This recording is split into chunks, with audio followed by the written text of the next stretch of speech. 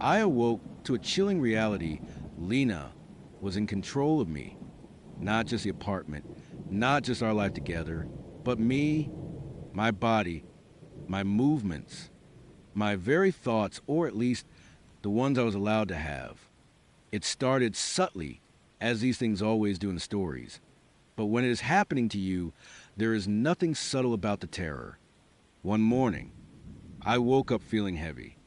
Not tired, not sick, but like I was wearing a suit that was a size too small. And that suit was my own skin. I tried to sit up, but my muscles felt sluggish, unresponsive to my command. My eyes flickered open, but the world seemed a step removed, like I was watching a movie of my own life from the back row. Then I heard her, Lena's voice, but it was not coming from beside me in the bed, where she usually was. It was in my head, a whisper, calm and cold, like ice melting on a stone. "Good morning, darling," it said.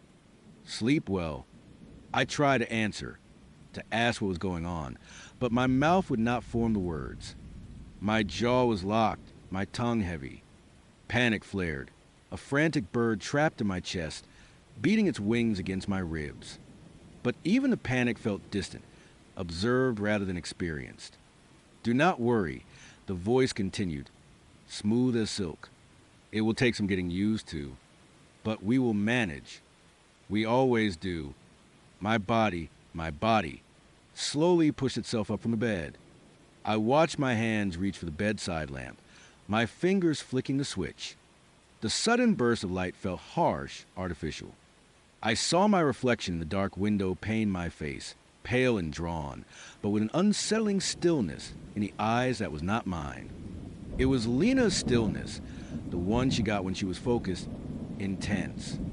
But now it was my face wearing it. I tried to scream. No sound. I tried to move my arm, to clench my fist, to anything that proved I was still in charge. Nothing. My arm reached out, picked up my phone from the nightstand. My thumb unlocked it. My fingers scrolled through the contacts. I watched in horror as my thumb hovered over Lena's name. No need for that. The voice purred in my mind. I am right here. Always. And then I saw her. Lena. She was standing in the doorway, framed by the morning light, wearing a simple white nightgown. Her long, dark hair cascaded over her shoulders. Her face was serene, almost angelic. But her eyes were the same unsettling stillness I would seen in my own reflection. They were empty and full all at once, like deep pools reflecting a bottomless sky. A tremor ran to my stolen body, a phantom shiver of fear. This was not Lena. Not my Lena, the one I would loved, the one who laughed too loud and worried too much. This was something else, wearing her skin, speaking with her voice, and now, it seemed, wearing mine too. Time for breakfast, the voice in my head commanded, and my legs swung out of bed. I was a puppet, a spectator in my own life. My body moved through the apartment, down the hallway, into the kitchen. I watched myself pour coffee, toast bread, crack eggs into a sizzling pan. Every movement was precise, economical, almost practiced. It was not my clumsy morning routine. It was Lena's, or whatever this thing was, executing it with chilling perfection. Lena sat at the kitchen table, watching me. A faint, almost imperceptible smile played on her lips. She did not speak aloud. She did not need to. Her presence in my mind was enough. "You are a good cook," she thought at me, and my hands, placed a plate of perfectly scrambled eggs in front of her. My body then sat down opposite her, and I watched myself pick up a fork. I felt the dull ache of hunger, but the food tasted like ash in my mouth. Days bled into weeks. The horror never lessened, only deepened.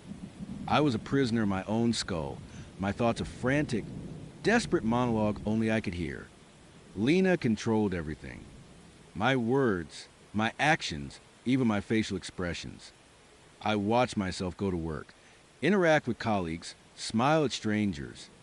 It was a grotesque charade, a performance of normalcy, While inside, I screamed. The only time I felt a flicker of my old self was when I was alone, or when Lena was elsewhere. Sometimes, she would leave my body to its own devices for a few hours. Those moments were a terrifying freedom. I would frantically try to understand, to remember, to find a way out. But the memories were hazy, fractured. It was like trying to recall a dream that kept slipping through my fingers. During one of these brief periods of reprieve, I found myself staring at the local news. It was a slow evening, and the anchor was talking about a string of disappearances. Young people, mostly, 3 in the last month alone. All from the area, all seemingly vanished without a trace. No forced entry, no ransom notes, just gone. A cold dread, separate from Lena's usual icy grip, began to coil in my stomach. Something about the reports felt familiar, unsettlingly so. The anchor showed pictures of the missing. Sarah Jenkins, a college student. Mark Peterson, a young architect. Emily Davies, a high school senior. Their faces, vibrant and full of life, stared out from the screen, now forever frozen in a moment before their world went dark. I felt a jolt, a memory trying to surface. Sarah Jenkins. I would seen her before. Where, when, my mind raced, trying to grasp the elusive thread. Lena had been quiet that week. Distant. I remembered a late night, a strange sensation of being driven somewhere, a feeling of unease. But it was all so blurry, so wrong. Then I saw it, a blurry, almost insignificant detail in the background of a news report about the search for Mark Peterson.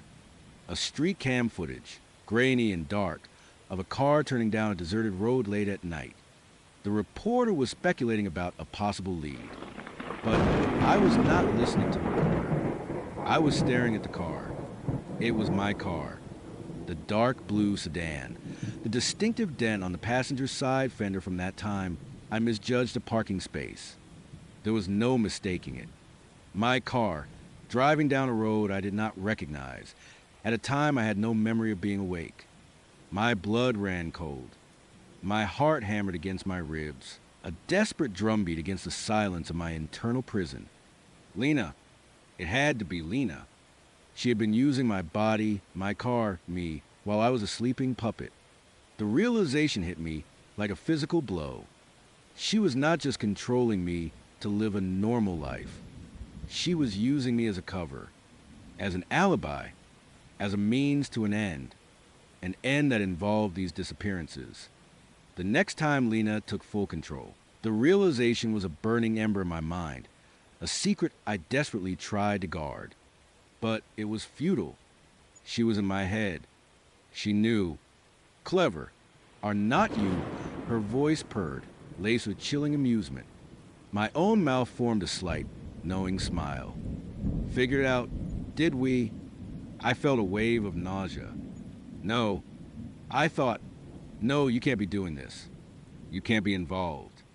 Oh, but I can, she replied, and my body began to move. She made me walk to the kitchen, made me open the fridge. My hands reached for a carton of milk, poured it into a glass. It was all so mundane, so ordinary, yet the horror of it was unbearable. And I am. These people there are just resources, necessary ingredients. Ingredients? My mind recoiled. For what? What twisted game was she playing? You will see, she promised, her voice laced with dark delight. Soon, very soon. The following days were a torment. Every news report about the disappearances, every missing poster I saw while Lena made my body walk through town was a fresh stab of dread. I wanted to scream, to warn people, to confess, but I was a silent accomplice, a living, breathing alibi for a monster. Lena started to grow bolder. She would make me drive to isolated spots late at night. I would feel the rumble of the engine, the sway of the car, but my eyes would be fixed on the darkness outside, my mind screaming in protest. I would catch glimpses of things, a flickering porch light, a distant silhouette, a fleeting shadow, and my gut would clench with the certainty that I was being used to abduct someone. One night, Lena made my body take a detour. We drove past a local park, usually bustling with families, now desolate under the glow of a single street lamp. A small, faded missing poster was tacked to a lamppost. Emily Davies, high school senior, last seen near this park. A surge of pure, unadulterated terror went through me. I remembered Lena being agitated a few weeks back. She would have been restless, pacing the apartment, her eyes gleaming with a strange, predatory light. And then, one night, she would have left my body. I would have woken up feeling disoriented, covered in mud, with a faint, metallic smell clinging to my clothes. I would dismiss it as a bad dream, a consequence of eating too much late-night pizza. Now, the pieces clicked into place with a sickening thud. She was not just using my car. She was using me to do her dirty work. My hands, my strength, my seemingly innocent face. I was her instrument, her weapon. The realization brought a fresh wave of despair. I was not just an observer, I was a participant. An unwilling one, yes, but a participant nonetheless. How many people had I, through Lena, helped to disappear? How many lives had been extinguished by the hands that were supposed to protect and cherish? Lena seemed to revel in my growing horror. Her internal voice was always there, a constant companion. Sometimes soothing, sometimes mocking, always present. Such a sensitive soul, she would think. You will get used to it. We all do. One evening, Lena led my body into the basement. We had not used the basement much. It was a typical old house basement concrete floor, exposed pipes, a faint smell of damp earth and forgotten things. But as my feet descended the creaking wooden stairs, a new smell hit me.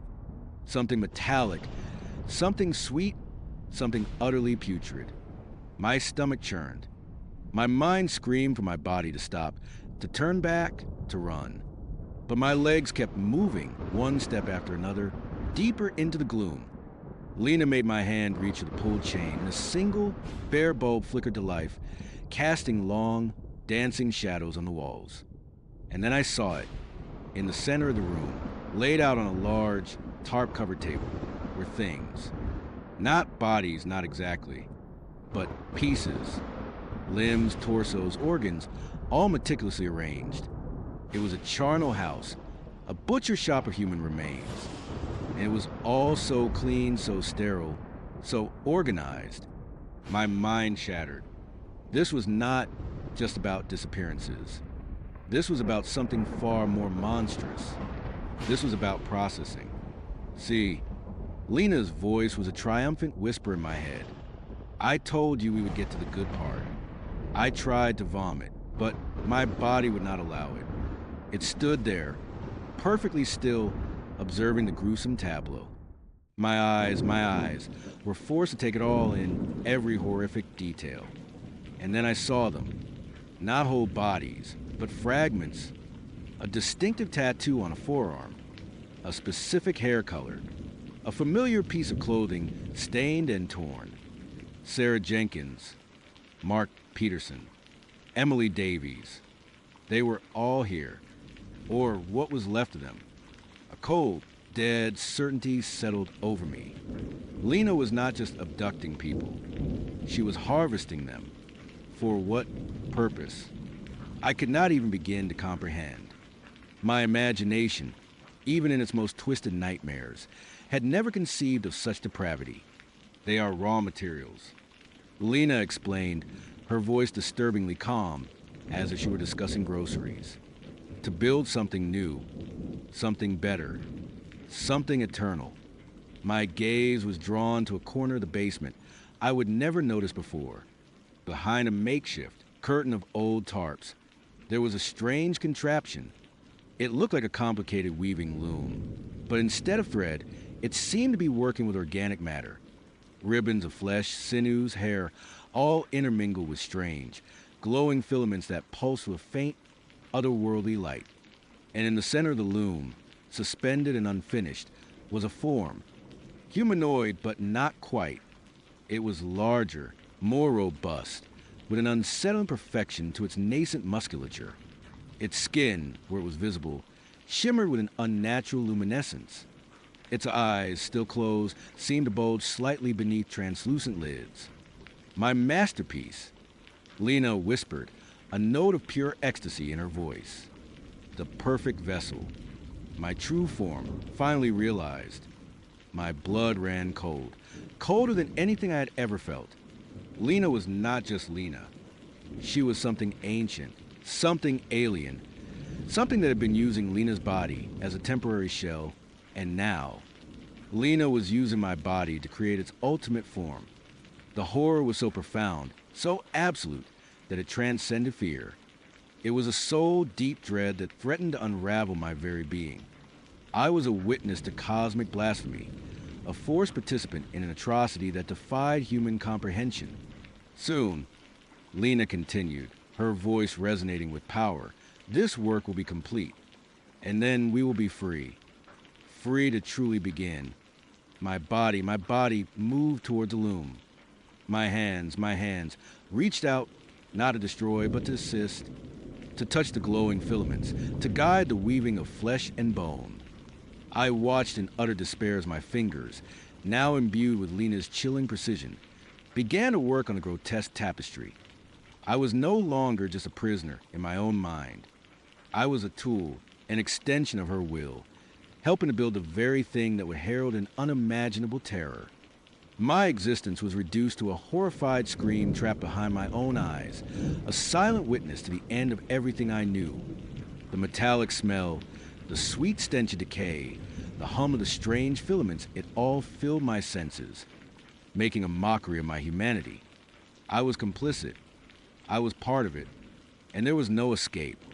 Sometimes, in the dead of night, when the house was silent save for the faint, rhythmic thump-thump from the basement, I would feel a brief flicker of my old self, a memory of Lena's genuine laugh, of her warm hand in mine, of a life that felt real and safe. And then, the icy whisper would return, crushing the fleeting warmth. Do not worry, darling.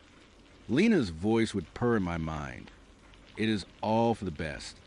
You will understand. Eventually, we will be together, always, in this new world. Our world.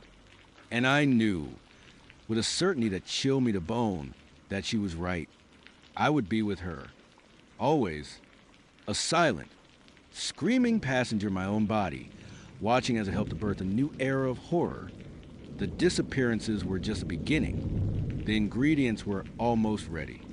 And I, the man who once loved Lena, was now just another one of her tools, patiently waiting for the final, horrifying masterpiece to be unveiled. The only difference was, I was still alive, still aware, still screaming, and I would scream forever.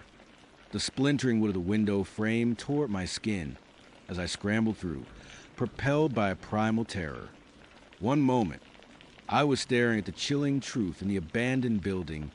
The next, I was a blur of motion, bursting into the vast, gray expanse. The air hit me like a physical blow, cold and thin, carrying the pervasive hum that had been gnawing at my bones since I first arrived. Behind me, the building I had just fled was already being swarmed. The tens of thousands of motionless figures, which is still like an army of statues, were now animated. Their movements were jerky, unnatural, like puppets on invisible strings, but they were fast. Too fast. Their collective gaze, previously fixed on the distant obsidian monolith, had now pivoted, locking onto me. I was the anomaly, the rogue variable in their terrifying equation, and they were activating. My lungs burned, each breath a ragged gasp of pain, but I pushed harder. My legs, fueled by pure adrenaline, churned beneath me, carrying me across the desolate plain. The gray stretched on forever, an endless canvas under an equally gray, featureless sky. There was no horizon, no landmark, just a colossal, pulsing obsidian monolith in the distance, a dark heart beating at the edge of my vision, and the encroaching tide of figures behind me. The hum intensified. No longer just a vibration in the air, but a sound that resonated deep within my chest, making my teeth ache and my vision blur at the edges. It felt like the very fabric of reality was being stretched taut, ready to snap. I glanced back over my shoulder, a mistake that nearly sent me sprawling. The figures were closer, their movements more fluid now, less like marionettes and more like a single, unified organism. Their faces, all identical, the face of observer, were still blank, but the sheer force of their collective focus felt like a physical weight pressing down on me. This was not just a prison, it was a stage. And I was the main act, a desperate, pathetic performance for an unseen audience. The truth I would uncover in the cabinet observer, the passports. Project Chimera, the vessels. Ilera, the collective consciousness. It all crashed down on me with the force of a tidal wave. I was not just running from these things, I was running from the horrifying realization that the entire world might be a larger version of this very field, a cage with invisible bars. An observer was pulling all the strings. My legs were screaming, my vision tunneled, and I knew I could not keep this up much longer. I needed cover, a place to hide, even for a moment, to catch my breath and think. Up ahead, barely visible through the swirling gray dust, a cluster of dilapidated structures emerged from haze. They looked like a forgotten, industrial complex, a few crumbling warehouses, a rusted water tower, and what looked like an old, abandoned gas station, its sign hanging askew, groaning in a pervasive wind. It was a long shot, but it was the only shot I had. I veered hard, putting every ounce of remaining energy into a desperate sprint toward the buildings. The hum was deafening now, a constant roar in my ears, and I could feel the ground trembling under the synchronized advance of the figures. They did not run. They simply moved with an inexorable, terrifying purpose, a human wave that threatened to engulf me. I burst through the shattered windows of the old gas station, glass crunching under my worn boots.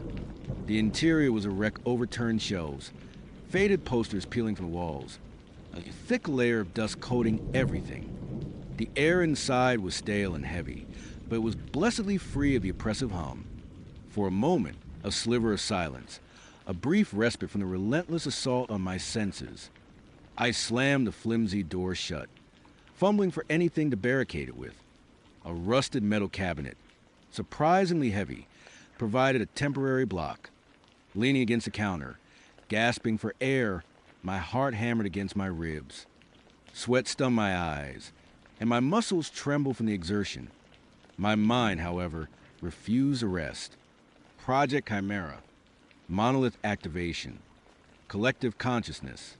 It all sounded like something out of a deranged science fiction novel, yet here I was living it.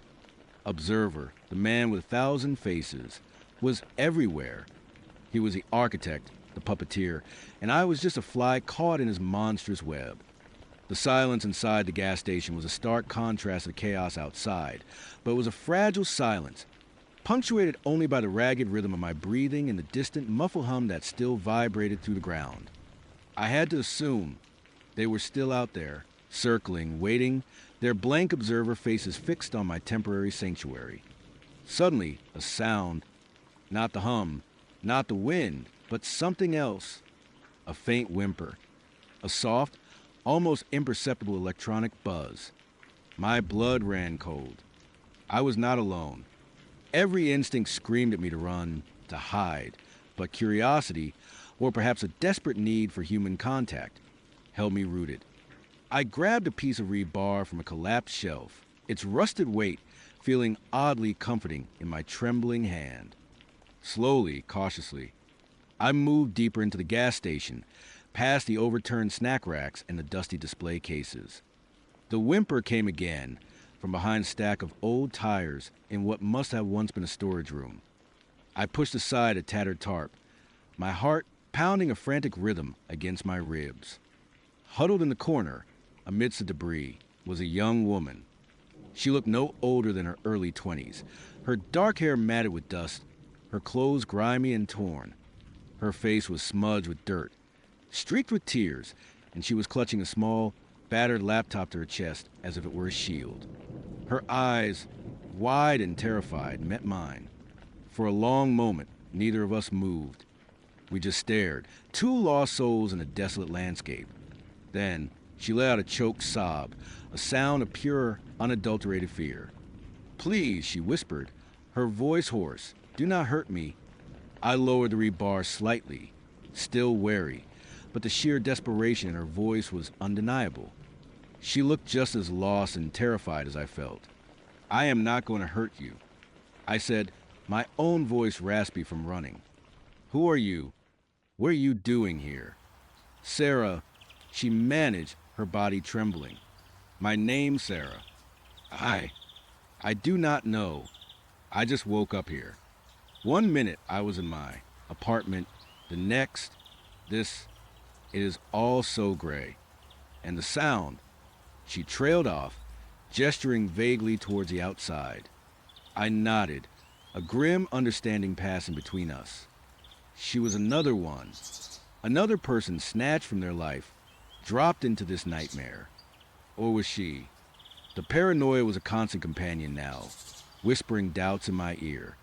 But the raw fear in her eyes felt genuine. I do not know my name anymore. I confessed, the words feeling alien on my tongue. They call me Subject 7. Or just Anomaly. I did not elaborate, did not want to dump the full weight of the truth on her, not yet. We need to stay quiet. They are out there. Sarah nodded, her eyes darting nervously toward the barricaded door. "I know. I saw them. Those people, they just walk. And the hum, it is everywhere." She shivered, pulling her knees closer to her chest. A strange kind of relief washed over me. Another human, someone to share this terrifying reality with. Even if it was fleeting, even if it was just for a moment, the crushing weight of isolation lessened. "How long have you been here?" I asked, trying to keep my voice steady. "I do not know," she whispered, her gaze falling to the laptop in her lap.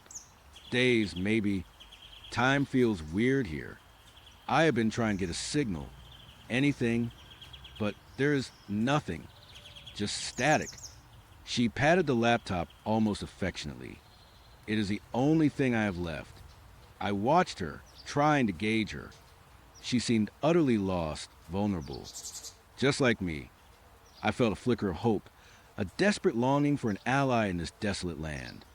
Maybe, just maybe, we could figure this out together. We need to find a way out of here. I said, my voice firmer now. There's a lot more going on than just this field. I found some things. Recordings. Passports. Her eyes widened slightly, a spark of something other than fear. Recordings. What kind of recordings? Of a man. I explained, lowering myself to the dusty floor a few feet from her. The man from the cage. Observer. He is behind all of this. Project Chimera. Turning people into vessels. He talked about a collective consciousness, about Illyra's unique energy being crucial for monolith activation. I gestured vaguely toward the monolith, a dark silhouette against the gray. Sarah listened intently, her brow furrowed in confusion and growing horror. Vessels. What does that mean? Hollowed out. I said, the words tasting like ash in my mouth. Their minds. Integrated. Controlled. Like those things outside. My gaze flickered toward the door. He called me an anomaly, and someone named Arthur Vance is behind it all. Her face paled, and she clutched the laptop tighter. This is insane. This can't be real. It is real, I said, my voice grim. More real than anything I have ever known. We sat in silence for a while, the only sounds our breathing and the distant muffled hum. The temporary safety of the gas station felt precarious, a thin membrane separating us from the incomprehensible horror outside. My gaze drifted to her laptop. It was a standard model, a little old, but still functional, judging by the faint glow emanating from its screen. It was open, resting on her lap, and though she was not actively typing or looking at it, the screen was on. A screensaver, Perhaps. Or maybe she would just pause the video, try and conserve battery. I leaned forward slightly, my eyes squinting in the dim light. The screen was not displaying a screensaver. It was not static. It was an image, a live image. My heart gave a sickening lurch. The image on the screen was of the room we were in, and it was not a still image. It was moving, a slight, almost imperceptible delay. But it was us, huddled on the floor, talking. My rebar still clutched in my hand, my dirty face. Sarah's wide, frightened eyes. A cold, creeping dread began to spread through my veins, far more terrifying than the thought of the figures outside. My eyes darted around the room, frantically searching for a hidden camera, a lens peeking out from a crack in the wall, a shadowy corner. Nothing. Then, my gaze snapped back to the laptop. The camera was on. The small, pinprick lens at the top of the screen, usually used for video calls, was glowing faintly, almost imperceptibly. It was her laptop. Her laptop was streaming everything we were doing. Live. My blood ran cold. My breath hitched in my throat. This was not just a coincidence. This was not some random glitch. This was deliberate. I slowly, deliberately, pointed a trembling finger at the screen. Sarah, I whispered, my voice barely audible, thick with sudden, horrifying realization. What is that? She followed my gaze, her eyes unfocused at first, then widening in confusion as she looked at the screen. What? Oh, it is just... I do not know. It has been like that for a while. I thought it was trying to connect to something, like a video call that won't go through. She tried to sound nonchalant, but a flicker of unease crossed her face. No, I said, my voice gaining a desperate edge. No, Sarah, look closer. That is us. Right now. This room. Her eyes finally focused, and confusion on her face slowly morphed into dawning horror. She saw it. The angle, the slight delay, the way the camera was positioned right in front of her, capturing both of us, the small, glowing webcam lens. But that is impossible, she stammered, her voice rising in pitch.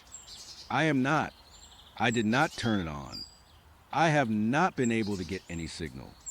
It just does that sometimes. It is trying to connect to a server. I guess. But it was not trying to connect. It was connected.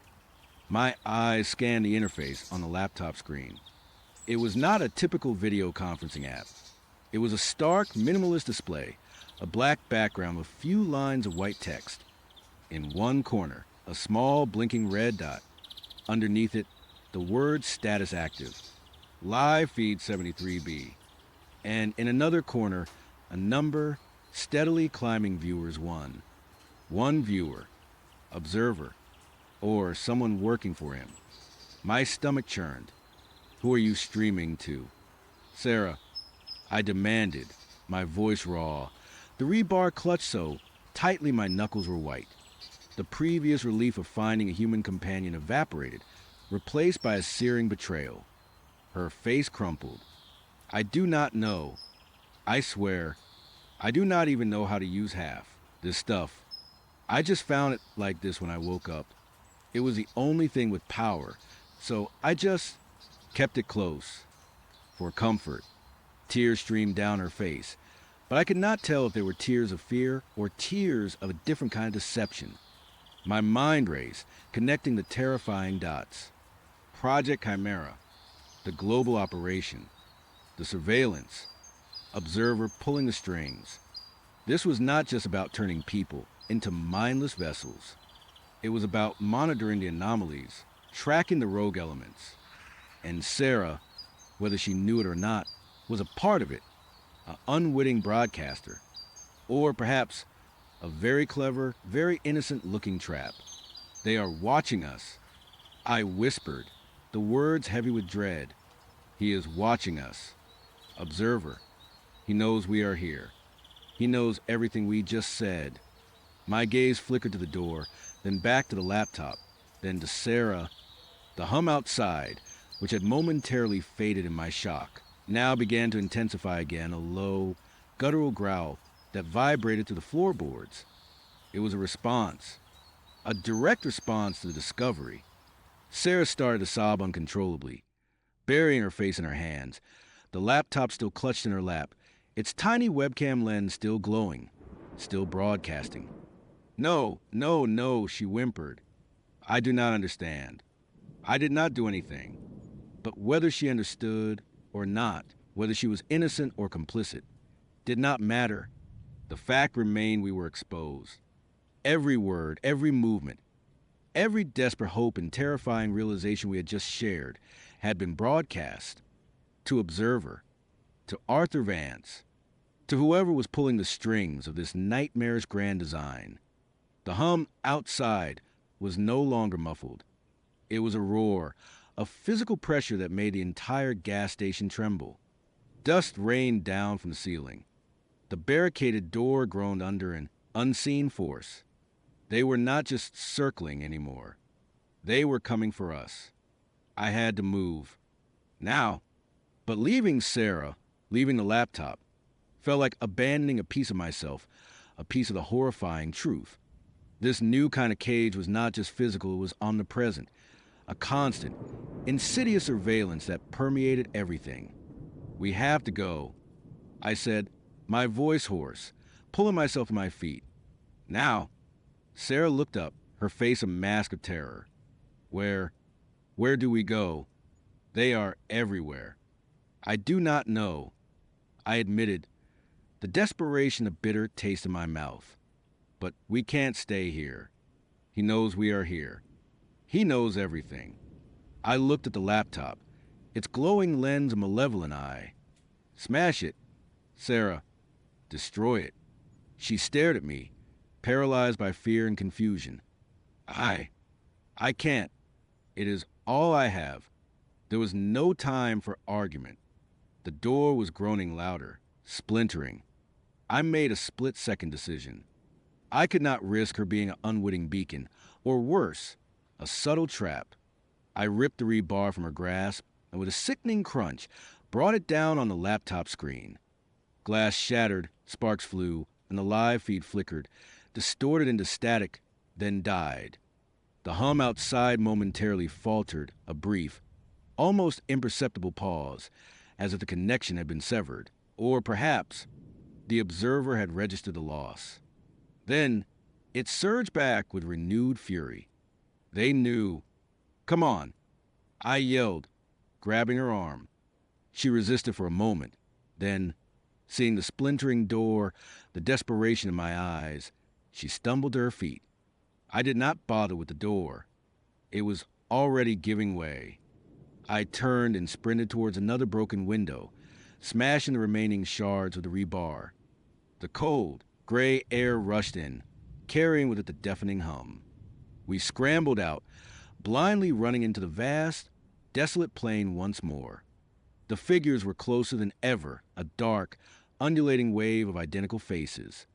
Their movements were faster now, less stiff, more purposeful. Their collective gaze felt like a laser beam burning into my back. The world blurred around me, gray sky, gray ground, gray figures. The hum was a physical entity, pressing down on my skull, making my teeth chatter. I was no longer just running from physical capture. I was running from the horrifying knowledge that I was being watched, that every desperate struggle was part of a terrifying broadcast, a show for Observer in his grand design.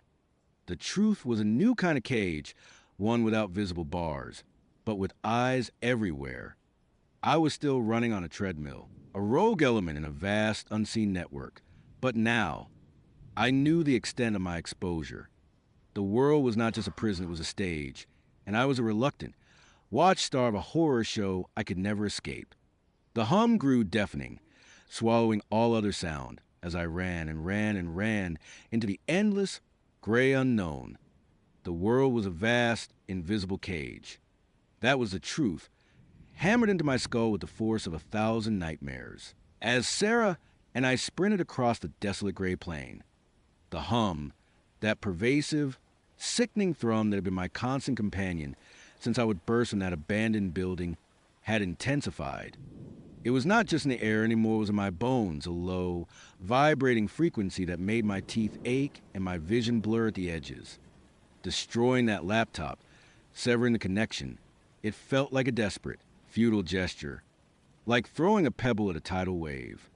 Observer knew everything. He would have known it all along. Our every panic word, every terrified whisper, every frantic thought, I would pour it out to Sarah in that dilapidated gas station. It had all been a live broadcast, a twisted performance for an unseen audience. The betrayal had been a colder, sharper shock than any physical threat. It was a realization that even in my most vulnerable moment, seeking comfort, I was still just a pawn in a game I did not understand, playing a role I had not auditioned for. Now, the figures were closing in again.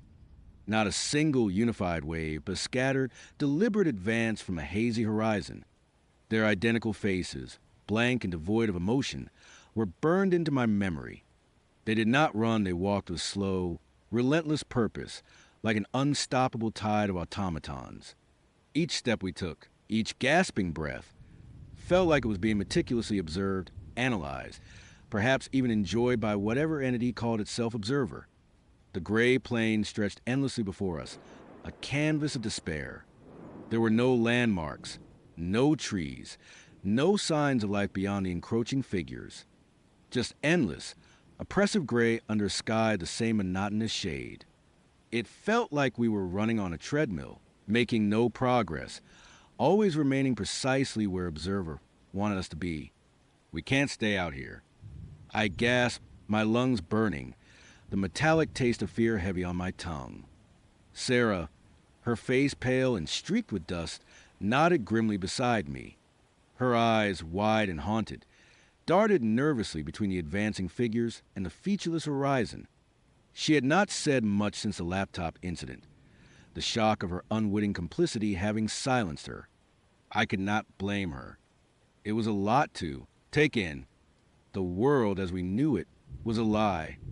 And now, we were fugitives in a reality that was actively trying to consume us. My legs were screaming, but the terror was a far more potent motivator. We kept pushing, scanning the horizon, praying for anything, any sign of shelter, any break in the monotonous landscape. And then, like a mirage, something appeared. A darker smudge against the gray, barely discernible at first, but slowly resolving into something tangible. It looked like a collapsed structure, half buried, its metallic shell glinting dully under the muted sky. It was not a building in the traditional sense, more like a long, low mound of twisted metal and concrete, as if something massive had crashed here and been slowly swallowed by the earth. A research facility, perhaps, or some kind of communication relay. Whatever it was, it offered the promise of walls, a roof, a temporary reprieve from the relentless gaze of the sky and the advancing figures. There, I choked out, pointing with trembling hand. Sarah followed my gaze, a flicker of desperate hope in her eyes. We veered towards it, pouring every last ounce of our dwindling energy into reaching it. The hum seemed to grow louder as we approached, almost as if the structure itself was a giant resonator.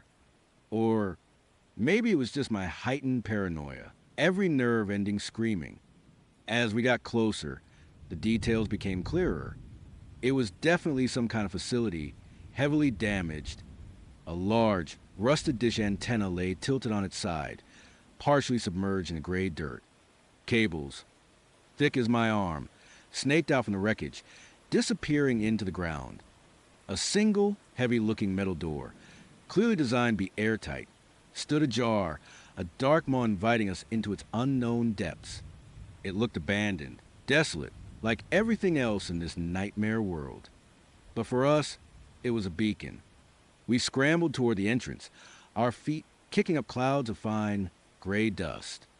The air grew colder as we neared the open door, carried with a faint, metallic scent mixed with something else, something faintly chemical, like old electronics and stale air. We plunged inside without hesitation, the faint light of the gray sky instantly swallowed by the deeper gloom within. The interior was a mess of twisted metal, fallen ceiling panels, and defunct machinery. Dust motes danced in the sparse beams of light that filtered through cracks in the ceiling and walls. The air was thick and still, heavy with the scent of decay and disuse. But despite the desolation, there was an undeniable sense of presence. Not the figures outside, but something else, something lived in. "Hello," I called out, my voice sounding unnaturally loud in the oppressive silence, quickly swallowed by the cavernous space. Only the persistent hum answered me, a low, resonating thrum that seemed to emanate from the very walls. We moved cautiously, our footsteps echoing on the grimy concrete floor. The facility was a labyrinth of narrow corridors, small, windowless rooms, and larger, open spaces filled with rustic consoles and sparking wires. Everything was covered in a thick layer of fine, gray dust like a forgotten tomb. But as we delved deeper, we started noticing things.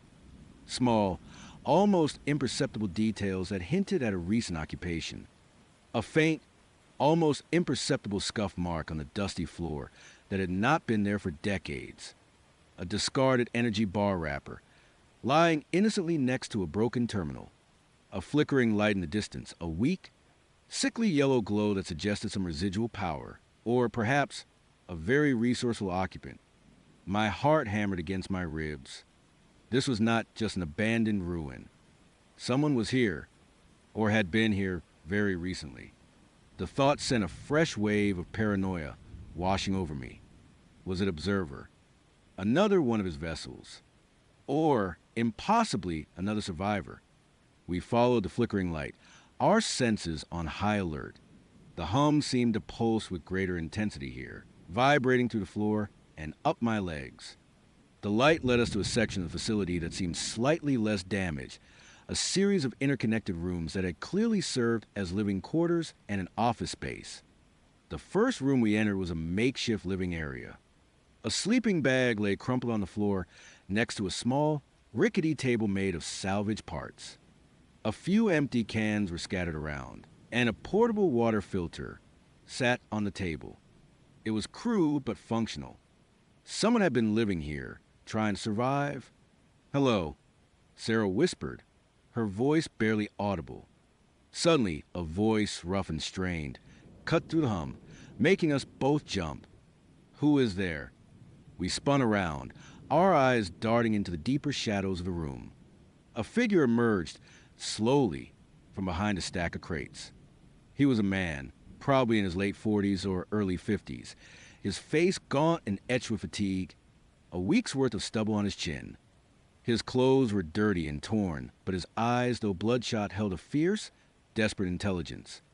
He clutched a heavy, rusted pipe in his hand, a crude but effective weapon.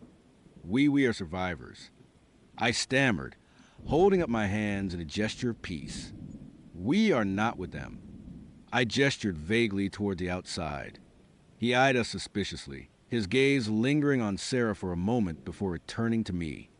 "Survivors. I have not seen another living soul, and I do not even know how long. What are you doing here?" His voice was raspy, like he had not used it much recently. "We are running," Sarah said, her voice thin. "From the figures. From Observer." His eyes widened slightly at the mention of Observer. He lowered the pipe, though he did not drop it. "Observer. Huh. So, you know about the vessels, the collective." "Yes," I said, a wave of relief washing over me. Finally, someone else who understood. "We just found out. We were in the gas station, and then it all went wrong." He nodded slowly, his gaze still wary. "It always goes wrong. Always. My name's Mark. I have been hiding out here for months, trying to figure things out." He gestured around the makeshift living space. "It is not much, but it has got power, at least intermittently. And it is shielded, mostly. They do not seem to notice me as much in here." "Shielded?" I asked, hope blossoming in my chest. "Yeah, this was some kind of old deep space communication array, built to block out interference. Turns out, It works pretty well against their signals, too. Cuts down on the hum, mostly. Makes it harder for them to track you. Makes it harder for them to reach you. He tapped his temple meaningfully. We spent the next few hours, huddled together, sharing our stories. Mark listened intently as I recounted my terrifying discoveries. The initial burst of awareness, the gas station. Sarah's laptop, the betrayal. He nodded grimly at the mention of the laptop. They're always watching, always listening. You destroy one connection, they just find another. It is like trying to swap flies in a hurricane. He told us his own story, a fragmented tale of waking up one day, seeing the world for what it was, and fleeing into the gray. He had stumbled upon this facility by chance, and had been holed up ever since, scavenging for supplies, trying to piece together the puzzle of Observer. He had a theory, a terrifying one. That Observer was not just a collective consciousness, but something far older, far more insidious.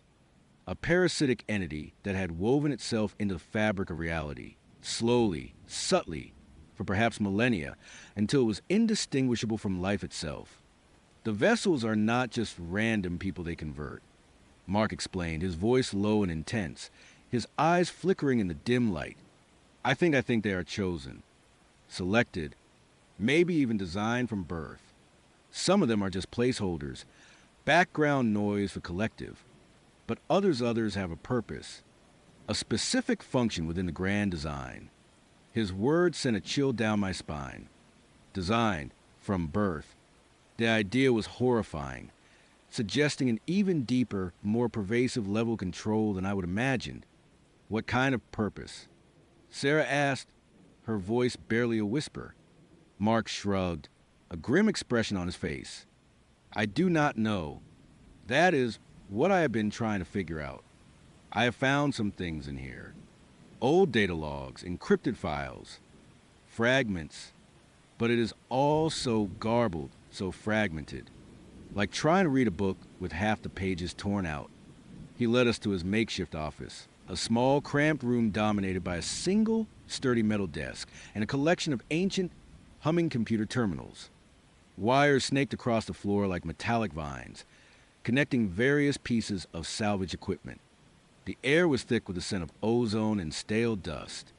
On the walls, he had pinned up maps, diagrams, and pages filled with frantic, handwritten notes, all crisscrossed with red lines and question marks. It was a madman's lair, but in this world, perhaps madness was the only sanity left. I have been trying to decrypt some of these files, Mark said, gesturing to a flickering monitor displaying lines of indecipherable code. I think they are Observer's internal records. Their operating manual, if you will, while Mark fiddled with the ancient keyboard. Try to coax more information from the dying machines. I started looking around the desk. It was a chaotic mess of papers, tools, half-eaten food, and strange electronic components. My gaze drifted over a stack of old files, bound with rusted clips. Most of them were technical documents, blueprints for long-defunct machinery, or cryptic scientific papers. But one document, lying partially obscured under a broken circuit board, caught my eye. It was a single sheet of heavy, cream-colored paper, folded neatly in half. It did not look like the other documents. It looked official, out of place. A strange, almost elegant calligraphy adorned the top, forming a symbol I did not recognize, but which felt inherently sinister. It was a stylized eye, but with tendrils extending from it, like grasping limbs. My fingers trembled as I reached for it, a sudden, inexplicable sense of dread washing over me. The hum seemed to grow louder, vibrating through the desk, making the paper itself feel alive. I pulled it out from under the circuit board, unfolding it carefully, and then I saw it. My breath hitched in my throat.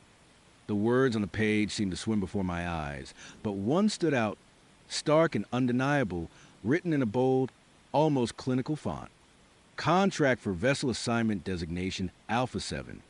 Below that, in smaller, yet equally precise lettering, were several clauses, each more chilling than the last. My eyes scanned them frantically, my mind struggling to process the implications. This agreement, herein referred to as the assignment, is entered into by and between the observer hereinafter the collective and the designated individual hereinafter the vessel. The vessel hereby acknowledges and accepts its predetermined role within the collective's grand design, effective from the date of initial consciousness manifestation.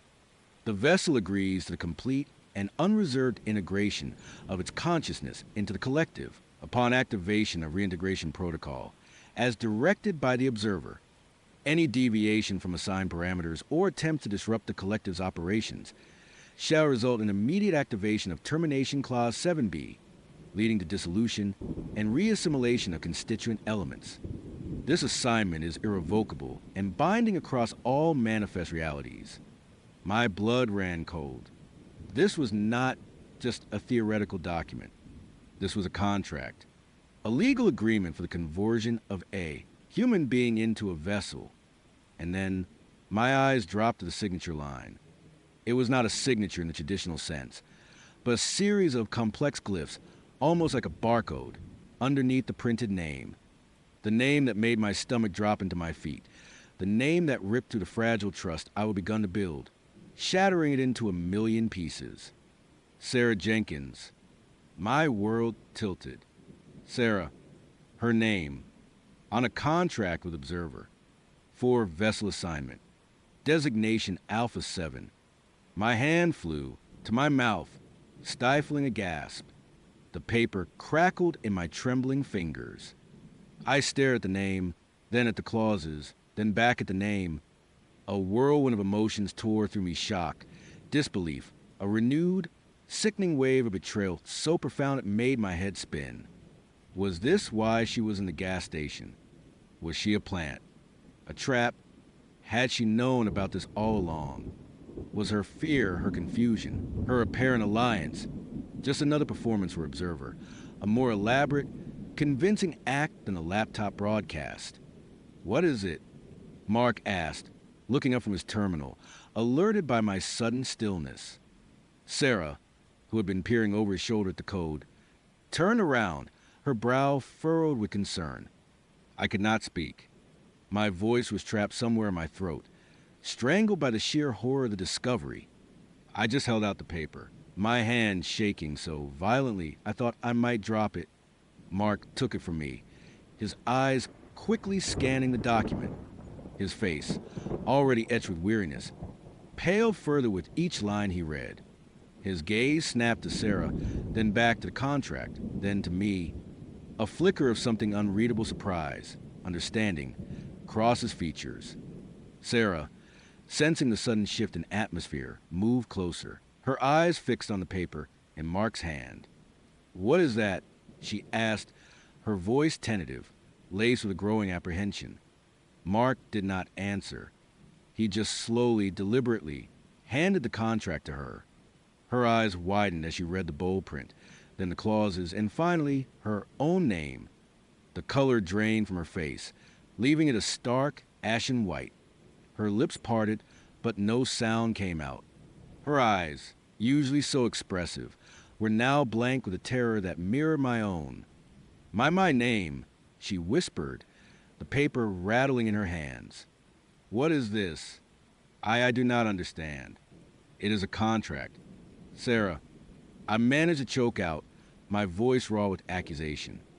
"A contract for vessel assignment. With Observer. Your name is on it. Designation Alpha 7. She shook her head frantically, her eyes darting between me and Mark, pleading for understanding. No, I swear, I have never seen this before. I do not know anything about this. This is not real. It looks pretty real to me," I said, the words tasting like ash in my mouth. "You were there in the gas station. You had the laptop. You were broadcasting everything. Was that part of the assignment? Sarah, were you supposed to lead me to Observer? To draw me out?" The words tumbled out, fueled by a fresh surge of panic and betrayal. The idea that she could have been playing me all along was almost unbearable.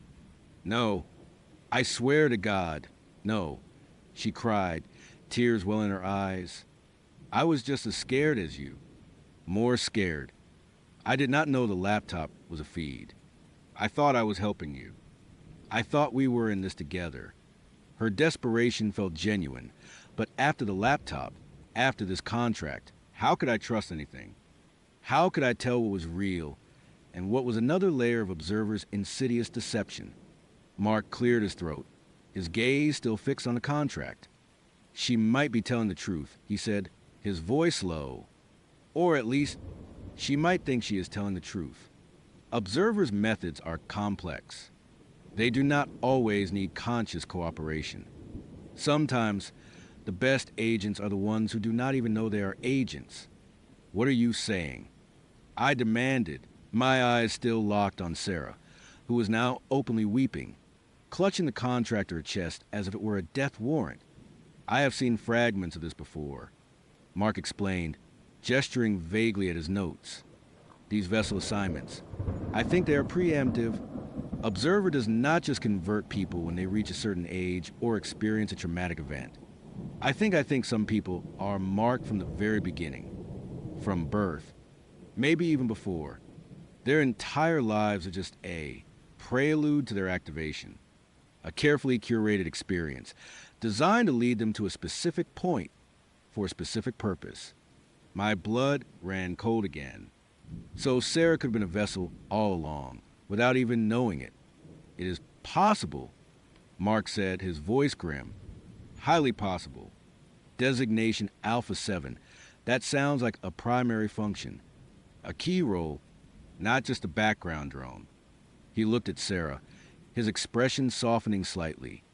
You might be a very important piece of Observer's puzzle, Sarah, and you might have been designed to lead him or her to you. He gestured between me and Sarah. The implication was chilling. I was not the target of the contract, Sarah was. And I, in my desperate search for answers and allies, might have simply been led to her, a pawn in a larger game. A part of me screamed in protest, refusing to believe it. But another, colder part, the part that had seen the blank faces of the vessels, the endless gray, and felt the hum in its very bones, knew that anything was possible in this twisted reality. What do I do? Sarah sobbed, her voice cracking.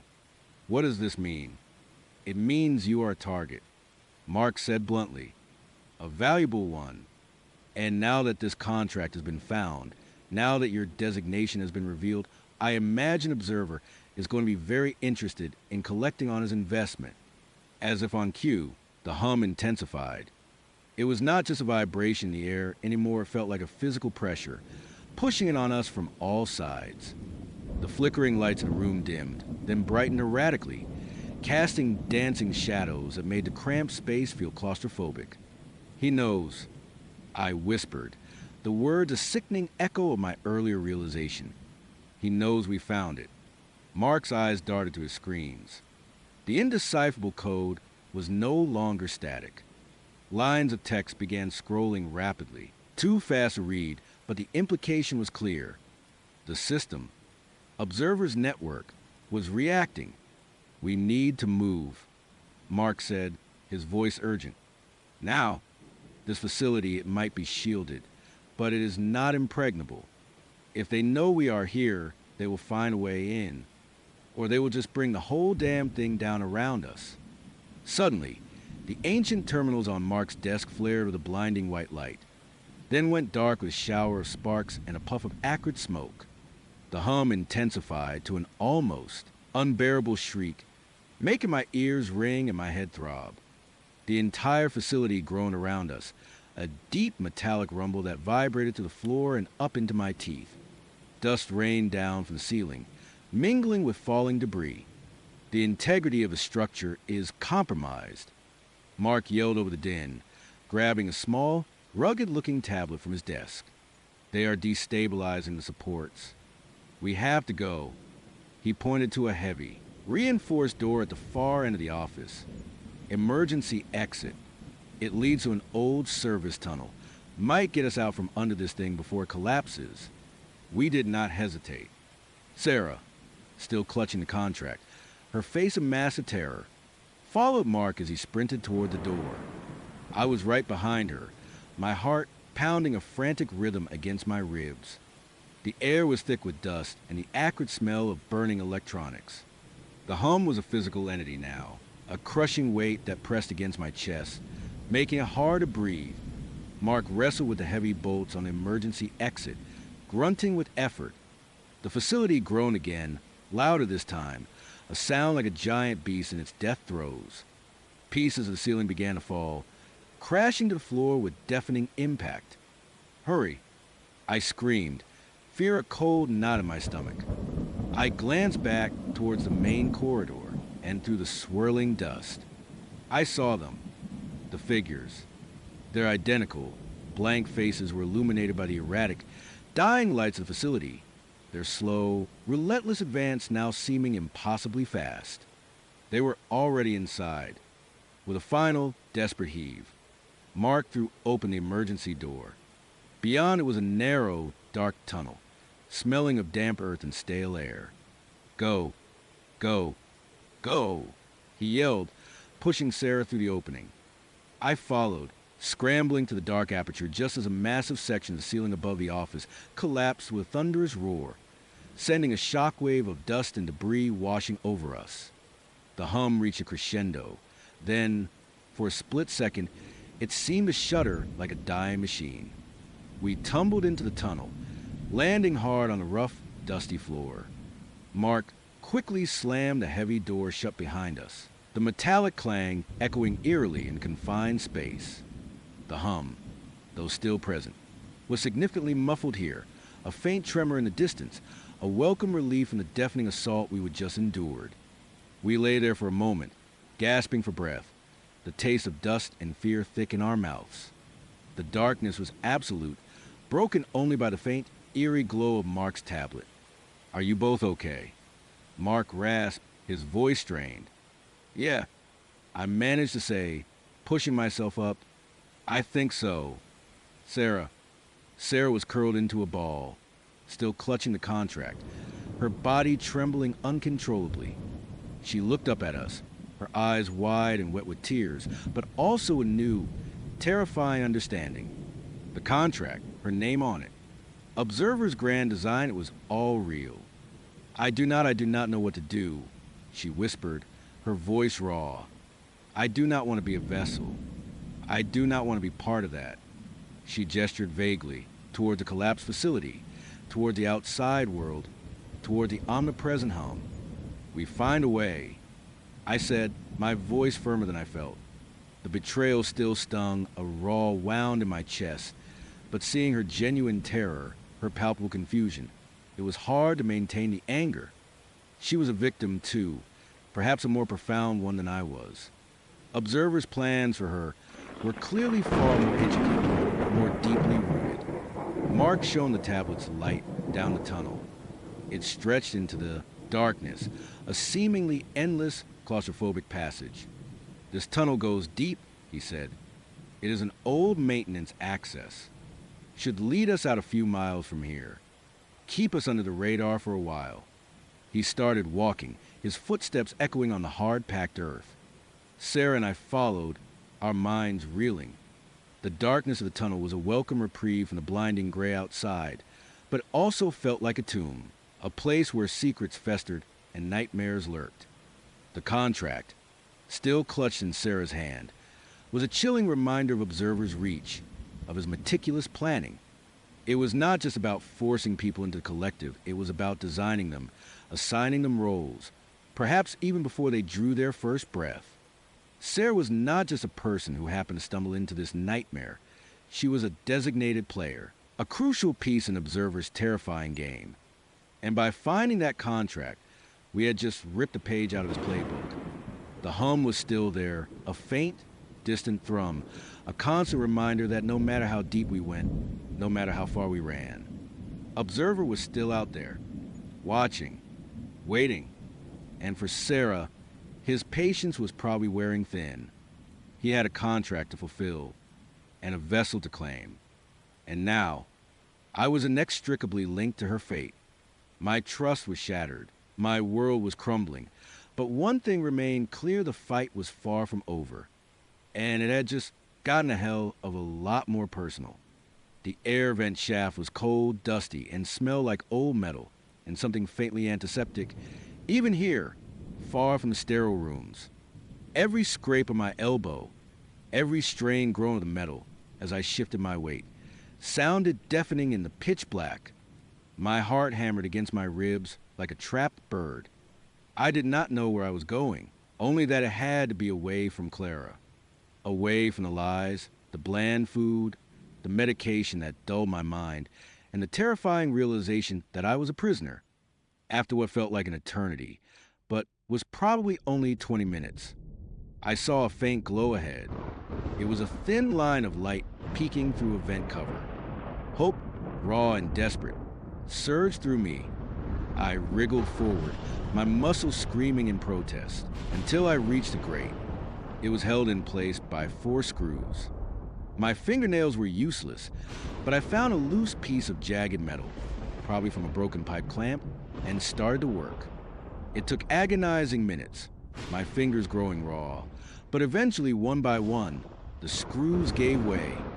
The last one clattered the floor inside, and I pushed the grate open, tumbling out with a soft thud onto a carpeted floor. I lay there for a second, gasping, my eyes wide, trying to make sense of my surroundings. This was not another sterile corridor. This was a living room. It was a strange, unsettlingly familiar living room. The kind you would see in a magazine from the late 90s, meticulously preserved. There was a floral couch, a heavy oak coffee table, and a bookshelf filled with worn paperbacks. On the mantelpiece above a brick fireplace, faded photos in silver frames showed a smiling family man, a woman, and a young girl with long, dark hair. A girl who looked exactly like me. Or how I remember myself looking before the accident, before the blankness. A chill, colder than the air vent, snaked down my spine. This was not just a living room.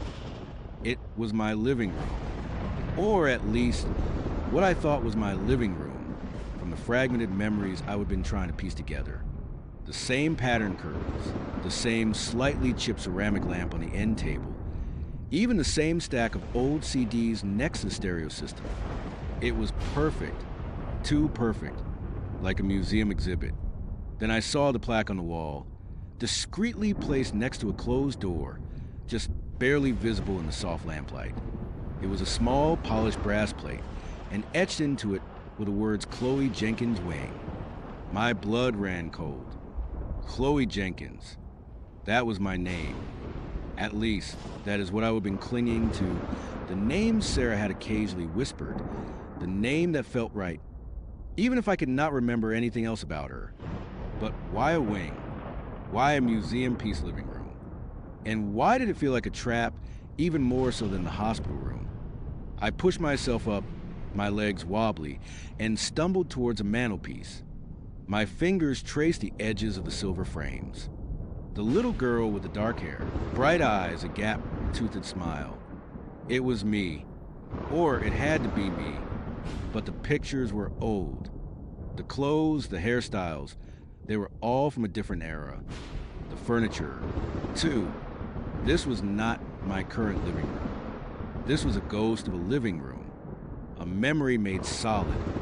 A low, soft humming sound broke the silence. It was coming from the closed door next to the plaque. My heart leaped into my throat. Someone was in there. The humming was a lullaby, a sweet, melancholic tune. Every fiber of my being screamed at me to run, to scramble back into the vent. But morbid curiosity, a desperate need to understand, held me rooted to the spot. Slowly, cautiously, I approached the door. It was slightly ajar, letting a sliver of light spill into the room. I took a deep breath, pushing down the rising panic, and peered through the gap. What I saw made the blood drain from my face, leaving me lightheaded and nauseous. Inside, bathed in the soft glow of a bedside lamp, was a bedroom. And in the bed, tucked under a floral comforter identical to the one in my fragmented memories, was a woman. She was sleeping peacefully, her long, dark hair spread across the pillow, and she looked exactly like me. Not just similar, identical. Every feature, Every curve of her cheek, the faint mole above her lip. It was like looking into a mirror, but the reflection was breathing, sleeping, entirely separate from me. My mind reeled, struggling to process the impossible. Who was she? Was she my sister? My twin? But I had no memory of a twin. The humming stopped. Her eyes fluttered open. They were my eyes, wide, dark, and now filled with a deep, unsettling confusion as they met mine to crack in the door. For a long moment, we simply stared at each other. Two identical faces, two sets of identical eyes, both filled with terror. Then a slow, dawning realization crept onto her face, a look of profound sadness mixed with a weary resignation. "Oh," she whispered, her voice soft like a sigh. "You finally found your way here." My breath hitched. Who are you?" I managed, my voice barely a croak. "Who am I?" She pushed herself up, sitting against the headboard, the comforter pooling around her. She looked tired, resigned, and then I noticed the delicate silver locket around her neck. The same locket I had found in the box, the one Clara had left for me, but this one was her locket. It was worn, clearly cherished. "I am Chloe," she said, her voice flat. "Chloe Jenkins." She gestured around the room with a languid hand. "This is my room, my home, or what is left of it." My head pounded. "No," I whispered, shaking my head. "That is my name. That is my home. I remember it. Faintly, but I remember." A faint, almost imperceptible smile touched her lips, devoid of humor. "You remember what Clara wants you to remember.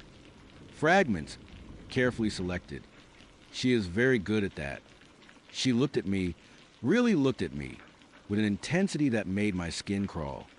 "You are new, are not you? The latest iteration. Latest iteration." The words felt like stones in my mouth. "What are you talking about?" Before she could answer, a voice, sweet and melodic, yet laced with an icy undertone, cut through the air behind me.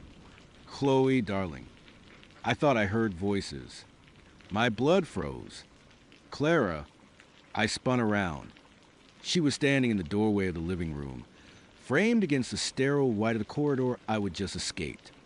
She wore a pristine white nurse's uniform, but her smile was anything but comforting. It was wide, almost predatory, and her eyes, usually gentle, now held a glint of triumph. "You are quite the escape artist, are not you?" she purred, taking a slow step into the living room. "Always so resourceful, just like my Chloe." She glanced at the woman in the bed, then back at me, her gaze lingering, appraising. Though, I must say, this one's a little rough around the edges. Still, a good foundation. "What is this?" I demanded, my voice trembling but rising in volume. "Who is she? What have you done to me?" Clara chuckled, a soft, chilling sound that echoed in the perfectly recreated living room. "Oh, my dear, so many questions, but you are getting ahead of yourself. Perhaps we should sit down. You look a little faint." She gestured to the floral couch. "I am not sitting anywhere with you." I snapped, backing away toward the bedroom door, instinctively seeking refuge near the other Chloe. Clara's smile tightened, just a fraction. "Very well, then let us just talk, shall we? You see, you are not Chloe. Not the original Chloe, anyway." She glanced at the woman in the bed. "She is, or she was." The woman in the bed, the real Chloe, watched us with those sad, resigned eyes. She did not speak, did not move, just observed, like a spectator at her own tragedy. "You," Clara continued, turning her full attention back to me, "are a replacement, a project. You see, my Chloe was difficult, rebellious. She wanted to leave, to live her own life, and I could not have that, not after everything I would done for her, everything I would build." Her voice had taken on a hurt, bewildered tone, like a parent betrayed by a child. "So, I had to make some adjustments. Adjustments. I choked out, a cold dread spreading through my veins. What are you talking about? She had an accident, Clara said, her voice suddenly flat, devoid of emotion. A car crash. Very unfortunate. She survived, of course. But her mind, it was not quite the same. She started to forget things. Forget me. Forget us. She sighed dramatically. It was heartbreaking. But it also presented an opportunity to start fresh, to mold her into the Chloe she was always meant to be. The perfect Chloe. I stared at her, horrified. You caused the accident. Clara gave a dismissive wave of her hand. A minor miscalculation. But it served its purpose. I brought her here, to our beautiful home, to recover, to heal, to remember. But she resisted. Oh, how she resisted. She looked at the real Chloe with a flicker of something like disappointment. She just could not let go of that silly desire for independence. So, I had to find a new approach. And that is me. I whispered, the realization hitting me like a physical blow. I am your new approach. Precisely. Clara's smile returned, bright and chilling. You were perfect. A remarkably close resemblance. A little rough around the edges, as I said, but nothing a little conditioning could not fix. The accident, the memory loss, it was all part of the plan. A clean slate. I have been carefully feeding you memories, guiding your recovery, shaping you into the Chloe I always dreamed of. The Chloe who would stay. The Chloe who would love me. My blood ran cold. The blankness, the fragments, the locket, the accident. It was all a carefully constructed lie. I was not Chloe. I was someone else. Someone Clara had found. Someone she was trying to turn into Chloe. Who am I, then? I asked, my voice barely audible. Clara tilted her head, a strange, almost maternal look on her face. Does it matter, darling? Your old life is gone. Your old identity, whatever it was, is irrelevant. You are Chloe now. My Chloe. She held up the locket I had found.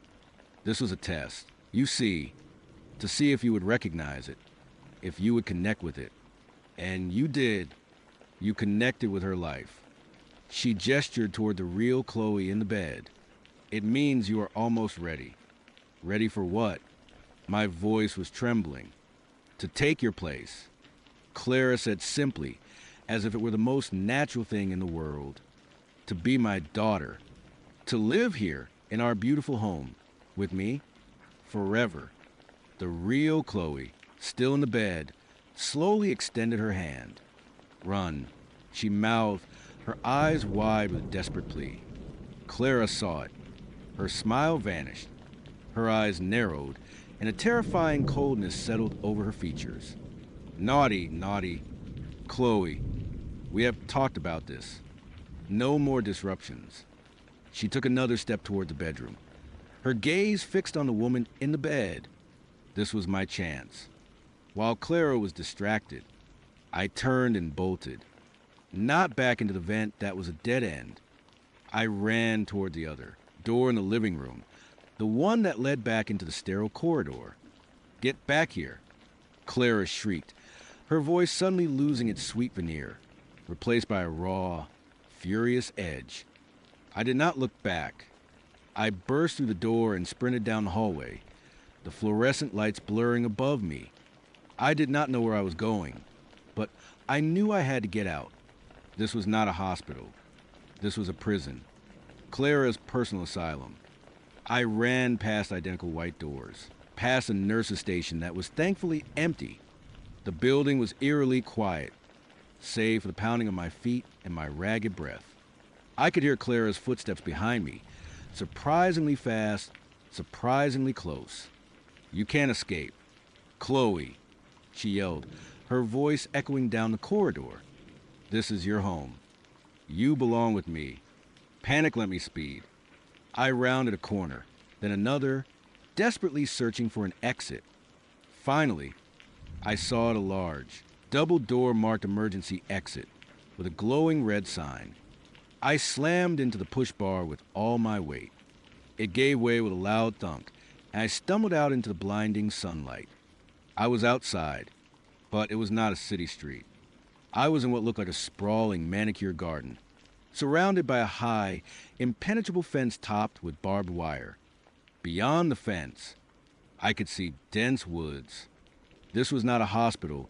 It was a compound, a private, isolated facility. My heart sank, but I did not stop. I ran towards a fence, scrambling over flower beds and manicured lawns, my hospital gown flapping around my legs. The fence was too high, too secure. There was no way over it. Then I saw a gate, a heavy iron gate, about 50 yards away. It looked like the main entrance. And to my utter disbelief, it was slightly ajar. Someone had clearly forgotten to latch it properly. It was a miracle, a tiny, impossible window of opportunity. Stop right there. Chloe. Clara's voice was closer now, filled with a terrifying blend of anger and desperation. I did not stop. I ran harder than I ever had in my life, my lungs burning, my legs aching. I reached the gate, pushed it open wider, and burst through. I was out. I was truly, finally, free of the compound. I did not look back. I just ran blindly into the woods, the thick undergrowth tearing at my bare feet and the thin hospital gown. I ran until my lungs burned, until my legs gave out, until I collapsed in a heap under a thick canopy of trees, gasping for air, shaking uncontrollably. It took me hours, stumbling through the woods, scratched and bruised, before I finally found a road. It was a small, winding country road, and it felt like salvation. I walked for what felt like an eternity, until a beat-up old pickup truck slowed down and the driver, a kind-faced older man, offered me a ride. "You okay, miss?" he asked, his eyes full of concern as he took in my torn gown and disheveled appearance. "You look like you've been through the ringer." I was in an accident. I stammered, clinging to the only half-truth I could remember. I just escaped. He nodded slowly, his gaze lingering on my face. "Well, you are safe now. Where can I take you?" I did not know where to go. I did not know who I was. I just knew I needed to be somewhere far away from Clara. I gave him the name of the nearest town I could remember from a road sign, a small place called Willow Creek. He dropped me off at a diner, and I called the police, spinning a frantic, half-true tale of abduction and escape. They were skeptical at first, but my story, combined with my appearance and obvious distress, eventually convinced them to investigate. They went to the compound, but found nothing. No Chloe Jenkins wing, no evidence of a private hospital, just an abandoned, overgrown estate that had been for sale for years. It was like Clara and her twisted world had vanished into thin air. The police could not find any missing person reports matching my description. They could not find any record of a Chloe Jenkins. It was as if I did not exist, except for fragmented memories I still could not fully trust. Eventually, they placed me in a temporary shelter, then with a foster family, while they tried to piece together my identity. But I knew I was not Chloe Jenkins. I was someone else, someone Clara had tried to erase, someone she had tried to replace. And the horror was not just that I had been abducted, but that my very identity had been stolen, leaving a gaping void where my past should have been. Months passed. I was given a new name, a new identity by the state, a fresh start. Sarah, it felt both alien and strangely comforting. I tried to build a new life, to forget the terror of the compound, the chilling smile of Clara, the haunted eyes of the other Chloe. I went to therapy. I got a job. I even started trying to make friends. I tried to live, to be normal. One evening, a guy from work, Mark, asked me out. He was sweet, funny, and for the first time in a long time, I felt a flicker of hope, a possibility of a future that was not defined by my past trauma. We went to a casual Italian place, laughed, talked for hours. It was nice, normal. He walked me to my car, a beat-up old sedan I would bought with my first few paychecks. As I fumbled for my keys, he leaned in for a goodnight kiss. It was gentle, innocent, a soft promise of something more. After he left, I got into my car, but something felt off. A faint, almost imperceptible hum, a high-pitched whine that seemed to come from underneath the vehicle. I dismissed it at first, thinking it was just the car's usual quirks. But as I started the engine, the sound seemed to intensify, a tiny, insistent whisper beneath the roar of the engine. A cold dread began to creep in. It was a familiar feeling, a warning bell that saved my life once before. I turned off the engine, plunging the night into silence, save for crickets. The humming stopped. I started the engine again. The humming returned.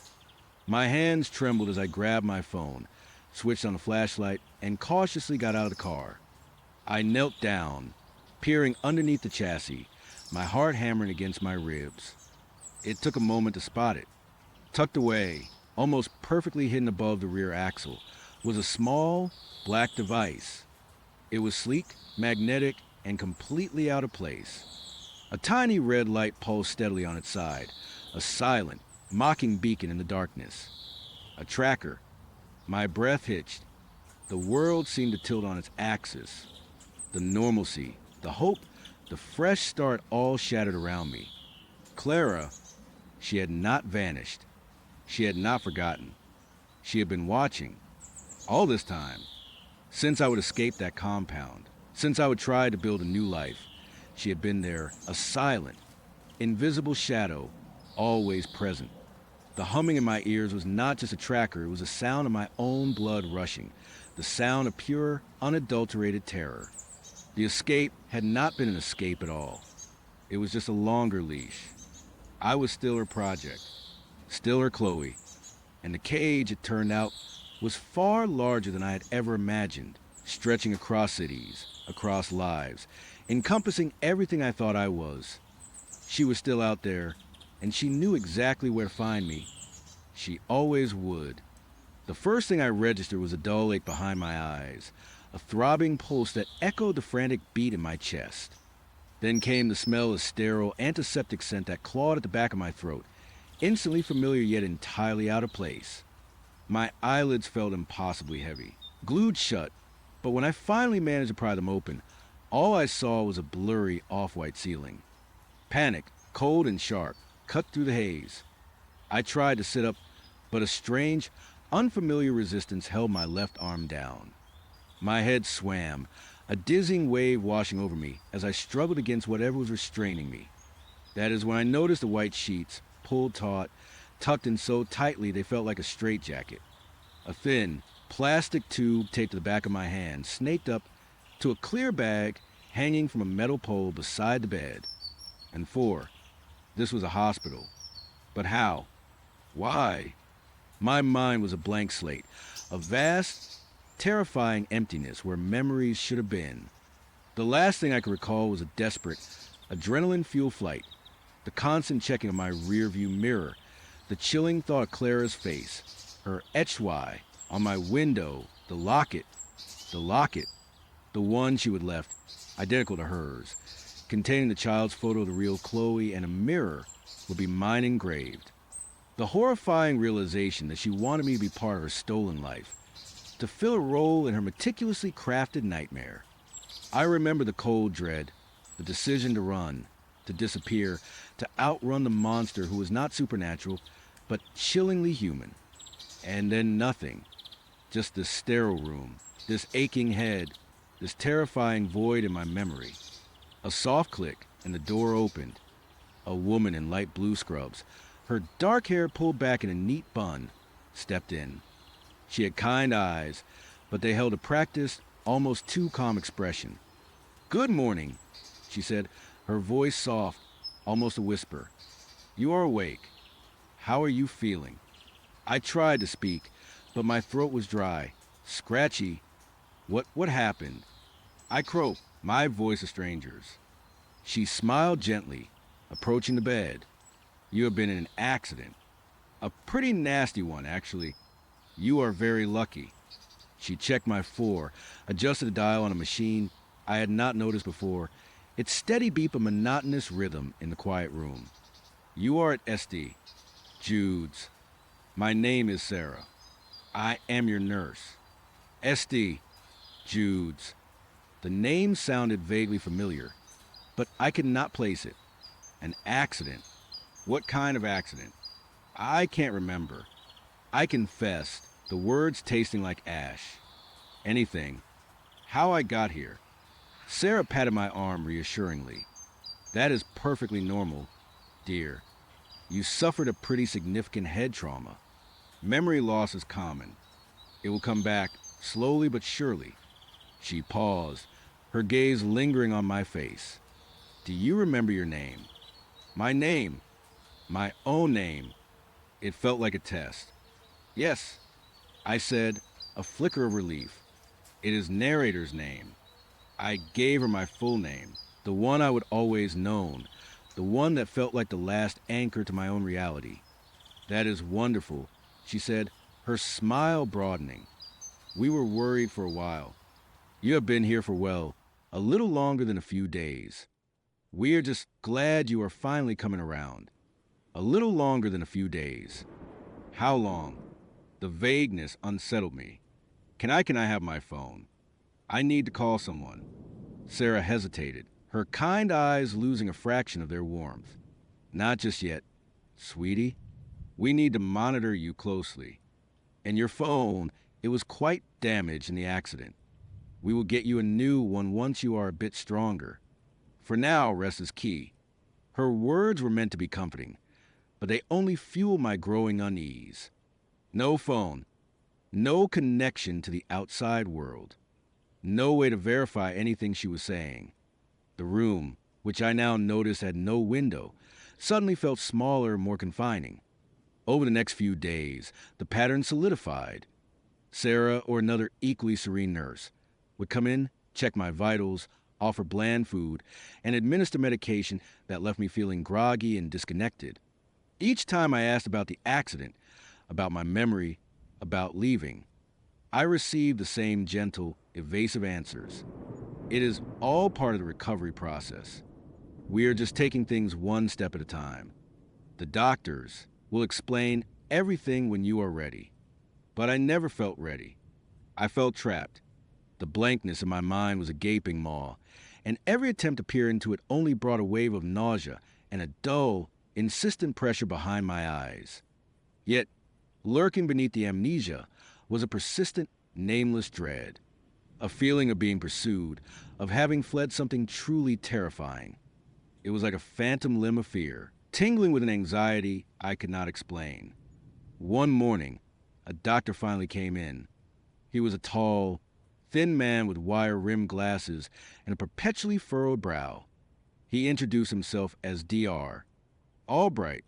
He spoke in medical jargon that mostly flew over my head, talking about concussions, brain swelling, and the slow process of neurological recovery.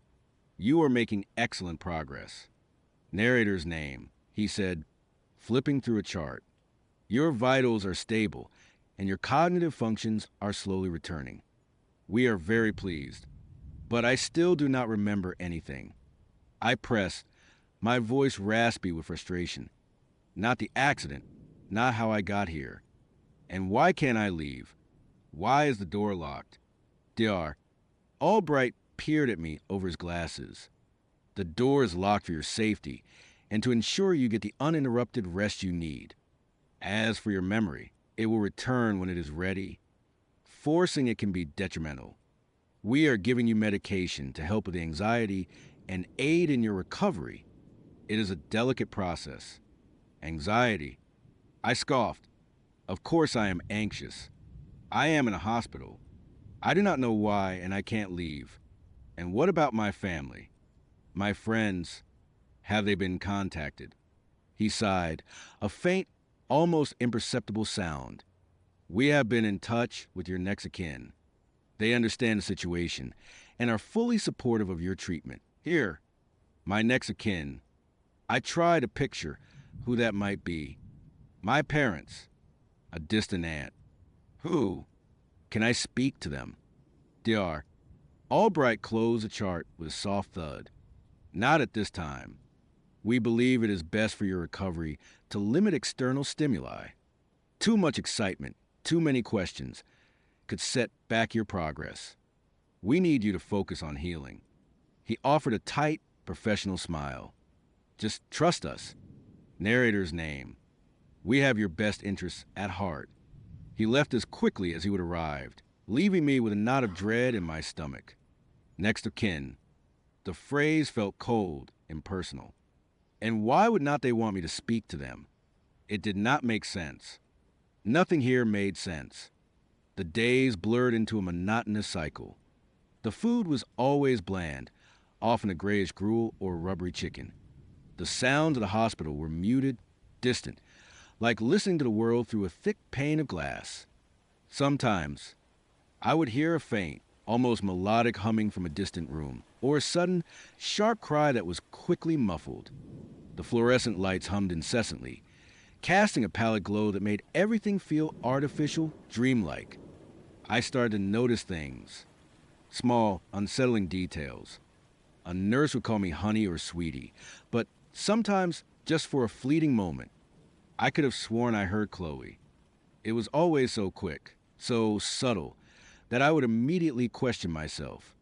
Am I imagining things? Is my brain still scrambled? One evening, while Sarah was adjusting my four, I managed to sneak a glance at her name tag. It read Sarah Miller, RN, nothing out of the ordinary. But then, as she leaned closer, I saw a faint, almost invisible scratch on plastic, just below her name.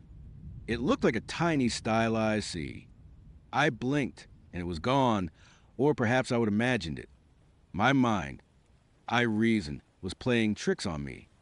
My brain was clearly still healing, but the feeling persisted. The feeling that something was profoundly wrong.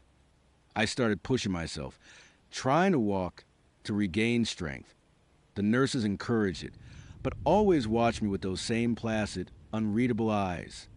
I was not allowed to leave the room, not even for a short walk down the hallway. Doctor's orders. They would say, "You are still quite fragile." My reflection in the small, metal mirror in the bathroom shocked me each time. I looked gaunt, my face pale, my eyes hollowed. There was a faint, almost invisible scar running along my hairline, just above my left temple. I did not remember getting it. Another blank spot. Another piece of the puzzle missing. One night, the medication they gave me did not seem to work as well. I lay awake, staring at the ceiling, the humming of the lights and the distant beeping of machines the only sounds. A faint scratching started, coming from the wall to my left. It was rhythmic, insistent, like tiny claws dragging across plaster. I held my breath, listening. It stopped, then started again, closer this time, accompanied by a soft, almost imperceptible whisper. My heart pounded. I told myself it was just pipes, or rats, or my imagination. But the whisper, it sounded like a name. Chloe. I squeezed my eyes shut, trying to block it out. This was too much. The isolation, the memory loss, the unsettling feeling that something was being hidden from me. I needed to get out. The next morning, driven by a desperate need for answers, I decided I would not take the medication. When Sarah brought my pills, I pretended to swallow them, palming them instead. I hid them under my tongue, then quickly tucked them into a small tear in the mattress when she turned to adjust my sheets. The effect was immediate. My mind felt clearer, sharper, though the dull headache persisted. The grogginess lifted.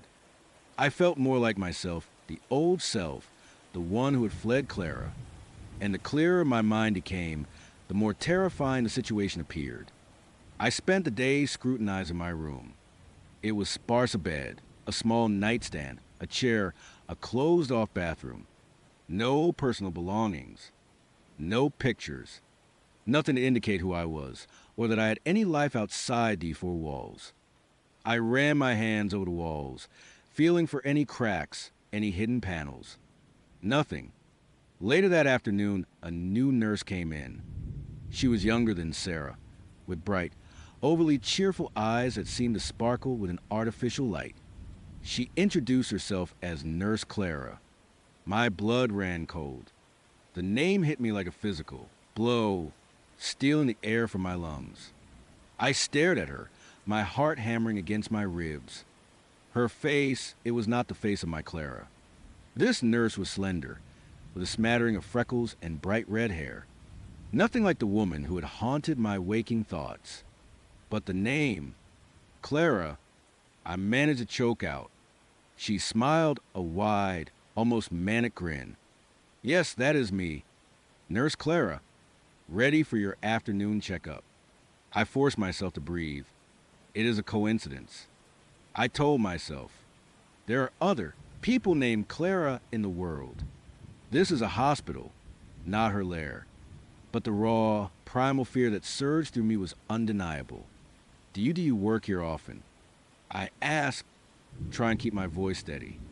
Oh, I am new to this ward, she chirped, oblivious to my terror. Just transferred in, but I am loving it so far. Such lovely patience. She leaned over to check my blood pressure, her proximity making my skin crawl. You are doing great. By the way, almost ready for discharge. I hear. Discharge. The word sounded like freedom, but after my conversation with DR. Albright, it also sounded like a trap. I did not trust them. I did not trust this place. And I definitely did not trust a nurse named Clara. That night, unable to sleep, my mind raced with a terrifying clarity I had not felt in weeks. I got out of bed. The restraints on my arm are gone now, removed a few days prior as a sign of progress. I crept to the door, pressing my ear against the cold metal. Silence. Utter, complete silence, broken only by the distant hum of the building. I tried the handle. Locked as expected. I sank back against the wall, despair washing over me. I was truly trapped. My gaze fell upon the nightstand. There was a small, ornate wooden box there, one I had not noticed before. It looked out of place, too personal for a hospital room. Curiosity, mixed with desperate hope for answers, compelled me. I reached for it, my fingers trembling. It was not locked. I lifted the lid. Inside, nestled on a bed of velvet, was a locket. My breath hitched. It was identical to hers. The one Clara wore constantly. The one she would left for me. My hands shook as I picked it up. It was cold, heavy. I pressed the clasp, and it sprang open. Inside, on one side, was the child's photo of the real Chloe. Her innocent, smiling face, frozen in time. On the other side, a small, polished mirror, and etched into the silver frame around the mirror, the horrifying words "Be mine." My own locket, the one she would given me. It was here, in my room, under the watchful eyes of the hospital staff. This was not a coincidence. This was not an accident. This was her. A wave of nausea hit me, stronger than any headache. Clara, she had not just pursued me, she had caught me. This hospital, these doctors, these nurses, they were all part of it. This was her grand design. She had orchestrated my accident, brought me here, and was slowly, meticulously erasing my identity to fit me into her stolen life. I felt a scream building in my throat, but it died there, choked by pure terror. I could not scream. I could not alert anyone. They were all in on it. My eyes darted around the room, seeing it now through a new, horrifying lens. The bland food, was it meant to dull my senses? The medication, was it to suppress my memories, to make me compliant? The locked door not for my safety, but for my imprisonment. I had to get out. Now, I clutched the locket, its cold metal a stark reminder of my predicament. The mirror. I looked into it, seeing my own terrified, gaunt face staring back. Then, an idea sparked. A desperate, foolish idea. I went to the door again, pressing the locket's mirror to the crack beneath it. I angled it, trying to catch a reflection of the hallway outside. It was faint, distorted, but I could make out a sliver of the polished floor, a stretch of white wall, and then a figure, moving slowly, deliberately. A nurse. Not Sarah, not the red-haired Clara.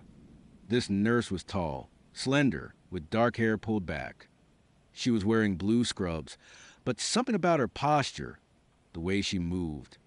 My blood ran cold. It was her. Clara. Not Nurse Clara, but my Clara. The one who had stalked me. The one who had stolen her sister's life. She was here. She was watching. I pulled the locket away, my heart pounding a frantic rhythm against my ribs. She was here. She was the one behind all of this. My accident was no accident. It was an abduction. I had to be strategic. I could not just bang on the door. I needed a plan. I remembered the windowless room, the constant hum of the lights, the vague answers. This was not a hospital. It was a cage. And I was the prize. I started to examine the room again, this time with a frantic energy born of pure terror. The bed, the nightstand, the chair, the bathroom, the toilet, the sink, the small metal mirror. There had to be something. Some weakness. My eyes fell on the air vent near the ceiling. It was a standard metal, grate, screwed into the wall. Probably too high, too small, too secure. But it was the only opening. I needed a tool. I looked around wildly. The only object of any real weight was a chair, a sturdy wooden one. Too heavy. Then my gaze landed on the four-pole. Thin metal with wheels. Could I use it? It was a long shot, but I was out of options. I grabbed the four-pole, the wheels squeaking softly against the floor. I dragged it to the wall beneath the vent. It was still too short. My eyes scanned the room again. The bed. It was heavy, but if I could move it, with a surge of adrenaline. I pushed and pulled, grunting with effort. The bed slowly scraped across the floor, leaving faint marks on the linoleum. It was agonizingly slow, but eventually, I managed to position it beneath the vent. Now, with the four-pole on the bed, I could almost reach the vent. I climbed onto the mattress, the springs groaning under my weight. Standing precariously on the bed, I used the four-pole, holding it like a spear to try and pry at the vent. The metal screeched against the screws, but they held fast. Frustration welled up, hot and bitter. I was so close. I needed something stronger. Then, I remembered the locket. It was heavy, solid metal. Maybe I could use the edge of it to loosen the screws. It was a desperate thought, but I had nothing else. I climbed back onto the bed, balancing carefully. With the locket in my hand, I began to scrape at the screws. It was slow, painstaking work. The locket's edge was dull, but with enough force. I felt a tiny give. I twisted, pushed, scraped, my fingers aching, my muscles screaming. One screw, then another. It took what felt like an eternity, but finally, with a soft clink, the last screw came loose. I carefully pulled the grate away, my heart pounding in my ears. Beyond the vent was a dark, narrow shaft. It smelled of dust and stale air.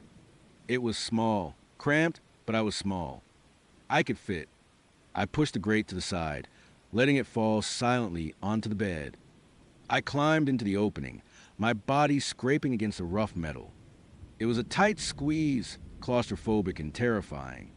But the thought of Clara, of being trapped in her twisted reality, propelled me forward. I crawled through the dark, listening intently. The humming of the hospital, the distant beeping, all seemed amplified in the confined space. I moved slowly, carefully, trying not to make a sound. After what felt like an endless crawl, I saw a faint sliver of light ahead. Another vent. I reached it, pushed against the grate.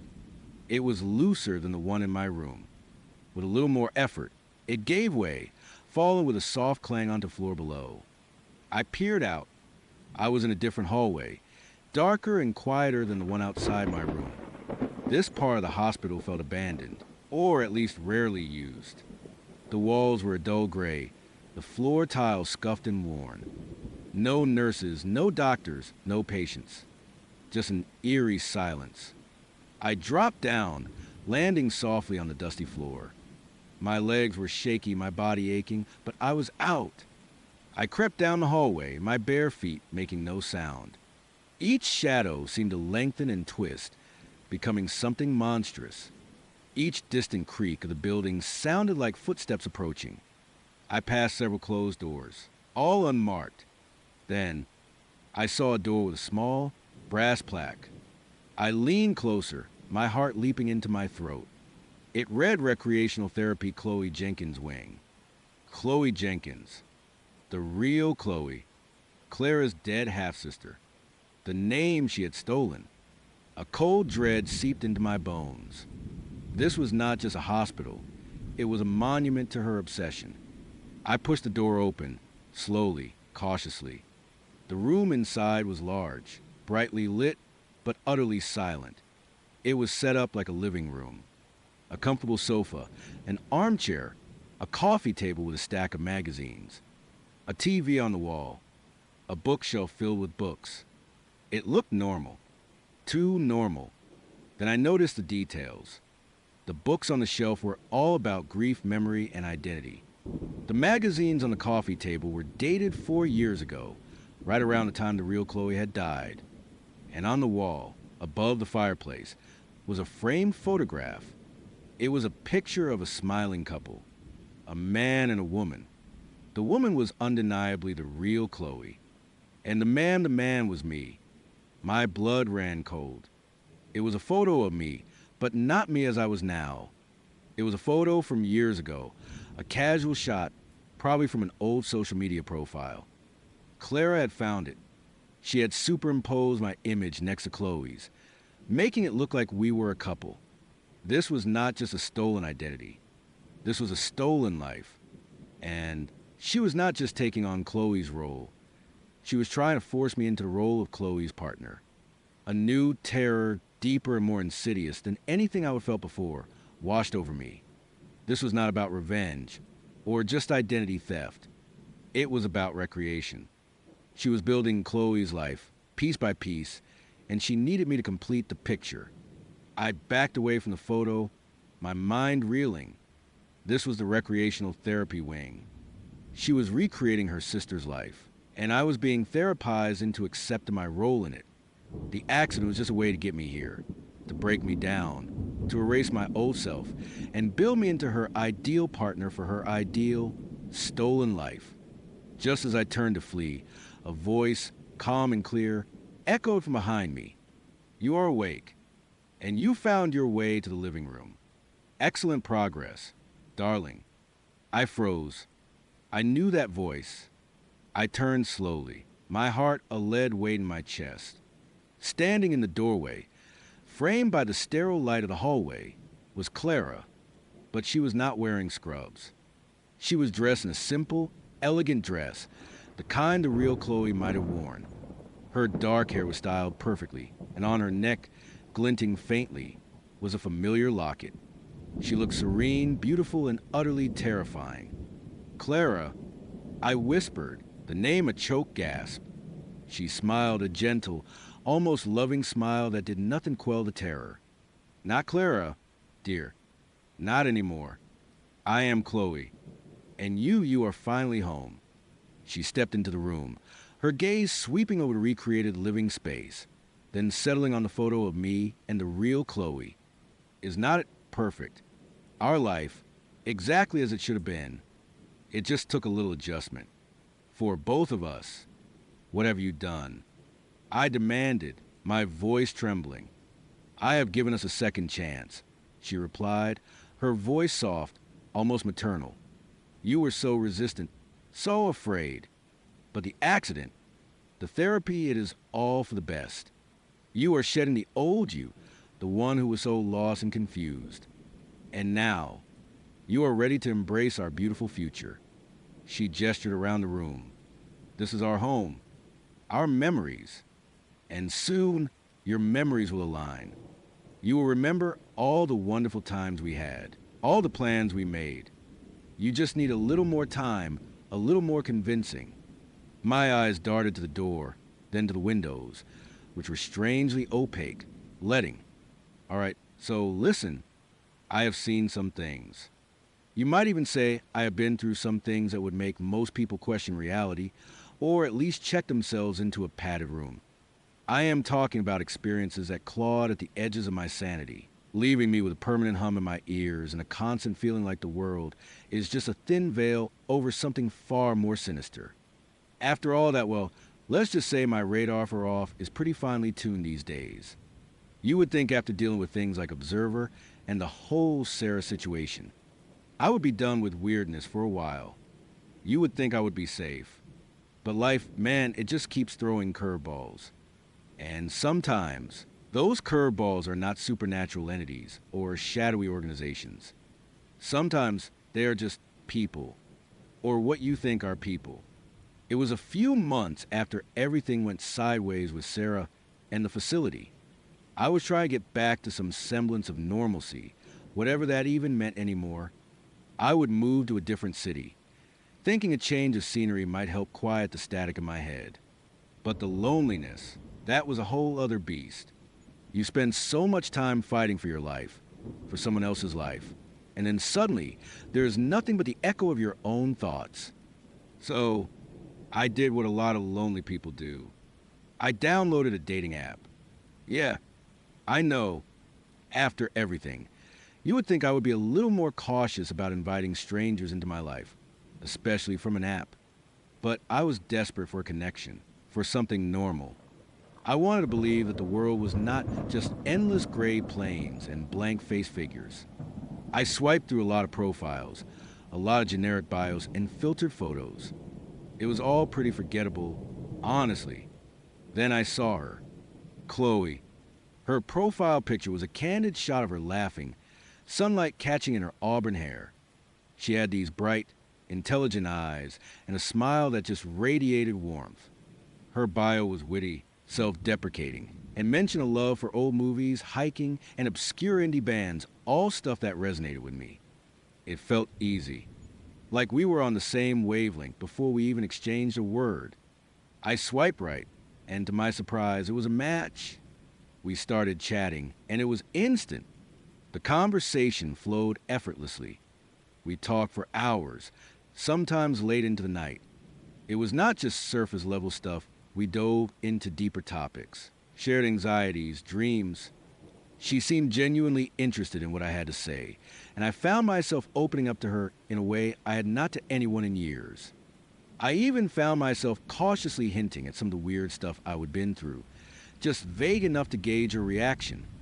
She was surprisingly empathetic, not dismissive or freaked out. She said everyone had their own battles, their own ghosts. I liked that about her.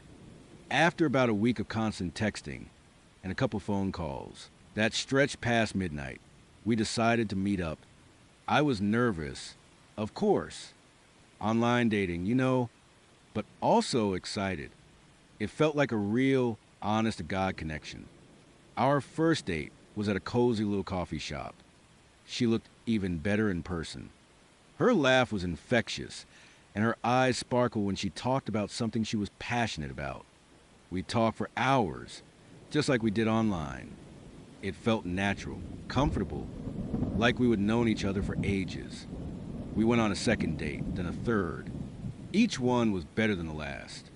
We went hiking, caught a double feature at an old cinema, even had a disastrous attempt at cooking dinner at my place that ended with us ordering pizza and laughing until our sides hurt. It was perfect. Too perfect, maybe. That little voice in the back of my head, the one that had been screaming at me for months, started to murmur, but I pushed it down. I wanted this. I needed this. Chloe was everything I would ever wanted in a partner. She was kind, intelligent, funny, adventurous. We had so much in common. It was almost uncanny. She knew all the same obscure movie quotes, had read all the same niche authors. It felt like fate. But then, little things started to surface. Nothing major, not at first, just quirks. She was incredibly private about her past. When I would ask about her family, she would give vague answers, saying they were complicated or not really in the picture. She did not have many old photos, either. I remember once I joked about seeing her awkward teenage phase, and she just smiled a little too brightly and said, "Oh, trust me, you do not want to see those." It was not a hard no, but it felt like a wall. Another thing, she had this locket she always wore. It was an old, tarnished silver locket, nothing fancy, but she never took it off. I asked her about it once, and she just clutched it, a wistful look on her face. "It is a memento," she said, "from someone important." She did not elaborate, and I did not push. Everyone has their secrets, right? Her apartment was also a little odd. It was neat, almost sterile. Not many personal touches. No family photos, no childhood trinkets. Just functional furniture and a few books on a shelf. It felt like she would just moved in, even though she said she would been there for a year. I figured she was just a minimalist, or maybe still settling in. I tried to rationalize everything. One evening, we were curled up on my couch, watching a terrible horror movie. A commercial came on for a local charity event, something about a memorial run for victims of a tragic accident a few years back. Chloe went completely still beside me. Her breath hitched. I glanced at her, and her face was pale, her eyes wide and fixed on the TV. "You okay?"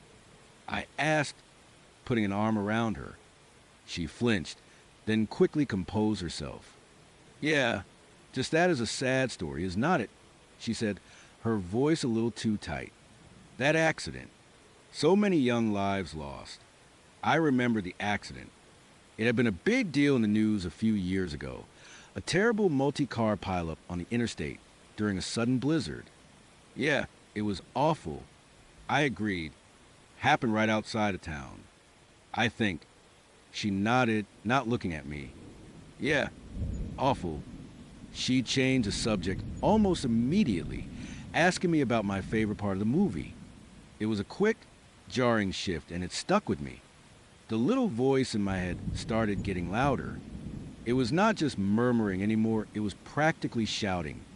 Something is off. I started paying closer attention.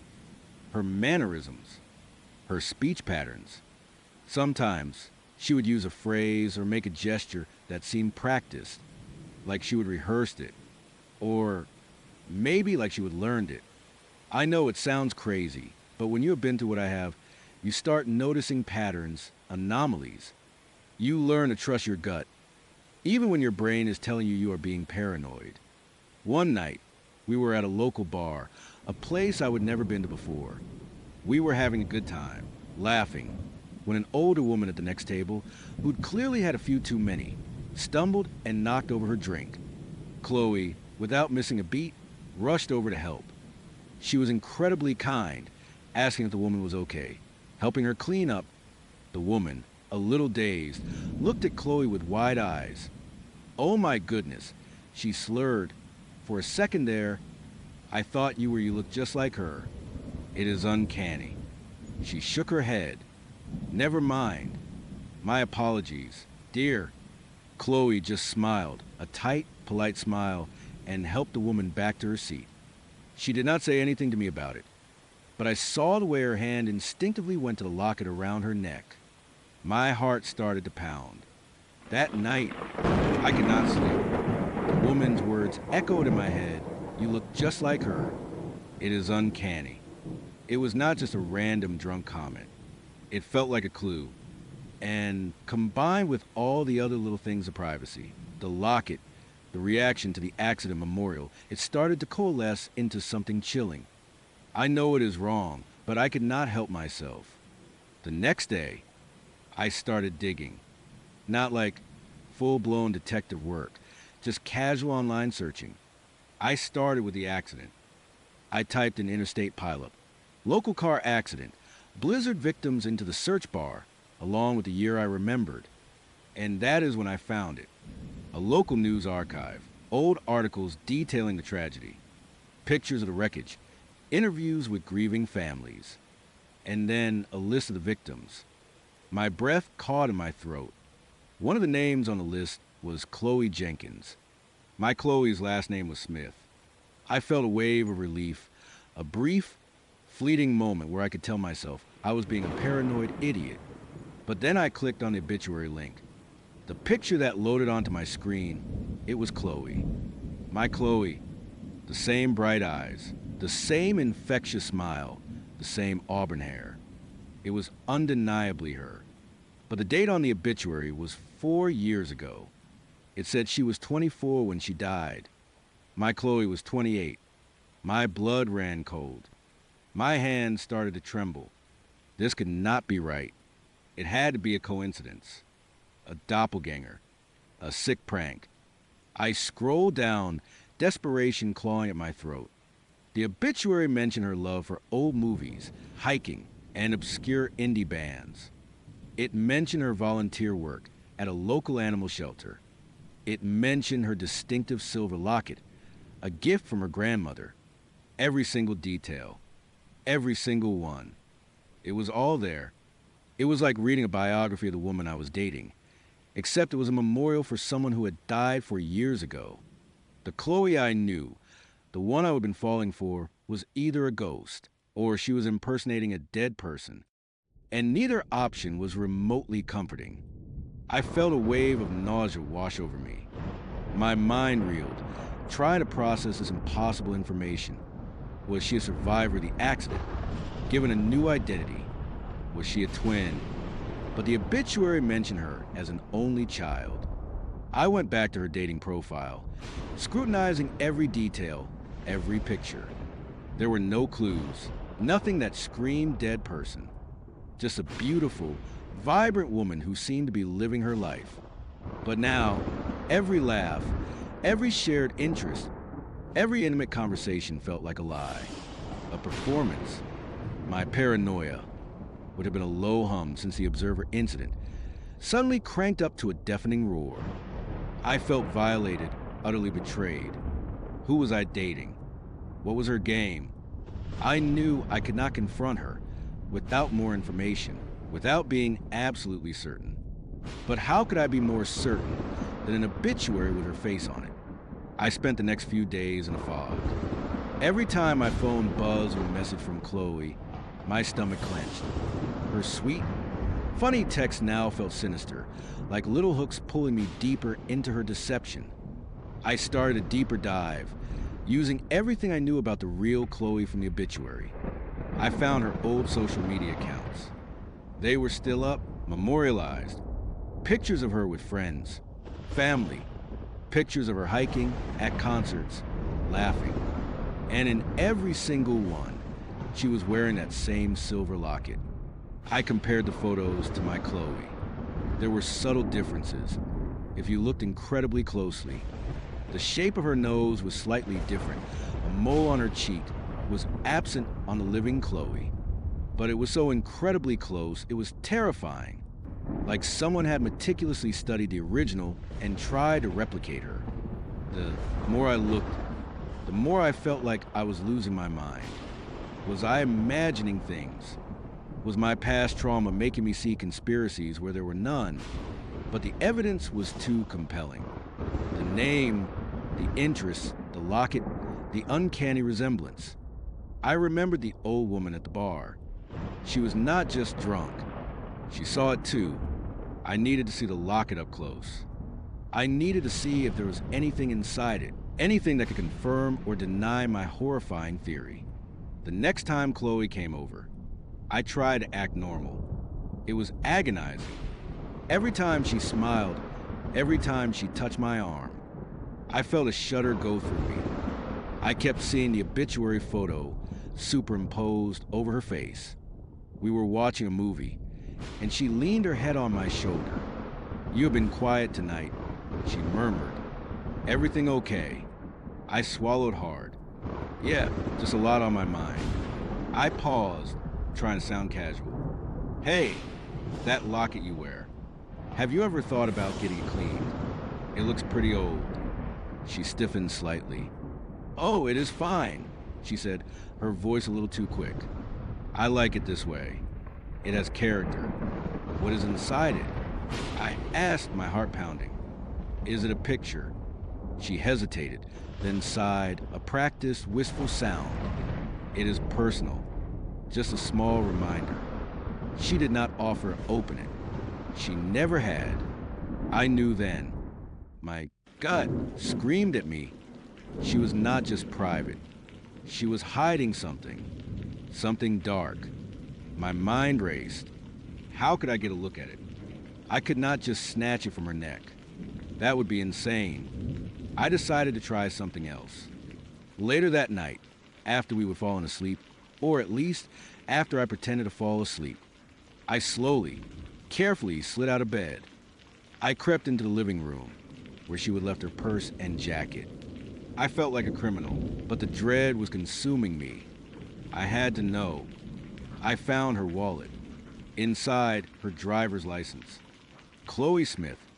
Date of birth 4 years after the real Chloe Jenkins' death. The picture on the license was undeniably her, but then tucked away in a tiny side pocket. I found it, an old, faded photograph. It was a picture of a young girl, maybe 10 or 12, smiling widely, and around her neck, clear as day, was that silver locket. The girl in the photo was Chloe Jenkins. The dead Chloe Jenkins. My blood ran cold.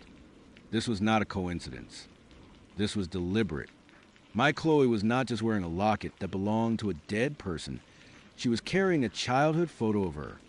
I heard a creak from a bedroom. My heart leaped into my throat. I quickly tucked the photo back into the wallet and put it back in her purse, trying to make it look undisturbed. I scurried back to bed, feigning sleep, my mind a whirlwind of terror and confusion. The next morning was excruciating. I could not look her in the eye. Every touch, every word felt like a violation. I felt like I was living in a nightmare, trapped with a stranger who looked exactly like the woman I thought I knew. I had to get away. I had to figure this out. I made up an excuse, saying I had an emergency at work. She seemed disappointed, but surprisingly understanding. She kissed me goodbye, and for the first time, her lips felt cold, alien. As soon as she was gone, I called Mark. He was the only person I knew who could possibly understand this kind of madness. The connection was garbled, but I managed to explain in frantic, whispered tones what I would found. Mark, bless his cynical heart, listened patiently. So, you say your girlfriend is either a doppelganger, a very dedicated stalker, or has some serious identity issues? He asked. She is impersonating someone who died. Mark, the details are too perfect. The locket, the interest, the face, it is like she is trying to become her. There's a long pause. That is unsettling, even for you, pal. He finally said, Look, I will see what I can dig up. Be careful. Do not confront her until you know more. People who go to these lengths, they can be dangerous. His words just solidified my fear. I was not just paranoid. This was real. A few days passed. I avoided Chloe's calls, making excuses, feeling guiltier with each lie, but more terrified of the truth. I was scared to be alone, but even more scared to be with her. Then, Mark called me back. His voice was grim. Okay, so I found some stuff. Chloe Jenkins, the original one, had a younger sister, a half-sister, actually. Same mother, different father. Her name was Clara. My blood ran cold. Clara? Yeah, Clara Smith. She was estranged from the family. Apparently, she was always a little fixated on Chloe. Idolized her. Tried to be like her.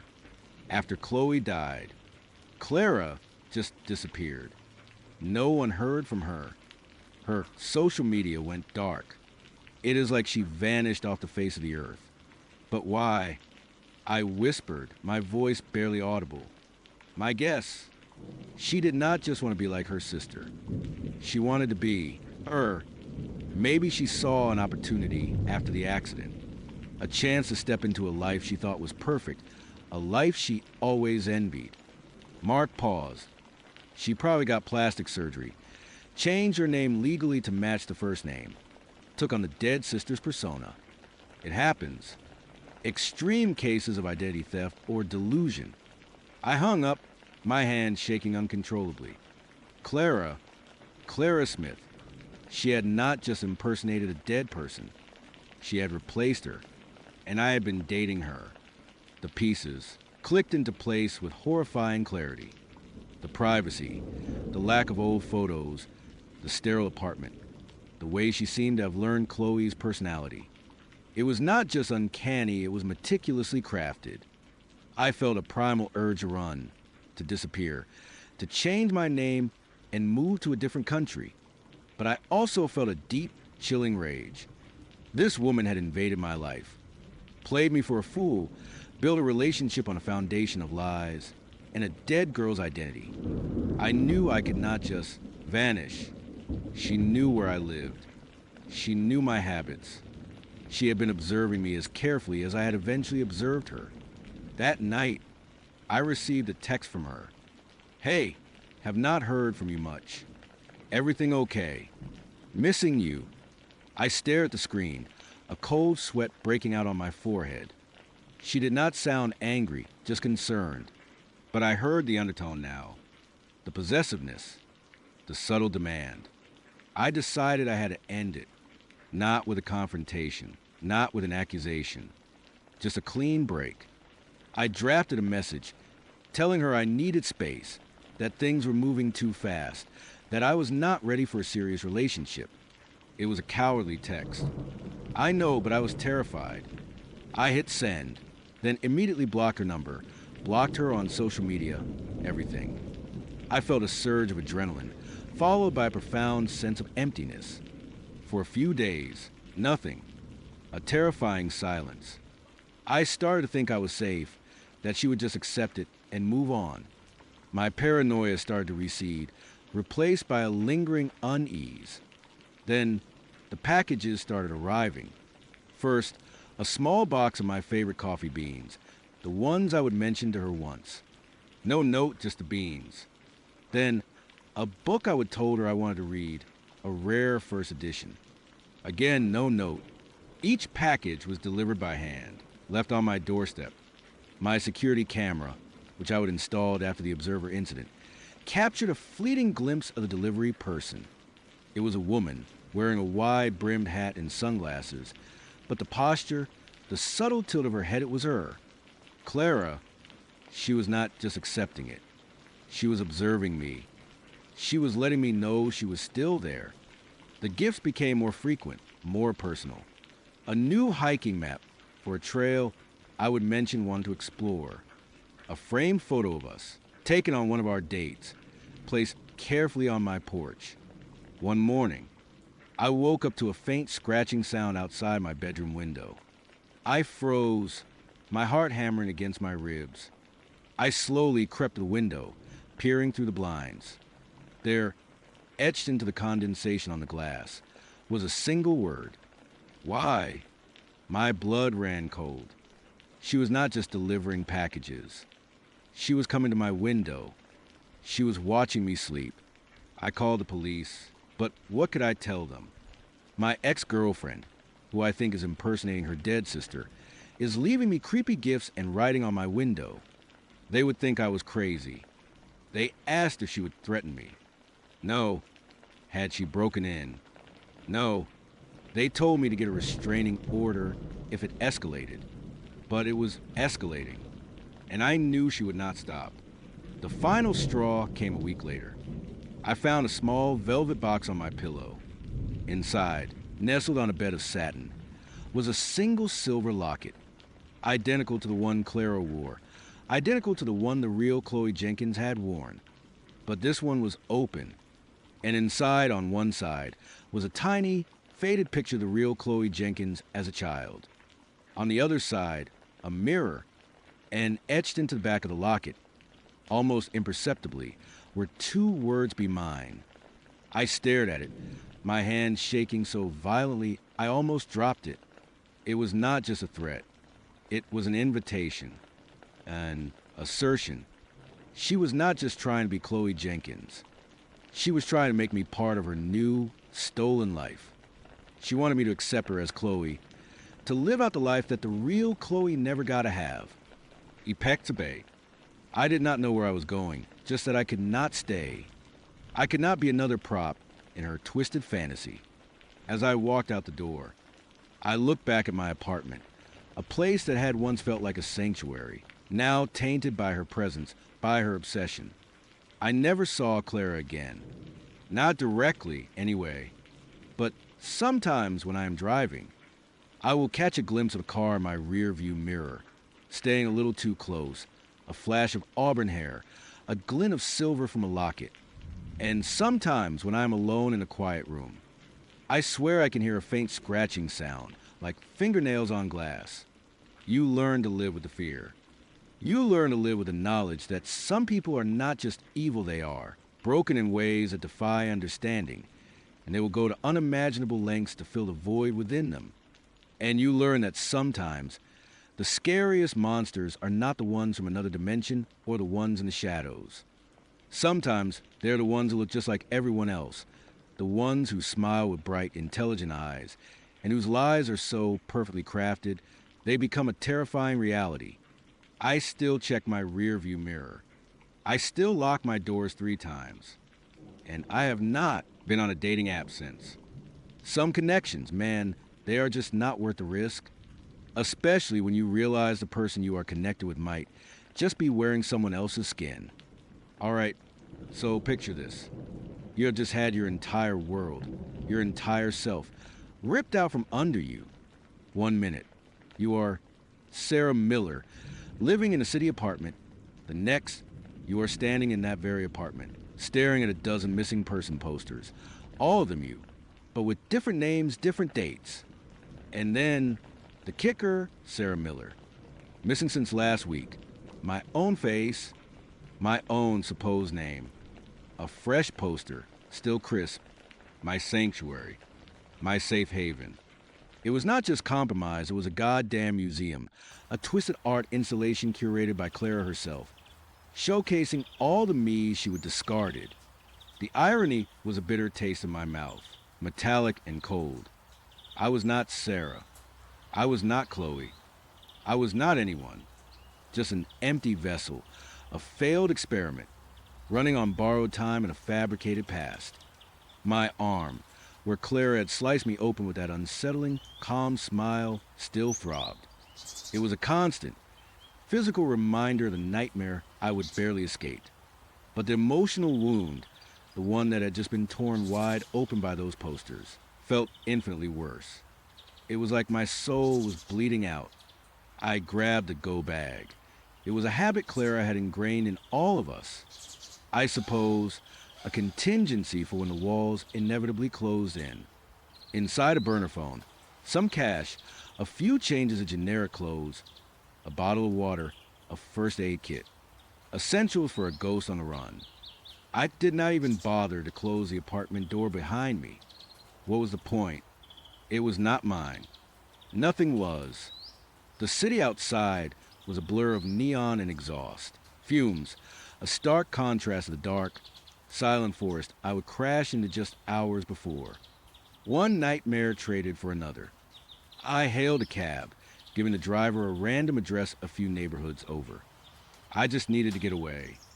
Away from the posters, away from the ghost of Sarah, away from the chilling certainty that Clara knew exactly where I was and had just left me a message. That night, I ended up in a cheap motel on the outskirts of the city. One of those places with sticky carpets and the faint smell of stale cigarettes trying to be masked by industrial cleaner. I paid cash, using a name I pulled out of thin air, something simple, forgettable. Jane Smith. The irony was not lost on me. I was a Jane Smith, a nobody. Sleep was impossible. Every creak of the floorboards, every distant siren, Every rustle of the cheap curtains sent my heart into a frantic drum solo against my ribs. Clara's face, her smile, the cold glint in her eyes that played on a loop behind my eyelids, and the faces on those posters. My face, all those different names.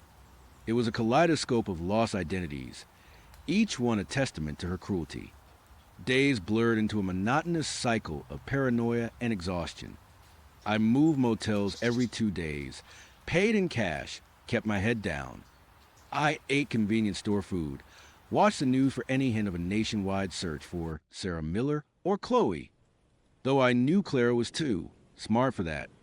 My burner phone was my only connection to the outside world, a world I felt increasingly detached from.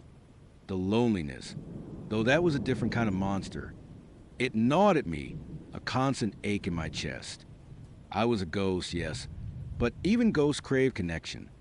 I knew it was stupid, reckless, a direct violation of every survival instinct I had left, but after a week of total isolation, of being nothing but a shadow, I found myself doing something incredibly foolish. I downloaded Tinder. I know, you are probably shaking your head right now. A girl on the run from a secret, identity erasing government project. Turning to a dating app. What was I thinking? Honestly, I was not. I was just desperate. Desperate for a flicker of normalcy, a distraction, a human voice that did not belong to a motel clerk or a cashier. I set up a profile with a fake name, Maya, and a few carefully selected photos that did not reveal too much. Photos I would found on the burner phone from my Sarah days. Photos that looked like me but were not too specific. I kept my bio vague, innocuous. I knew it was a risk, a huge one, but the silence in those motel rooms was starting to feel like a living thing pressing down on me. I swiped for a while, mostly left. Most profiles were just too much, too loud, too eager. Then I saw his profile. Mark. He had a kind smile, warm eyes, and a bio that was simple, funny, and did not scream serial killer. He looked safe, normal, which I realized later was exactly the point. We matched. My heart gave a little flutter, a sensation I had not felt in what felt like years. We started chatting. His messages were easy, like he asked about my day, told me about his nothing too personal. He seemed genuinely interested, but not pushy. He worked in graphic design, lived in a quiet part of the city, like hiking and craft beer. Mundane, ordinary things. Things I craved. After a few days of back and forth, he suggested meeting up. There's this great little brewery downtown. He typed. Super chill vibe. No pressure, just good conversation. My internal alarm bells, which had been mostly dormant during our chats, started to clang. No, Maya, bad idea. You are a target. You are nobody. But the loneliness, it was a siren song. I hesitated, then typed, sounds nice. How about Friday evening? He responded instantly. Awesome. Can't wait. I spent the next 2 days in a state of nervous anticipation. On one hand, terror. On the other, a fragile hope. Could I just be normal for a few hours? Could I pretend, just for a moment, that I was just Maya, meeting a guy for a drink? Friday evening arrived. I picked out the least conspicuous outfit for my go-bag dark jeans, a plain gray top, a light jacket. I dabbed on a little of the cheap perfume I would buy at a drugstore. My reflection in the motel mirror looked almost normal. Almost. The fear in my eyes was still there, a constant shadow. My arms still ached, a phantom limb of my past. I left the motel, taking a circuitous route to the brewery, checking my six every few minutes. My paranoia was a constant companion, but I tried to push it down. Tonight, just tonight. I am Maya. I got to the brewery a few minutes early. It was exactly as Mark described, cozy, dimly lit, a low hum of conversation. I found a small table in a corner, out of the main thoroughfare, but still with a clear view of the entrance. My escape route was already mentally mapped. Old habits die hard. I pulled out my burner phone, scrolling aimlessly, trying to look casual. 5 minutes passed. 10. 15. My stomach started to knot. He said 7 p.m. It was 715. A text popped up from Mark. Hey, so sorry, traffic is a nightmare. Be there in 15:20. Grab yourself a drink on me. A wave of relief, then irritation. Traffic. In this city at this time, it was plausible. But still, my carefully constructed normal evening was already off kilter. I ordered a cider, trying to calm my nerves. Another 15 minutes crawled by, then 20, then 30. My cider was half finished. My phone remained silent. My view of the entrance was getting blurry. My heart was starting to pound with a different kind of dread now. Not just a fear of being caught, but the humiliation of being stood up, the vulnerability of putting myself out there, even as Maya, and being rejected. At 8 p.m., I sent him a text. Everything okay? Still stuck. No response. I waited another 10 minutes. The brewery was starting to fill up, laughter growing louder around me. I felt like an alien, a fraud, sitting there alone, nursing a drink I did not really want. The hope I would clung to, that fragile thread of normalcy, snapped. My paranoia, which I would tried so hard to suppress, surged back with vengeance. What if this was not just a no-show? What if this was a test? A setup? Clara played games. Cruel, elaborate games. Was this another one? Was Mark even real? I stood up, leaving enough cash on the table for cider. My go-bag instincts took over. Get out. Get back to the motel. Change locations. Immediately, the walk back to the motel was a blur of heightened senses. Every shadow seemed to stretch and twist. Every car that slowed down felt like a threat. I clutched my shoulder bag tighter, my hand hovering over the small, folded knife I kept inside another go-bag essential. When I finally reached the dingy motel, I fumbled with the key card, my hand shaking. Room 207, my temporary sanctuary. I needed to pack, check out, disappear again. The thought was exhausting, but the alternative was terrifying. The key card beeped green light. I pushed the door open, and then I stopped. The air inside the room was different. Not the stale cigarette smell I was used to. It was colder, still, too still, and there was a faint, almost imperceptible scent. Something like expensive cologne. My blood ran cold. My heart hammered against my ribs, a frantic bird trapped in a cage. Every hair on my arm stood on end. I had not left the light on, but a soft glow emanated from the bedside lamp, casting long, unsettling shadows across the room. The curtains, which I had left drawn tight, were slightly parted, revealing a sliver of the city night. Hello, Maya. The voice. It was soft, calm, familiar, yet utterly terrifying. It came from the armchair in the corner, a dark shape against the wall. My breath hitched. My hand flew to my mouth, stifling a gasp. I could not move. My feet felt rooted to the sticky carpet. The shape in the armchair shifted, and a man stood up, slowly, deliberately. It was Mark. The same kind smile from his Tinder profile. The same warm eyes, though now they held an unsettling glint I had not noticed in the photos. He was dressed in a crisp, dark shirt, the kind you would wear to a nice dinner, not to wait in a cheap motel room. You are late, he said, his voice still calm, almost conversational. I was starting to think you were not coming back. My mind reeled. How? How did he get in? How did he know I was Maya? How did he know this room? This was a burner identity, a cash-only room. No digital footprint. Who are you? I stammered, my voice a pathetic whisper. He chuckled, a low, pleasant sound that made my skin crawl. Oh, Maya, you wound me. I am Mark, your Tinder date. Remember, he took a step towards me. I instinctively took a step back, my hand reaching for the knife in my bag. Stay away from me. He stopped, holding up his hands in a placating gesture. Easy, easy. No need for dramatics. I just wanted to make sure you were safe. You did not answer my texts. You did not show up. I hissed, the adrenaline making my voice tremble.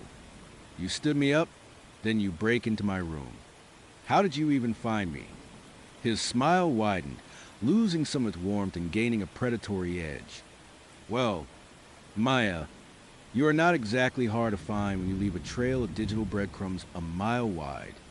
Even with your burner phone and your careful Maya persona, Clara's quite good at tracking her assets.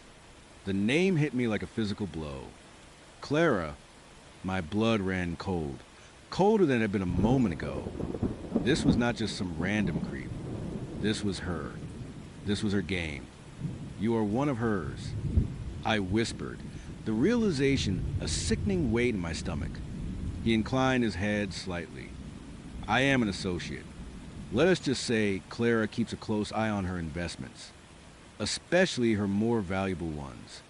His gaze lingered on my arm, where the wound from Clara's knife was still healing. She was quite upset when you decided to leave without saying goodbye. My mind raced. Escape. I needed to escape. He was between me and the door, the window, too high, the bathroom, a dead end. What do you want?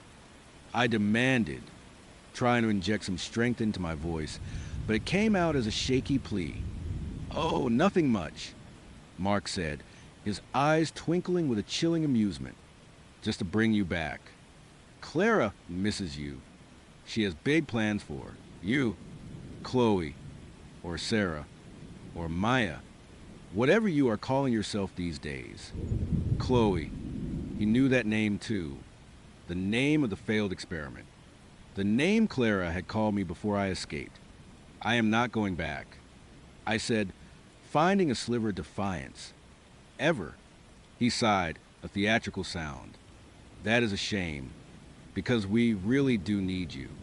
The project is stagnating without your unique contributions. He took another step, closing the distance. And honestly, you are making this much harder than it needs to be. My hand finally found the hilt of the small folding knife in my bag. My fingers closed around it, the cold metal a small comfort. Do not come any closer. I warned, pulling the knife out, the blade glinting faintly in the dim light. Mark paused, a flicker of something that might have been surprise in his eyes, quickly replaced by that unsettling smile. Feisty. I like that. Clara always said you had. Spirit. It is what made you so interesting. He took another step, ignoring the knife. My heart was a frantic drum, my breath shallow. This was not a bluff. He was coming for me. Last chance.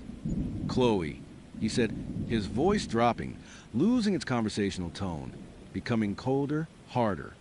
Come quietly and we can make this easy. Resist and it will be less pleasant. I did not answer. Instead, I lunged. It was not graceful. It was not planned. It was pure, unadulterated panic. I aimed for his arm, anywhere I could make contact, anywhere I could inflict enough pain to buy myself a second. He was faster than I expected. He anticipated my move, sidestepping with an unnerving ease. My knife scraped uselessly against the air. Before I could recover, his hand shot out, grabbing my wrist in a vice-like grip. Pain flared as he twisted, forcing the knife from my numb fingers. It clattered to the floor, a pathetic sound in the sudden silence. He twisted my arm behind my back, pushing me forward, my face inches from the grimy motel wall. I cried out, a strangled sound. My arm, the one Clara had cut, screamed in protest. TSK, TSK, he murmured in my ear, his breath warm and sickeningly close.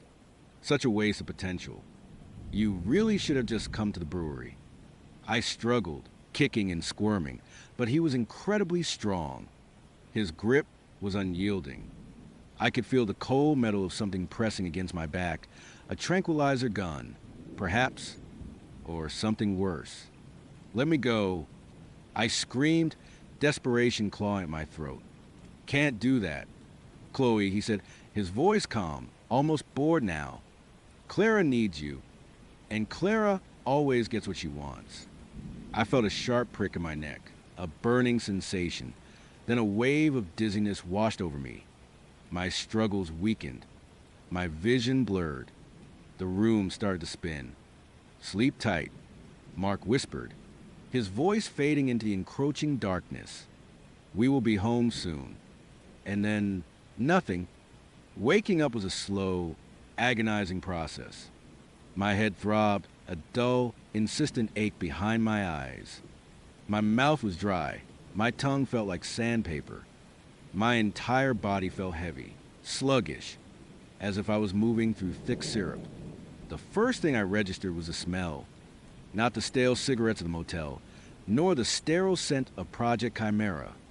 This was clean, too clean.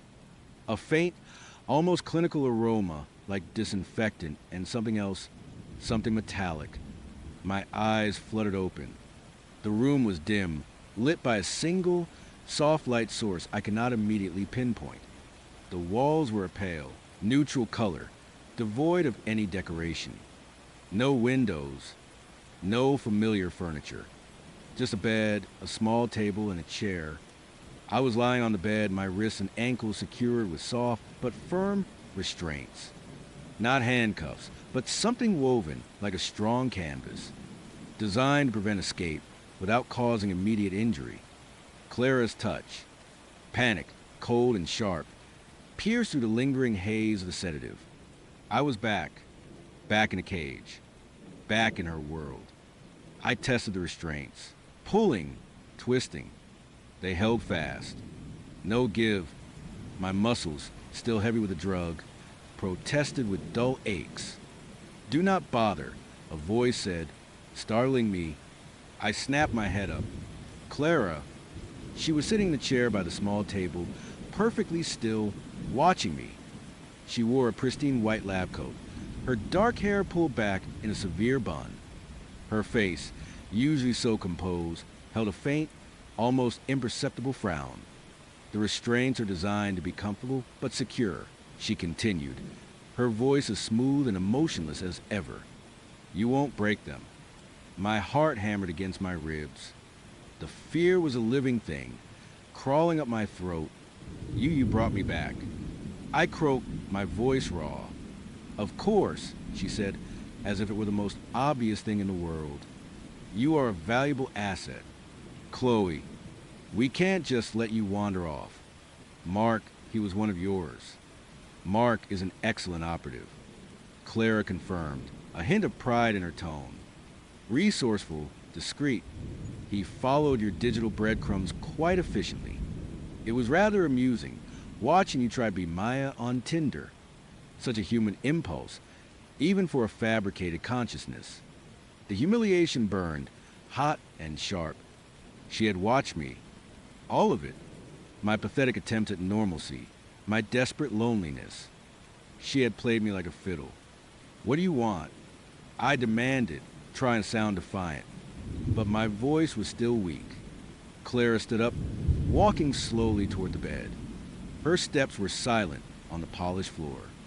We want to understand your anomaly. Chloe, your unique resistance. Most of our iterations are far more compliant. You, however, have shown an unusual degree of autonomy, a will to escape. She stopped at the foot of the bed, looking down at me with an almost scientific curiosity. It is fascinating, really. A glitch in the system, perhaps, or something more. I am not an anomaly. I spat. I am a person, and I want to leave. Clara's lips thin. You are an anomaly, Chloe, a highly complex one, and you will leave when we deem it appropriate. For now, you are here, for observation.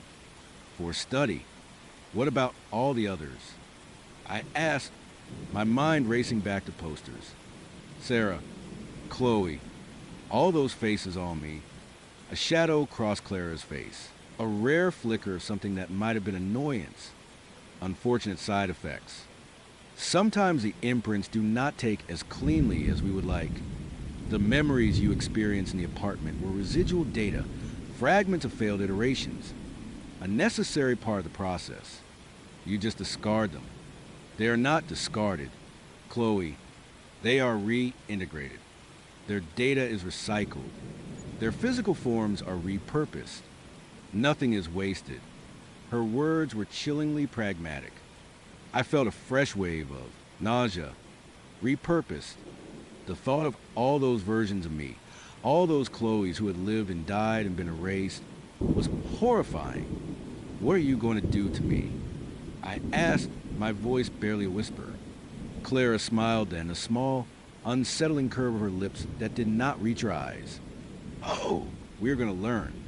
Chloe, we're going to delve deep into that fascinating mind of yours. We're going to understand what makes you you.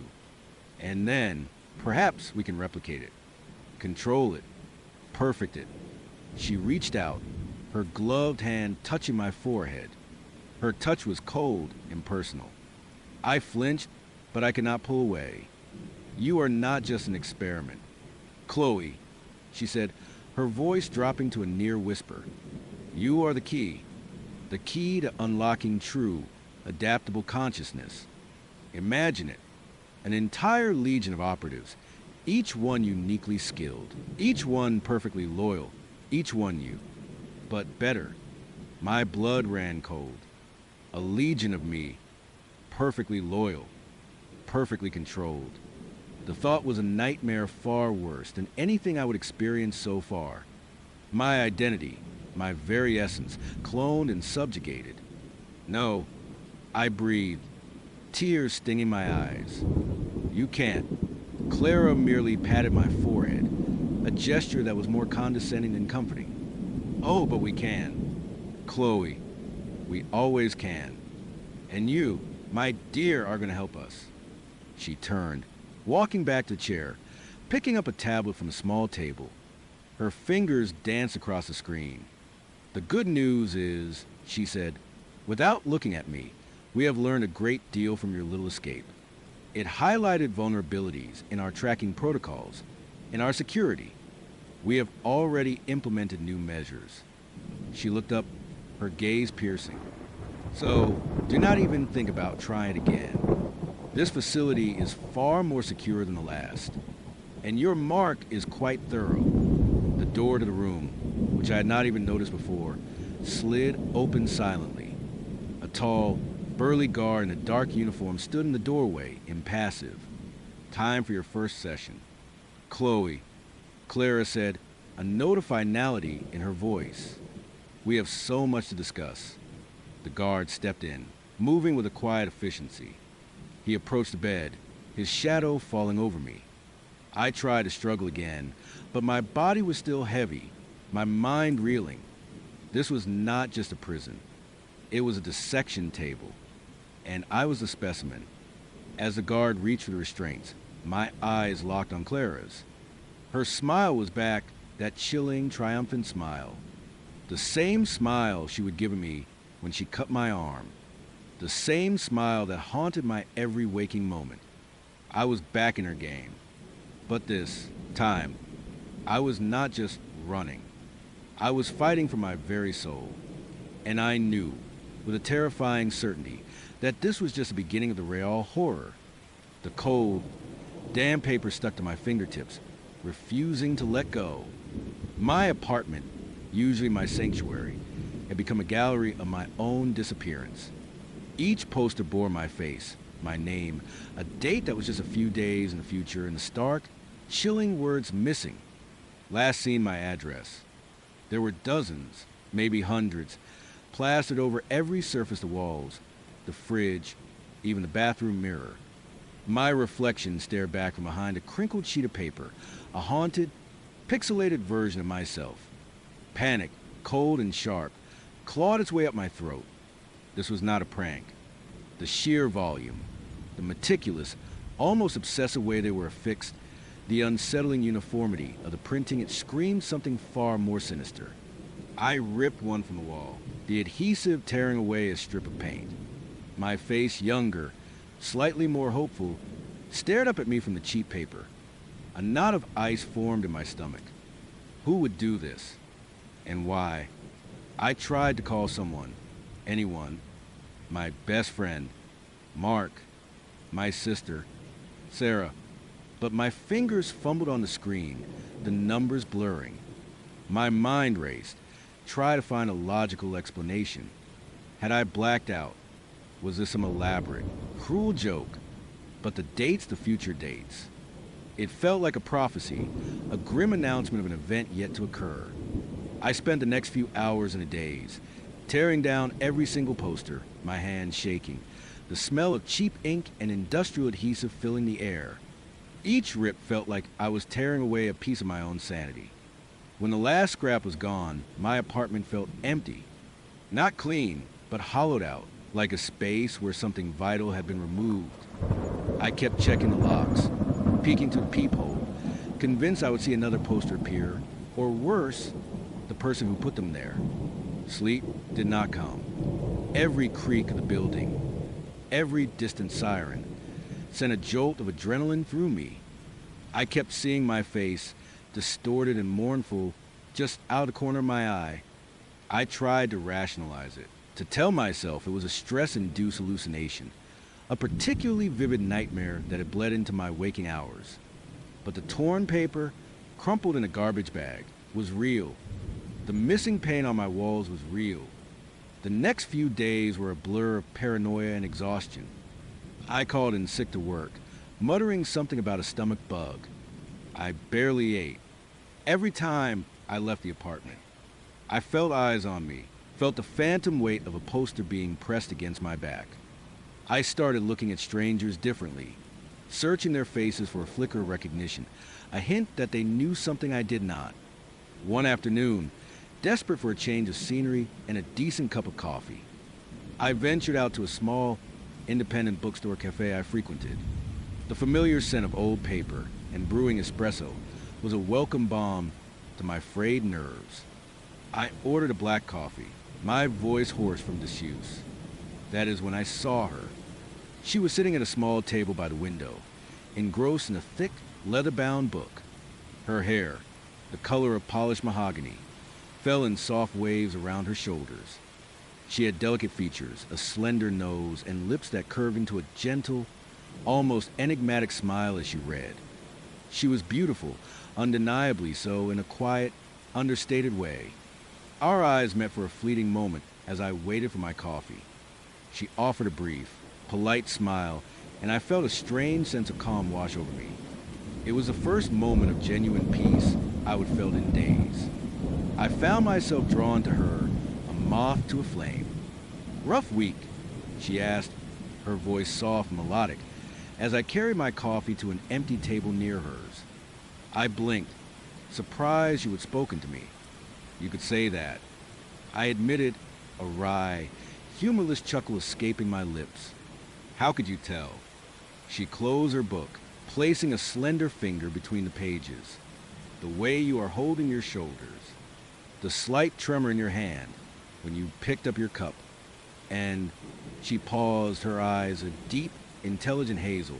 Meeting mine, you look like you have seen a ghost. A chill ran down my spine, but it was not the usual terror. It was a different kind of chill, one mixed with intrigue. Something like that. I said, finding myself wanting to confide in her, a complete stranger. It was a dangerous impulse, but I felt an inexplicable trust. "My name's Lena," she offered, extending a hand. Her touch was cool, almost clinical, but firm. "Alex," I replied, shaking it. "It is good to meet you." "Lena." We talked for hours. I found myself telling her about the posters, about the suffocating paranoia, about the feeling of my world unraveling. She listened intently, her gaze unwavering, offering quiet empathy rather than empty platitudes. She did not look at me like I was crazy, which was a relief. She just listened, understood. It was a profound comfort. It sounds terrifying. Alex, she said finally, her voice laced with genuine concern. Like someone is trying to erase you or replace you. Her words struck a chord. Replace me. That is exactly what it felt like. Lena became a constant in my life over the next few weeks. She was intelligent, witty, and incredibly supportive. She seemed to understand the lingering shadows of my fear, never pushing me, just being there. We spent evenings talking, exploring the city, and slowly, painstakingly, I started to feel like myself again. The posters, while not forgotten, receded into the background, a dark memory I was determined to overcome. But as I grew closer to Lena, small, unsettling details began to surface. Things I initially dismissed as quirks, or simply differences in personality, started to nag at me. She never talked about her past. Not really. When I asked about her family, her childhood, she would offer vague, almost evasive answers, changing the subject with practiced ease. She seemed to exist only in the present, a beautifully rendered enigma. She had an uncanny ability to anticipate my needs. A headache, she would have ibuprofen ready. Craving a specific food, she would already be making it.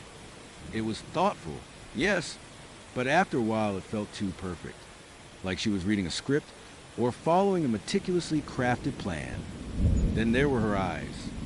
Sometimes, when she was lost in thought, or when she looked at me in a particular way, they would seem to lose their warmth. They would become flat, almost glassy, like polished stones. It was fleeting, a blink, and you miss a phenomenon, but it left me with a prickling unease. The biggest unsettling detail, however, surfaced one warm evening when we were at her apartment. We would have dinner, a meal she would prepare with an almost surgical precision, and were relaxing on her couch, talking about nothing in particular.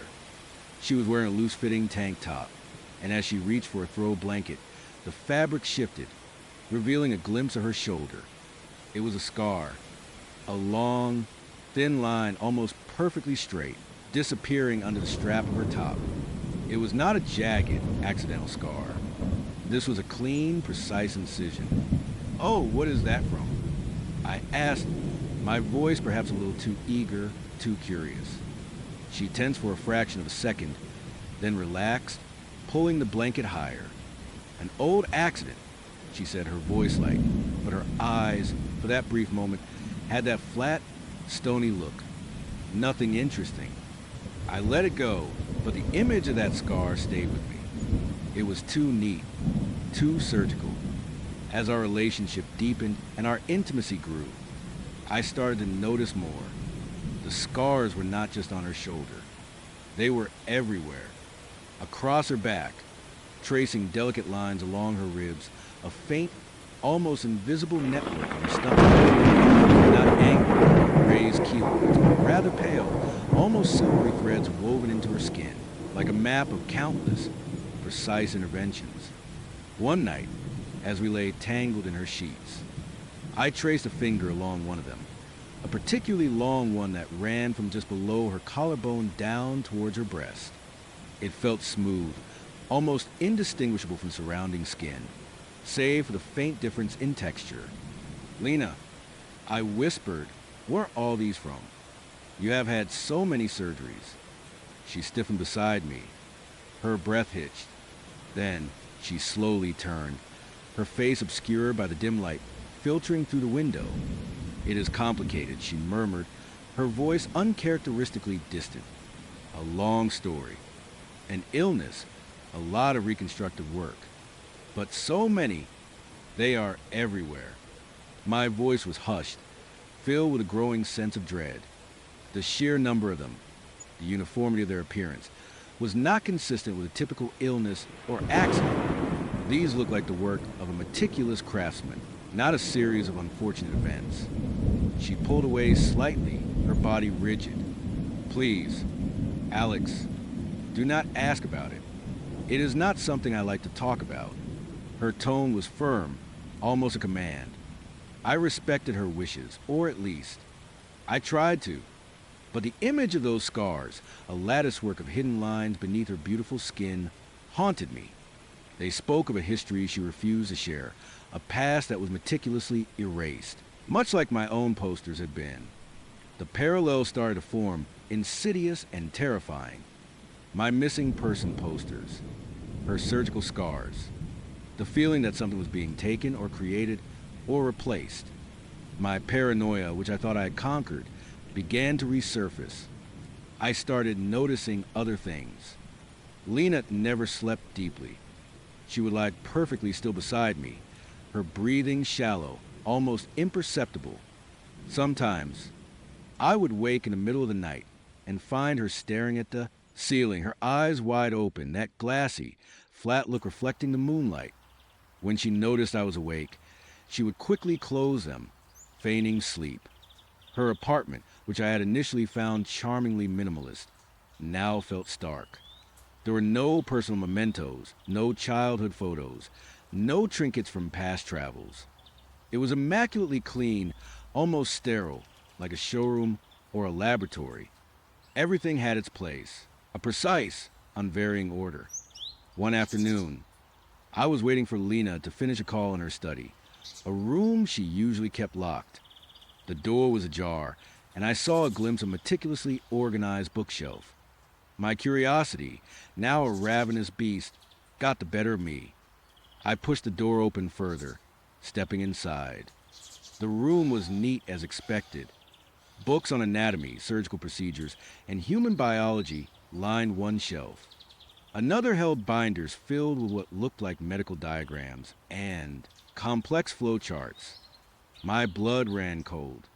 This was not a casual interest. This was a deep, almost professional level of study. My eyes landed on a small, unassuming wooden box on her desk. It was intricately carved, but something about it drew me in.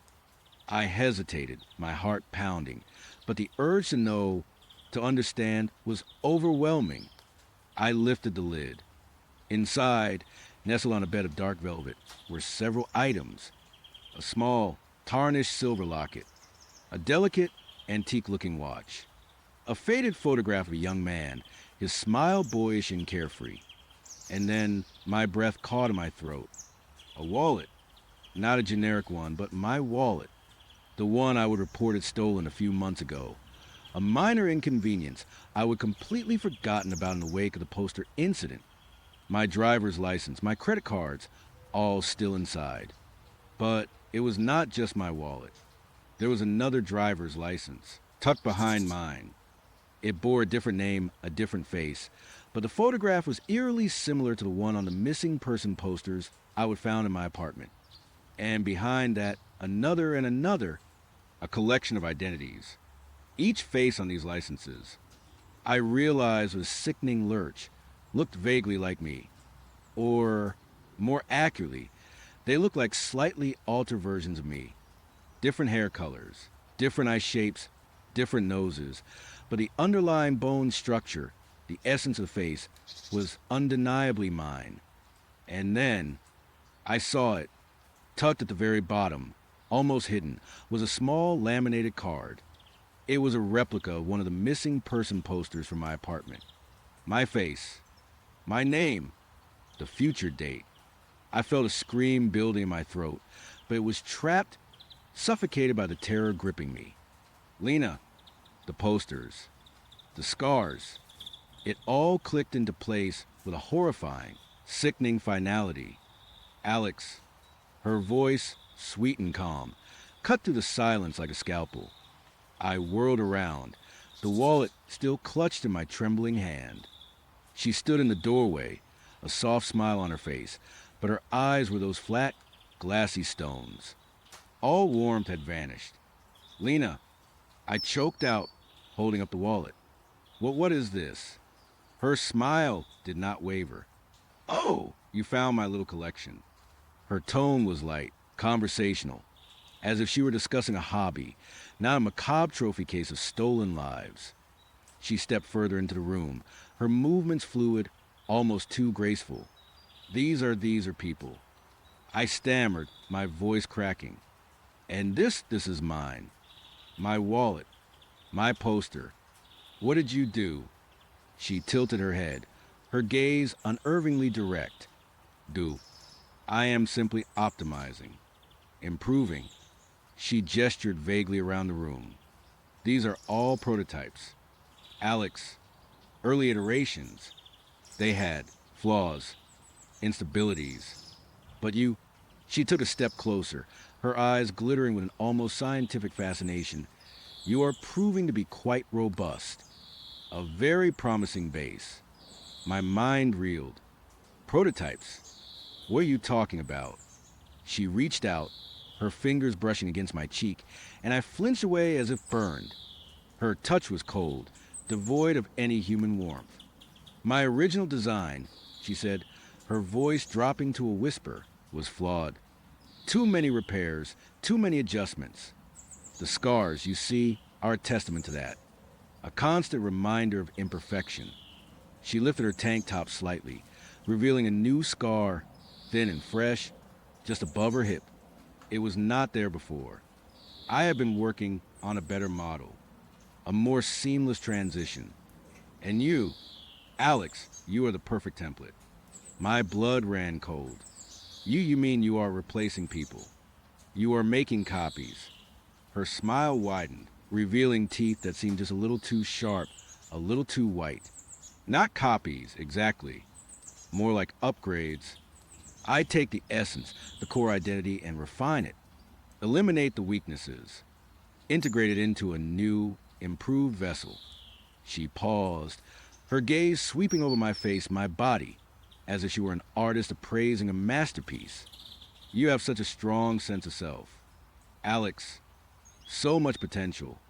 It makes the process much more efficient. The posters. I whispered, the realization hitting me like a physical blow. They are warnings. Or they are for you to track the originals. A little of both, she conceded, her voice almost amused. Sometimes the originals, they try to escape. They cling to their old lives. It is messy. The posters help me keep track, and they also serve as a useful deterrent for anyone who might come looking. She took another step, closing the distance between us. But you, Alex, you are different. You came right to me. You were drawn in. It simplifies things considerably. My heart hammered against my ribs, a trapped bird desperate for escape. You lured me in. You knew about the posters. Of course, she said, as if stating the obvious. I put them there. A necessary stimulus. Your distress signal, if you will. I knew you would be looking for comfort, for understanding, and I was more than happy to provide it. A wave of nausea washed over me. All her kindness, her empathy, her understanding, it had all been a performance, a carefully constructed trap. What do you want? I demanded, my voice trembling but trying to hold steady. She reached out again, this time her fingers tracing the line of my jaw. I was paralyzed, unable to move, unable to breathe. Her touch was chilling, like marble. I want to be whole. Alex, my original form was compromised.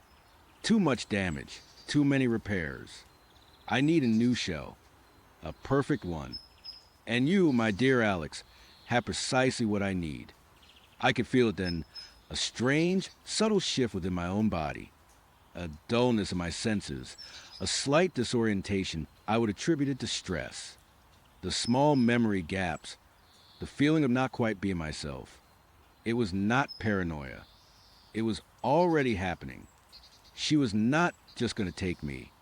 She was taking me. You are already inside me. I whispered, the words barely audible. Her eyes, those flat, knowing eyes, widened fractionally. Very perceptive. Alex, you are resisting less than the others. A truly remarkable specimen. Her smile was no longer gentle. It was predatory, triumphant. Do not worry, she cooed, her voice dripping with false reassurance. You won't feel a thing. not in the end. And a part of you will live on, integrated into something far superior, something perfect. I tried to scream, to run, to fight, but my limbs felt heavy, unresponsive. My own body was betraying me. I could feel a coldness spreading from my core, a growing numbness that was slowly, inexorably creeping outwards. My vision blurred the edges, and Lena's face, once beautiful, now seemed to twist and contort, her features shifting, becoming sharper, more alien. The last thing I saw, before the darkness fully enveloped me, was Lena's reflection in the small, antique mirror on her wall. But it was not just Lena. Behind her, superimposed, like a ghostly double exposure, was a faint, distorted image of my own face. My eyes, wide with terror, stared back from behind hers. And then, slowly, sickeningly, my face began to merge with hers, dissolving, becoming one with the surgical precision of her own altered form. The last sound I heard was her soft, satisfied sigh, as if she had just completed a masterpiece. The world went black, taking my identity, myself, with it. Okay, so if you're just tuning in, you might want to check out the previous part of this story, because things have been pretty messed up, and they are only getting worse. Last time, I was stuck inside my own body, a prisoner of Lena, who was using me for some truly unspeakable things. I found myself in the basement, confronted with human, remained Sarah Jenkins, Mark Peterson, Emily Davies laid out like ingredients. And then, the real nightmare grotesque loom, pulsing with an unholy light, weaving flesh and bone into some kind of towering, humanoid shape. After that, after seeing the loom, after seeing them, I do not even know how to describe the state I was in. My mind, trapped and screaming, felt like it was ripping itself apart. Every fiber of my being wanted to shut down, to just cease to exist, but I could not. Lena would not let me. She still had control, absolute and unwavering. My body remained perfectly still, my face a blank mask while my soul was in free fall. Lena just stood there for what felt like an eternity, watching the loom. The thing it was creating, this thing was already massive, easily 7 feet tall, maybe more. It was still formless in a way, like a half-finished sculpture, but the raw materials, the ingredients as she called them, were undeniably human. I could still make out fragments, pieces of bone, strands of hair, even the ghastly shimmer of what looked like internal organs, all twisted and reconfigured. The smell down there, that putrid metallic stench, it clung to everything, searing itself into my memory. It was a smell of death, but not just death, it was a smell of desecration, of something utterly unnatural being born. Lena finally turned away from the loom, her calm, cold gaze sweeping over the tarp-covered table, then over to the various tools laid out beside it. Scalpels, saws, things I could not even name, all gleaming under the single bare bulb hanging from the ceiling. She picked up a small, wicked-looking knife, turning it over in her hand, her movements deliberate and precise. She did not say anything, not to me, not to herself. She just observed. And I, trapped behind my own eyes, was forced to observe with her. The days that followed blurred into a horrifying monotony. Lena continued her work. My life became a grotesque charade. Upstairs, she would maintain a semblance of normalcy. She would eat, watch TV, even go through the motions of working on my laptop, typing out emails, responding to messages from my friends, all while I was screaming internally. It was a twisted, sick performance, using my life as a costume. My friends, my family, they had no idea. They thought they were talking to me, but it was just Lena, wearing my skin like a suit. But the real work, the important work, was always in the basement, every night, or sometimes in the middle of the day. Lena would descend those creaking stairs, pulling my body along with her. The moment we crossed the threshold into that putrid space, a fresh wave of nausea would hit me, even though I could not physically react. The air was thick with it, the smell of decay and something else, something acrid and chemical, like a butcher shop mixed with a mad scientist lab. She would spend hours down there. Sometimes she would just watch the loom, its otherworldly light pulsing, casting long, dancing shadows on the walls. It hummed a low, guttural thrum that vibrated through the floorboards, a sound that became the soundtrack to my personal hell. Other times, she would be more active. I was forced to watch as she retrieved more ingredients. This usually meant a late-night drive in my car, to some secluded spot, some dark alley, or a quiet park. I would see the blurry outlines of people, hear the muffled sounds of a struggle, feel the sickening lurch as a body was thrown into the trunk. Then back to the basement. She was meticulous, clinical. There was never any emotion, never any hesitation. Just cold, calculating efficiency. She would lay the new victims out on a fresh tarp, and with those same gleaming tools, she would begin the process of preparing them. Disassembly. That is the only word I can think of. She would separate flesh from bone, organ from tissue, all with the practiced hand of surgeon, but for a purpose so utterly perverse it defied comprehension. And then she would feed them to the loom. The loom itself was a nightmare made manifest. It was not like any machine I would ever seen. It was organic, almost alive, a pulsating mass of wires, tubes, and something that looked like stretched skin. It had a rhythmic motion like a gigantic, hungry spider weaving its grotesque web. As Lena fed it the ingredients, they would be drawn in, absorbed, and then slowly, agonizingly, incorporated into the growing form of the creature. The humanoid shape was becoming more defined with each passing day. It had limbs now, a torso, and a rudimentary head. It was still crude, still raw, but the outlines were unmistakable. It was massive, easily towering over Lena, over my body. The colors were a horrifying mosaic: pale skin, dark muscle, the glint of bone, all stitched together in an impossible tapestry. It looked like something from a fever dream, a monstrous golem built from the stolen parts of human lives. Weeks bled into what felt like months. My sense of time was warped, distorted by the constant terror and the lack of control. I ate when Lena ate, slept when Lena slept, but my mind was always awake, always screaming. I tried to find a pattern, a weakness, anything. But Lena was flawless. She never slipped, never showed a crack in her composure. She was a machine, a predator, and I was her unwilling accomplice. One afternoon, Lena was in the living room. She had my body sitting on the couch, flipping through channels on the TV, a mundane act that felt utterly surreal given what was happening in the basement. My mind, usually a chaotic storm of fear and despair, had settled into a dull ache. It was a coping mechanism. I guess a way to survive the constant onslaught of horror. I was still trapped, still screaming, but the screams were quieter now, more internalized. My eyes were scanning the room, not really seeing anything, just moving.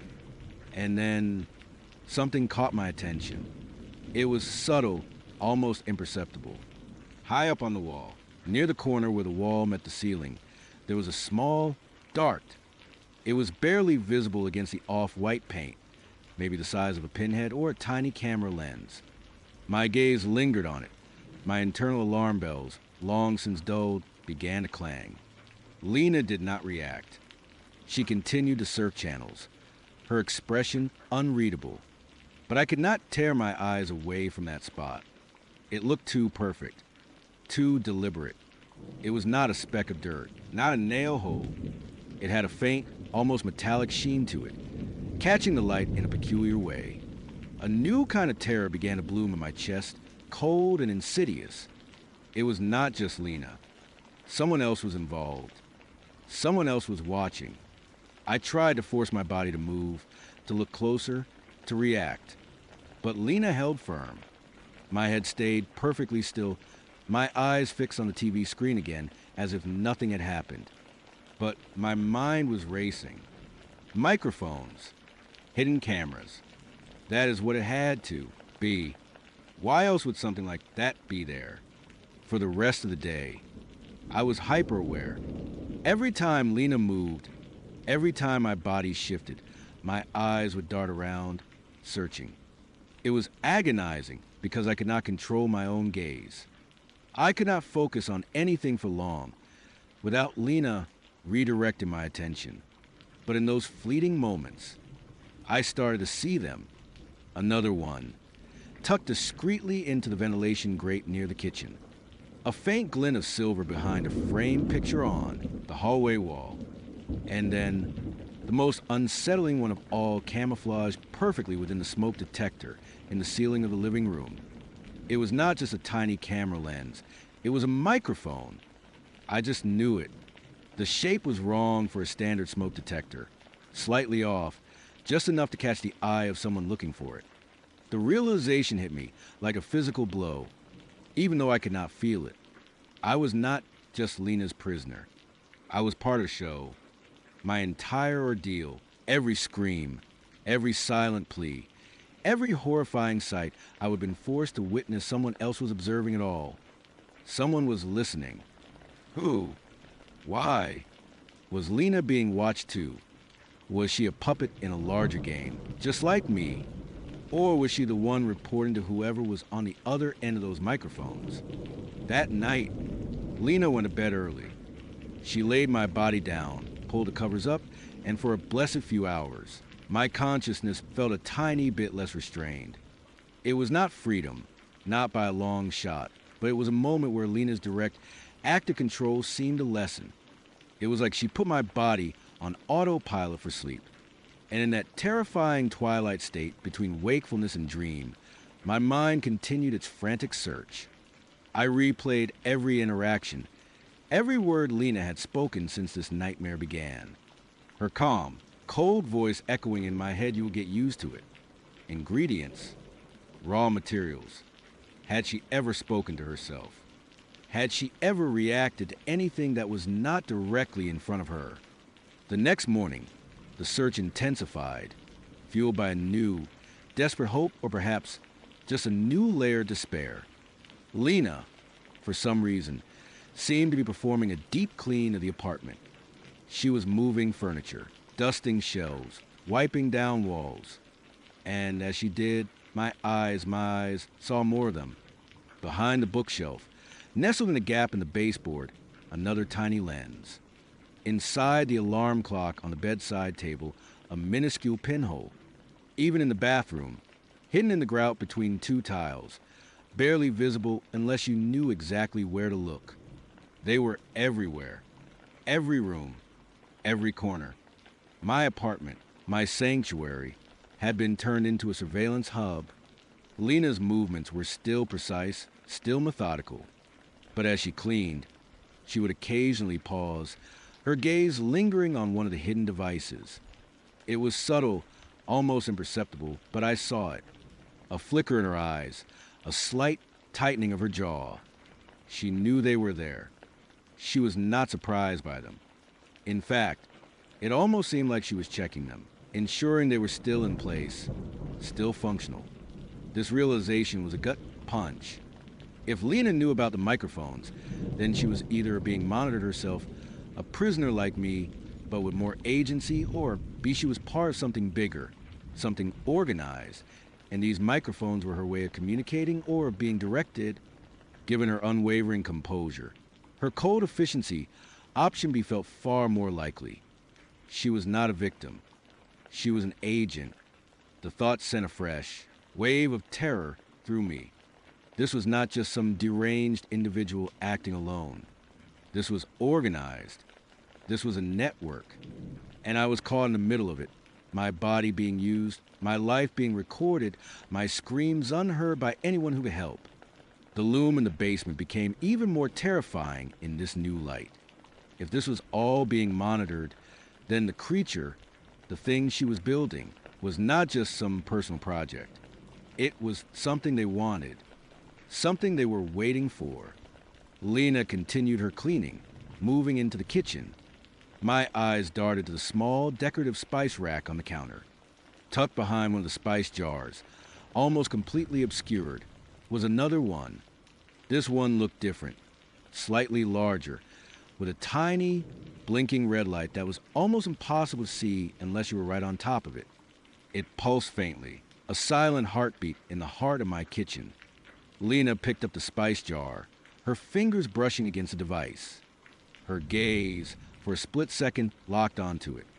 And then she did something that made my blood run cold. She leaned in just slightly, and in a voice barely above a whisper, a voice that was still calm, still utterly devoid of emotion, she spoke. Subject is acclimating. Progress on Project Chimera is satisfactory. Phase 3 nearing completion. My mind reeled. Project Chimera. That was the creature. That was the thing she was weaving in the basement. And subject is acclimating. That was me. She was talking about me. She was reporting on my mental state, on my forced acceptance of this nightmare. The world tilted. It was not just observation. It was active communication. Lena was providing updates. She was working for someone. Or something. My despair deepened, if that was even possible. There was no escape. There was no hope. Even if I could somehow gain control of my body, even if I could scream for help, who would hear me? Who would believe me? And even if they did, what good would it do? These people, this organization, they were clearly powerful, meticulous, and utterly ruthless. They had infiltrated my apartment, taken my life, and were building a monstrosity in my basement, all while Lena calmly reported my acclamation. The rest of the day was a blur of this new, horrifying reality. Lena continued her routine, but now, every time she moved near a microphone, I waited, dreading what she might say next. She did not speak to them again that day, but the knowledge was there, a crushing weight on my soul. That night, she took my body to the basement again. The smell was as overwhelming as ever, but now it felt different. It felt purposeful. The loom pulsed with an even brighter, more insistent light. The hum was louder, a deeper thrum that resonated in my very bones. And the creature, it was almost finished. It stood there, towering over us, a grotesque parody of a human form. Its skin was mottled, a patchwork of different shades, stretched taut over bulging muscles. Its limbs were disproportionately long, ending in what looked like clawed hands. The head was still the most disturbing part, a featureless, skull-like visage, but with a distinct impression of eyes, deep, dark hollows that seemed to stare into nothingness. It was breathing. I could see the faint rise and fall of its massive chest, the slow, deliberate movement. Lena walked around it, circling the monstrous creation, her gaze fixed, analytical. She ran her hand over its arm, feeling the texture of its stitched-together flesh. It was like a sculptor admiring their masterpiece. But this masterpiece was an abomination, a blasphemy against nature. She turned to the table where the tools lay. She picked up a small, intricate device, something I had not seen before. It looked like a complicated surgical instrument, but with tiny, glowing lights on its tip.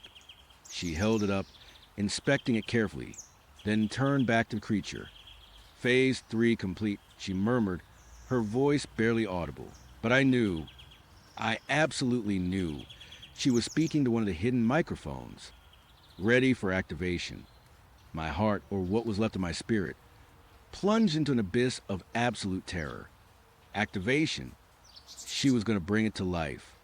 This monstrous thing, woven from the remains of the disappeared, was about to awaken, and I, trapped inside my own body, was going to witness it, a silent, screaming observer in my own personal hell, a living horror story being recorded for some unseen audience.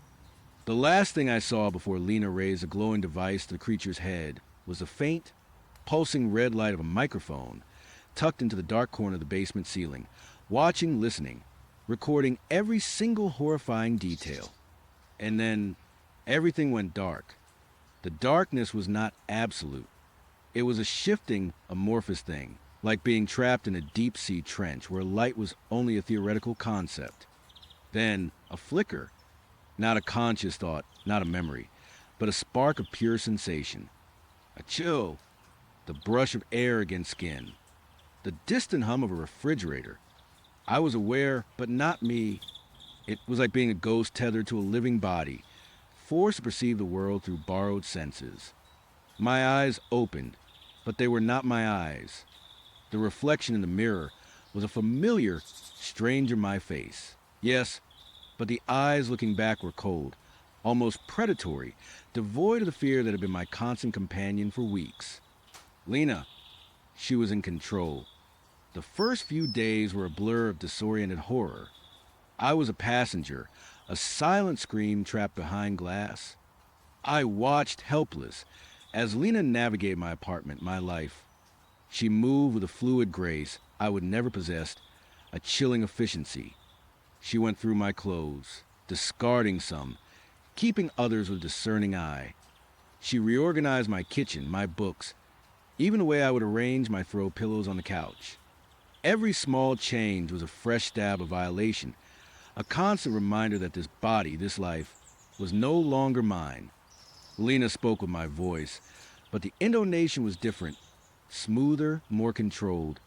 She smiled with my lips, but the warmth was gone, replaced by a practiced charm that felt like a mask. She went to my job, interacted with my colleagues, and they did not notice. Or if they did, they just commented on how well rested I looked, how focused. It was a special kind of hell, watching my friends and acquaintances talk to the imposter, wearing my skin, completely oblivious to the trapped soul screaming inside. My internal monologue was a constant cacophony of terror, a desperate plea for recognition, for freedom. This is not me. I would shriek in my mind as Lena ordered a latte with oat milk, something I detested. She is not me. I would scream as she laughed at a colleague's joke, a laugh that sounded like mine but held no genuine mirth. But no one heard. No one could.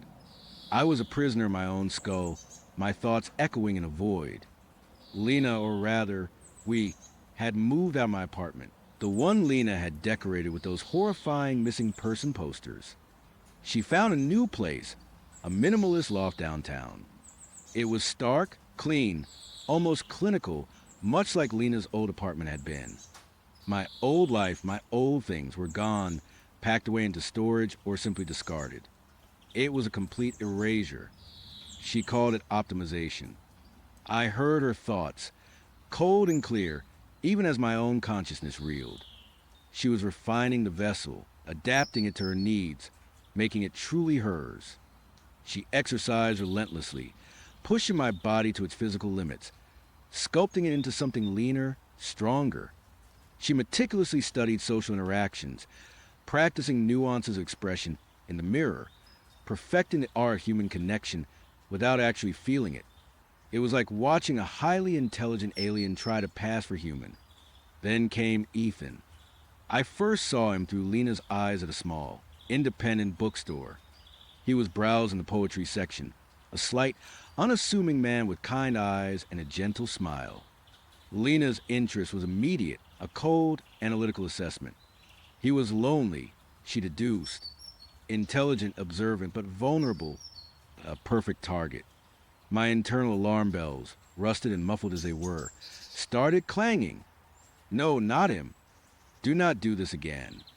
But Lena was deaf to my pleas. She approached him, my body moving with an easy confidence.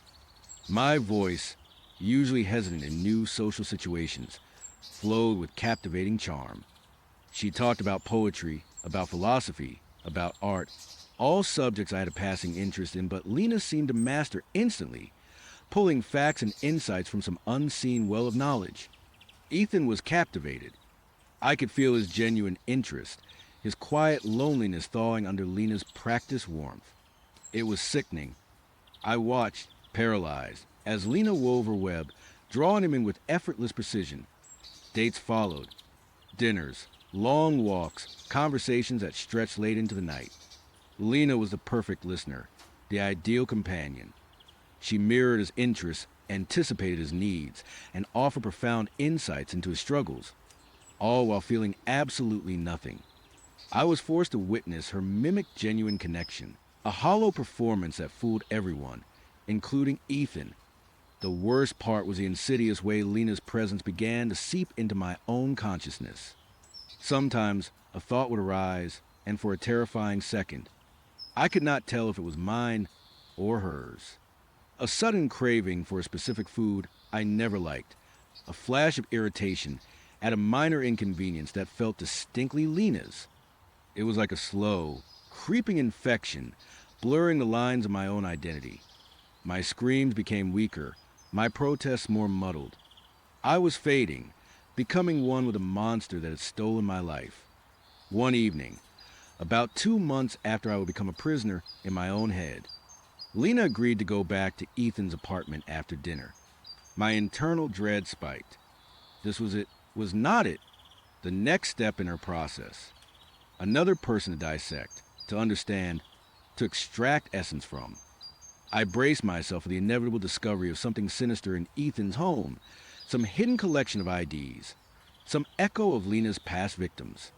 Ethan's apartment was a stark contrast to Lena's sterile loft.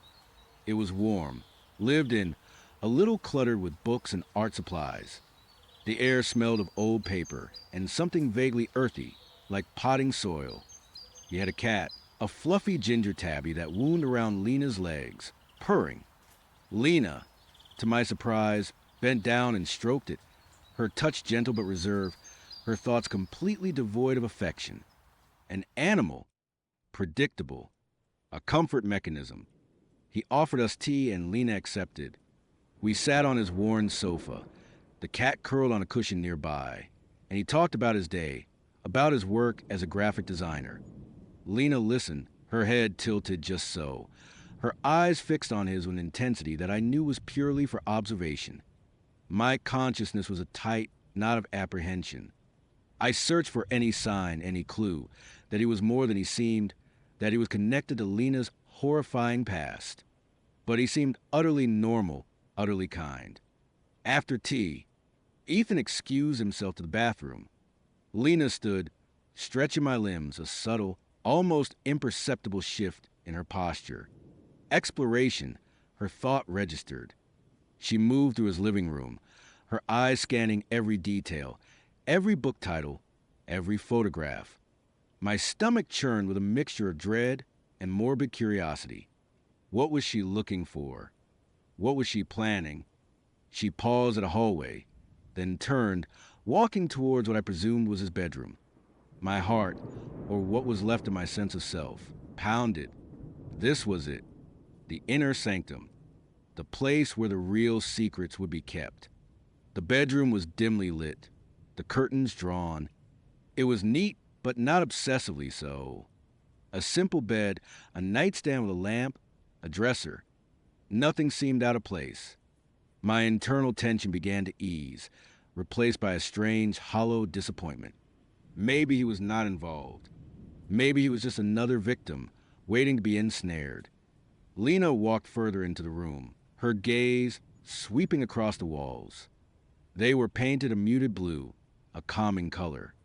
Then she stopped, her head tilted again, a familiar gesture of cold analysis. Her eyes, fixed on a spot on the wall above the bed. It was faint at first, barely visible in the dim light. A single word, scrawled repeatedly in what looked like charcoal or a thick pencil. My breath hitched. My internal world, usually a muted hum of despair, exploded into a frenzied scream. My name! My name! Ilara. It was everywhere. Scrawled, etched, written in looping cursive, in block letters, in frantic, overlapping lines. My name, covering the wall like some obsessive, frantic prayer. Ilara. Ilara. Ilara. It was not just above the bed. As Lena's eyes moved, I saw on the wall adjacent, partially obscured by a bookshelf. On the wall opposite, behind the open closet door.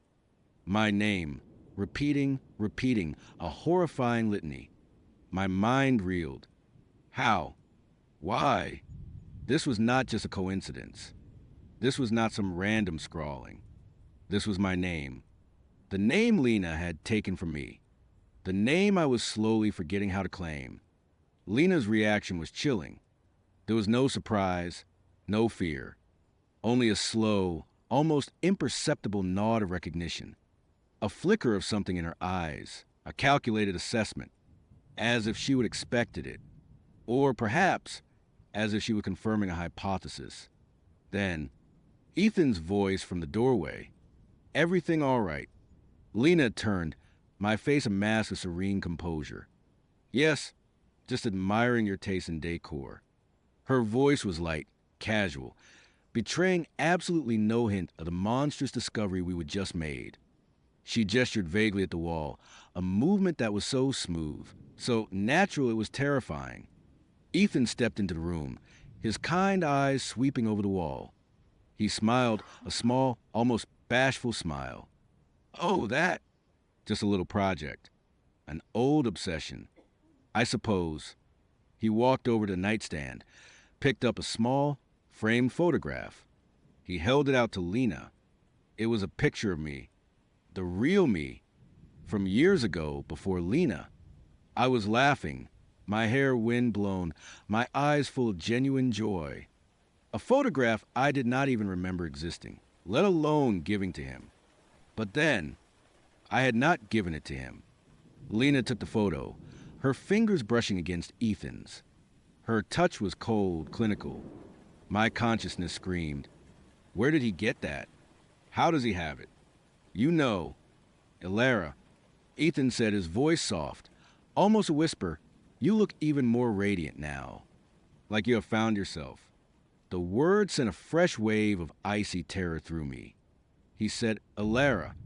He looked at my face, but he was talking to Lena. And the way he said found yourself, it was not a compliment. It was an acknowledgement. He knew. Lena smiled, a slow, knowing smile that made my skin crawl. Thank you, Ethan. I do feel like I am finally becoming who I was meant to be. Her words, spoken through my lips, were a direct, chilling confirmation of my darkest fears. She was not just wearing my skin, she was reveling in it, claiming my transformation as her own. And Ethan, this kind, unassuming man, was not just aware, but a silent accomplice. Or something far worse. My mind raced, trapped in this horrifying tableau. Was he another one of Lena's prototypes who had failed? Had he somehow escaped her grasp and was now tracking her? Or was he the one who had created her, the puppet master pulling the strings? The names on the wall, the photograph, his knowing gaze had all pointed to something far more intricate, far more sinister than I could have imagined. Ethan put a hand on Lena's arm, a possessive, almost proprietary gesture. I have been waiting for you, Elara, for this version of you. He gently took the photograph from Lena's hand, placed it back on the nightstand. His eyes, no longer kind, held a glint of something I could not quite decipher: obsession, triumph, or perhaps a terrifying blend of both. Lena has told me so much about her process, he continued, his voice still soft, but now laced with an unsettling undertone. The prototypes, the optimizations. It is truly fascinating, her dedication to perfection. He paused, his gaze fixed on Lena's eyes, my eyes.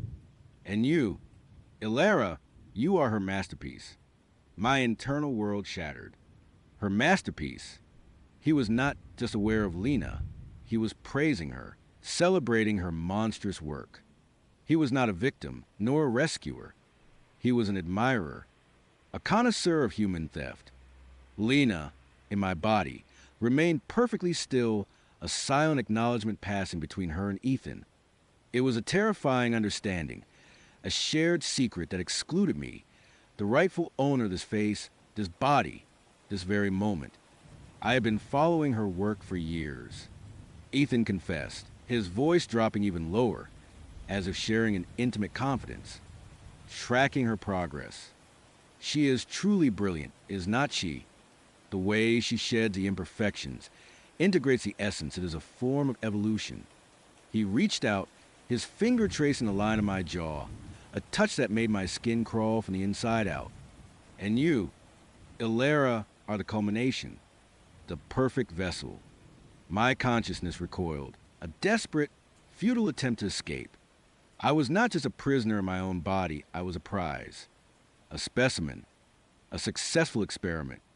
Lena was not just a predator, She was an artisan, and Ethan, her most fervent patron. The names on the wall were not a warning or a record of victims. They were a catalog, a list of Lena's previous iterations, her failed attempts, her stepping stones to me. Ethan's eyes, now gleaming with a disturbing intensity, scanned my face. There is still a flicker of her. Is not there, he murmured, almost to himself. The original, a beautiful resilience. Lena tried to suppress it completely in the earlier models, but I told her that is where the true artistry lies. The ghost in the machine. It makes the vessel richer. My blood ran cold. He was not just observing Lena, he was observing me. He knew I was still here, trapped listening. He wanted me to be aware. He wanted me to suffer the full horror of my predicament. Lena's hand, my hand, slowly reached up, brushing us away from my face. Her smile remained, but her eyes held a subtle warning, a possessive glint. Mine, her thought echoed in my head. She is mine. Ethan chuckled, a low, unsettling sound.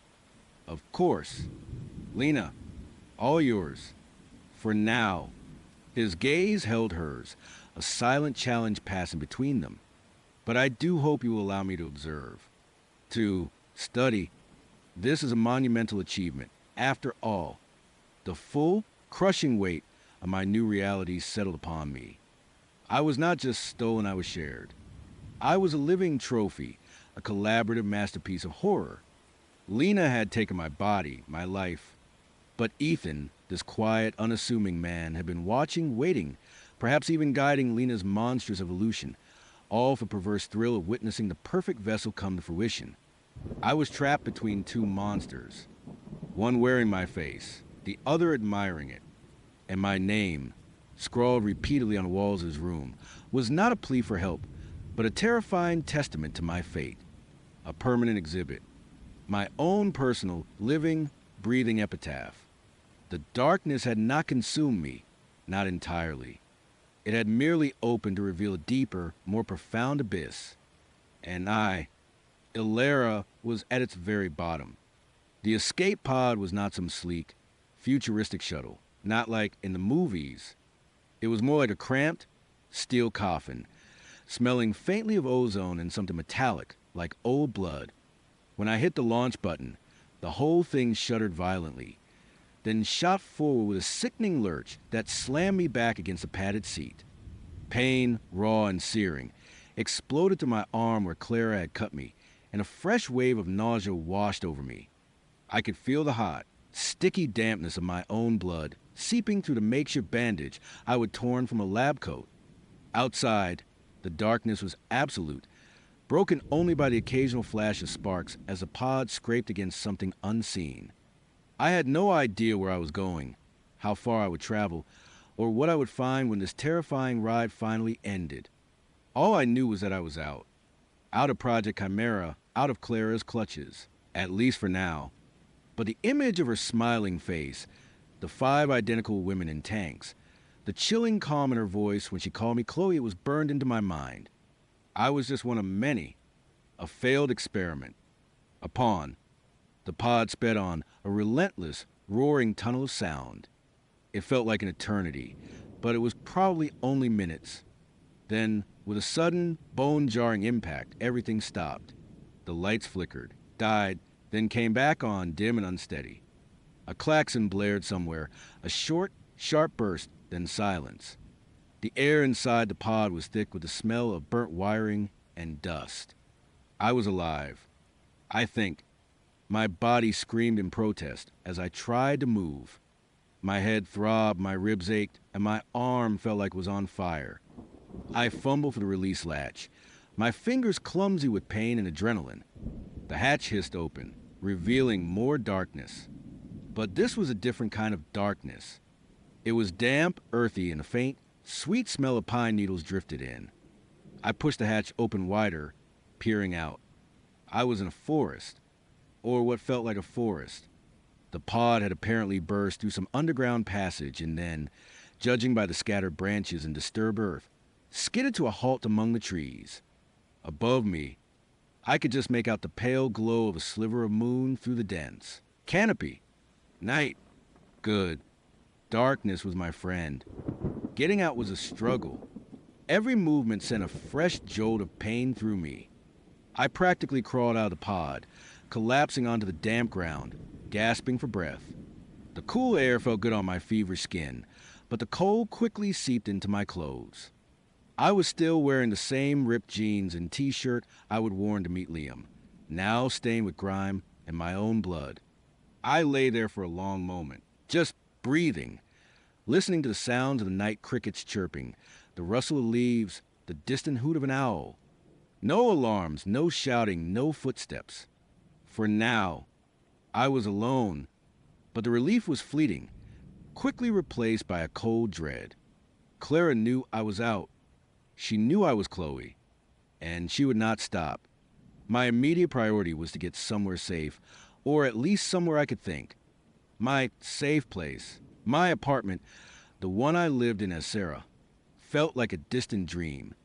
It was probably compromised, but where else could I go? I had no friends, no family I could trust.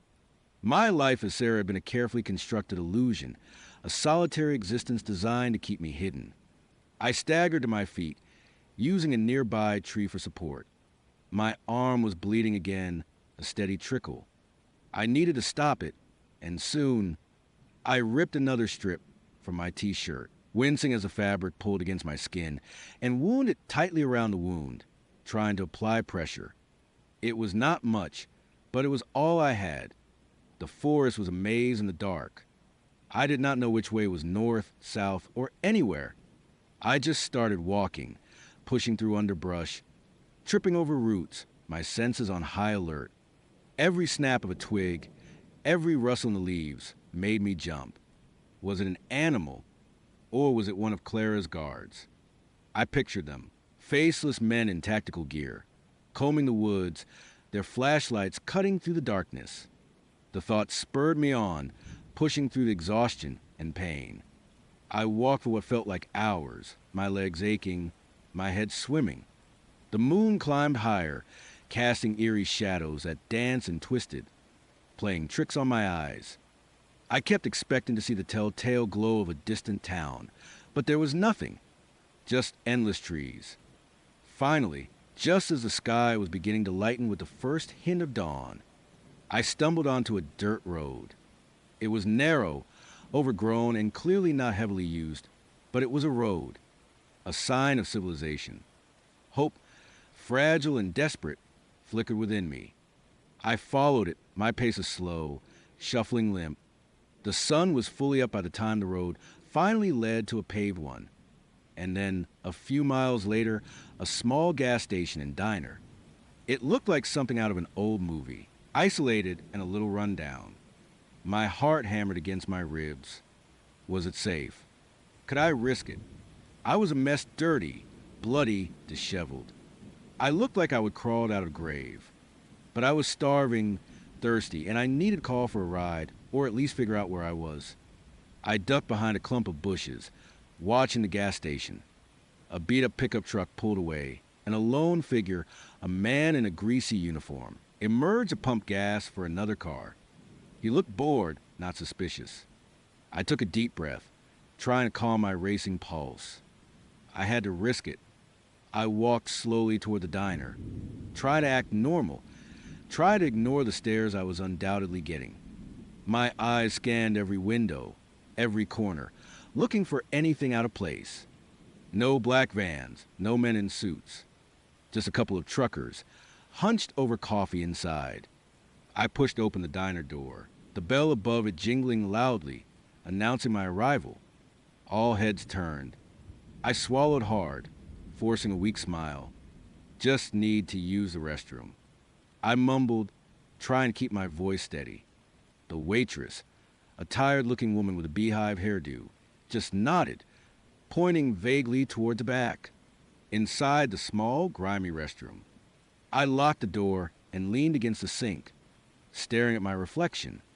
My face was pale, smudged with dirt, my eyes wide and bloodshot. My hair was a tangled mess.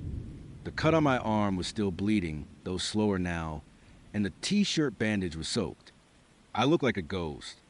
I splashed cold water on my face, trying to wash away some of the grime. It stung the small cuts and scrapes on my skin. I tried to clean the wound on my arm as best I could, wincing at the pain. There was no first aid kit, no antiseptic, just rough paper towels. After a few minutes, I felt a little more human, though still utterly terrified. I needed to figure out how to get back to the city, back to my apartment. I did not have any money, no phone. My purse, with my ID and everything, was still back at Project Chimera or in Liam's unconscious hands. Liam, the thought of him, lying there incapacitated, filled me with a fresh wave of guilt and fear. He was just an unwitting explorer, caught in Clara's web because of me. I crept back out of the restroom and found a payphone on the wall near the entrance. Remember those? They still exist in places like this. I dug through my pockets, hoping for a stray coin. Nothing. My heart sank. Everything all right. Honey! The waitress was suddenly beside me, holding a coffee pot. Her voice was surprisingly gentle. I flinched, then tried to compose myself. Yeah, just lost my phone. And my wallet. I had a rough night. I tried to make it sound like a mugging, something mundane, not a terrifying escape from a clandestine research facility. She looked at me, her expression softening with pity. Rough night. Huh? You look like you went 10 rounds with a bear. Where you trying to get to? The city? I said, naming the closest major metropolitan area, about a 2-hour drive away. My apartment. I just need to make a call, but I do not have any change. She sighed, then reached into her apron and pulled out a couple of quarters. Here, on the house. You look like you need it. Thank you. I breathed, truly grateful. Thank you so much. I quickly dialed a number for a taxi company in the city. When the dispatcher answered, I explained my situation, trying to sound calm and convincing. I am stranded out here, no money, no phone. I need a cab to my apartment. I can pay you when we get there. It was a long shot, but what else could I do? To my surprise, the dispatcher agreed. All right, Han. Sounds like a real mess. We will send someone out. Might be a wait, though. You are pretty far out. Give us about an hour. An hour? An hour was a long time to sit in a gas station diner. Looking like a disaster, waiting for a cab that might never come, all while imagining Clara's people closing in. I bought a cheap bottle of water and a granola bar with the remaining quarter the waitress gave me, then settled into a booth at the back, try to make myself as inconspicuous as possible. I kept my eyes on the door on the road outside. Every car that passed, every person who walked in, made my stomach clench. The wait was agonizing. I ate the granola bar slowly, savoring every bite, trying to ignore the gnawing hunger and the throbbing pain.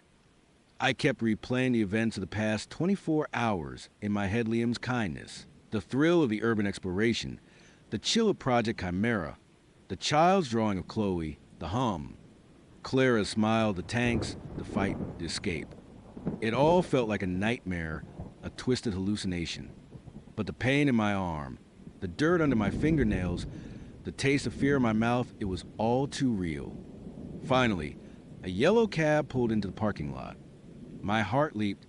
I practically ran out, not even bothering to say goodbye to the kind waitress. I just wanted to be in that cab, moving away from this vulnerable spot. The driver, a gruff man with a handlebar mustache, barely glanced at me as I slid into the back seat. City, huh? You look like you had a rough night. You have no idea. I muttered, leaning back against the worn upholstery, trying to disappear. The ride was silent for the most part, a blessed relief. I watched the landscape blur by, the trees slowly giving way to suburban sprawl, then eventually the familiar concrete canyons of a city. As we got closer to my neighborhood, my paranoia returned with full force. I kept checking the rear view mirror, looking for any cars that seemed to be following us. Every dark alleyway, every parked van seemed to hold a hidden threat. When we finally pulled up to my apartment building, a nondescript brick structure on a quiet street, I felt a strange mix of relief and dread. This was supposed to be my sanctuary, my carefully constructed normal life. But after Clara's revelation, after seeing the true scale of her operation, I knew nothing was truly safe. I paid the driver, emptying my last few dollars into his hand, promising to send him the rest of the fare. He just grunted, probably used to dealing with people in desperate situations. I stood on the sidewalk for a long moment, staring up at my building. My apartment was on the 3rd floor. The lights were off. Everything looked normal. Too normal.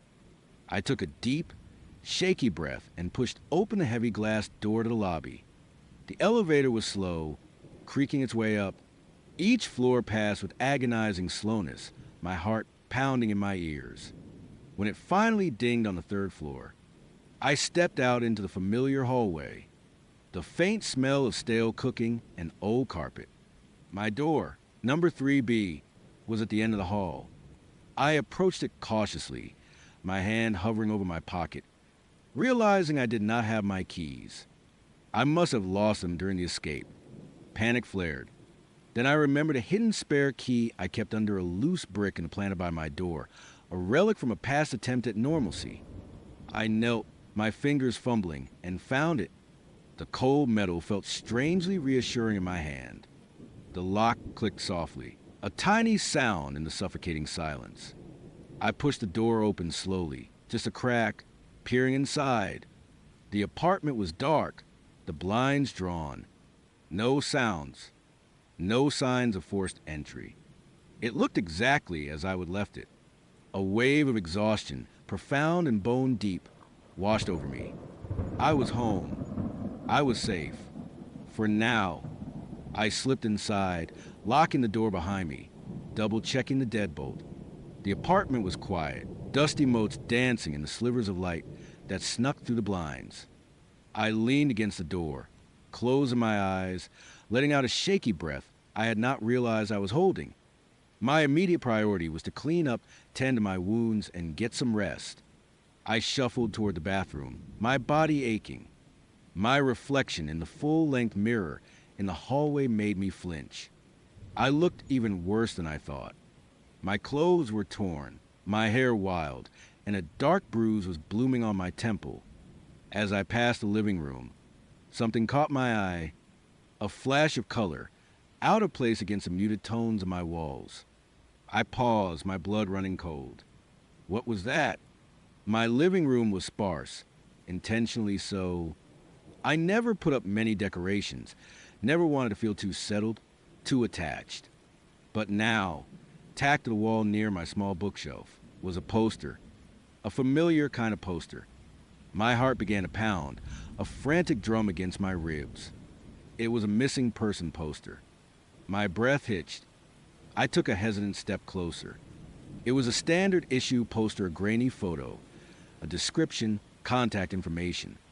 But the photo was of a young woman with dark hair and wide, anxious eyes. She looked familiar, disturbingly familiar. My mind raced. Had a neighbor gone missing? Was this a local thing? But why would it be in my apartment? I had not put it there. I took another step, then another. My eyes scanned the wall, and then I saw another one, and another, and another. They were not just on the bookshelf wall.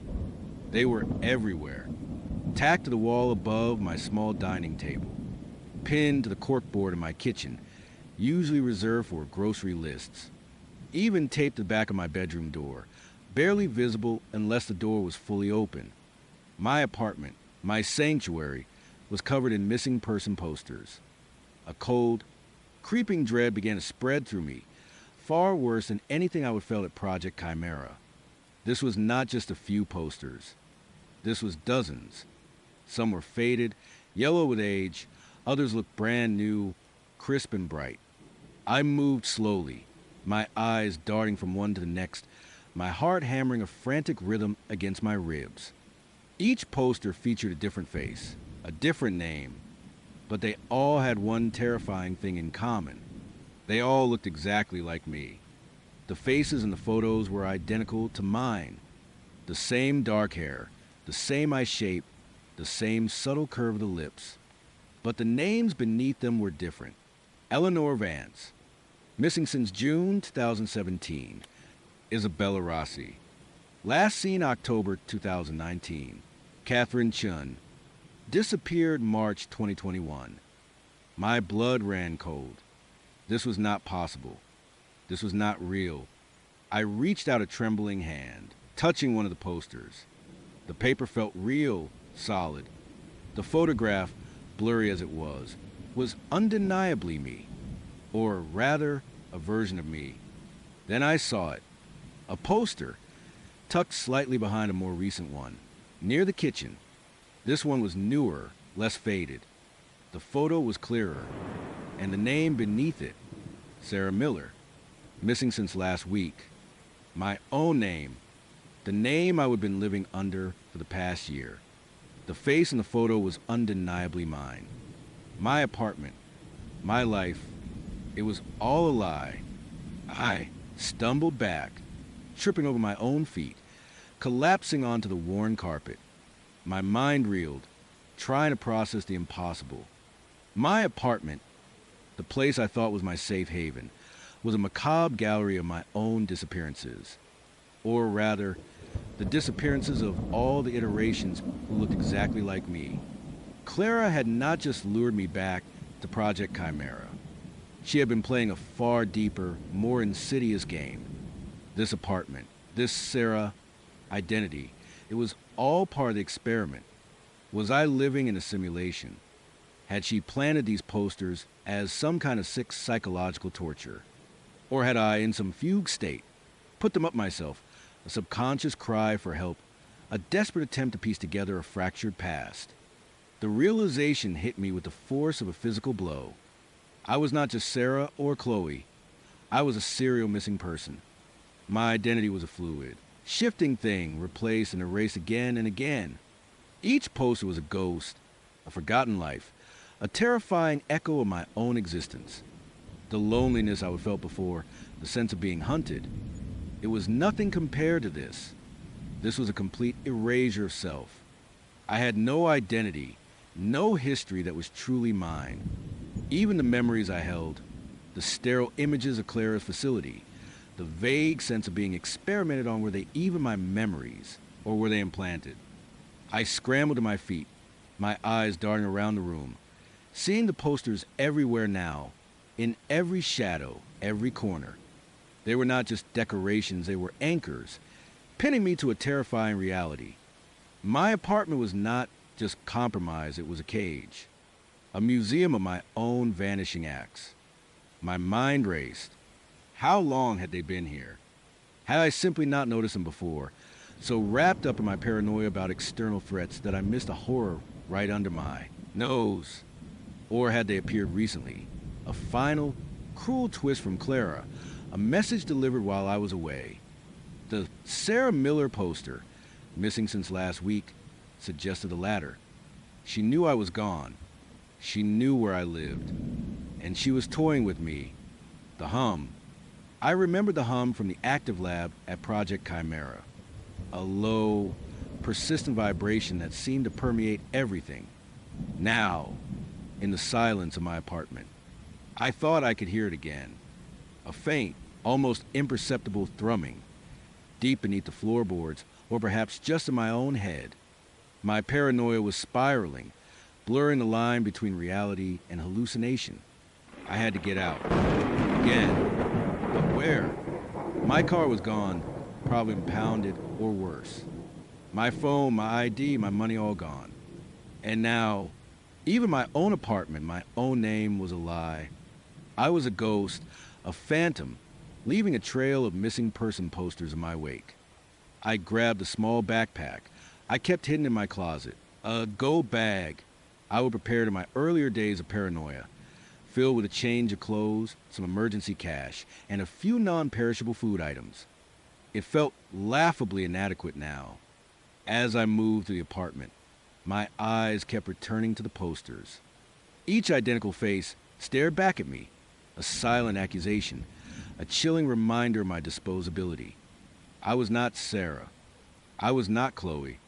I was just iteration, a number, and Clara would not stop until she had her perfect, obedient daughter back, or until she decided to discard me for the next one. The thought of 5 identical women in the tanks, suspended in liquid, waiting to be activated, sent a fresh shiver down my spine. Was I next? Was I just a placeholder until one of them was ready? I opened my apartment door one last time, taking a final, desperate look at the gallery of my lost selves.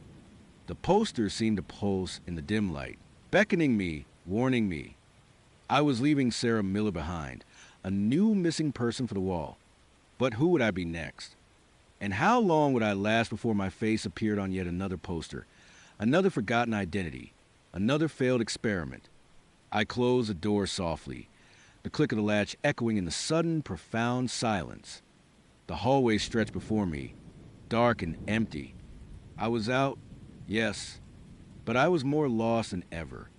And I knew, with a chilling certainty, that Clara's game was far from over. It had only just begun. And I was still her pawn, still running, still caught in the terrifying, endless loop of her design.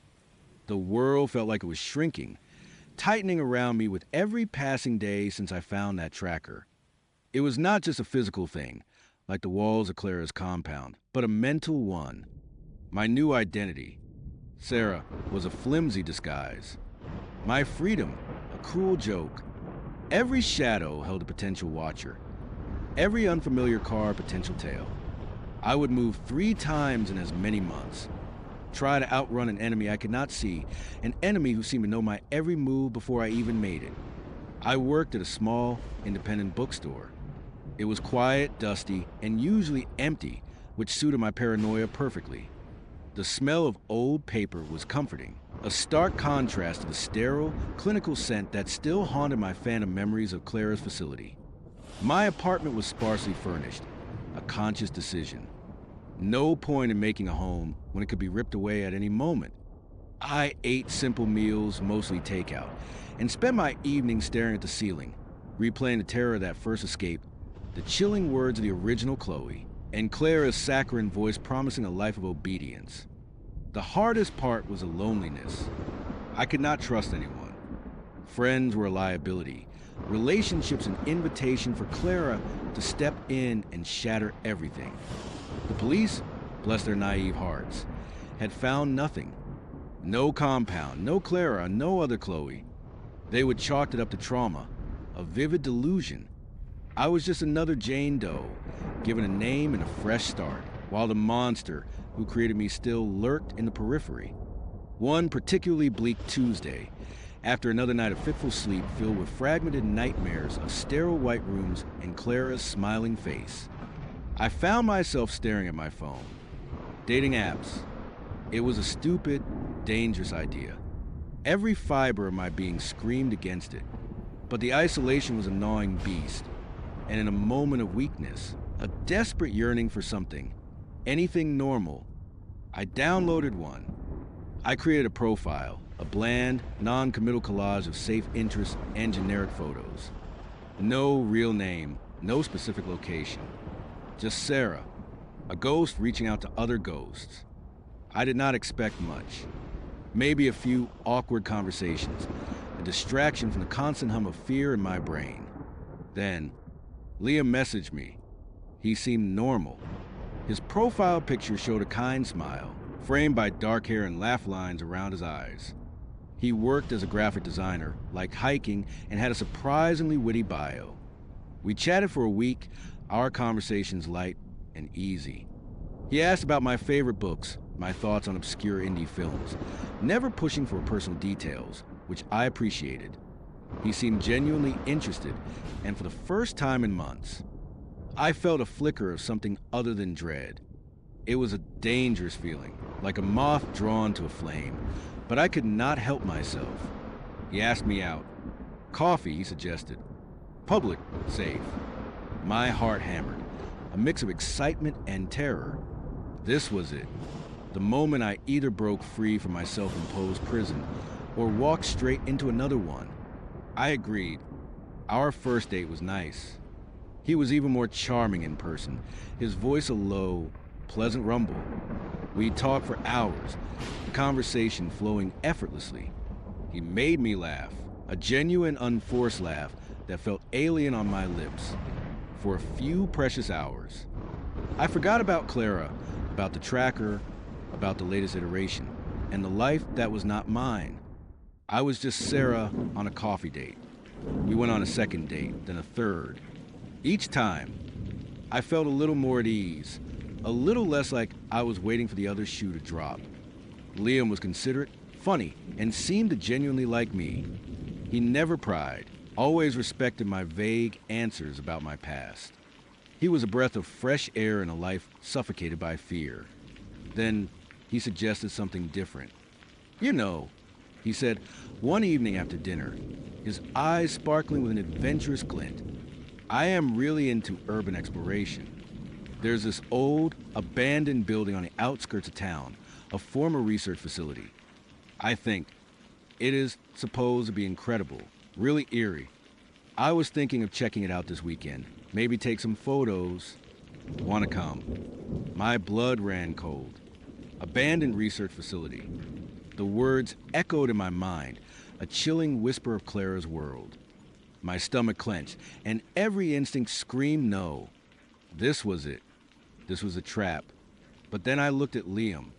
His face was open, excited, completely guileless. He was not looking at me with Clara's calculating gaze, or with the pitying sadness of the original Chloe. He was just a guy, inviting me on an adventure. Maybe I was being paranoid. Maybe I was letting Clara win by letting her fear dictate my every move. What if this was just a normal guy with a normal hobby, and I was projecting my own trauma onto him? A research facility. I asked, trying to keep my voice even. What kind of research? He shrugged. I do not know exactly. Some old government project. Maybe it shut down decades ago. There are rumors of it being haunted, which, adds to the thrill. He grinned, and for a moment, I almost believed him. Almost.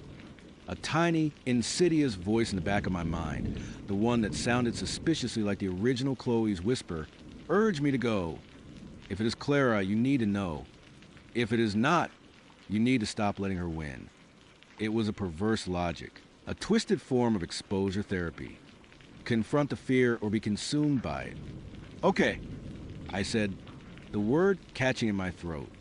Yeah, okay. Sounds interesting. Liam's face lit up. Awesome. I will pick you up Saturday morning. Wear sturdy shoes. Saturday morning arrived, gray and overcast, perfectly matching the dread in my stomach. I dressed in jeans, a dark hoodie, and my most comfortable sneakers. I packed a small bag with a bottle of water, a flashlight, and, almost as an afterthought, the small, sharp utility knife I always carried in my purse, just in case. Liam arrived in his beat-up SUV, a wide smile on his face. He seemed oblivious to the storm of anxiety raging inside me. We drove for about 40 minutes, leaving the city behind, passing through increasingly rural areas until we turned onto a long, overgrown dirt road. The trees on either side were thick, their branches clawing at the sky like skeletal fingers. The air grew colder, the silence deeper. Then, through a break in the trees, I saw it. It was not a single building, but a sprawling complex of decaying structures, half hidden by overgrown ivy and rust-eaten fences. A chain-link fence, topped with barbed wire, sagged in places, clearly breached years ago. The main building was a brutalist concrete monstrosity, its windows shattered, gaping like empty eye sockets. It looked exactly like the kind of place Clara would operate from. My breath hitched. Welcome to Project Chimera, Liam said, his voice hushed with a reverence that chilled me to the bone. Or what is left of it. Chimera. The word hit me like a physical blow. A mythical beast, a composite of different animals. A scientific term for an organism containing tissues from at least 2 different zygotes. A project. We parked a little way down the road, hidden from view. Liam pulled out a backpack, equipped with a powerful flashlight, a camera, and a small first aid kit. He seemed genuinely excited, almost giddy. This could not be a trap. Could it? He was too normal. We slipped through a gap in the fence, the rusted wire snagging on my hoodie. The air inside the perimeter was heavy, laden with the smell of damp earth, decaying concrete, and something metallic and vaguely chemical, like old blood and cleaning solution. Stay close, Liam said, his voice softer now, almost a whisper. Some of these floors are not stable. We entered the main building through a shattered window on the ground floor. Inside, the silence was absolute, broken only by the crunch of broken glass and debris under our feet. Dust motes danced in the sparse shafts of sunlight that pierced the gloom. The interior was a maze of long, empty corridors peeling paint and graffiti-scarred walls. Wires hung like dead vines from the ceiling. Every step I took was a battle against my racing heart. I kept scanning the shadows, half expecting Clara to step out from behind a crumbling wall, her sweet smile a harbinger of doom. This place is huge. I whispered, my voice barely audible. Yeah, it is incredible. Liam replied, his flashlight beam sweeping across a mural of faded anatomical drawings on one wall. They say they were doing some kind of genetic research here. Maybe even human experimentation. Black Ops stuff, you know? My blood ran cold. Human experimentation. Genetic research. It was too close to home. Too close to me. We explored for what felt like hours. We found old offices, their desks overturned, papers scattered like fallen leaves. A cafeteria, its tables and chairs rusted and broken. A lecture hall, its screen torn, its seats collapsed. Each room was a monument to abandonment, a testament to a forgotten purpose. Then we found the labs. They were different, more sterile, even in their decay. Stainless steel counters, streaked with rust, lined the walls. Broken beakers and test tubes littered the floor. There were cages too, small, rusted metal cages that looked like they once held animals. My stomach churned. Liam was taking photos, completely absorbed. Look at this, he said, pointing his flashlight at a peeling diagram on a whiteboard. It was a complex genetic sequence, indecipherable to me, but the sheer complexity of it was unsettling. I was not looking at the diagrams. My eyes were drawn to something else, something tucked away in a corner, half hidden by a collapsed shelf. It was a child's drawing, a crude stick figure with long, dark hair, holding a flower, and written underneath in hesitant, childish script, Chloe. My breath caught in my throat, my vision blurred. Chloe, not Sarah. Chloe. Liam. I croaked, my voice barely a whisper. Look. He turned, his brow furrowed in confusion. He saw the drawing, then looked at me, his eyes widening slightly as he registered the terror on my face. What is it? My name. I breathed. It is my name. Or it was. He knelt down, examining the drawing. Just a coincidence, probably. Chloe's a common name. But it was not a coincidence. Not here. Not in a research facility called Project Chimera. I looked around the lab again, my eyes seeing things I had not noticed before. Scratches on the floor as if something had been dragged. Faint, dark stains on the concrete that looked suspiciously like dried blood. And then a faint, almost imperceptible hum. A low thrum that vibrated through the floorboards. Do you hear that? I asked, my voice trembling. Liam paused, listening. Hear what? That hum. I insisted. It is electrical. He shook his head. Probably just the wind or the building settling. But I knew it was not. It was too steady, too rhythmic. It was the sound of something running. Something still powered. We moved deeper into the complex. following a narrower corridor that seemed to lead to a more secure section. The air grew colder, and the metallic, chemical smell became more pronounced. The hum grew louder, a steady mechanical throb. "Liam, I do not think we should be here," I said, my voice laced with urgency. "This does not feel right." He paused, looking at me, a slight frown on his face. "Are you getting spooked? We can turn back if you want, but we are almost to the main research wing. That is where all the really interesting stuff is." "No, I mean it," I said, grabbing his arm. "This place, it reminds me of something. Something bad." He hesitated, then sighed. Okay. One more room, then we will head back." Just a peek. He pushed open a heavy metal door. It creaked open on rusted hinges, revealing a sight that made my blood run to ice. This room was not abandoned. It was immaculate. Spotless white walls, gleaming stainless steel equipment, flickering fluorescent lights. The hum was deafening here, a symphony of machinery. There were monitors displaying complex data, tubes running into large, opaque tanks, and a faint, sweet, cloying smell that I instantly recognized as the same antiseptic. Cloying scent that clung to my memories of Clara's compound.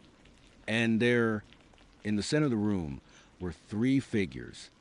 Two men in white lab coats, their backs to us, meticulously tending to a series of monitors. And a woman. Her back was also to us, but I knew her instantly. The elegant posture, the perfectly combed blonde hair, the subtle sway of her hips as she moved.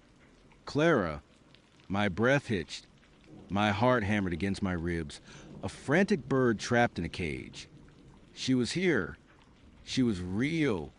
And she was still working. Liam, standing frozen beside me, let out a soft gasp. "Oh my God," he whispered, his eyes wide. "This place is active. We should not be here." His voice was filled with genuine surprise, a stark contrast to the terror that was paralyzing me. He was not part of this. He was just an unwitting participant, a pawn in Clara's twisted game, or perhaps just a very unlucky urban explorer. Clara turned, slowly, deliberately. Her smile was as sweet and chilling as I remembered. Her eyes, however, held no warmth, only a calculating intelligence that pierced right through me. "Chloe," she purred, her voice echoing in the sterile room. "You have returned." My blood ran cold. She had not called me Sarah. She knew. She had always known.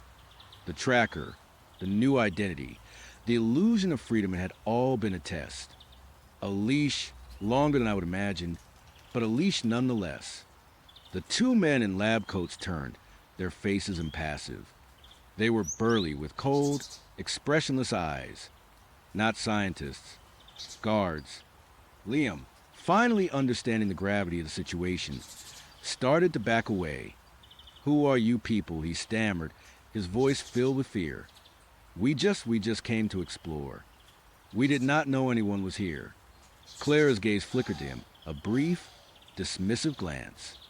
"He is irrelevant," she said, her voice like ice. "Dispose of him." Before Liam could react, one of the guards moved with terrifying speed. He grabbed Liam, clamping a hand over his mouth, stifling his scream. The other guard pulled out a syringe, its needle glinting under the fluorescent lights. Liam struggled, his eyes wide with terror, but the guard was too strong. He plunged the needle into Liam's neck. Liam went limp, his eyes rolling back in his head as he collapsed. "No." I screamed, the sound raw and tearing. My carefully constructed facade of Sarah shattered, replaced by the terrified, furious Chloe. Clara smiled, a slow, predatory curve of her lips. Such passion. Chloe. Such fire. It is almost a shame I have to dull it. She stepped closer, her heels clicking softly on the polished floor. "You have been a very naughty girl, running away like that. But I knew you would come back. The lure of the truth is too strong. Is not it?" My mind raced. Escape. I had to escape. But where? The guards were blocking the door. "What do you want?" I demanded, trying to project defiance, even as my knees trembled. "What I have always wanted." Clara replied, her voice soft, dangerously calm. "A perfect daughter." The original Chloe was difficult, uncooperative. But you, my dear, you have potential. You have her memories, her essence. But you are more pliable, more adaptable. She gestured around the pristine lab. "This is where the magic happens. Chloe, this is where we perfect the process. This is where we create the future." My eyes darted around the room, desperately searching for an exit, a weapon, anything. My gaze fell upon the large, opaque tanks. There were 5 of them, standing upright, each connected to a network of tubes and wires. They were tall, cylindrical, and filled with a cloudy, yellowish liquid. And in each tank, dimly visible through the murky fluid, was a figure. They were women, identical to me, identical to the original Chloe. My blood ran cold, a deeper, more profound chill than any fear I had felt before. This was not just about me. This was an assembly line, a horrifying factory of Chloes. What are they?" I whispered, my voice barely audible. Clara's smile widened. "They are your sisters. Chloe, other iterations, other attempts. Some are nearly ready. Others still need a bit of work. But soon, very soon, I will have my perfect family. A family that understands the importance of obedience, of control, of perfection." I stared at the tanks, at the silent, submerged figures that shared my face, my body. The horror was overwhelming, suffocating. I was not just a replacement, I was one of many, a failed experiment that had briefly escaped, only to be lured back into the cage. "You are insane." I choked out, tears stinging my eyes. Clara laughed, a light, tinkling sound that grated on my nerves. "Perhaps, but my results speak for themselves. You, for instance, you are a marvel, a testament to my genius. You almost convinced yourself you were free." She took another step closer, her hand reaching out. "But you are not, my dear. You never were. You are my Chloe, my property, and now it is time to come home." My mind snapped. The image of the original Chloe, silently urging me to run, flashed through my memory. I could not let her win. I could not become another obedient, dulled puppet.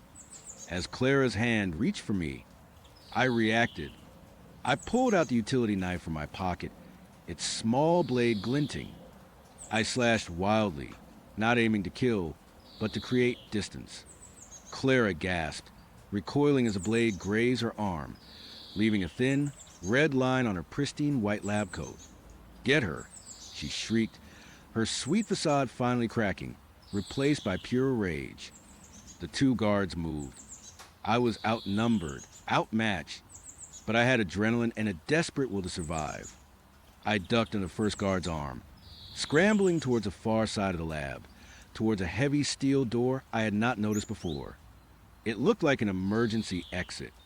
As I ran, I grabbed a heavy metal wrench from a workbench, swinging it wildly, connecting with a second guard's shoulder. He grunted in pain, momentarily stunned. "Do not let her reach the escape pod." Clara screamed, her voice shrill. Escape pod. The words confused me, but I did not stop to think. I threw myself at the steel door, fumbling for a latch, a handle. There was a large, red emergency button. I slammed my palm against it. A loud, piercing alarm blared through the facility, a deafening shriek that momentarily disoriented everyone. The steel door hissed open, revealing a narrow, unlit tunnel beyond. "She is getting away." "Stop her," Clara yelled. I did not look back. I plunged into the darkness of the tunnel, the alarm still screaming in my ears, the sound of Clara's enraged shouts and the guard's heavy footsteps echoing behind me. The air in the tunnel was cold and damp, smelling of mildew and stagnant water. It sloped downwards, and I could hear the faint rush of water somewhere below. I ran, my lungs burning, my legs aching, the image of the submerged Chloe seared into my mind. I was not one of them. I would not be another iteration. I would not be Clara's perfect daughter. The tunnel twisted and turned, and I could hear the guards gaining on me. Their flashlights cut through the gloom, their shouts growing louder. I pushed myself harder, fueled by pure, unadulterated terror. Suddenly, the tunnel opened into a vast, cavernous space. It was dark, but a faint, eerie blue light emanated from somewhere below. The air was thick with the smell of ozone and damp rock. And in the center of the cavern, floating on a pool of water, was a small, sleek, metallic vessel, an escape pod. Clara had been telling the truth. This was a fail-safe, a way out of the facility if things went south. But why would she tell me about it? Unless it was another part of her elaborate game. I did not care. It was my only chance. I scrambled down the rocky incline, my feet slipping on the wet stones. The guards burst into the cavern behind me, their flashlights illuminating the scene. "Stop right there." "Chloe," one of them bellowed. I ignored him. I reached the edge of the water, splashing into the icy depths. The pod was a few feet away, its hatch slightly ajar. I swam towards it, my clothes heavy with water, my muscles screaming in protest. Shots rang out, ricocheting off the cavern walls. I felt a searing pain in my shoulder, a sharp, burning sensation that made me cry out. But I kept going. I reached the pod, hauling myself inside, my injured arm screaming in protest. I slammed the hatch shut, fumbling for controls. There were only a few buttons, clearly marked. Launch, eject, initiate. I pressed launch. The pod shuddered, a low hum filling the small cabin. Water rushed around outside, and then, with a jolt, the entire vessel began to move.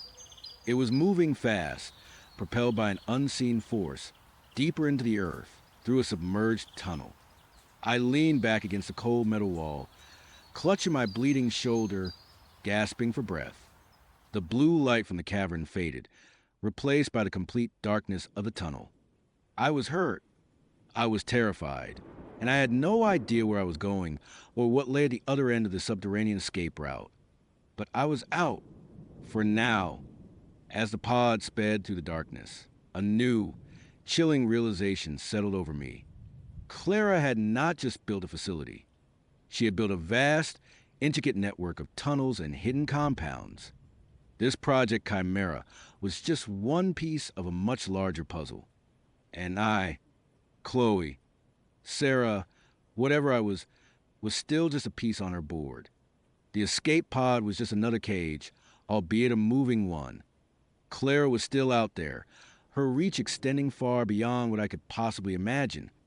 I had escaped, yes, but I was still her project, still her property, still running through a world that felt increasingly like her personal, terrifying playground. And I knew, with a certainty that chilled me to bone, that she would not stop until she had me back, until she had her perfect, obedient daughter. The young man among the figures, the one with the pale, almost translucent skin, did not move a muscle. None of them did. They were like statues carved from ice, their eyes fixed on me with an unnerving blankness. My voice had been a pathetic croak, but even if I would screamed, I doubt it would have made a difference. They were not listening. They were observing. Then the tingling started. It was not a pleasant sensation, not like pins and needles waking up a numb limb. This was deeper, colder, like 1,000 microscopic needles being driven into my nerve endings, then spreading outward from my fingertips. It felt electrical, but also icy. It wormed its way up my arms, a creeping tendril sensation that made my skin prickle and my muscles twitch involuntarily. A cold sweat broke out on my forehead, mingling with the clammy residue of the liquid Leo had forced down my throat. The catalyst integration is complete. Leo's voice echoed again, calm and clinical, devoid of any human warmth. It was like listening to a machine recite a diagnostic report. Subject 7 is ready for observation. The infection of her old self will now be shed. The word struck me with fresh wave of terror, even as the tingling intensified. Infection. My old self. What did he mean? Was I dying? Was I being replaced? The lethargy that had been creeping up on me before now surged, fighting against the frantic energy of the tingling. It was a war within my own body, one part screaming to fight, to run, to claw my way out of this nightmare, while another part just wanted to lie down, to close my eyes, to simply stop. My limbs felt heavy, like they were filled with lead, yet at the same time they were buzzing with this strange, internal vibration. My head throbbed, a dull, relentless ache behind my eyes. I tried to lift my hand, to rub my temples, but it felt like moving through thick mud. The young man, the woman with the severe bun, and the older man with the scarred face remained absolutely still, their gazes unwavering. They were waiting. For what? For me to shed. The tingling reached my chest, a sudden, sharp jolt that made my breath hitch. It felt like my heart was being squeezed, then released, then squeezed again, not in a rhythmic beat, but in a chaotic, erratic pulse. My vision blurred. The dim motel room, already a hazy nightmare, began to swim, the edges of the furniture softening, the shadows deepening and stretching like living things. I squeezed my eyes shut, trying to clear my head, trying to fight the encroaching darkness. When I opened them again, the room was different. Or maybe I was different. The air felt heavier, thicker, like I was breathing underwater. My ears buzzed with a low hum, a sound that seemed to emanate from within me, not from the room itself. The figures were still there, but they seemed further away, their forms less distinct, almost translucent, like ghosts. Was I hallucinating? Was this what Leo meant by shedding? Was my mind breaking down? A wave of nausea washed over me, a bitter, metallic taste rising in my throat. I gagged, but nothing came up. Just that awful taste, like old pennies and something acrid, something chemical. My memories, the very fabric of who I was, felt like they were fraying at the edges. Leo, the liquid, Leo's calm voice, the fear. My name, what was my name? A cold panic, far worse than the one that had seized me when I first woke, gripped my heart. It was not just physical anymore. It was existential. It felt like my very essence was being siphoned away, slowly, agonizingly. I tried to remember something specific, something concrete. My childhood home, my dog, Buster, the sound of my mom's laugh. They were there, but they felt distant, like memories of a dream, not solid recollections of the life I had lived.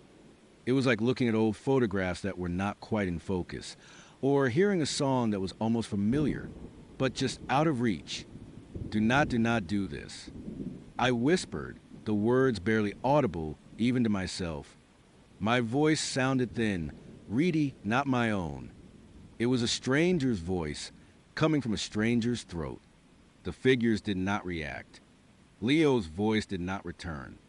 There was only the hum, the tingling, the lethargy, and the terrifying sensation of my identity slipping away, like sand through my fingers. It was a horror far more profound than any physical pain. It was a horror of erasure. Then, the dim light of the motel room seemed to flicker, not like a faulty bulb, but like reality itself was stuttering. The walls seemed to waver, to stretch, to distort. The stale air grew colder, bitingly so. I felt a sudden, dizzying lurch, like falling through space, but without any sense of movement. It was a purely internal sensation, a disorienting shift in perception that made my stomach churn and my head spin. I closed my eyes again, a desperate attempt to ground myself, to stop the world from unraveling. When I opened them, the motel room was gone. It was not a sudden, jarring cut like a scene change in a movie. It was more like the motel room had simply dissolved, replaced by something else, something equally unsettling. I was no longer lying on the uncomfortable bed. I was sitting upright in what felt like a plush, but strangely firm, armchair. The room was a living room, but not my living room. Not any living room I recognized. It was too pristine, too sterile, too staged. The walls were painted in neutral, almost clinical beige. There was a low, minimalist coffee table in front of me, made of dark, polished wood, utterly devoid of any personal effects, no magazines, no coasters, no remote controls. Just a perfectly smooth, reflective surface. The rug beneath my feet was a thick, off-white pile, so clean it looked like it had never been walked on. There was a large flat-screen TV mounted on the far wall, currently off, its black screen reflecting my own pale, terrified face. 2 other armchairs, identical to mine, sat opposite, facing me. They were empty. The air in this room was different too. It was not stale like a motel room, but it had a faint, almost imperceptible chemical scent, like disinfectant mixed with something metallic. It prickled at the back of my nose. My heart hammered against my ribs, a frantic drumbeat against the hum that still reverberated in my ears. I reached up, my hand trembling, and touched my face. My skin felt normal. My hair felt normal. But the sensation of alienness, of being a stranger in my own skin, persisted. The lethargy was still there, a heavy cloak draped over my mind, making every thought feel sluggish, every movement an effort. The tingling had subsided to a low thrum, a constant background noise beneath my skin. I tried to stand. My legs felt weak, rubbery, but I managed to push myself up, gripping the arms of the chair. My balance was off, and I swayed precariously. The room did not spin, but it felt like the floor was subtly shifting beneath my feet. I took a tentative step. The carpet muffled the sound, making my movements feel strangely silent, ghost-like. Where were the figures? Where was Leo? Was this his house? It did not feel like a home. It felt like a display, a meticulously arranged set. Everything was too perfect, too impersonal. There were no photographs on the walls, no books on shelves, no knickknacks. Just a few abstract art pieces, geometric shapes and muted colors, utterly devoid of warmth or personality. I walked towards a large bay window that dominated one wall, expecting to see a street, a garden, anything that would tell me where I was. But the blinds were drawn thick, heavy, opaque, letting in no light, revealing nothing of the outside world. I tried to pull one open, but it was stiff, unyielding, as if locked in place. A fresh wave of paranoia washed over me. I was not alone. I could not be. This felt too deliberate, too carefully constructed. Someone had brought me here. Someone was watching me. The thought made my skin crawl. Every shadow seemed to deepen. Every soundless creak of the house seemed amplified. I turned slowly, scanning the room again, my eyes darting into every corner, every recess. My breath caught in my throat. On the wall opposite the TV, partially obscured by a tall, sleek floor lamp. I saw it. It was small, no bigger than the tip of my pinky finger, embedded in the wall itself, almost perfectly camouflaged by the beige paint. A tiny, dark lens, barely visible unless you knew exactly what you were looking for. It was angled directly at the armchair where I had woken up, and by extension at me, a hidden camera. My blood ran cold. The hum in my ears intensified, a high-pitched whine that threatened to shatter my eardrums. All the pieces clicked into place with horrifying clarity.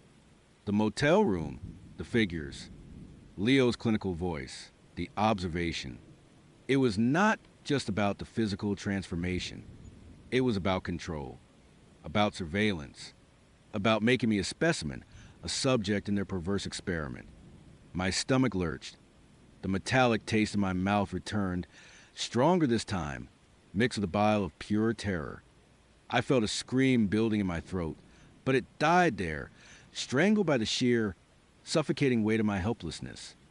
They were not just watching me, they had brought me here, into this sterile cage, to continue their observation. I stumbled backward, my gaze fixed on that tiny, malevolent eye on the wall. It felt like it was staring directly into my soul, dissecting every twitch, every flicker of fear. My hands clenched into fists, my nails digging into my palms. My body trembled uncontrollably. "You son of a bitch." I choked out the words raw and ragged. It was a futile gesture. I knew there was no one to hear me, no one to respond. Only that silent, unblinking lens. I felt a sudden, irrational urge to smash it, to tear from the wall, to destroy the evidence of their intrusion. But what good would that do? They already had me. They already knew. And besides, my limbs still felt heavy, sluggish. I doubted I had the strength. I sank back into the armchair, my legs giving out beneath me. My head fell back against the soft, cool fabric. My eyes remained glued to the camera. It was a constant, terrifying reminder that I was not alone, that I was never truly alone. Every breath I took, every blink, every tremor of my fear was being recorded, analyzed, perhaps even enjoyed. The lethargy, which I had initially fought against, now began to feel strangely comforting, a dulling blanket over the sharp edges of my panic. It was a dangerous thought. I knew, but a part of me longed for oblivion, for the sweet release of unconsciousness. But what if that was part of their plan? To make me compliant, to make me accept my fate. My mind raced, trying to piece together what had happened, what was happening. Leo had said catalyst integration. Was this me now? Was this what it meant to shed my old self? To be trapped in a clinical, emotionless world, constantly monitored, my identity slowly eroding. I looked down at my hands. They still looked like my hands, but the faint tingling beneath the skin was a constant, unsettling reminder of the change. I remembered the memories, feeling distant. I tried to recall my mother's face, truly see it in my mind's eye. It was there, but it felt like a photograph, not a living memory. The warmth, the emotion, the intricate details of her smile, they were faded, like an old film reel. This was the real horror. Not the camera, not the sterile room, not even Leo's disembodied voice. It was a creeping realization that I was changing, that the infection of who I was, my history, my personality, my very soul, was being systematically purged. I was becoming Subject 7, an empty vessel, an object of observation. Hours passed. Or maybe it was only minutes. Time seemed to lose all meaning in this silent, beige prison. I did not know if it was day or night. The blinds remained drawn, a constant barrier to the outside world. My throat felt dry, parched, but there was no water, no food, no sign of any human needs being met. They simply observed. My paranoia grew with every silent moment. I started to imagine things. The faint hum in my ears seemed to morph into whispers, indistinct, just at the edge of hearing. The abstract art on the walls seemed to shift, the geometric shapes subtly rearranging themselves when I was not looking directly at them. The reflection in the TV screen, my own pale face, seemed to grow more gaunt, more hollow, with each passing minute. I wonder if the figures from the motel room were in the next room, behind the beige walls, watching the feed from the camera. Were they taking notes? Were they discussing my reactions, my slow descent into despair? The thought was unbearable. I tried to fight back, to assert my existence. I stood up again, my movements still clumsy, but with a renewed sense of defiance. I walked toward the camera, my eyes narrowed. I stopped a few feet away, staring at it, daring it to blink. "What do you want from me?" I whispered, my voice hoarse. "What are you doing to me?" No answer. Of course not. It was just a lens, a tool. The real monsters were somewhere else, pulling the strings. I backed away slowly, my gaze still locked on the camera. My eyes scanned the room, searching for anything, any clue, any weakness. There was a door on the far side of the room, plain, unadorned, blending almost seamlessly with the wall. I had not noticed it before. With a surge of adrenaline, I pushed past the lethargy and moved towards it. My hand reached for the handle. It was a simple, polished chrome knob, cool to the touch. I twisted it. It was locked. Of course it was. My shoulders slumped. A wave of despair washed over me, heavier than anything I had felt before. Trapped. Completely and utterly trapped. I slid down the wall, sinking to the plush carpet, my back against the cool, smooth surface. My head fell into my hands. The hum in my ears was a roar now, drowning out everything else. My memories felt even more distant, like fading echoes. I tried to remember my name again. It was there, but it felt like a label, not a part of me, like a tag on a specimen jar. A cold, creeping dread began to take root, not just of what they were doing to me, but of what I was becoming. The fear of losing my identity, of having my personality systematically dismantled, was a horror that transcended any physical pain. It was a violation of the deepest, most fundamental part of me. I closed my eyes, trying to conjure a familiar face, a warm memory. My mom, her smile, the scent of her perfume. I tried to hold on to it, to cling to it with every fiber of my being, but it was slipping away like water through a sieve. The details were blurring. Her eyes, her hair, the sound of her voice, they were becoming generic, faceless. A tear escaped, rolling down my cheek, cold and lonely. Was this what shedding infection felt like? To lose the very things that made me me. To become an empty slate, ready to be written upon by Leo and his silent observers. The tingling beneath my skin seemed to react to my despair, intensifying a cold, electric current that pulsed through my veins.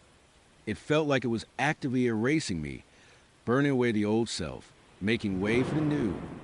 I opened my eyes and stared at. You know that feeling when your world just shifts. Not like a subtle tremor, but a catastrophic, fault line snapping kind of shift. 1 minute. You are dealing with the usual crap bills, work, trying to remember if you left the stove on. The next, you are staring into the abyss, and the abyss is staring back, wearing your favorite college sweatshirt. That is where I was. Trapped in my own basement, surrounded by dozens of mannequins. Mannequins dressing my clothes. My old band t-shirts, the dress I wore to my sister's wedding, even the worn-out sweatpants I would just been wearing to binge watch Netflix. Each one a chilling tableau of a moment from my life, meticulously recreated. And then the footsteps, slow, deliberate, descending the stairs. My heart did not just pound, it felt like it was trying to claw its way out of my chest. I scrambled backwards, flashlight beam shaking wildly, illuminating the vacant, plastic smiles of my silent doppelgangers. The air was thick with dust and something else, a faint, cloying sweetness, like burnt sugar and old potpourri. It was the smell of the cult, the smell of their twisted cleansing. I pressed myself against the cold, damp wall, the concrete digging into my back. The footsteps were closer now, heavy and unhurried. I could hear hushed voices, a low murmur that sent shivers down my spine. They were here, in my house, in my basement. My sanctuary was a trap. Panic clawed at my throat, but beneath it, a desperate surge of adrenaline. I was not going to be another Sarah. I was not going to be bound, gagged, and reborn in some dark, forgotten room. Not if I could help it. My eyes darted around, searching, hoping for some impossible escape route. The basement was small, a typical old house setup furnace, water heater, shelves crammed with boxes, no windows, no back door. Then my flashlight beam caught it. A small, dark opening tucked behind the water heater, barely visible. It looked like a crawl space, probably leading to the foundation or some forgotten utility access. It was narrow, dusty, and probably filled with spiders, but it was a chance. The voices were right at the bottom of the stairs now. "She is here," a low, gravelly voice said. She felt our presence. I did not hesitate. Dropping the flashlight, I jammed myself into the opening, scraping my shoulder against rough concrete, feeling the grit of decades of dust and debris. It was a tight squeeze, so tight I thought I would get stuck, but the terror of what was behind me propelled me forward. I pushed, clawed, wriggled, ignoring the pain, the claustrophobia, the fear of what might be lurking in the dark ahead. Behind me, I heard a sharp exclamation. "She is gone. Check the back." And then, the sound of heavy footsteps rushing into the basement, followed by the clatter of something falling. They were searching, tearing through my meticulously arranged boxes, probably knocking over my mannequin clones. I kept moving, blindly pushing to the darkness, until I felt a sudden drop. I tumbled out, landing hard on something soft and damp. My head hit something solid, and for a second, stars exploded behind my eyes. I lay there, dazed, tasting dirt and blood. When my vision cleared, I realized I was outside. I would fall into a thick patch of overgrown bushes, probably at the very back of my yard, near the old, dilapidated fence line. The night air was cold against my face, a stark contrast to the stagnant heat of the basement. I was still in my pajamas, barefoot, covered in dirt and spiderwebs. I scrambled to my feet, ignoring the throbbing pain in my head and shoulder. I did not look back at the house, did not dare. All I could hear was a frantic pounding of my own heart in my ears. I ran. I ran like a hunted animal, through the tangled undergrowth of my backyard, over the rickety fence, and into the dense wood behind my property. I did not stop until my lungs burned and my legs felt like lead. I found myself on a deserted country road, miles from my house, miles from anything. I had no phone, no shoes, no idea where I was going. Just the clothes on my back and the crippling certainty that they were still out there, still looking for me. The next few days were a blur of terror and desperation. I walked for hours, eventually finding a small roadside diner where I used the last few dollars in my pocket to buy a terrible cup of coffee and call a taxi. I gave them a fake address, just a random street name in a neighboring town, and when we got there, I paid the driver and immediately called another one, giving that driver a different fake address. I kept hopping taxis, tried to shake any potential tail, until I finally ended up in a cheap, run-down motel in a town I would never heard of. My home was gone. My life, as I knew it, was shattered. Every creak of the motel door, every car passing by, sent a jolt of panic through me. I could not call the police again. They would already dismiss me as disoriented, and after the mannequins, the basement, and the cult's ability to vanish without a trace. I knew they would just think I would finally lost my mind. Maybe I had. I spent my days huddled in that dingy motel room, curtains drawn, the TV droning mindlessly in the background. I ate stale vending machine snacks and drank lukewarm tap water. I felt like a ghost, haunting my own life. I tried to contact friends, family, but my phone was gone, and even if it was not, what would I say? Hey, remember that spiritual retreat? Turns out it was a torture cult, and now they are dressing mannequins in my clothes and chasing me through my basement. Yeah, that would go over well. The paranoia was a constant companion. Every shadow looked like a figure. Every whisper of wind sounded like a voice. I started seeing things, a fleeting glimpse of a familiar car, a face in a crowd that looked like Mark, the man who lured me into this nightmare. I knew it was probably my exhausted mind playing tricks on me, but the fear was real. It was a suffocating, ever-present weight. After a week of this self-imposed isolation, the loneliness started to gnaw at me. The terror was still there, a cold knot in my stomach, but it was slowly being eclipsed by an overwhelming sense of emptiness. I was completely alone in the world, with no one to talk to, no one who believed me, no one to even just be with. It was a moment of weakness, a desperate attempt to feel human again, that led me to download the dating app. Tinder, Bumble, whatever. I do not even remember which one. I just remember staring at my reflection in the motel mirror pale. Haunted eyes, hair a tangled mess, a thin scar on my forehead from hitting the concrete. I looked like a stranger. I created a profile using a slightly older picture, One where I still smiled, where my eyes still held a spark of joy. I kept the bio vague, innocuous. I did not want to attract any attention. Just maybe a distraction. Maybe someone to text with. Someone to pretend, for a few minutes, that my life was not a horror movie. I swiped through a few profiles, mostly out of boredom. Guys holding fish. Guys flexing in front of bathroom mirrors. Guys with questionable taste in hats. I was not really looking for anything serious, just a fleeting connection. Then I saw him. Leo. His profile picture was simple, just a headshot, but he had kind eyes and a genuine smile.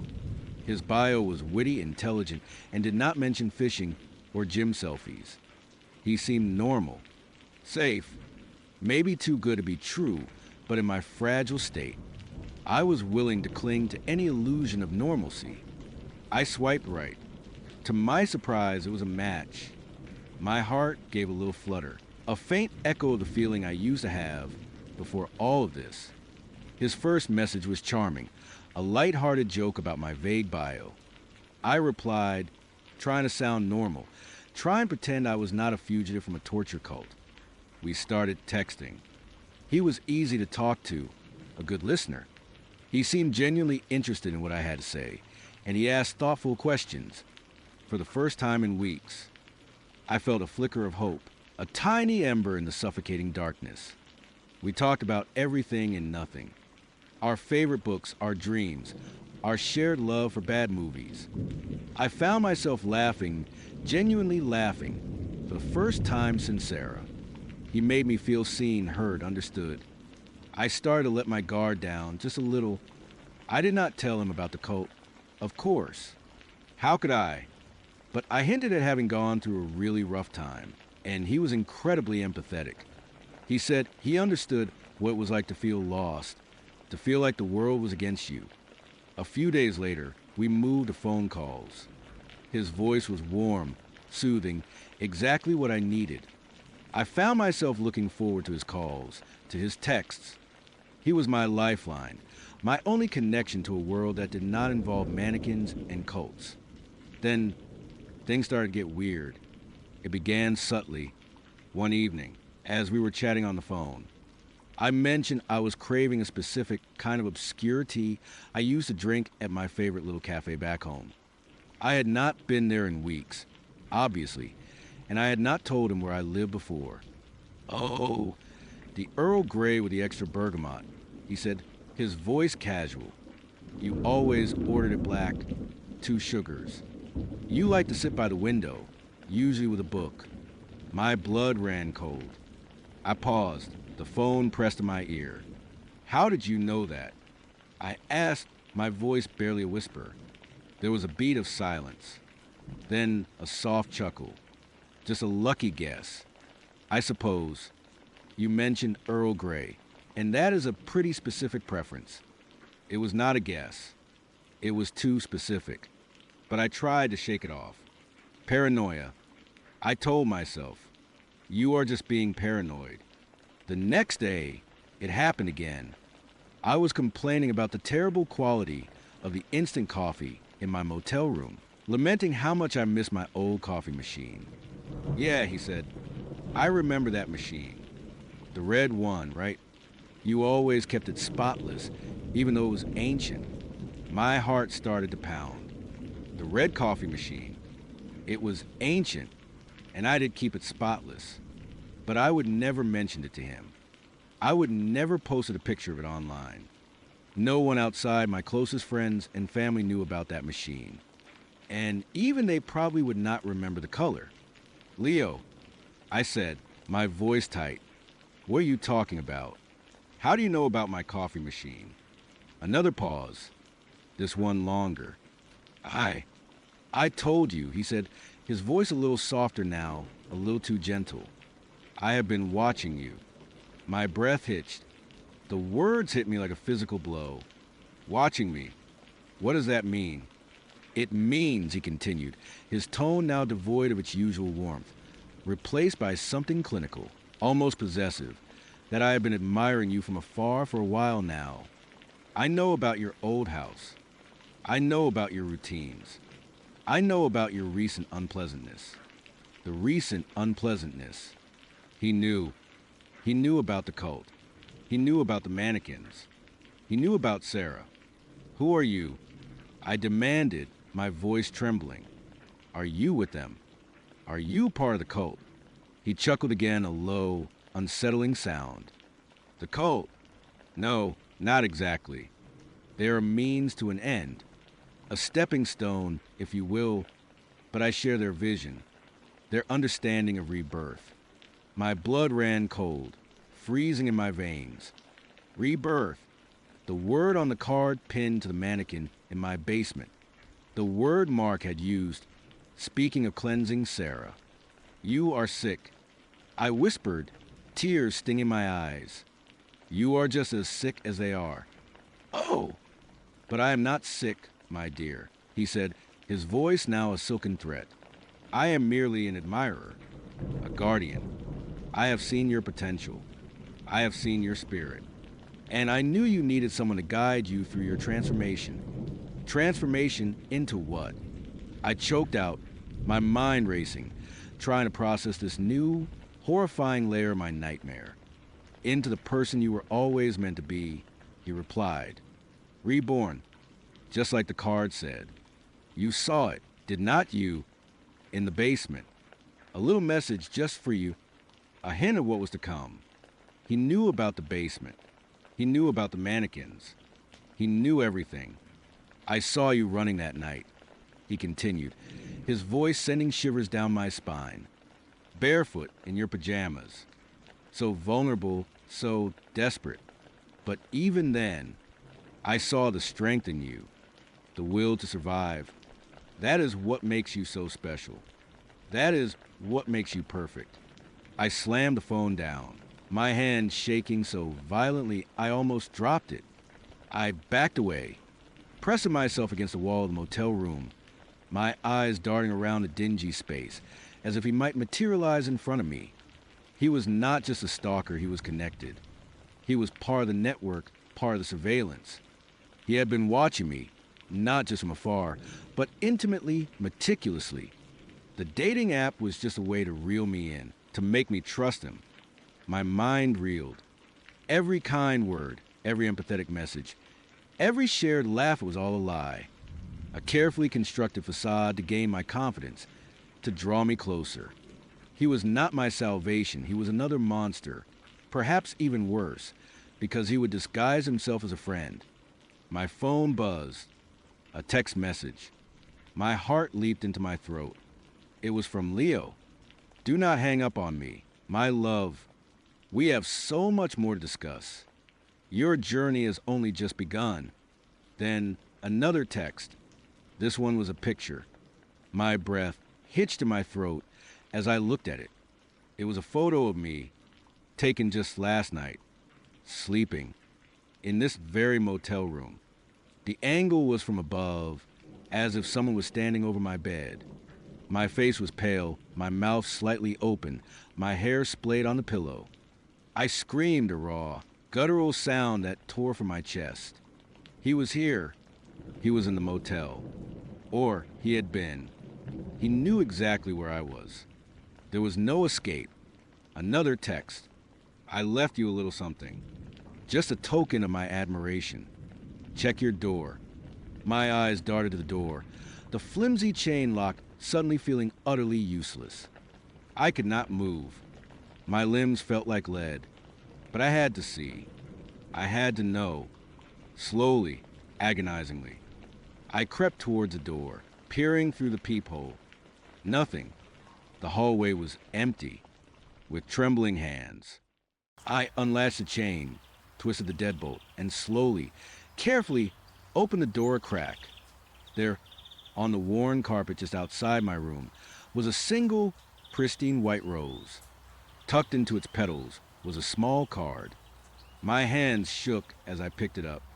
On the card, in elegant, looping script, was a single word, reborn, and beneath it, a chilling addition soon. I slammed the door shut, locking it, chaining it, pushing a heavy armchair against it. My mind was a whirlwind of terror. He was here. He was watching. He was waiting. And he was not just some random cult member. He was someone with a plan. Someone who saw himself as my guardian, my guide. I backed away from the door, my eyes scanning the room frantically. Was he outside? Was he in the room next door? Was he in the ceiling? Every shadow, every creak, every muffled sound from the hallway sent jolts of pure fear through me. I knew, with a horrifying certainty, that this was not the end. This was just the beginning. The cult wanted me, but Leo wanted me specifically. He wanted to orchestrate my rebirth, to mold me into whatever twisted vision he had for me. And he had already begun. He had insinuated himself into my life, gained my trust, and now he had shown me that he was omnipresent, omniscient. I was trapped in a motel room that was no longer safe, trapped in a town where I knew no one, trapped in a nightmare that had followed me, found me, and now was closing in. I could feel his eyes on me, even though I could not see him. I could feel his presence, a cold, suffocating weight. The horror was not just my reality anymore. It was my only reality. And I knew, deep down, that Leo, my charming, empathetic match, was never going to let me go. He was going to ensure my rebirth, whether I wanted it or not. And I had a terrifying feeling that soon was going to be much, much sooner than I could ever prepare for. The taste of copper in my mouth, the sharp crack of bone, those were the last things I remembered clearly from the hiking trail. Mark, or whatever his real name truly was, lay whimpering, his leg twisted at an unnatural angle. Chloe and the others, their faces pale but resolute, were already on the phone with the police. The relief that washed over me was tsunami, a wave so powerful it threatened to drown me in its wake, but was quickly followed by a cold, hard truth I was alive, yes, but not unbroken. The phantom barber's cuts had healed, but the scars of Elias and Sarah, and now Mark, had left on my psyche were deeper than any blade could reach. The aftermath was a blur of police statements, a brief hospital visit for my own minor scrapes and bruises, and then the suffocating silence of my apartment. Mark was arrested, of course. The collective testimony of Chloe and the other women, combined with the evidence of his online aliases, and the sheer number of women he would preyed on, made his conviction a certainty. Justice was served, or so they said, but justice felt like a hollow victory when every shadow held a potential threat. Every kind glance felt like a prelude to deception, and every moment of peace was just a quiet before another storm. For months, I existed in a state of hypervigilance. Sleep was a luxury I rarely afforded myself, punctuated by nightmares of cold eyes, predatory smiles, and the chilling feeling of being watched. I went to therapy, tried to follow the advice about processing trauma, about reclaiming my life. I changed my locks, got a new phone number, even considered moving to a different state. But the feeling of being hunted was not just external, it had burrowed deep inside, a constant hum of anxiety beneath my skin. Chloe and I stayed in touch for a while, a bond forged in shared terror and defiance. We would meet for coffee, talk about nothing and everything. But eventually, even those conversations started to feel heavy. We were both trying to heal, but our shared past was a constant reminder of what we would endure. Slowly, gently, we drifted apart, not out of malice, but out of a desperate need to find our own paths back to something resembling normalcy. Normalcy. That was the elusive dream. I craved it like a starving person craves food. I wanted to believe in genuine connection again, in kindness without an agenda. I wanted to feel safe, to laugh without a knot of dread in my stomach. It was a foolish desire. I knew after everything. But the human heart is stubbornly hopeful, even when the mind knows better. That is how Liam entered my life. I met him at a local bookstore of all places. I was browsing the true crime section, a morbid habit I would pick up, perhaps to understand the darkness I would face, or to arm myself against future threats when I accidentally knocked over a stack of novels. He was there, instantly, helping me pick them up, his hands gentle, his smile apologetic. "Oh, I am so sorry," he said, his voice soft, almost a murmur. I was not watching where I was going. It was entirely my fault, but he took the blame. He had kind eyes, a warm brown that crinkled at the corners when he smiled. He was not conventionally handsome in the way Mark had been, but there was a quiet strength about him, an unassuming charm that was immediately disarming. He had a slight 5 of the clock's shadow, a few strands of gray threaded through his dark hair, and wore a worn leather jacket that looked like it had stories to tell. We started talking, first about books, then about life. He was a history professor at the local community college, specializing in ancient civilizations. He had a passion for obscure historical facts and a dry wit that made me laugh, a genuine, unforced laugh that felt alien on my tongue after so long. He did not push, did not pry. When I mentioned vaguely that I had been through a lot lately, he simply nodded, his gaze understanding, not pitying. I was wary, naturally. Every alarm bell in my head screamed caution. But Liam was different. He did not try to rush anything. Our first date was coffee, then a walk in the park, then dinner. He listened more than he spoke, and when he did speak, it was thoughtful, intelligent. He remembered details I would casually mention weeks ago. He was patient with my jumpiness, my occasional silences, my inability to fully relax. He never pressured me for physical intimacy, respecting my boundaries without me even needing to articulate them. It felt safe, genuinely safe. For the first time since before Elias, I started to feel a flicker of hope. Maybe, just maybe, I could have a normal life. Maybe I could trust again. Liam felt like a soft landing after a long, terrifying fall. We dated for about 6 months, and each day, I felt a little more of the tension drain from my shoulders. He was everything I would ever wanted in a partner, kind, intelligent, funny, respectful. He even met my parents, who, after their initial protective scrutiny, seemed to genuinely like him. He was building a new life for me, brick by careful brick, out of the shattered pieces of my old one. I started to let my guard down, to truly believe that the darkness was behind me. That is when things started to get weird.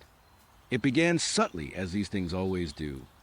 Little moments that, on their own, meant nothing, but strung together, began to form a pattern I could not ignore. One evening, we were having dinner at my place. I was telling him about a particularly frustrating day at work. I mentioned a colleague, Sarah, who had accidentally deleted an important file, causing chaos. Liam paused, a fork halfway at his mouth. Sarah, he asked, his brow furrowed. Did not you have a friend named Sarah who, well, never mind. It is not important. He quickly changed the subject. My heart did a little lurch. Sarah was the name of my best friend, the one who had disappeared with Elias. It was a common enough name. Of course. He probably just remembered me mentioning her in passing, or maybe he was thinking of someone else entirely. But the way he would trailed off, the slight hesitation, it fell off. I dismissed it as my own paranoia, a ghost from my past trying to haunt my present. Then there were the small observations. He would sometimes know what I would have for lunch, or what podcast I would have been listening to on my commute. When I asked, he would laugh it off, saying, "Oh, I must have seen your empty yogurt container, or I recognize that annoying jingle from your headphones." Plausible, always plausible. But it started to feel like too many coincidences. Like he was always just a little bit ahead of me, a little too aware of my daily routines. It was not invasive like Mark had been, not yet. It was more like an invisible thread connecting us, a thread he seemed to tug on more often than I did. One afternoon, I was cleaning out my closet, trying to declutter my life, when I stumbled upon an old shoebox tucked away at the very back. Inside, beneath a pile of forgotten letters and old photographs, was my journal, the one I would kept during the months leading up to the Mark incident and immediately after. I had not looked at it since I would shove it away, a painful relic of a time I desperately wanted to forget. A wave of nausea washed over me. I almost put it back, almost let it remain buried, but something compelled me to open it. Maybe it was a morbid curiosity, a need to confront the past head on, or perhaps a subconscious urge to finally lay those demons to rest. I sat on my bed, the worn leather cover cool beneath my fingertips, and began to read. The first few entries were a raw, unfiltered outpouring of my fear and loneliness after Elias and Sarah. The phantom barber, the feeling of being watched, the desperate longing for normalcy that had led me to the dating app. Then came the entries about Mark, the initial excitement, the creeping unease, the chilling discovery of his true nature. Reading it all again, seeing the words on the page, brought back the visceral terror. My hands trembled, and I could feel the cold sweat prickling my scalp. I flipped through the pages, reliving the planning with Chloe, the confrontation on the trail, the surge of adrenaline as I fought back, the relief, the subsequent trauma, the slow, agonizing crawl back to some semblance of sanity. It was all there, a testament to my survival, a chronicle of my darkest days. Then, I came to an entry that stopped me cold. It was dated a few weeks after Mark's arrest, a time when I was still deep in my recovery. My handwriting was a little shaky, but undeniably mine. He smiles, and it is like the sun breaking through clouds. He talks about ancient history, about forgotten kings and queens, and his eyes light up. But sometimes, when he thinks I am not looking, I catch a glimpse of something else.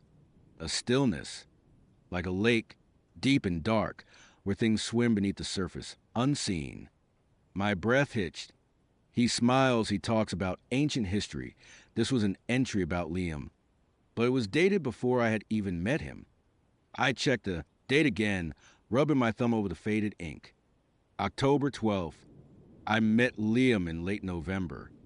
A cold dread began to spread through my chest, slowly at first, then rapidly, like ink bleeding through paper. This could not be right.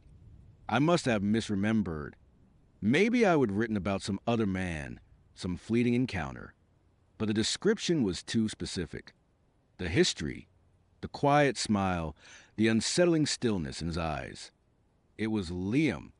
I kept reading, my heart pounding a frantic rhythm against my ribs. The next entry, dated a few days later. He talks about his past, about a lonely childhood, growing up with an absent father and a mother who was always too busy. But the details are blurry, like he is recounting a dream he barely remembers, or one he has carefully constructed. Liam had told me about his childhood, almost word for word, what was written in my journal. He would describe his father as a distant academic, his mother preoccupied with her career. He would even use a phrase like a dream he barely remembers to describe his own memories of that time. But again, this entry was dated weeks before we met. Panic began to claw at my throat. My hands were shaking so violently I almost dropped the journal. This was not just a coincidence. This was impossible. I flipped more pages, desperate to find an explanation, a logical reason for what I was seeing. The entries continued, a chilling chronicle of my relationship with Liam, penned before it even began. I saw him watching me today from his car, just sitting there across the street from my apartment building. He said he was waiting for a friend, but his friend never showed. He just watched my window. It felt like Mark again. No, worse, because I trust Liam. This entry was dated December 3rd. That was the exact day Liam had sat in his car outside my apartment for an hour, claiming to be waiting for a friend. I had dismissed it then a minor oddity. Now, seeing it written in my own hand from a time before it happened, it was an ice pick to my sanity. My mind raced, trying to make sense of the impossible. Had I written these entries in some kind of fugue state? Was I sleepwalking in writing? But the details were too precise, too specific to a man I had not yet met. Was someone else writing in my journal? But it was my handwriting. My own, familiar loops and flourishes. I continued, dread building with every word. The entries became darker, more ominous. He will break her heart. He will break her mind. He will take everything she has left, piece by agonizing piece. And she will let him because she will believe he loves her. This one had no date. It was scrawled on a page, the ink pressed so hard it had almost torn through the paper. Her heart, her mind, she will let him. The words were a terrifying prophecy, a chilling echo of the predatory shadows. I thought I would escape. Another entry, dated January 15th, just 2 weeks ago. Tonight, he will tell her about the scar on his left wrist. The one he got when he was 7, falling from a tree. He will lie about how it happened. He always lies about the important things. My stomach lurched. Liam had told me about that scar just last week. He would said he got it falling from a tree when he was 7. He would even shown it to me, a thin white line just above his left wrist. I remember thinking it was a charming little detail, a glimpse into his childhood. Now, it was a horrifying confirmation that these entries were not only about him, but were predicting events that had not yet occurred when they were supposedly written. And the last line, he always lies about the important things. My hands were shaking so badly I could barely hold the journal open. My breath came in ragged gasps. This could not be happening. I was losing my mind.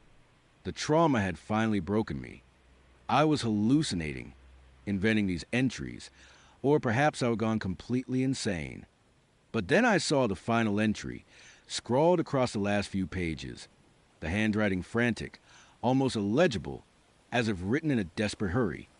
It had no date, just a chilling statement that ripped through the last vestiges of my composure. He knows about Elias.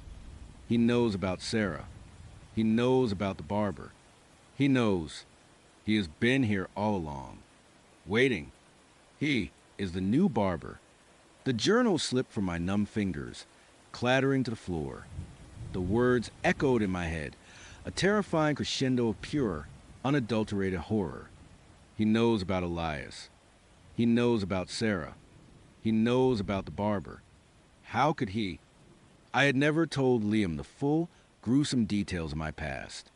I would only ever hinted at a traumatic experience, a bad relationship, the phantom barber, Elias. Sarah, those were secrets buried deep within me, only ever shared with my therapist, and the raw, unedited pages of this very journal. And the last line, he is the new barber. The world tilted. The air in my apartment grew heavy, suffocating. The warmth I would felt with Liam, the sense of safety, shattered into a million icy fragments. It was not just that he knew things. It was not just that my journal was predicting the future. It was that the true horror, the source of my deepest, most primal fear, had somehow, impossibly, found its way back to me, wearing a different face. I scrambled off the bed, stumbling backward, my eyes wide, darting around my apartment as if expecting to see him materialize in the shadows. Liam, my kind, gentle, understanding Liam. Was it all a lie? Was he another predator? Even more insidious than Mark, because he had woven himself so deeply into the fabric of my healing. I picked up the journal again, my fingers trembling, and stared at the final, terrifying words. He is the new barber, the phantom barber, the entity that haunted my first nightmare, the one who had cut Elias and Sarah from my life, the one whose cold, inhuman gaze I had felt even before I knew his name. Was it possible? Was this some kind of sick, cosmic joke? That the very entity I thought I would escape, the one that had left me so broken, had simply changed its form, its disguise, and come back to finish what had started. I thought back to everything.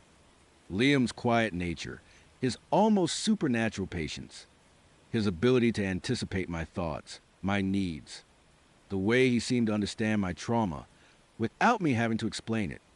I had attributed it to empathy, to a deep connection.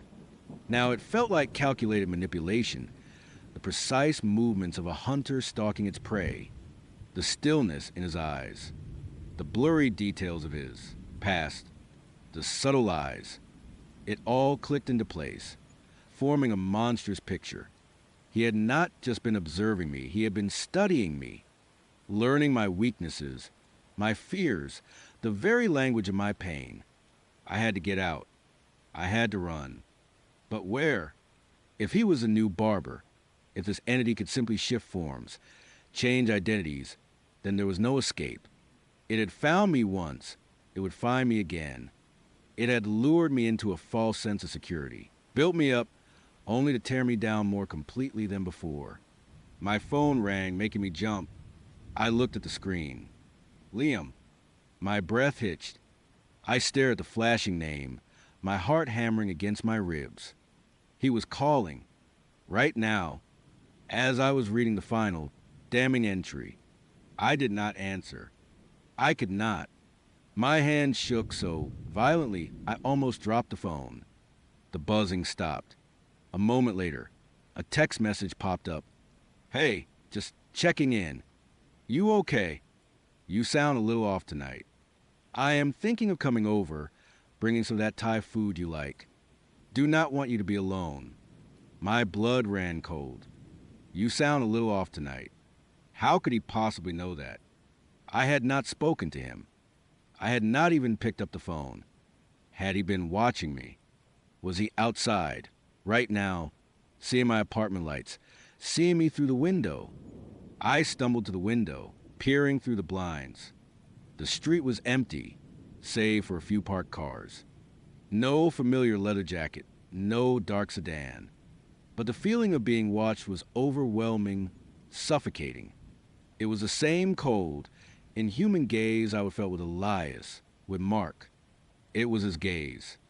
I backed away from the window, hugging myself, trying to quell the rising tide of hysteria. I was trapped in my own home, trapped in a nightmare I thought I would survive, only to find it had simply rebranded itself. The journal lay on the floor, a silent, terrifying witness. I picked it up, my fingers brushing against the worn leather cover. My journal, my words, but not really. It was as if something else had been writing through me, using my hand, my life, as its canvas. Was the journal itself cursed?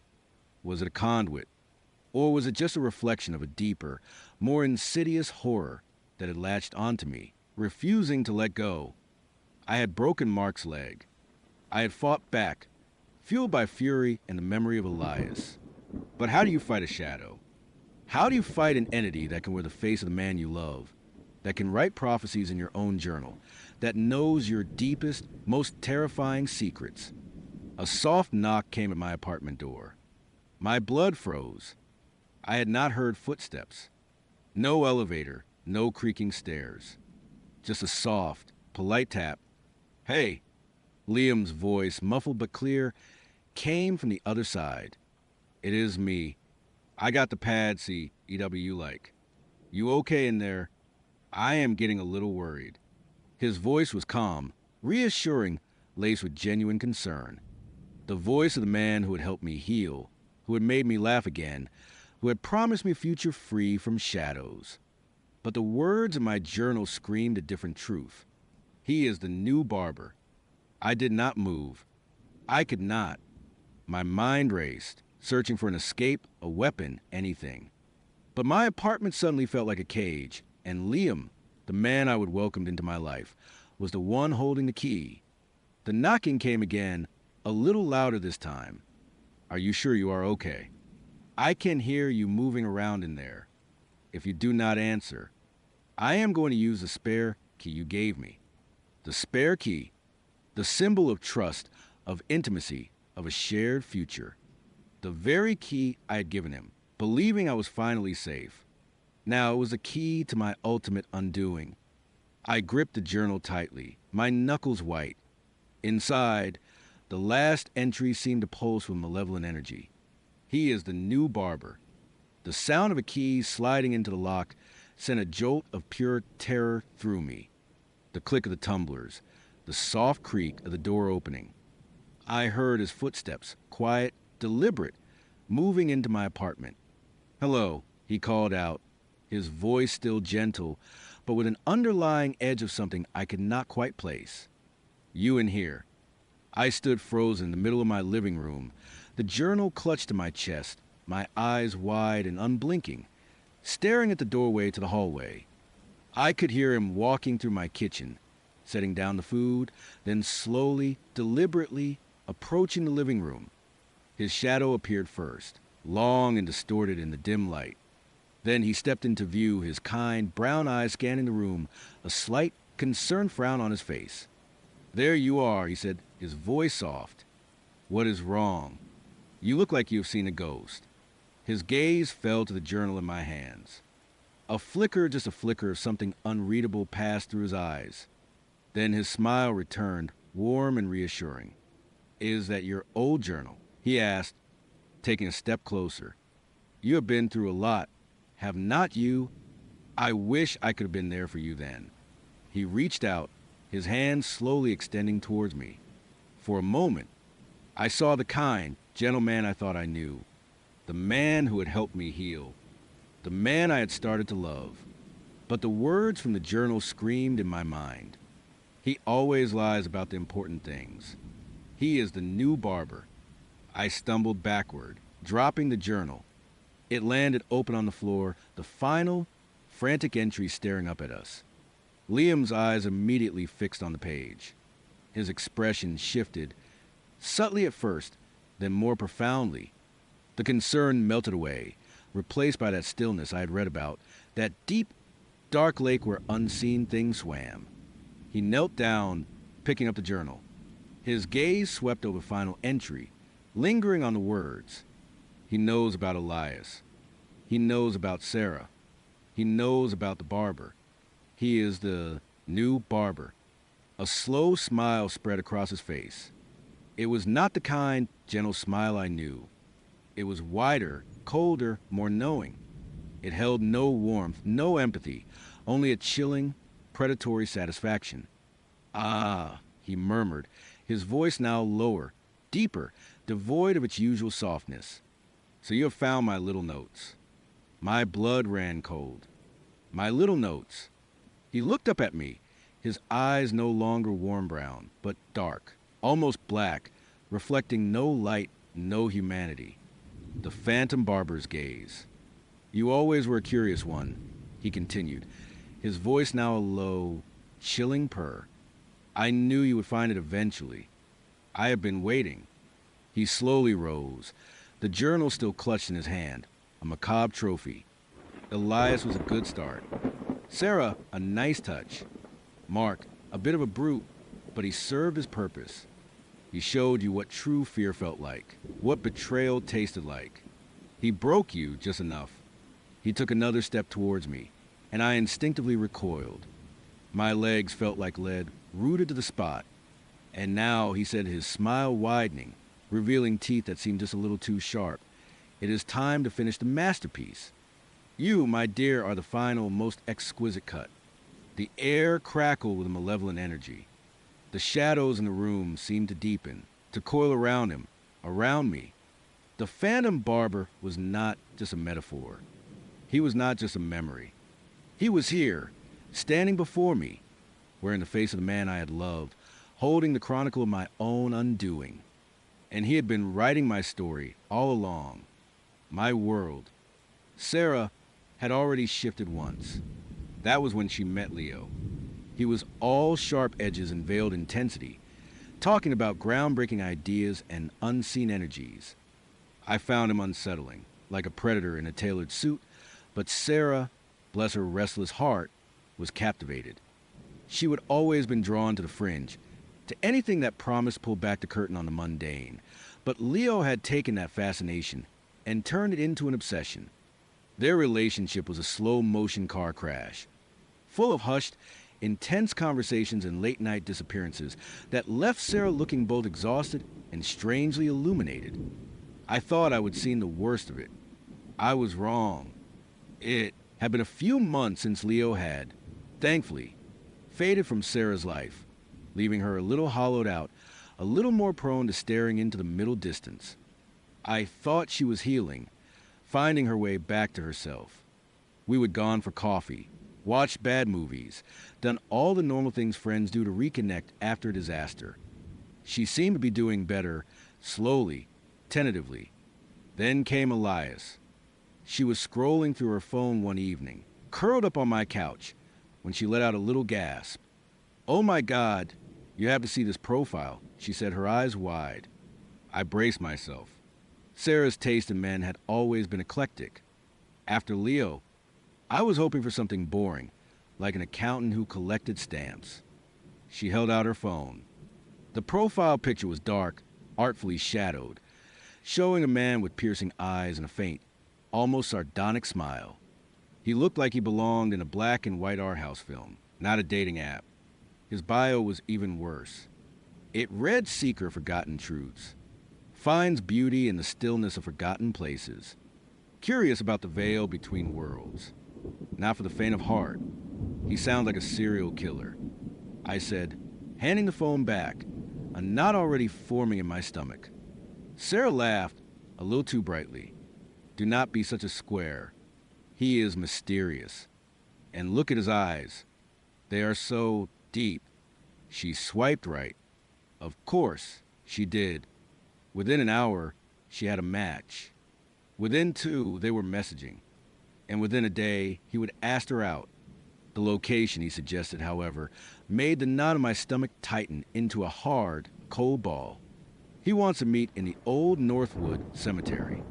Sarah announced, her voice a little breathless, like she would just run a marathon. At midnight, I stared at her, utterly dumbfounded. "Sarah, are you serious? A graveyard? At midnight? What is wrong with you?" She bristled, her post-Leo vulnerability hardening into familiar defiance. "It is not wrong. It is different." He said he finds it peaceful, a place where the air is thin, and you can almost hear the whispers of the past. He thinks it is romantic. "No, Sarah, he thinks it is a good place to hide a body." I shot back, my voice rising. "Or to perform some kind of creepy ritual. This is not a rom-com. This is how horror movies start. You just got out of that whole mess with Leo, and now you are actively seeking out someone even weirder. You just do not understand," she said, her eyes narrowing. "You always think everything has to be so normal. Leo, Elias, they see things I do. They understand that there is more to life than just a 9 to 5 and Netflix. They are groundbreaking." That word again. Besides, she added, a sly glint in her eye, "it is perfectly safe. It is a public place, even at night. And I will have my phone. What is the worst that could happen?" I tried reasoning, pleading, even threatening. I told her I would call the police. I would tell her mom. I would follow her. She just shrugged me off, already lost in the romanticized vision of her midnight graveyard rendezvous. The next night, as the clock ticked closer to 11:30, I felt a rising panic I had not experienced since Leo first started taking her on his spiritual retreats. I knew I could not stop her, but I also knew I could not just let her walk into whatever this was alone. I grabbed my keys, a powerful flashlight, and my phone. I did not tell her I was going. I just left a note saying I was stepping out for air. Lying was easier than another argument. The Northwood Cemetery was not far, about a 15-minute drive from my place. It was one of those sprawling, ancient cemeteries, full of crumbling mausoleums and weathered headstones, overgrown with ivy and ancient oak trees. During the day, it had a quiet, melancholic beauty. At night, I imagined it would be a different beast entirely. The air was unusually still as I drove, a heavy silence pressing down on the city. The streetlights seemed dimmer, the shadows longer. When I pulled up near the cemetery gates, I cut my engine and killed my headlights. The wrought iron gates were open, a dark maw inviting entry. A single, flickering streetlight cast long, dancing shadows across the entrance. I parked a little way down the road, hoping to be inconspicuous. My heart hammered against my ribs. I felt ridiculous, like a character in a bad B movie, but the fear was real. I saw Sarah's car pull up a few minutes later, its headlights slicing through the darkness before it, too, parked down the road, closer to the gates. She got out, a silhouette against the faint glow of the distant city lights, and walked purposefully toward the entrance. I waited a few minutes, giving her time to enter, then got out of my car. The moment I stepped out, the temperature seemed to drop a good 10 degrees. A chilling dampness clung to the air, smelling of wet earth and something faintly metallic, like old blood. The wind, which had been absent on the drive, now rustled to the ancient trees, a low, mournful sigh that sounded like whispers. I crept through the gates, my sneakers crunching softly on the gravel path. My flashlight stayed off. I wanted to see without being seen. The darkness was profound, broken only by the sliver of a crescent moon and the faint, distant city glow. Headstones rose from the ground like jagged teeth, their shapes distorted and menacing in the gloom. I moved slowly, carefully, weaving between graves, using the larger monuments and mausoleums for cover. It took me a while to find them. The cemetery was vast, and the darkness swallowed sound. But then, I heard a low murmur of voices, carried on the wind. I moved towards the sound, ducking behind a particularly ornate angel statue whose outstretched wings cast an imposing shadow. They were there, in a clearing between a cluster of ancient, leaning headstones. Sarah was standing, facing a figure who was slightly taller, leaner. Elias. He was dressed in dark clothing, blending almost seamlessly with the night, even from a distance. I could feel an unsettling stillness about him, a lack of movement that felt unnatural. He was not just standing, he was rooted. Their conversation was too low for me to make out the words, but the cadence was strange. Sarah spoke in quick, excited bursts, her hands gesturing. Elias, on the other hand, was calm, almost unnervingly so. He barely moved, his head tilted slightly as he listened, occasionally offering a slow, deliberate response. It was not a date. It felt more like an interview or a lesson. I watched, shivering, not just from the cold. Sarah seemed utterly enthralled, leaning in closer and closer as Elias spoke. His face remained mostly in shadow, but I could feel his gaze, a palpable weight in the darkness. My skin crawled. I stayed there for what felt like an eternity, hidden in the shadows, watching this bizarre, silent play unfold. After about an hour, Elias raised a hand, a slow, almost ritualistic gesture.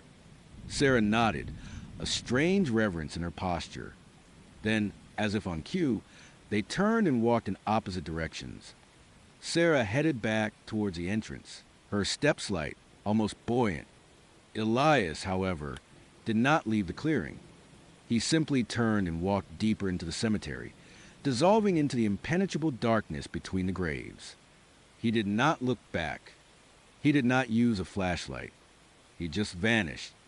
I waited until Sarah's car pulled away before I dared to move. My legs were stiff, my teeth chattering. I did not try to find Elias. The thought of venturing deeper into that darkness, into whatever part of the cemetery he called home, was terrifying. I just wanted out. I practically ran back to my car, fumbled with the keys, my heart still pounding. The next morning, Sarah was different, not in a good way.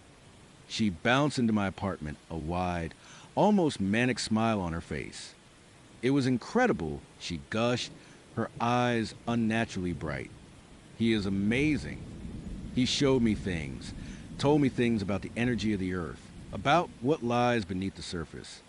He says the dead are not truly gone, that they just shift. Her skin, usually healthy and vibrant, had a translucent quality, a faint pallor. Her eyes, while bright, also seemed a little sunken, ringed with faint shadows. She looked like she had not slept in days, but her energy was boundless, frenetic. She talked for hours, a torrent of esoteric concepts and philosophical ramblings that made no sense to me.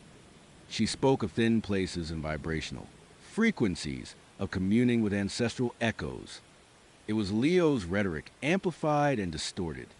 He says I have a unique sensitivity, she continued, her voice dropping to a conspiratorial whisper, that I can perceive things others can't. He is going to help me develop it.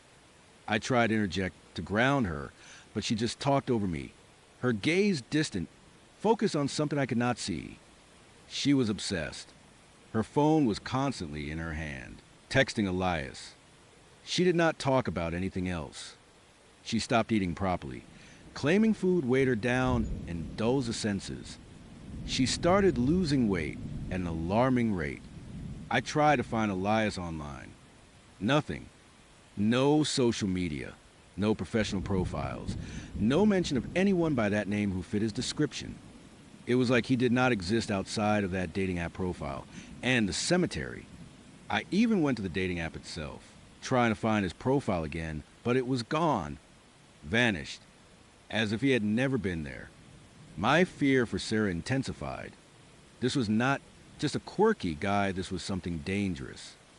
I started going to the Northwood Cemetery during the day, trying to find a clearing where I would see them. I walked the paths, my eyes scanning the ground, looking for anything out of place. It was vast, and the sheer number of graves was overwhelming. I looked for disturbed earth, strange offerings, anything. Eventually, after a few fruitless trips, I found it. The clearing was not marked, but I recognized a cluster of old, leaning headstones. In the center, almost completely obscured by overgrown weeds and a thick layer of moss, was a very old, very weathered grave. The inscription was almost entirely unreadable, but I could just make out a name, Elias Thorne, and a date of death 1888. My blood ran cold. Elias Thorne, the name on the grave. It could not be a coincidence. My mind reeled, trying to process the implications. Was Sarah meeting a ghost? Was this some kind of elaborate prank? But the way she was wasting away, the chilling intensity in her eyes, this was no joke. I returned to Sarah, armed with this terrifying discovery. Sarah, you have to listen to me. I pleaded, holding out a picture I would take of the grave marker. I found his grave. Elias Thorne. He is dead. He died over 100 years ago. You are meeting a ghost, or something worse. She just stared at the picture, then at me, her smile slowly fading, replaced by a look of almost pitying condescension. You do not understand, she said, her voice flat. He is not dead, not in the way you think. He is simply unbound. He transcends the physical. He is showing me how to do it too. He is draining you. Sarah, I yelled, desperate. Look at yourself. You are a shadow of who you were. He is taking something from you. Her eyes flashed with an anger I had not seen before. He is freeing me. He is showing me the path to true understanding. You are just jealous because you are too afraid to see beyond your pathetic, mundane existence. That night, she slipped out again. I knew she would. I followed her, my heart a leaden weight in my chest. This time, I did not bother with stealth. I just want to get close enough to see, to finally understand what was happening to my friend. I found them in the clearing again. Sarah was no longer standing. She was kneeling by the grave of Elias Thorne, her hands pressed flat against the crumbling stone. Elias was standing over her, his back to me. He was wearing the same dark clothes, but tonight his form seemed less solid, somehow, like he was made of shadow and moonlight. As I watched, horrified, I saw it. A faint, shimmering light, like heat haze, rose from Sarah's hands, flowing into the grave, into Elias. It was subtle, almost imperceptible, but it was there, a visible transfer of energy. Sarah's body trembled, her head bowed. She looked like she was in a trance or in pain. I finally got a clearer look at Elias. He turned his head slightly, as if sensing my presence. His face was pale, impossibly smooth, like polished bone. His eyes were not eyes at all, but two deep, swirling pools of shadow, reflecting no light. A faint, almost imperceptible smile played on his lips, a smile that seemed to stretch too wide, revealing teeth that were just a little too sharp, a little too long. He was not human. He was something ancient, something that fed on life itself. Sarah, I screamed, my voice cracking. Get away from him. She flinched, startled, her trance broken.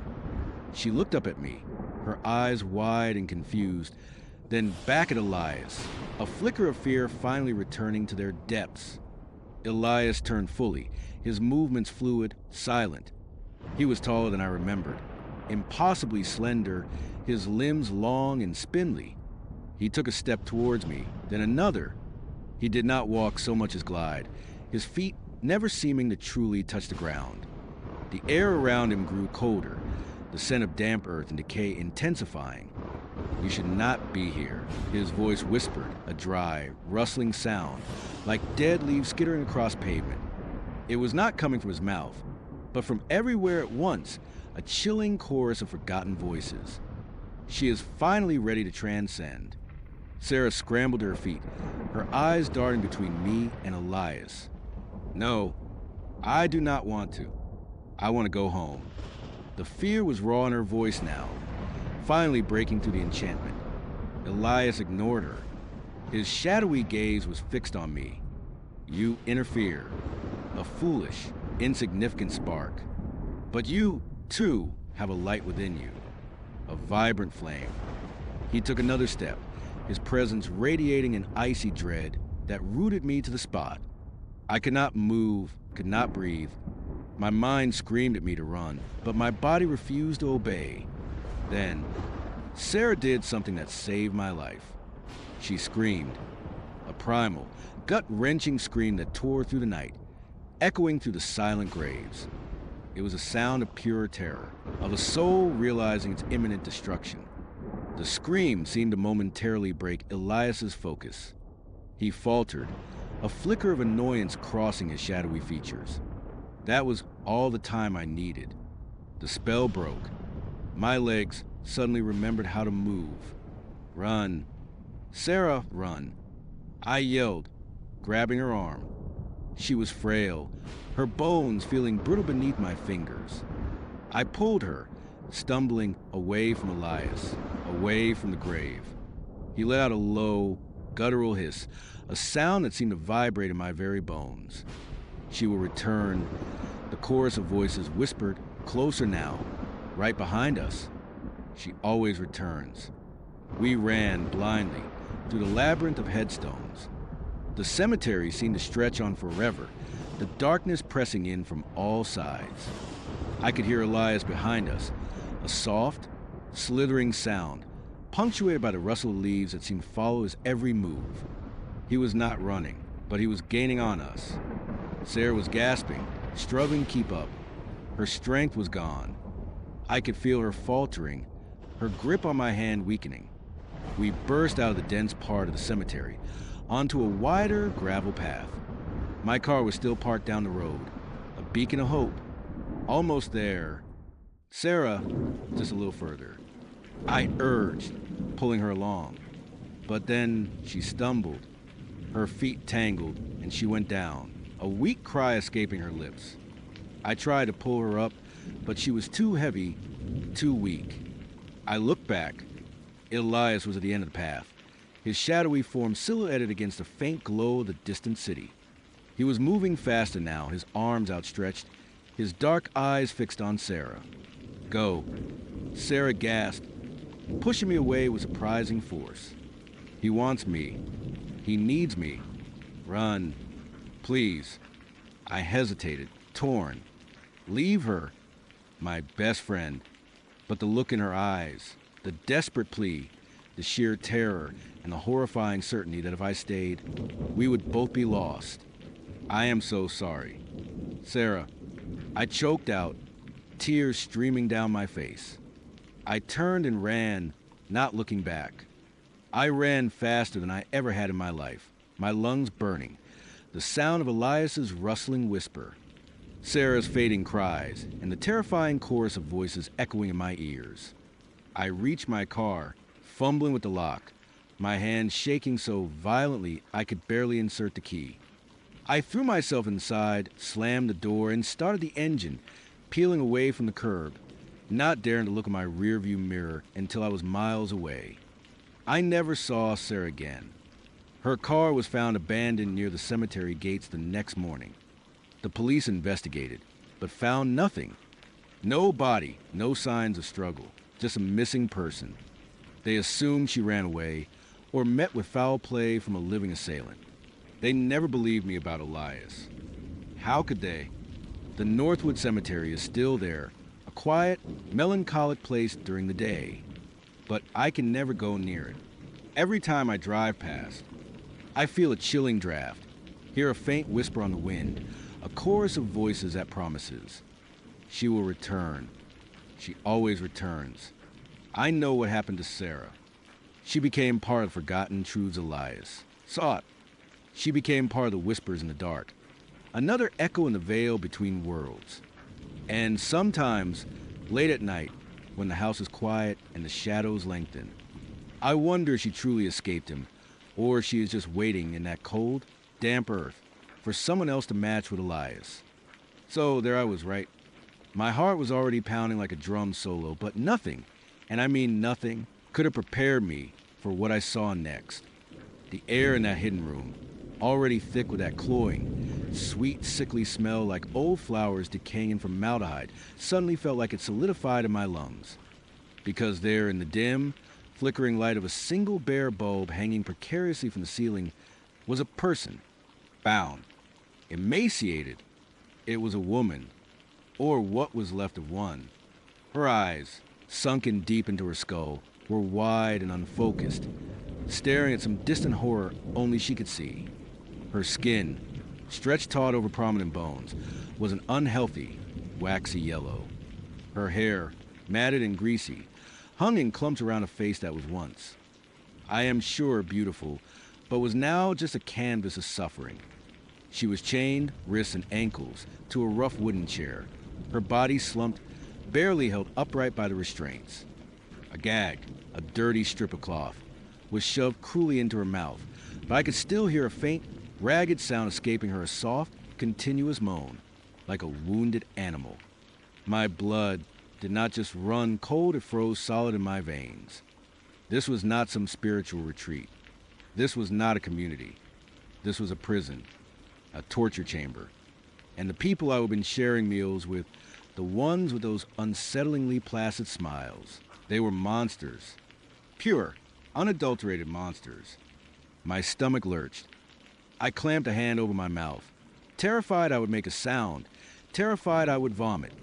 The smell, that cloying sweetness, now at a new, terrifying context. It was not just flowers. It was decay. It was something not right. I wanted to scream. I wanted to run. But my feet felt like they were glued to the floor. My eyes, though, they kept scanning the room. There were other things. A small, rusty table with various instruments I did not want to identify. Buckets. And on the floor near the woman's feet, a small, dark stain that I prayed was not blood. Then a sound. Footsteps. Faint at first, but growing louder, coming from the direction of the main compound. Panic, cold and sharp, cut through the shock. Someone was coming. I needed to hide. Now, my eyes darted around a small, cramped space. There was a stack of old, dusty crates in one corner. Not ideal, but it was all I had. I squeezed myself behind them, pressing my back against the cold, damp wall. Tried to make myself as small and invisible as possible. My breath hitched in my throat. I could feel the dust motes dancing in the single beam of light, and the silence, punctuated only by the woman's pained moans, was deafening. The footsteps stopped right outside the hidden door. I held my breath, every muscle in my body tensed. A pause. Then the creak of the door opening wider. It was Mark. My heart plummeted. Mark, the charming, witty guy from Tinder, the one who had lured me here. He looked different now, even more so than he had earlier. The chilling, devoted look in his eyes was intensified, a fanatic's glazed intensity. He carried a small tray with a bowl of what looked like gruel and a glass of water. He did not notice me. He walked straight to the woman, his movements devoid of any warmth or recognition. It was clinical, detached. He knelt down, untied the gag, and without a word, tried to spoon some of the gruel into her mouth. She resisted, weakly turning her head. He sighed, a sound of mild annoyance, not sympathy. "You know you need to eat." "Sarah," he said, his voice flat, devoid of the charm I would once fallen for. "You need to be strong for the cleansing, for the rebirth." Sarah. So that was her name. The name of the woman they were systematically destroying. He forced a spoonful into her mouth. She choked, a terrible, rasping sound, and some of the gruel dribbled down her chin. Mark just wiped it away with a cloth he pulled from his pocket, his expression unchanging. It was like watching someone tend to a broken doll, not a human being. He spent what felt like an eternity, but was probably only 10 minutes, trying to feed her, murmuring platitudes about the community, and shedding the old self. He mentioned the leader's wisdom and the purification. Each word was a fresh stab of horror. This was not just physical torture, it was psychological warfare. They were trying to break her spirit, to remake her. Finally, he gave up, leaving the half-eaten bowl on the floor. He retied the gag, tightening it with a callous hand. Then he stood up, surveyed the room with a cold, assessing gaze, and without a backward glance at Sarah, walked out, pulling the door shut behind him. The click of the latch echoed in the silence. I waited for a full minute, maybe more. I did not move. My mind was racing, a chaotic storm of fear and adrenaline. Sarah's soft moans were the only sound. I had to get out, but I could not just leave her. Could I? I slowly, cautiously, extricated myself from behind the crates. My legs were shaky. I crept toward Sarah, my eyes darting to the door, half expecting Mark to reappear. "Sarah," I whispered, my voice hoarse. Her eyes, those vacant, haunted eyes, slowly turned towards me. There was no recognition, no spark of hope, just a bottomless despair. I reached for her chains, my fingers fumbling with the rusty metal. They were thick, secured with heavy padlocks. I did not have keys. I did not have tools. I will get help. I whispered, tears welling in my eyes. "I promise. I will come back for you." Her eyes seemed to convey a flicker of something then, a ghost of a plea, but it was quickly extinguished. Her head slumped forward again. She was too far gone, too weak. Trying to free her now without a plan, without tools, would only get me caught too. And then there would be two of us. The realization hit me with the force of a physical blow. My priority had to be escape. To get out, to get to the police, to get anyone who could help. I backed away, my heart heavy with guilt, but my survival instinct screaming louder. I had to be smart. I had to be silent. I slipped out of the hidden room, carefully closing the door behind me, trying to make it look undisturbed. The cloying smell seemed to cling to my clothes, to my skin. I could still hear Sarah's moans in my head. I was back in the main building, a long, dimly lit corridor. I could hear the faint murmur of voices from the main hall. The ritual must still be going on, or perhaps they were winding down. The leader's hypnotic voice, though muffled, still carried. I moved like a ghost, hugging the walls, my breath shallow. Every shadow seemed to stretch and writhe. Every creak of the old floorboards sounded like a gunshot. I remembered the way I would come in, through the main entrance, past the communal dining area. My car was parked outside, maybe 100 yards from the main building. I reached the main hall. Through a crack in the door, I could see them. Dozens of people, all in their subtle uniforms, sitting cross-legged on the floor, facing the leader.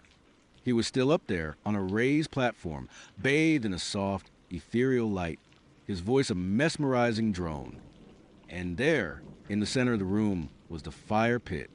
The embers glowed red, still consuming whatever personal belongings people had thrown in, a chilling reminder of their complete surrender. I saw Mark among them, sitting with the same placid, devoted smile as everyone else. He looked so normal, so serene. It was sickening. I knew I could not risk going through the main hall. I needed another way out. I remembered a side door near the kitchen that led to a small utility yard. It was a long shot, but my only shot. I crept past the kitchen, the smell of stale food mixing with that awful cloying scent that seemed to follow me. The side door was old, made of heavy wood, and thankfully unlocked. I eased it open, wincing at the groan of the hinges, and slipped outside into the cool night air. The moon was nearly full, casting long, eerie shadows. The property was vast, surrounded by dense forest. My car was visible in the distance, a dark shape against the paler gravel drive. It felt a million miles away. I started to move, not running yet, just a fast, determined walk, my eyes darting everywhere. The silence of the night was suddenly terrifying. No crickets, no wind, just a thumping of my own heart in my ears. Then a voice, leaving so soon. I froze. It was a woman, one of the older members, with kind eyes and a perpetually serene smile. She was standing by a small garden plot, tending to some herbs, seemingly oblivious to the late hour. Her smile was still there, but now, under the moonlight, it seemed less serene and more knowing. My mind raced. Lie. Run. Oh. I needed some fresh air. I stammered, trying to keep my voice steady. A bit overwhelmed by everything. You know, she tilted her head, her smile unwavering. The truth can be overwhelming, dear, but it is always necessary for growth. Her eyes, though, seemed to pierce right through me. Are you sure you are not trying to run from the truth? My blood ran cold. She knew, or she suspected. No, of course not. I said, trying to sound offended. I have a bit of a headache. Thought I would go lie down in my car for a bit. Your car, she repeated, her voice soft, almost a whisper. A lovely vehicle. Very worldly. That was it. I could not pretend anymore. This was not a conversation. This was an interrogation. My instincts, the ones I should have listened to from the start, screamed at me. Run. I bolted. I did not look back. I just ran, my feet pounding on the gravel, the sound echoing in the oppressive silence. I could hear her voice calling out, not angry, but a calm, almost pitying call. Brother Mark. Our guest is feeling unwell. Brother Mark. Oh, God! I reached my car, fumbling for my keys. My hands were shaking so violently, I almost dropped them. I jammed the key into the lock, yanked the door open, and practically fell into the driver's seat. The engine. Please, God, let it start. It roared to life on the first try. A small victory, but a victory nonetheless. I slammed the door shut, locked it, and threw the car into reverse, tires spitting gravel. In my rearview mirror, I saw them. Not just Mark, but several figures emerging from the main building, their placid smiles replaced by grim determination. They were not running, not yet, but they were moving with an unnerving speed towards the vehicles parked near the main house. I floored it. The gravel road was rough, unpaved, winding through dense, dark woods. The car bounced and swayed, but I did not care. All I cared about was putting as much distance as possible between me and that place. I glanced in the mirror again. Headlights. 2 sets. They were coming. My mind was a blur of terror. Sarah. The hidden room. Mark's cold eyes. The leader's drone. The burning belongings. It was all real. And now they were after me. The road was barely wide enough for 1 car, let alone 2 chasing me.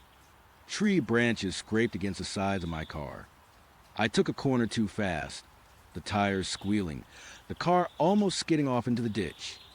I gripped the steering wheel, knuckles white, my whole body trembling. No, no, no. I muttered over and over again, like a prayer. The headlights behind me were getting closer. These people, they were not just some harmless cult. They were dangerous. They had a prisoner. Who knew what else they were capable of? I remembered Mark's intense talk about his community, how they purified themselves, shedding the old self.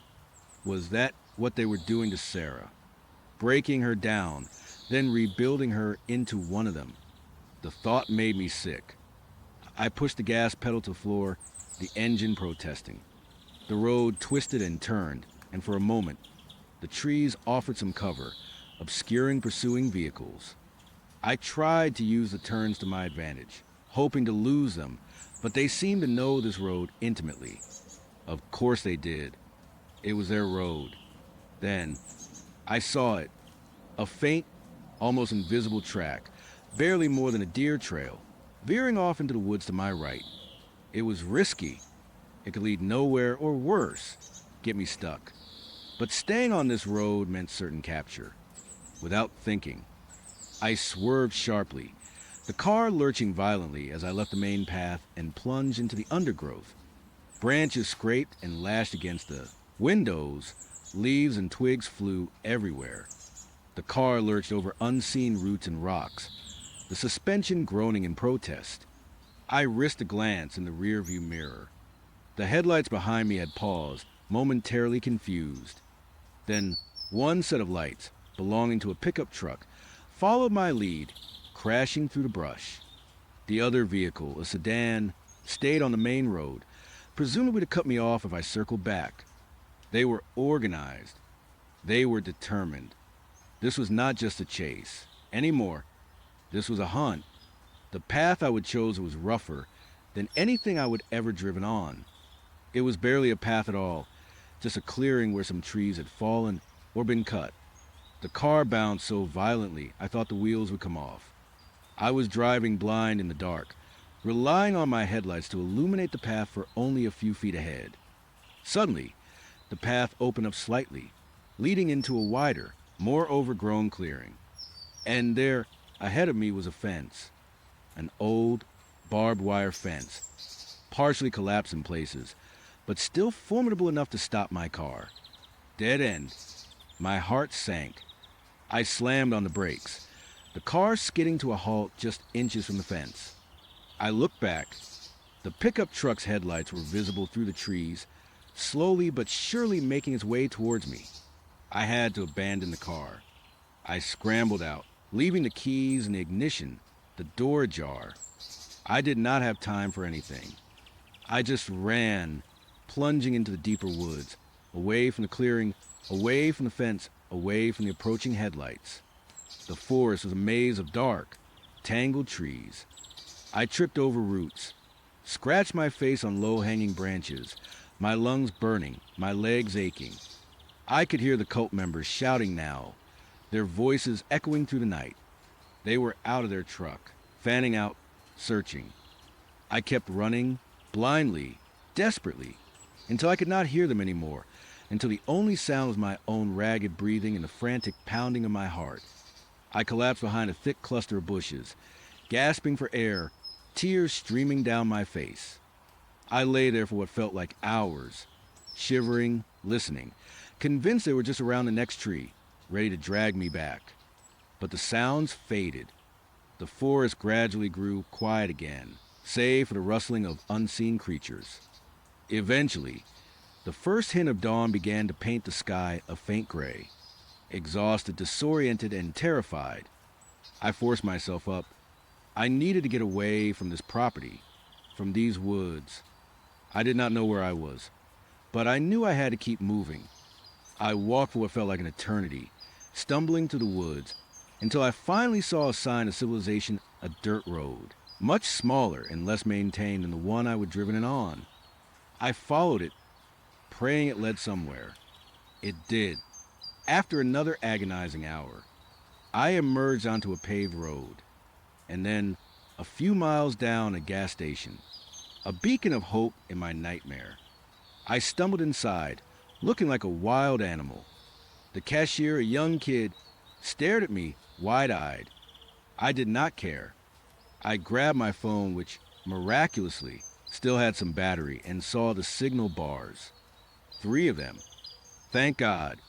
My hands were shaking, so badly I could barely dial 911. Hello. Yes, I need help. I was at a cult. They have a woman captive. They tried to kill me. My voice was a choked sob. The dispatcher was calm, professional. She asked for my location, for details. I gave her everything I could, between gasps and tears. The name of the leader, the description of the property, Mark's name, Sarah's name. Okay, sir, stay calm. We are sending officers to your location, and we will dispatch a unit to that address you gave us. Can you describe the woman held captive? I tried. Her emaciated state, the chains, the gag, the cloying smell. The next few hours were a blur of police interviews. They took me to a local station, gave me some water and a blanket. They listened patiently, but I could sense the skepticism, the doubt in their eyes. A remote cult, a captive woman. No physical evidence on me, just a wild story from a clearly traumatized man. 2 officers went to investigate the address I gave them.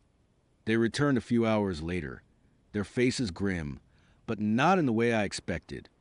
Sir, one of them said, his voice gentle, we have investigated the property you described.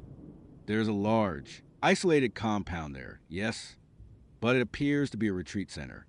We spoke with the people there. They were very cooperative, said they were a spiritual community, a place for meditation and self-discovery. They denied any knowledge of a captive woman. They even let us search the premises. My heart sank. And what did you find? Nothing, sir.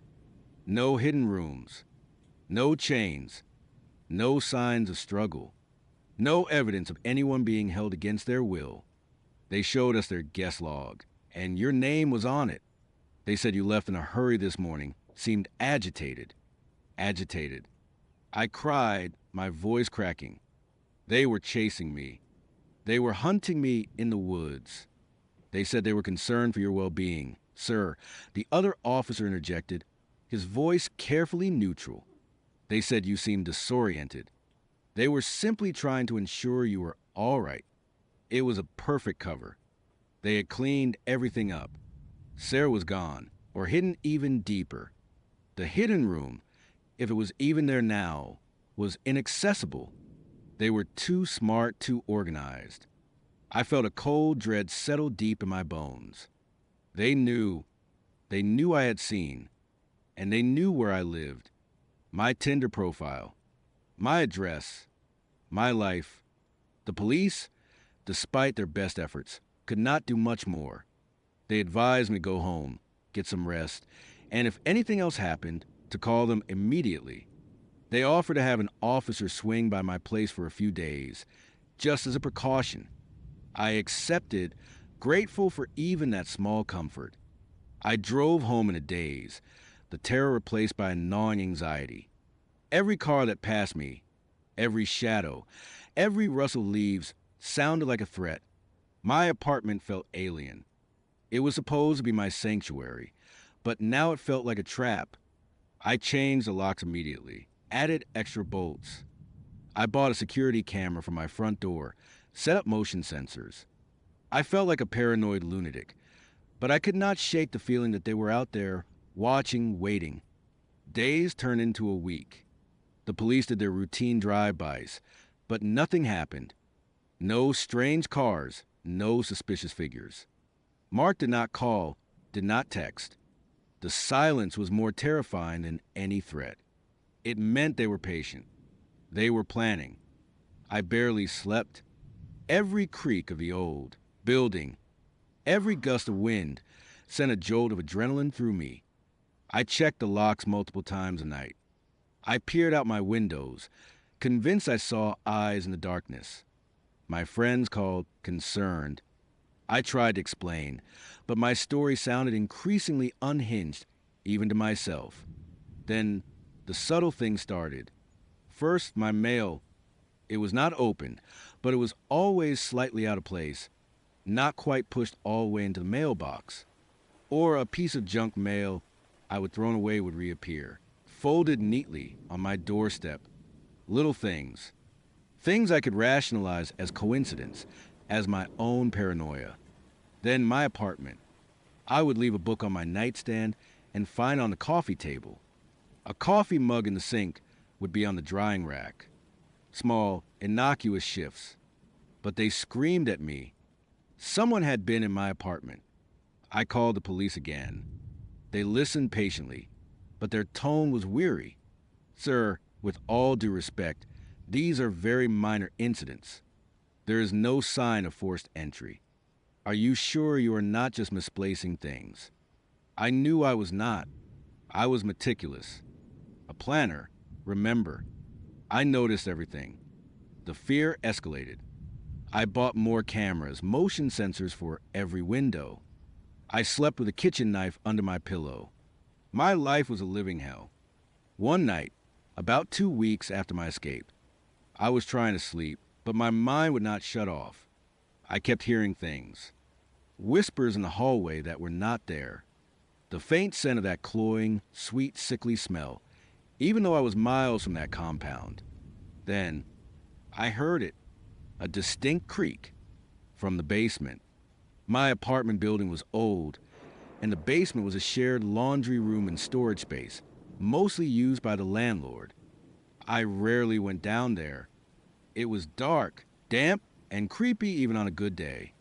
But this creak was not the settling of old pipes. It was the sound of a door. The heavy, wooden door to the basement, opening. My blood ran cold. I lay there, frozen, the knife clutched in my hand. Someone was in my building. Someone was in the basement. I waited. Silence again. Had I imagined it? My paranoia was at an all-time high. But the sound had been too real. A wave of icy dread washed over me. What if it was not just my apartment they were interested in? What if they were setting something up right under my nose? I knew I had to check. I could not live with the uncertainty. Slowly, carefully, I slipped out of bed. My heart was pounding so hard, I thought it would burst through my ribs. I crept to my apartment door, unlocked it as quietly as possible, and eased it open. The hallway was dark. The air was still. I listened. Nothing. Just the distant hum of the city. I moved towards the basement door, which was at the far end of the hall. Each step was excruciatingly slow, my bare feet silent on the worn carpet. I reached the door. It was slightly ajar. Just a crack. A cold draft seeped out from the darkness within, and with it, a faint, almost imperceptible scent. That cloying, sweet, sickly smell. The one from Sarah's room. My breath hitched. They were here, or had been here. I pushed the door open, just enough to peer inside. The stairwell was pitch black. I fumbled for the light switch on the wall. My hand found it, flicked it. Nothing. The bulb was either dead or removed. My stomach dropped. This was not a coincidence. I had my phone. I turned on the flashlight, the beam cutting a shaky path through the darkness. I took a deep, shuddering breath and started down the creaking wooden stairs. "Hello," I whispered, my voice barely audible, thick with fear. "Is anyone there?" Only silence answered. The deeper I went, the colder it got. The beam of my flashlight danced across cobweb-laden walls, old storage boxes, and dusty pipes. Then I reached the bottom. The basement was a large, open space, filled with the usual detritus of an old building, broken furniture, forgotten appliances, stacks of yellowed newspapers. And then I saw them. At first, I did not register what I was seeing. My flashlight beam swept across a shape, then another, then another. Figures, standing, arranged. My blood ran cold for the 100th time. Mannequins, dozens of them. They were everywhere, standing in rows, clustered in groups, leaning against the walls. Some were old, chipped and cracked. Others looked disturbingly new, with perfectly smooth, featureless faces. And they were all dressed in clothes. My clothes, my flashlight beam, now trembling uncontrollably, swept over the first one. It was wearing a faded college t-shirt, one I had not worn in years, but definitely recognized, and a pair of old jeans. The pose was stiff, unnatural, but it was undeniably my outfit. My heart hammered against my ribs.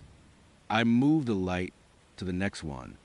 This one was wearing a shirt I would worn to a friend's wedding a few years back. A blue button-down. And there, on its head, was a cheap plastic wig styled to match my hair in the photos from that wedding. Photos. The realization hit me like a physical blow, knocking the wind out of me. Each mannequin was dressed in an outfit I had worn in a photograph. There was one wearing a replica of my high school graduation gown and cap, a crude, hand-painted smile on its otherwise blank face. Another had on a Hawaiian shirt I would worn on a vacation to Mexico, complete with a plastic lei around its neck. A third, chillingly, was dressed in the exact same clothes I was wearing right now, a gray t-shirt and sweatpants. They had recreated my life, my past, my present, in this horrifying, silent army of plastic effigies. How? How had they gotten all these clothes? How had they known about the photos? And how had they gotten all these mannequins, all this stuff, into my building's basement, without anyone noticing? My mind screamed. This was not just stalking. This was an obsession. A twisted, perverse art project dedicated to me. The cloying, sweet, sickly smell was stronger here, mixed with the musty scent of the basement. I felt like I was going to throw up. I swung my phone's flashlight around frantically, the beam illuminating more and more of them. There must have been 50, maybe 60 mannequins. Each a silent, hollow mockery of me. Each a testament to the depth of their surveillance, their sinister planning. They had not just cleaned up the compound. They had been busy here, in my home, my safe space. My gaze landed on one mannequin, standing slightly apart from the others, near a rickety workbench. This one was dressed in a dark suit, a crisp white shirt, and a tie. It was a suit I would only worn once, for a job interview several months ago. I would posted a picture of myself in it on LinkedIn, smiling confidently. But this mannequin was not smiling. Its featureless head was tilted, almost inquisitively, and in its plastic hand it held something. My flashlight beam focused. It was a single, withered rose, and impaled on its lapel a small, laminated card, with my name on it, my full name, and beneath it, a single word, written in elegant, flowing script. Reborn. A sound. A faint creak from upstairs. From the basement door. My blood ran cold. They were not gone. They were here. They had been here. And now, they were coming for me. My breath caught in my throat. I was trapped, surrounded by my own silent, plastic doppelgangers, in the dark, musty basement of my own home. And the people who had created this nightmare, who had taken a woman named Sarah and broken her, were now coming for me. The sound of footsteps, slow and deliberate, began to descend the wooden stairs. I had nowhere to run, nowhere to hide. The horror was not just out there anymore. It was here. It was me. And it was waiting. The metallic taste was still there, a thick, cloying sweetness layered over something acrid and coppery, like a mouthful of old blood and burnt sugar. It coated my tongue, crawled down my throat, and seemed to permeate every cell in my body, a constant reminder of the liquid Leo had forced me to swallow.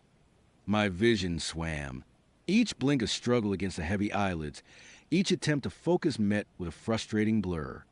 My head throbbed, a dull, insistent drumbeat behind my eyes, and my limbs felt like they were cast in lead, impossibly heavy, as if I were submerged in something thick and viscous, struggling against an invisible current. Then I saw them again, or rather, I became aware of their presence. They were silent, dark figures lingering at the periphery of my vision, shifting in and out of the hazy fog that had enveloped my world. Indistinct, featureless silhouettes, like obsidian mannequins carved from the deepest shadows, simply there. They did not move, did not breathe, did not seem to possess any discernible form beyond their unnerving darkness. But their unseen gaze, I felt it like a physical weight, a crushing pressure pinning me down, holding me captive not just in this strange, dim room, but within my own failing body. It was a gaze that did not observe so much as absorb, as if they were drinking in my very essence. Leo's voice, when it came, was a sharp, cold blade slicing through the muffled haze in my brain. The catalyst integration is underway. He was not looking at me, not directly. His eyes were fixed on silent figures, or perhaps some unseen monitor, his posture rigid, clinical, utterly detached.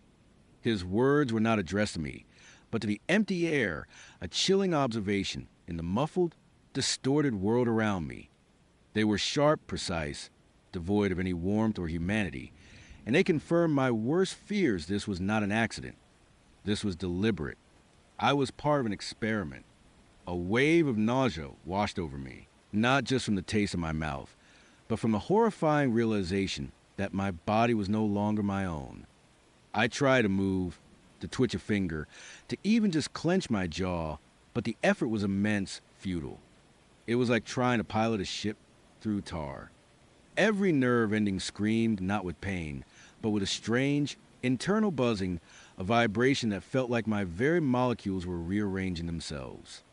It was as if something foreign was taking root inside me, spreading its tendrils through my veins, intertwining with my nervous system, slowly, inexorably claiming me.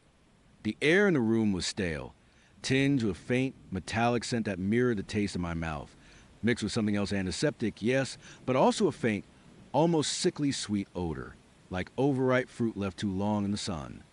The dim light seemed to emanate from nowhere, casting long, wavering shadows that danced with the dark figures, making it impossible to tell where one ended and the other began. I could not see the ceiling, could not make out the walls. It was just a small, oppressive bubble of existence, with Leo as a silent, terrifying conductor, and those faceless shadows as his audience, or perhaps his co-conspirators. My mind, though sluggish, began to churn, desperately searching for an anchor, a memory, anything that could make sense of this nightmare. And then, through the haze, a memory flickered, sharp and unwelcome, a moment that felt like a minor oddity at the time. But now it felt like a chilling premonition. It was a memory of Leo, of a time before this, a time when I had trusted him, when his precise, intelligent demeanor had seemed merely charmingly intense, not terrifyingly clinical. We would have been together for about 6 months then. I would met Leo at a charity gala, one of those awkward networking events I usually dreaded. He was an astrophysicist, or so he would said, working on some abstract theoretical models. He was brilliant, no doubt about that. His eyes, though often distant, would light up when he talked about his work, about the universe, about patterns and systems. He was impeccably dressed, always, and carried himself with an air of quiet confidence that I found intriguing. He was private, intensely so. He never spoke much about his family, his past, or even his friends. He would just say he was focused on his work, that his life was pretty singular. I, foolishly, found that dedication admirable. He was a breath of fresh air after a string of guys who were all talk and no substance. One Saturday afternoon, he would call me, sounding a little flustered, which was uncharacteristic for him. He needed to pick up some specialized equipment for his lab, nothing exciting, just some obscure connectors. He would assure me and asked if I wanted to tag along. I did not have any plans, and a chance to spend a casual afternoon with him sounded nice. I figured it might even give me a glimpse into his world, a peek behind the carefully constructed curtain of his privacy. We drove in his car, a sleek, dark sedan, meticulously clean, just like everything else in his life. The interior smelled faintly of new car and something vaguely metallic, like ozone. We were chatting about a documentary we would watch, and I leaned over to grab my phone, which had slipped off the passenger seat and into the footwell. As I reached down, my fingers brushed against something soft, then something hard and plastic. I frowned, pulling them out. In my hand was a small, brightly colored plastic rattle, one of those cheap, cheerful ones with little beads inside that make a gentle shushing sound. Beside it, tucked slightly under the seat, was a small, plush toy, a faded yellow duck, its eyes stitched with black thread, one of them slightly askew. It was a little sticky, as if it had been chewed on, then forgotten. My stomach did a little flip. Leo had always maintained he had no children. No kids, he would said, not even nieces or nephews he was particularly close to. He would made it sound like he was an only child, with parents who lived far away and were equally absorbed in their own pursuits. He was a singular entity, a man devoted solely to his intellectual pursuits. This was a detail he would have been very clear about. I held up the rattle, my brow furrowed, a faint smile on my face that did not quite reach my eyes. "Leo, what are these?" He glanced over, his eyes flicking from the road to the toys in my hand, then back to the road. For a split second, his face was utterly unreadable, a mask of something I could not quite decipher: surprise, annoyance, a flicker of something cold, almost reptilian. It was gone in an instant, replaced by his usual calm, composed expression. "Oh, those," he said, his voice smooth, a little too smooth. "Right, I almost forgot about them." He chuckled, a low, dismissive sound that did not quite ring true. "A friend of mine, an old colleague, has a toddler. He was over at my place a few weeks ago. Picked him up from daycare when his wife was out of town. The little guy must have left him in the car. I meant to drop them off at his place, but it totally slipped my mind." He paused and added, "Or maybe I was going to drop them at a donation center. Yes, that is it. I was cleaning out my apartment, found some old things, and decided to take them to a charity shop. I must have tossed them in the car with some other items and forgotten." His explanation was too quick, too layered. First, a friend's kid. Then, a charity shop. It felt rehearsed, like he was trying out different versions to see which one I would buy. The friend's kid story made more sense of the type of toy, a well-loved, slightly chewed duck. The charity shop story felt like an afterthought, a way to explain why they were still in his car after weeks. I looked at the little yellow duck, its one wonky eye staring up at me. It felt loved, worn, not just something casually tossed aside for donation. And Leo's apartment, from what I would seen, was minimalist to the extreme. The idea of him cleaning out old things that included baby toys just did not compute. "Oh," I said, trying to sound nonchalant, but a tiny knot of unease had already formed in my stomach. "Right, makes sense." I put the toys back in the footwell, carefully, almost reverently, as if they were fragile evidence. He did not look at me again, just continued driving, his gaze fixed straight ahead. We talked about other things, the conversation flowing easily, but the incident hung in the air between us, a faint, unsettling echo. I tried to dismiss it. Everyone has little white lies, right? Maybe he was just embarrassed. Maybe he did have a friend with a kid and just did not like talking about other people's messy lives. Or maybe he just wanted to maintain his carefully curated image of solitary brilliance. I told myself it was harmless, a small, insignificant detail. But it was not. It was a crack in the facade, a tiny hairline fracture in the perfect image he presented. It was the first time I would felt that cold, calculating flicker at his eyes, a look that spoke of something hidden, something deeply private and potentially sinister. I pushed it down, rationalized it away, because I wanted to believe in the Leo I had built up in my mind. I wanted to believe in the charming, intelligent man who seemed to see the world with such clarity. Now, lying here, my body a battleground for whatever catalyst he would force into me, the memory returned with a sickening clarity. The faint metallic smell in his car, the precise, almost surgical way he spoke, the sudden, fleeting coldness in his eyes. It all coalesced into a terrifying mosaic. The baby toys were not a harmless anomaly. They were a clue, a whisper of the monstrous truth I was now living. The buzzing inside me intensified, a high-pitched whine that seemed to resonate deep within my bones. My blurred vision flickered, momentarily sharpening, and I saw the room more clearly. It was not just dim, it was stark, sterile, a nightmare version of a laboratory. Stainless steel gleamed dully under the low lights. There were wires, thick and black, snaking across the floor, connecting to various machines that hummed with a low, rhythmic pulse. A large, transparent cylinder stood nearby, filled with a cloudy, viscous liquid, and within it, something indistinct floated, a pale, amorphous mass. My breath hitched. Leo was still standing, but he had moved closer to one of the dark figures. He reached out a hand, not quite touching, but gesturing towards it, as if presenting me to them. His lips moved, but I could not make out the words over the internal din, the screaming of my nerves, the relentless hum of machines. But I understood the gesture. I was the offering. The figures, those obsidian mannequins, seemed to absorb his words, their featureless forms somehow conveying an ancient, patient malevolence. They were not just observing, they were waiting. Waiting for the integration to complete. Waiting for me. A burning sensation erupted in my chest, spreading outwards like liquid fire coursing through my veins. It was not pain, not exactly, but an intense, searing heat that felt alien, unnatural. My skin felt stretched, taut, as if something beneath it was trying to break free.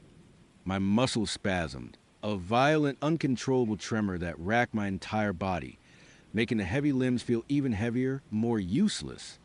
I tried to scream, but only a choked gasp escaped my lips, the metallic taste in my mouth now so overwhelming it felt like I was drowning in it. The catalyst. What was it doing to me? Was it transforming me into one of them? The thought was a fresh wave of terror, far worse than death. To become one of those silent, featureless horrors, devoid of self, of identity, just another dark silhouette in their terrifying congregation. Leo turned slightly, his head tilting, and for the first time his eyes met mine.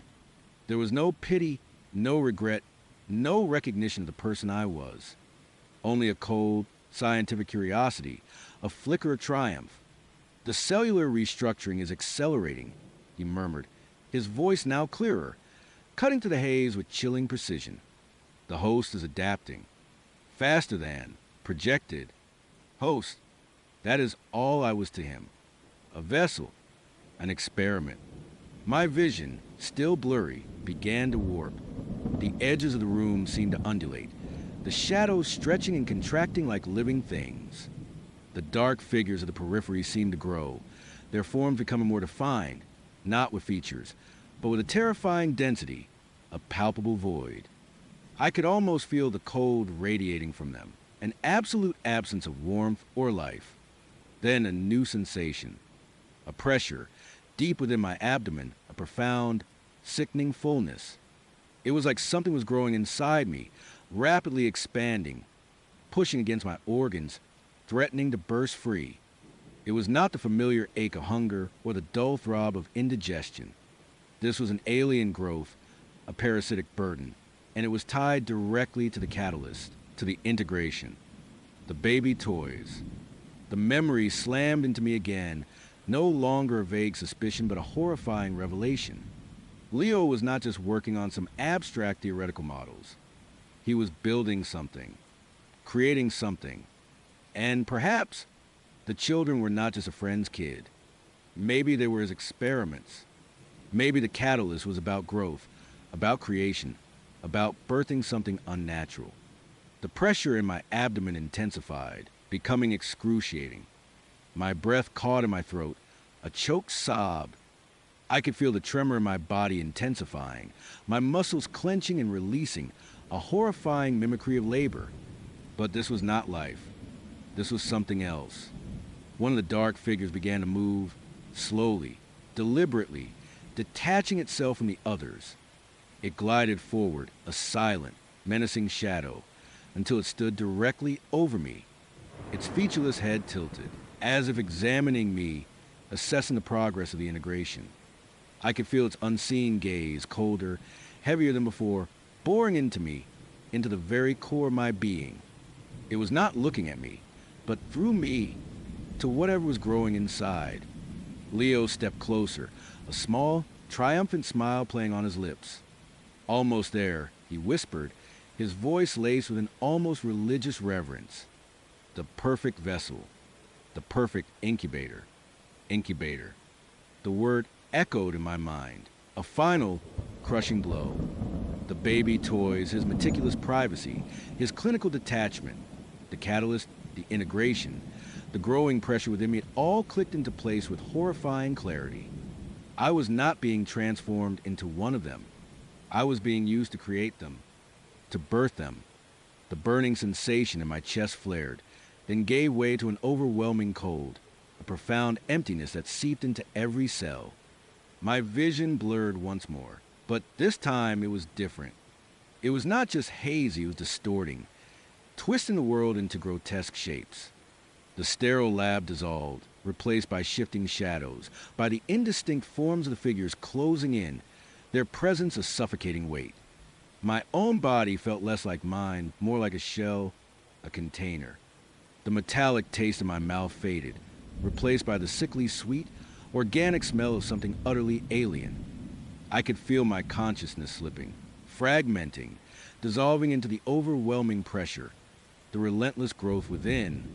The last thing I saw, or perhaps imagined, was a distorted reflection in the polished steel of a nearby machine. It was not my face. It was something else, something pale and stretched, its features indistinct, its eyes wide with terror that was no longer entirely my own. And behind it, the silent, dark figures, their forms coalescing, drawing closer, waiting for the birth of their new sibling, their new child. Leo's voice, distant now, a fading whisper in the encroaching darkness, spoke the final, chilling words. "Welcome, little one." And then there was only the cold, the pressure, and the vast, featureless void. The taste of copper never really left me. It was not always a strong, metallic tang. Sometimes it was just a ghost, a whisper on the back of my tongue, a constant reminder of Mark and Elias and Sarah. It was a flavor of survival, I suppose, but survival came at a cost. It left me raw, jumpy, seeing shadows where there were none, and hearing things that could not possibly be real.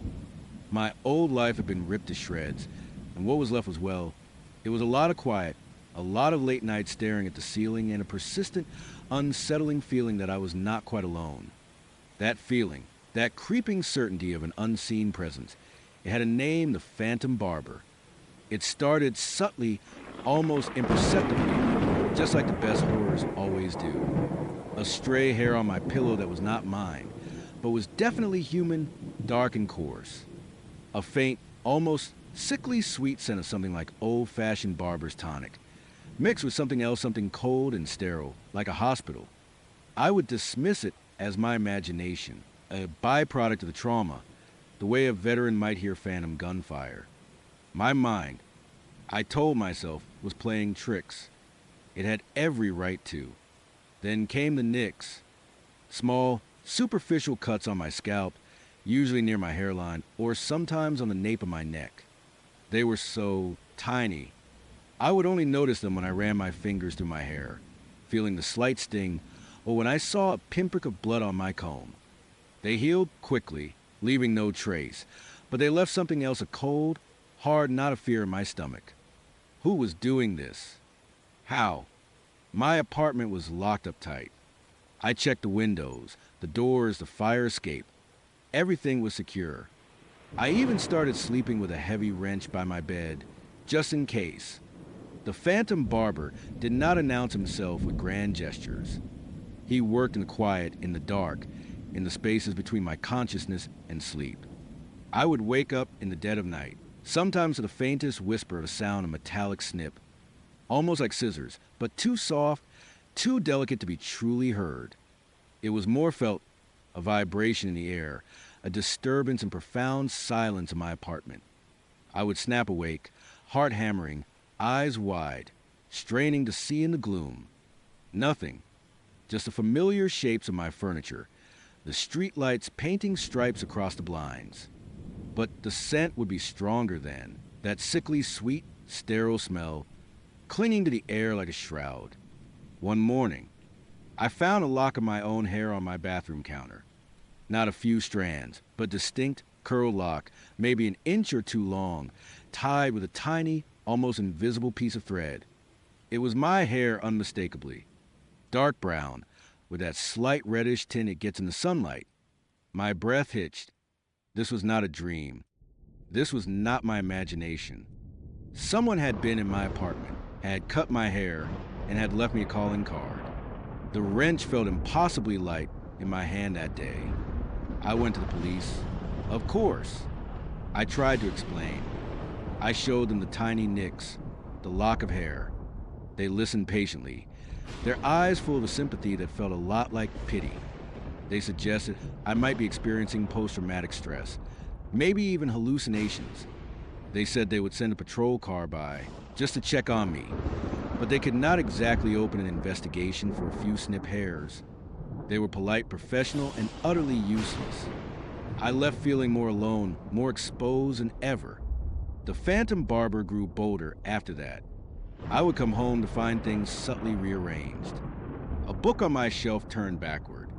A single, gleaming razor blade, the old-fashioned kind, with a wooden handle left on my kitchen counter, placed neatly beside my coffee maker.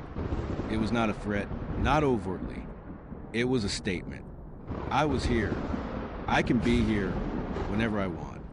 The taste of copper in my mouth became a constant companion, a metallic film that coated my tongue. I started barricading my door at night, not just locking it, but pushing my dresser against it, piling chairs on top. I bought a second lock, a deadbolt, and installed it myself, my hands shaking the entire time. I slept with the lights on in the living room, a cheap lead lamp casting a sickly yellow glow under my bedroom door. I tried to stay awake, to catch him, to prove I was not crazy. But exhaustion always won, dragging me down into a fitful, shallow sleep, only to wake with a familiar dread and sometimes a new, tiny cut. One night, I swear I saw him. I was in the bathroom, splashing water on my face, trying to shake off the lingering nightmares of Mark. I glanced up into the mirror, and for a split second, in the reflection of the hallway behind me, there was a shape. Tall, slender, dressed in something dark, with a stark white face that seemed to absorb all light. And in his hand, something glinted. A pair of scissors, impossibly long and sharp. My scream caught in my throat. I spun around, but the hallway was empty. Just a pale yellow light from the living room and the deepening shadows. My heart was a frantic drum against my ribs. I pressed myself against the wall, shaking, trying to make sense of what I was seeing. Was it real? Or had my mind finally snapped? I considered moving, packing up what little I had left and disappearing. But where would I go? The trauma of Mark had already forced me to abandon so much. Starting over again, with this new, insidious terror chasing me, it felt impossible. Besides, a part of me, a stubborn, angry part, refused to be driven out of my own home. This was my sanctuary, however violated it felt. The days blurred into a monotonous cycle of fear and vigilance. I avoided looking in mirrors too long, afraid of what I might see in the periphery. I started wearing my hair tied up tightly, hoping it would deter him, though I knew it was a futile gesture. The phantom barber did not care about my hairstyles. He cared about the act, the power, the violation. Then came the news report. It was a Tuesday evening. I was curled up on my threadbare sofa, trying to numb my mind with a mindless sitcom. Anything to escape the chilling thoughts that constantly gnawed at me. The TV was just background noise, a comforting hum against the oppressive silence of my apartment. Then, the screen flickered, and the cheerful jingle of the sitcom was abruptly cut off by a harsh, insistent tone. A breaking news alert. My eyes, which had been half-lidded, snapped open. A serious-faced anchorwoman appeared on screen, her voice grave. We interrupt this program with an urgent public safety announcement. Police across the tri-state area are searching for a suspect in connection with a series of recent abductions. Authorities have released a composite sketch and a description of the individual they believe to be responsible. My breath caught. Abductions. My mind immediately went to the cold, not a fear I felt daily. I tried to shake it off. This was probably just another random crime story. But I found myself leaning forward, my gaze fixed on the screen. A composite sketch flashed onto the screen. My blood ran cold. The face, it was stark, almost gaunt, with sharp cheekbones and deep-set eyes that seemed to bore into me even from a grainy drawing. A long, angular nose, thin lips, and the hair slicked back, neatly parted, almost old-fashioned. It was a face from my nightmare, the face I thought I would glimpse in my mirror. The white, almost luminous quality I remembered. It was there in the sketch, a chilling blankness. The suspect is described as a male, approximately 6 feet tall, slender build, with an unusually pale complexion. The anchor continued, her voice steady but laced with urgency. He has been seen wearing dark, nondescript clothing, often with a wide-brimmed hat, and is believed to be operating in residential areas, targeting individuals in their homes. My hands were shaking so violently, I had to grip the arms of the sofa to steady myself.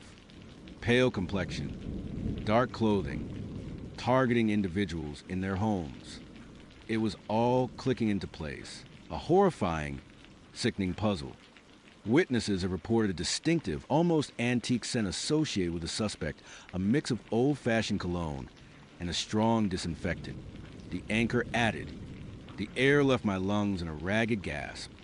The sickly, sweet, sterile smell. The barber's tonic. It was not my imagination. It was not trauma. It was real. He was real. Police are advising residents to be extremely vigilant, to ensure all doors and windows are secured, and to report any suspicious activity immediately, she warned. Several victims have been found unharmed but disoriented, often with unusual, precise haircuts, and in some cases, small, superficial nicks or cuts on their scalp or neck. Authorities are urging anyone with information to contact their local police department immediately. The words echoed in my ears, each one a hammer blow to my fragile sanity. Unusual, precise haircuts, small, superficial nicks or cuts, my scalp, my neck, the lock of hair, the razor blade on my counter. He was not just a phantom. He was the phantom barber, and he was wanted for multiple kidnappings. My world, already teetering on the edge, plunged into an abyss of terror. He had not just been in my home, he had been working on me. I had not been a victim of my own mind. I had been a victim of him. And the police, the ones who had dismissed my fears, were now hunting him. I stared at the composite sketch, the blank, unsettling eyes seeming to stare back at me from the screen. This was not just some random monster. This was my monster, the one who had been silently, patiently, meticulously violating my sense of safety for weeks. The phone rang, jolting me. I jumped, my heart leaping into my throat. It was my sister, calling to check in, oblivious to the storm raging inside me. I mumbled something about being busy, my voice tight with a fear I could not articulate. I could not tell her. How could I? She would think I was crazy. Or worse, she would be terrified for me. I needed to be alone with this, to process the horrifying truth. I spent the rest of the night in a state of hypervigilance. Every creak of the floorboards, every gust of wind against the window, sending jolts of adrenaline through me. I did not just push the dresser against the door. I dragged my heavy armchair, the coffee table, anything I could move, piling them up into a makeshift fortress. I checked every window, every lock, 3, 4, 5 times. I even taped shut the tiny gaps in my window frames, convinced he could slip through the smallest crack. The thought that he had been so close, that he had touched me while I slept, sent shivers of pure revulsion down my spine. The nicks, the hair he had been practicing. Or perhaps I had been an ongoing experiment. The news report mentioned victims being found unharmed but disoriented. Was that my fate? To be kidnapped? To wake up somewhere strange, with a bizarre haircut, and no memory of how I got there? The taste of copper was no longer a ghost, it was a potent, bitter reality in my mouth. The next few days were a blur of terror. I called my landlord, citing a vague fear for my safety, and begged him to install a heavy-duty security chain and peephole.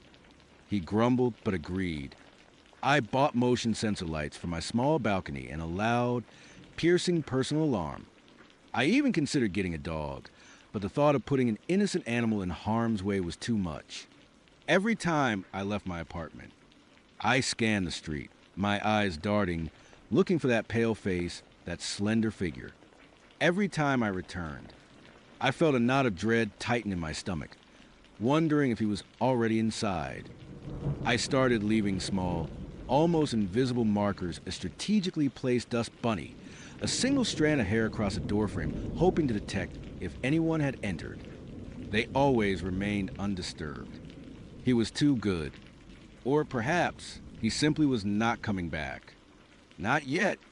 But the phantom barber was not done with me. He just changed his tactics. One evening, I was in my kitchen trying to force down a bowl of soup when I heard it. A faint, almost imperceptible scratching sound coming from my bedroom. My heart stopped. I grabbed the heaviest frying pan I owned, my knuckles white. Slowly, silently, I crept toward the bedroom door, my breath held tight in my chest. The scratching continued, rhythmic, deliberate. I threw the door open, the frying pan raised high. Nothing. The room was empty. The window was closed, the blinds drawn. But on my pillow, perfectly centered, was a single, pristine white feather. It was not from any bird I knew. It was too soft, too delicate, too perfect. And beneath it, carefully placed, was a small, intricately folded piece of paper. My hands trembled as I picked it up.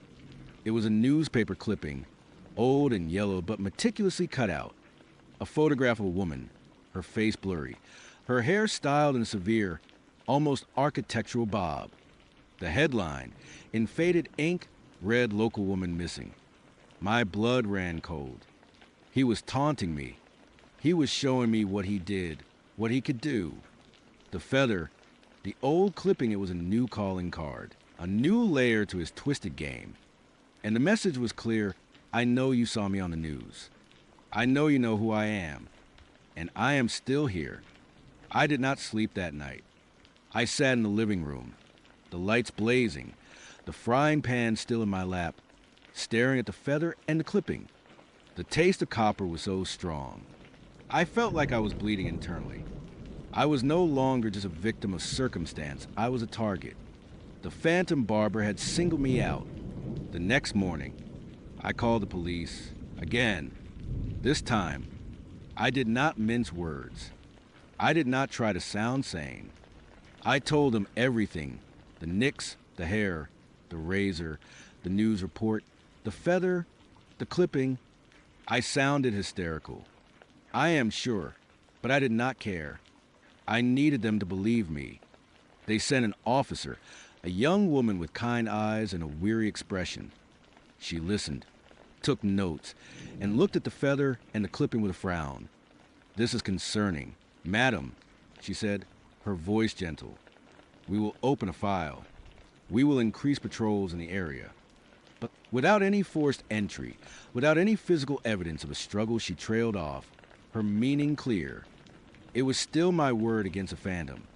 I knew then that I was truly alone. The police could not help me until something truly terrible happened. And I could not wait for that. I bought a cheap webcam and set it up in my living room, pointed at the door. I put another one in my bedroom. I was constantly checking the feeds on my phone, my eyes burning from the screen glare. I barely ate, barely slept. Every shadow was him. Every sound was him. My life had shrunk to the four walls of my apartment, and even those felt permeable, porous. Then came the silence. For 3 days, nothing. No sounds, no smells, no nicks, no cryptic messages. The silence was almost worse than the terror. It was a predatory silence, the kind that precedes a pounce. I found myself longing for the faint snip, for the barber's tonic smell, just to confirm he was still out there, still interested. The absence felt like a deliberate act, a tightening of the noose. He was waiting. He was watching me unravel. On the fourth night, I finally crashed. Exhaustion, pure and absolute, dragged me down into a deep, dreamless sleep. It was a mistake. I knew it even as I succumbed. I woke with a gasp, my eyes flying open. The room was dark, but a sliver of moonlight cut through the blinds, illuminating the foot of my bed. And standing there, silhouetted against the pale light, was a figure. Tall, slender, motionless. The Phantom Barber. He was wearing a long, dark coat, and on his head, a wide-brimmed hat that obscured his face in shadow. But I could feel his gaze, a cold, intense pressure that pinned me to the bed. In his gloved hand, he held something long and gleaming. Not scissors this time. A straight razor. The kind you see in old movies, with a polished wooden handle and a terrifyingly sharp blade. My heart hammered against my ribs, a frantic, desperate bird trapped in a cage. My mouth was dry, coated with a metallic taste of copper. I could not scream. I could not move. Fear had paralyzed me, turned me into stone. He took a step closer, then another. The floorboards did not creak. He moved with an unnatural grace, like a shadow gliding across the room. The air around him was thick with that familiar, sickeningly sweet, sterile scent. My eyes darted around, desperate for an escape, for a weapon. The frying pan was in the kitchen. My phone was on the nightstand, just out of reach. He stopped beside my bed, looking down at me. Even in the gloom, I could feel the intensity of his stare. He slowly raised a razor, the blade catching the moonlight, a sliver of silver death. My breath hitched. This was not about a haircut anymore. This was about something far more sinister. Beautiful hair, a voice whispered. It was soft, almost melodious, but utterly devoid of warmth. Such potential. His voice, I would never heard it before. It sent a fresh wave of terror through me. He reached out, his gloved fingers brushing a strand of my hair away from my face. The touch was feather-light, but it felt like a brand. A surge of adrenaline, fueled by pure, unadulterated terror, finally broke through my paralysis. This was not a phantom. This was a man. A very real, very dangerous man. And he was going to kill me with a primal scream that tore from my lungs. I lashed out, kicking wildly, blindly.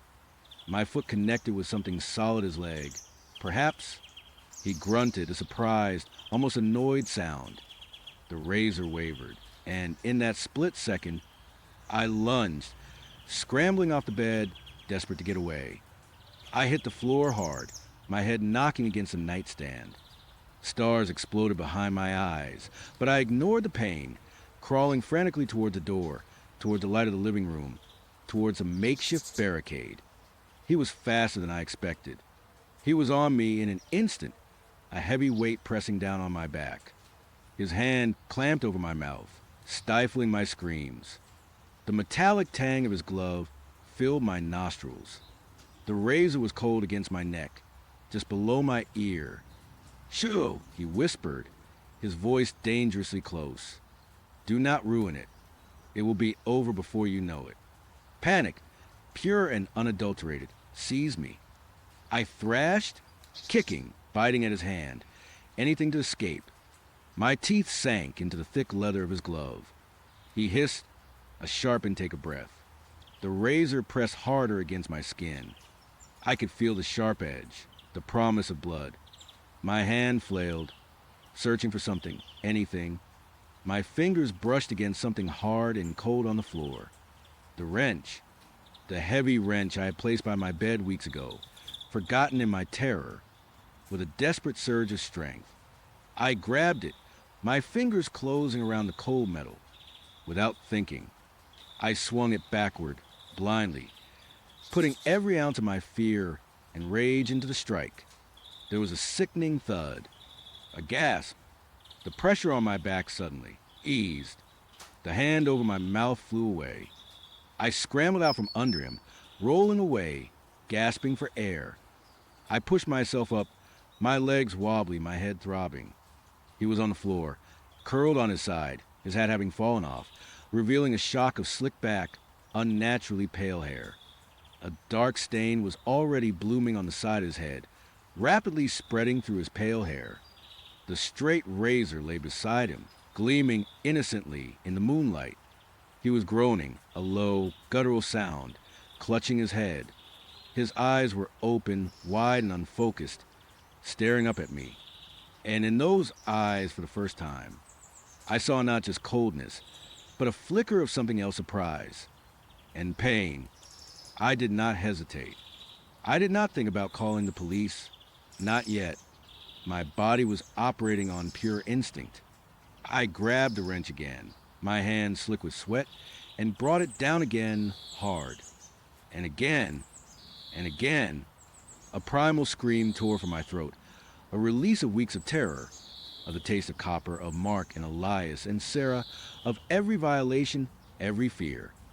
I kept hitting him until the groan stopped, until he lay still, until the dark stain on his head grew into a terrifying, spreading pool.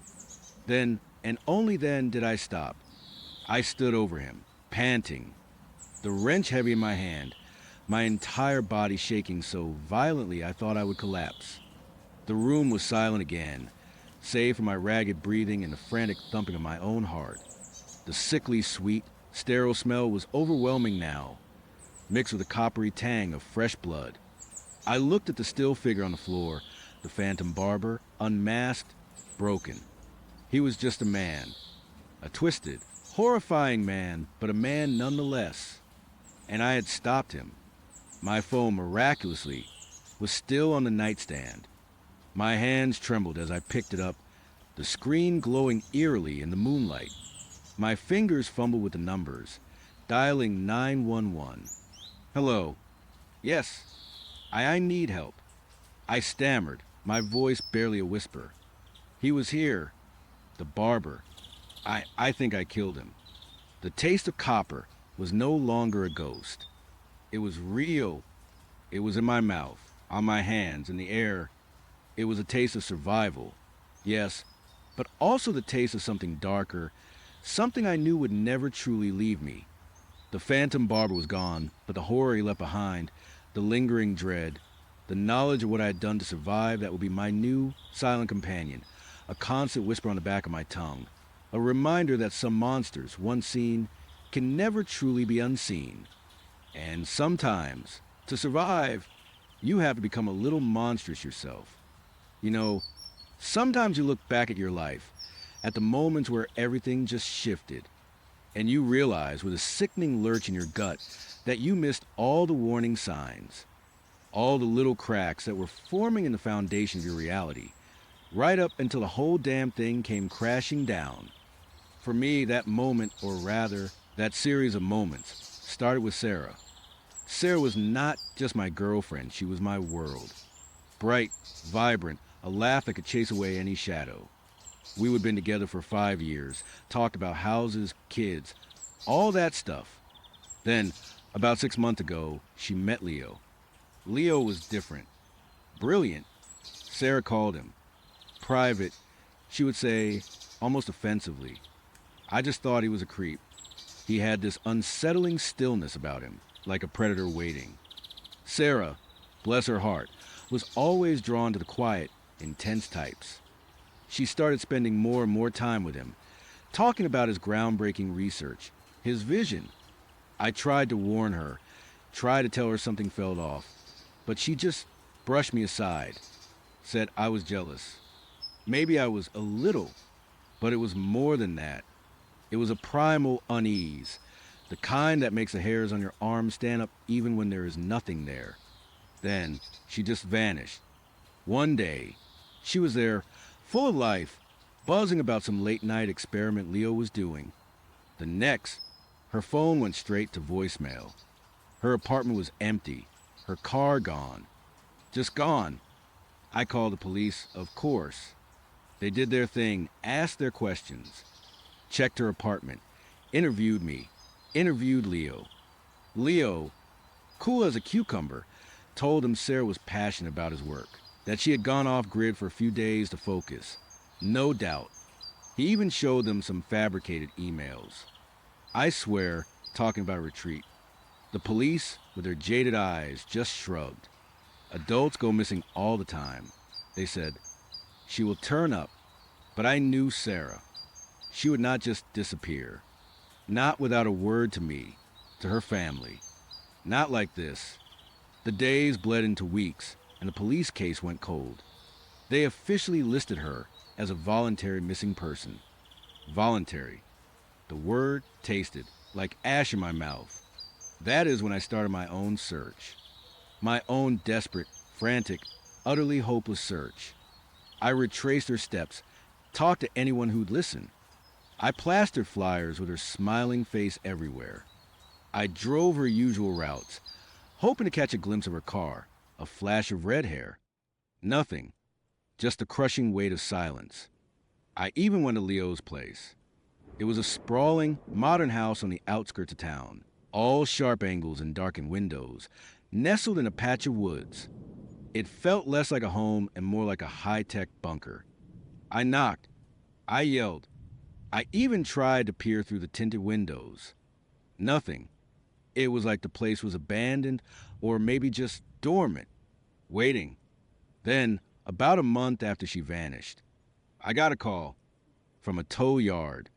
They had found Sarah's car, abandoned in a remote, overgrown parking lot near the old industrial district, a place nobody went anymore. It was miles from her usual commute, miles from Leo's place. It made no sense. My heart hammered against my ribs as I drove there. A part of me, a tiny, irrational part, hoped she would just left it there, that she would be waiting for me. But another, much colder part, knew that was not it. This was wrong. All of it. The tow yard was a desolate place, filled with the rusting skeletons of forgotten vehicles. Sarah's car, her little silver Honda Civic, looked strangely out of place, almost pristine amidst the wreckage. It was clean, too clean, as if it had been wiped down recently.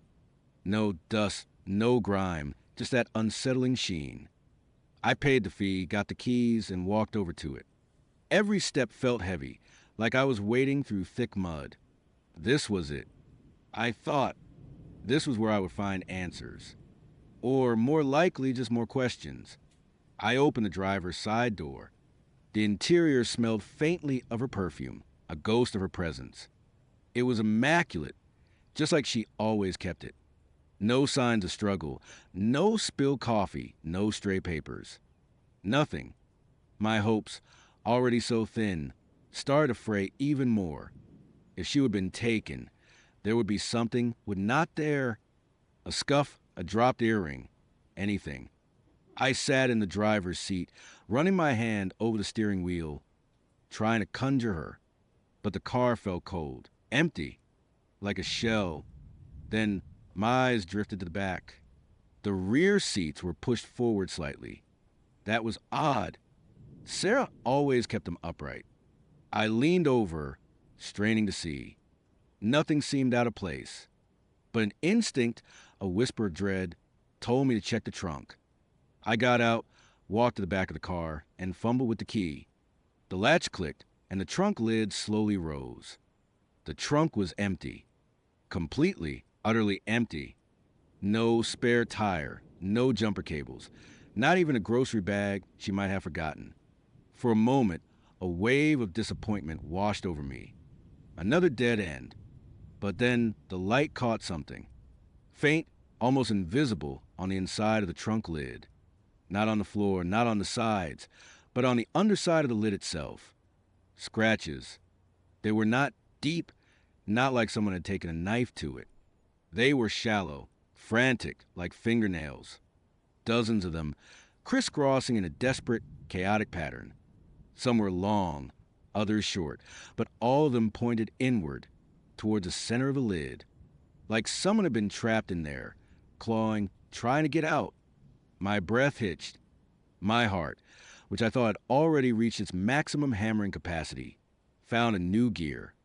This was not a cat. This was not a dog. These were human scratches, and they were on the inside. A cold dread, unlike anything I would ever felt, started to creep up my spine. It was not just the thought of someone being trapped in there. It was a sheer desperation etched into those marks. The sheer, terrifying knowledge that someone had been imprisoned, confined in that dark space, fighting for their life. And then the worst thought of all hit me was at Sarah. I ran my fingers over the scratches, feeling the faint indentations. They were so faint, so easy to miss, that I wondered how many times the police, or the tow yard guys, had looked in this trunk and seen nothing. But I saw them, and now that I saw them, I could not unsee them. I leaned closer, my nose almost touching the metal. There was a faint smell, not the metallic tang of blood, not exactly. It was something else, clinging, almost sweet, but with an underlying chemical sharpness. Like a hospital, but not quite, like something processed. I pulled out my phone, switched on the flashlight, and meticulously scanned every inch of the trunk.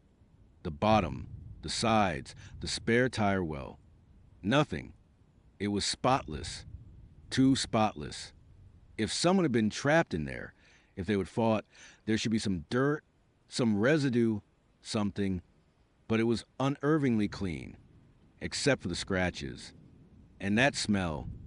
I closed the trunk, the thud echoing in the silence of the tow yard. My hands were shaking so badly I could barely hold the keys. This was not just a missing person anymore. This was something else. Something dark and twisted. I drove the car home, my mind racing. The scratches, the cleanliness, the smell. It all felt like a puzzle, but with half the pieces missing and the rest distorted. I parked in my driveway, and for the next few days, I just stared at it. It sat there, a silent, silver tombstone, humming with unspoken horrors. I could not shake the image of Sarah or someone clawing at that metal. The desperation, the fear. It gnawed at me. I went back to the police, tried to tell them about the scratches. They listened politely, but I could see it in their eyes. They thought I was grasping at straws, making things up out of grief. They sent an officer to look, but he came back shaking his head. Did not see anything, sir. Just normal wear and tear. Normal wear and tear. My blood ran cold. He had not seen them, or he had not wanted to. So it was just me. Again, I started doing my own research. Not just about missing persons, but about Leo. I remembered Sarah talking about his experiments, his catalyst integration. She would mention finding baby toys in his car once, months ago, and he would give her some flimsy excuse. She would laugh it off then, but a chill went down my spine now. Baby toys. In Leo's meticulously clean car. And Sarah, the incubator. The words from the previous story, from her perspective, were starting to haunt me, even though I had not known them then. I was putting the pieces together, but I did not have the whole picture. I dug deep into online archives, scientific journals, anything I could find about Leo Maxwell. He was a brilliant geneticist, a prodigy who dropped out of a prestigious program years ago to pursue independent research. His papers were obscure, theoretical, bordering on the philosophical. But the few that were published hinted at radical theories about cellular regeneration, synthetic life, and something he called biomimetic integration. It was all way over my head, but the key word screamed at me host organisms, accelerated development, extra-dimensional cellular structures. It sounded like science fiction, but the kind that makes you want to lock your doors and check under your bed. I found an old forum post from years ago, a disgruntled former colleague of Leo's. He talked about Leo's obsession with purity of form, with creating life unburdened by evolutionary flaws. The colleague hinted at ethical violations, at experiments that went too far. He even mentioned Leo's fascination with ancient texts, with unseen entities and spiritual conduits. It was all vague, but the undercurrent was clear. Leo was playing God, and he was doing it in a very dark, very dangerous way. The pieces started to click in a horrifying, nauseating way. Sarah, the perfect incubator, the baby toys, the dark figures she would mention in passing, describing them as Leo's muses, always at the periphery. My mind, in a desperate attempt to protect itself, had dismissed it all as artistic hyperbole. Now, I knew better. I knew where Leo was working. The records were not public, but I found an old property deed, a defunct research facility on the outskirts of town, purchased years ago by a shell corporation linked to Leo. It was miles from his house, hidden away, perfect for whatever it was he was doing. I drove out there one evening, just as the sun was dipping below the horizon, painting the sky in sickly shades of orange and purple. The facility was an old brick building, overgrown with ivy, its windows dark and empty. It looked abandoned, like something out of a horror movie. But as I got closer, I heard it, a faint, low hum vibrating through the ground. The same hum Sarah had mentioned once, when she talked about Leo's lab. My heart was a drum in my chest, a frantic beat against my ribs. I knew, with a certainty that chilled me to the bone, that whatever answers I found in there, I would not like them. But I had to know. For Sarah, I found a broken window at the back, boarded up but with a loose plank. I pried it open, the rotten wood groaning in protest. The air inside was cold, stale, and carried that same faint, metallic, sweet, chemical smell I would notice in Sarah's trunk. It was stronger here, almost cloying. I pulled out my flashlight, its beam cutting a weak sway through the oppressive darkness. The facility was a maze of dusty corridors, peeling paint, and the ghosts of long-dead experiments. I moved slowly, cautiously, every creak of the floorboards, every distant hum, making me jump. I found the main lab eventually. It was a large, sterile room, strangely modern compared to the decrepit exterior. Gleaming steel tables, humming machines with intricate wiring, vats filled with murky liquids. It looked less like a traditional lab and more like a high-tech torture chamber. On one of the tables, there were drawings, anatomical sketches, but not human. They depicted strange, embryonic forms, dark and featureless, with elongated limbs and bulbous heads. They looked exactly like the dark figures Sarah had described. And next to them, chillingly, were crude, almost rudimentary baby toys. Not the cute, colorful kind. These were dark, made of some strange, smooth material with an unsettling, almost organic texture. They were small, no bigger than my palm, and they had the same elongated, featureless forms as the drawings. My stomach churned. I moved deeper into the lab, my flashlight beam dancing over more unsettling sights. Vials of strange, glowing liquids. Petri dishes filled with rapidly dividing alien cells. A large, transparent tank, like an aquarium, but filled with a viscous, amber fluid. And in it, floating, slowly undulating a form. It was small, no bigger than a newborn. Dark, with no discernible features, just a smooth, obsidian surface. It had faint, almost invisible limbs, slowly moving within the fluid. It was one of them. A little one. A dark figure. My blood ran cold. This was what Sarah had been used to create. I stumbled back, a gasp catching my throat. The horror was visceral, overwhelming. This was not science. This was an abomination. Then, I heard it. A soft, rhythmic thrumming, coming from a room further down the corridor. And with it, a faint, almost melodic lullaby. A chill that had nothing to do with the cold air wrapped around me. I crept towards the sound, my heart pounding so hard I thought it would burst through my chest. The door was ajar, a sliver of eerie, pale blue light escaping from within. I pushed it open slowly, my hands shaking so violently I almost dropped the flashlight. It was a nursery, but not like any nursery I would ever seen. The room was bathed in that pale blue light, emanating from several large, transparent pods like oversized incubators. And in each pod, floating in a thick, nutrient rich fluid, was one of them. The little ones. Dozens of them. All dark, featureless, slowly growing, their embryonic forms twisting and turning. Some were small, barely formed. Others were larger, almost fully developed, their elongated limbs pressed against the glass. And there, in the center of the room, sitting on a stool, bathed in the eerie blue light, was Leo. He was humming that lullaby, his back to me, his hands gently stroking the side of one of the pods. He looked peaceful, content, like a proud father. They are almost ready, he whispered, his voice soft, almost tender. The first generation. Perfect in every way. Pure. He turned then, slowly, deliberately. His eyes in the pale blue light seemed utterly devoid of emotion, like polished stones. He did not seem surprised to see me, almost as if he had been expecting me. Mike is nodded, he said, a faint, unsettling smile playing on his lips. Sarah talked about you. She said you were persistent. My voice was a raw croak. Where is she? Leo, what have you done? He tilted, his head, his smile widening slightly. Done. I have given her purpose.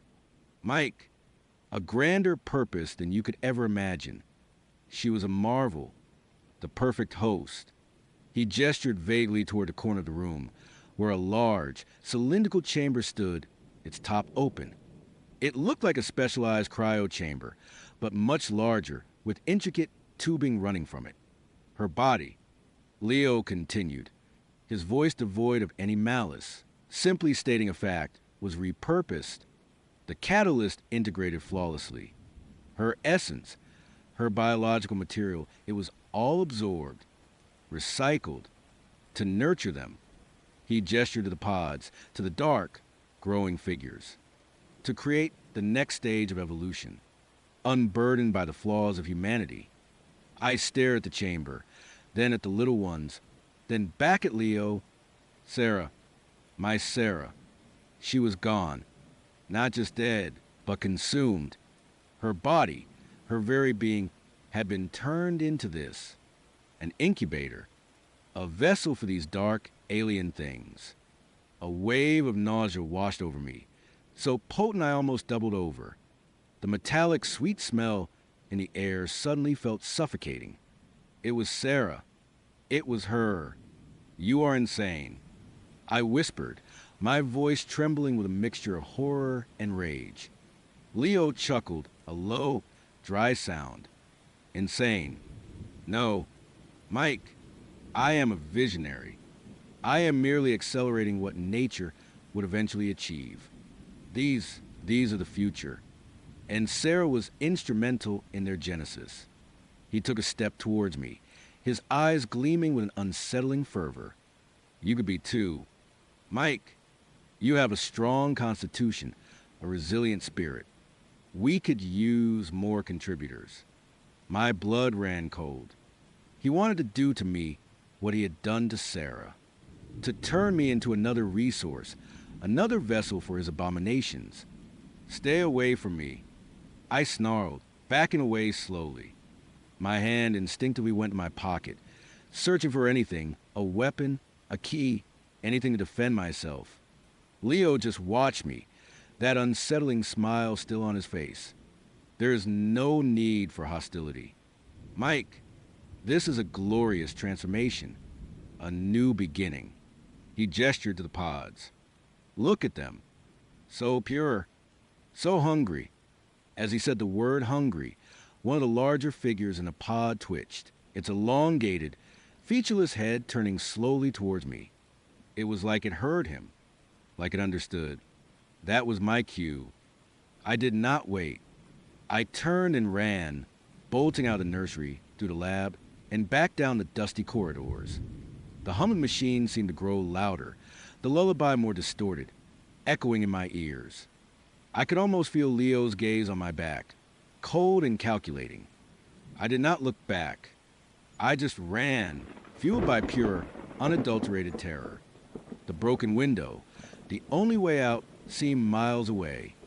I scrambled through it, tearing my clothes, scraping my skin, but I did not care. I just needed to be out, away from the hum, away from the pale blue light, away from Leo and his little ones. I did not stop running until I reached my car, parked a quarter mile down the road. I fumbled with the keys, my hands still shaking, my breath coming in ragged gasps. I started the engine, threw the car into reverse, and sped away, leaving the derelict facility and its unspeakable horrors behind. I did not go to the police. Who would believe me that my girlfriend was consumed by a mad scientist to create a new species of dark, alien beings? They would lock me up in a padded room. I just drove, for hours, away from the town, away from everything. But no matter how far I drove, I could not escape it. The image of the scratches on Sarah's trunk, the empty car, the sterile lab, the humming pods, Leo's chilling smile, and those dark, featureless forms floating in their amniotic fluid. I still see them in my nightmares. Sometimes, I hear that lullaby, soft and melodic, echoing in the darkest corners of my mind. And that smell, that metallic sweet chemical smell, it still clings to me, a phantom odor that reminds me of what happened. I know the truth. I know what Leo is doing, what he is creating. And I know they are out there now. The little ones, growing, learning, waiting, the first generation. I live my life looking over my shoulder, constantly. Every shadow seems to hold a shape. Every distant hum seems to carry a threat. I am a ghost, haunting my own life, forever changed by what I saw. Because I know the future Leo spoke of. And it is not human. And sometimes, late at night, when the world is silent, I wonder if Sarah, in whatever form she now exists, is still out there, somewhere, watching them grow.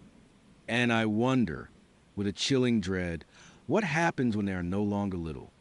You know, after everything with Elias, after Sarah, after I saw what I saw and did what I had to do, a part of me thought I was broken beyond repair. The phantom barber's cuts eventually grew out, but the memories, the feeling of being hunted, of that cold, inhuman gaze on me, that never really left. I still found myself checking the locks 3, 4, 5 times before bed, and every shadow in my apartment seemed to arrive with a life of its own. Sleep, when it came, was shallow and often interrupted by the kind of nightmares that leave you gasping for air, clutching your chest, convinced there is something in the room with you. Life, though, has a stubborn way of pushing forward, does not it? Even when you feel like you are dragging a concrete block behind you, the days still turn into weeks, and weeks into months. I tried to pick up the pieces. I went back to work, forced myself to socialize a little, even though every conversation felt like I was speaking through a thick pane of glass. People would ask, "How are you?" And I would just offer a tight smile and a vague, "I am getting there." How do you tell someone you fought a monster woven from stolen life force and hair, and won, but at the cost of your best friend's soul? You do not. You just get by. Loneliness became a heavy cloak. I would always had Sarah, and now there was just an echoing silence. One particularly bleak Tuesday night, staring at my reflection in the dark screen of my laptop, I found myself doing something I swore I would never do. I downloaded a dating app. I know, it sounds ridiculous, suicidal even, given my track record, but I was desperate for connection, for some kind of normalcy, for proof that not everything in the world was a predatory shadow waiting to snatch you up. I told myself it was just for fun, just to chat, no pressure. A small part of me, the part that was still terrified, hoped it would distract me from the constant vigilance, the feeling that I was always being watched. My profile was basic, a few decent selfies, nothing too revealing, a short bio about liking books and hiking. I swiped through a few dozen profiles, mostly blurry gym selfies, and guys holding fish, feeling a familiar wave of cynicism wash over me. Then, I saw him. Mark. His profile picture was striking. A genuine smile, a kind glint in his eyes, a strong jawline, and a slight stubble that just worked. He looked like the kind of guy who'd bring you coffee in bed and remember your favorite band. His bio was witty, intelligent, and surprisingly self-aware. He mentioned loving old movies, obscure indie bands, and hiking trails just outside of town, all things I would put in my own profile. It felt serendipitous. Almost too perfect, actually, but I was tired of perfect being a red flag. I swiped right. To my surprise, we matched almost instantly. His first message was simple, charming. Hey, I love your taste in music.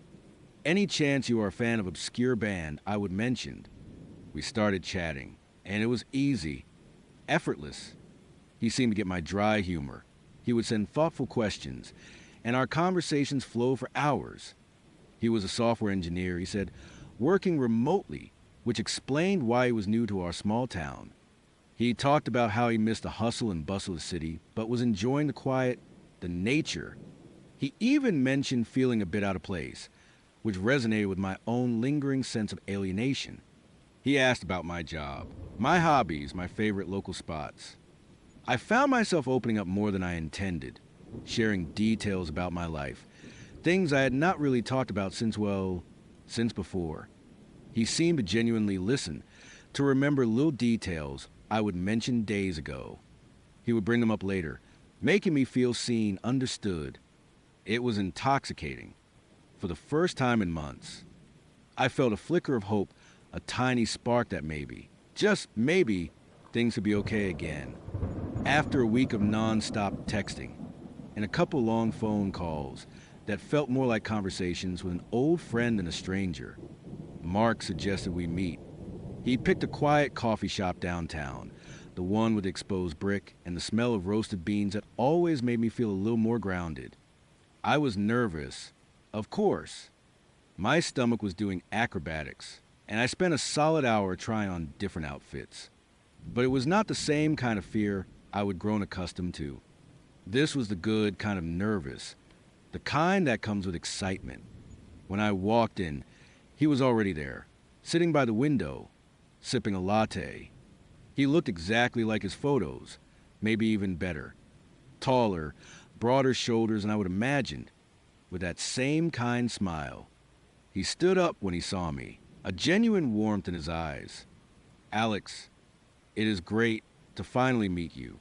His voice was a little deeper than on the phone, a low rumble that was surprisingly pleasant. The date was good. We talked for 2 hours straight, covering everything from our childhoods to our biggest dreams. He was engaging, funny, and attentive. He would lean forward, really listen when I spoke, and his eyes would crinkle at the corners when I made him laugh. He had a way of making me feel like I was the only person in the room. He mentioned a few times how much he loved the town, how friendly everyone was, how quickly he was getting to know the area. He even mentioned knowing a few of the local shop owners by name, which struck me as a little odd for someone who'd only been here a few months, but I brushed it off. Maybe he was just a naturally outgoing guy. There were a couple of tiny, almost imperceptible things, though, that pricked at the back of my mind. Nothing concrete, just feelings. A fleeting intensity in his gaze, sometimes, like he was looking through me, not just at me, a way he would subtly guide the conversation back to me, even when I tried to ask about him, almost as if he preferred to be the listener. And once, when he reached across the table to gesture, I noticed a very faint, almost invisible scar just below his left thumbnail. It was tiny, like a hairline crack, but distinctive. I did not recall seeing it in any of his photos. But again, I dismissed it. People have scars. Lighting can be tricky. My trauma was making me paranoid. I told myself. We walked out of the coffee shop, feeling a definite spark. He walked me to my car, and before I got in, he took my hand, his thumb gently stroking my knuckles. I had a really wonderful time.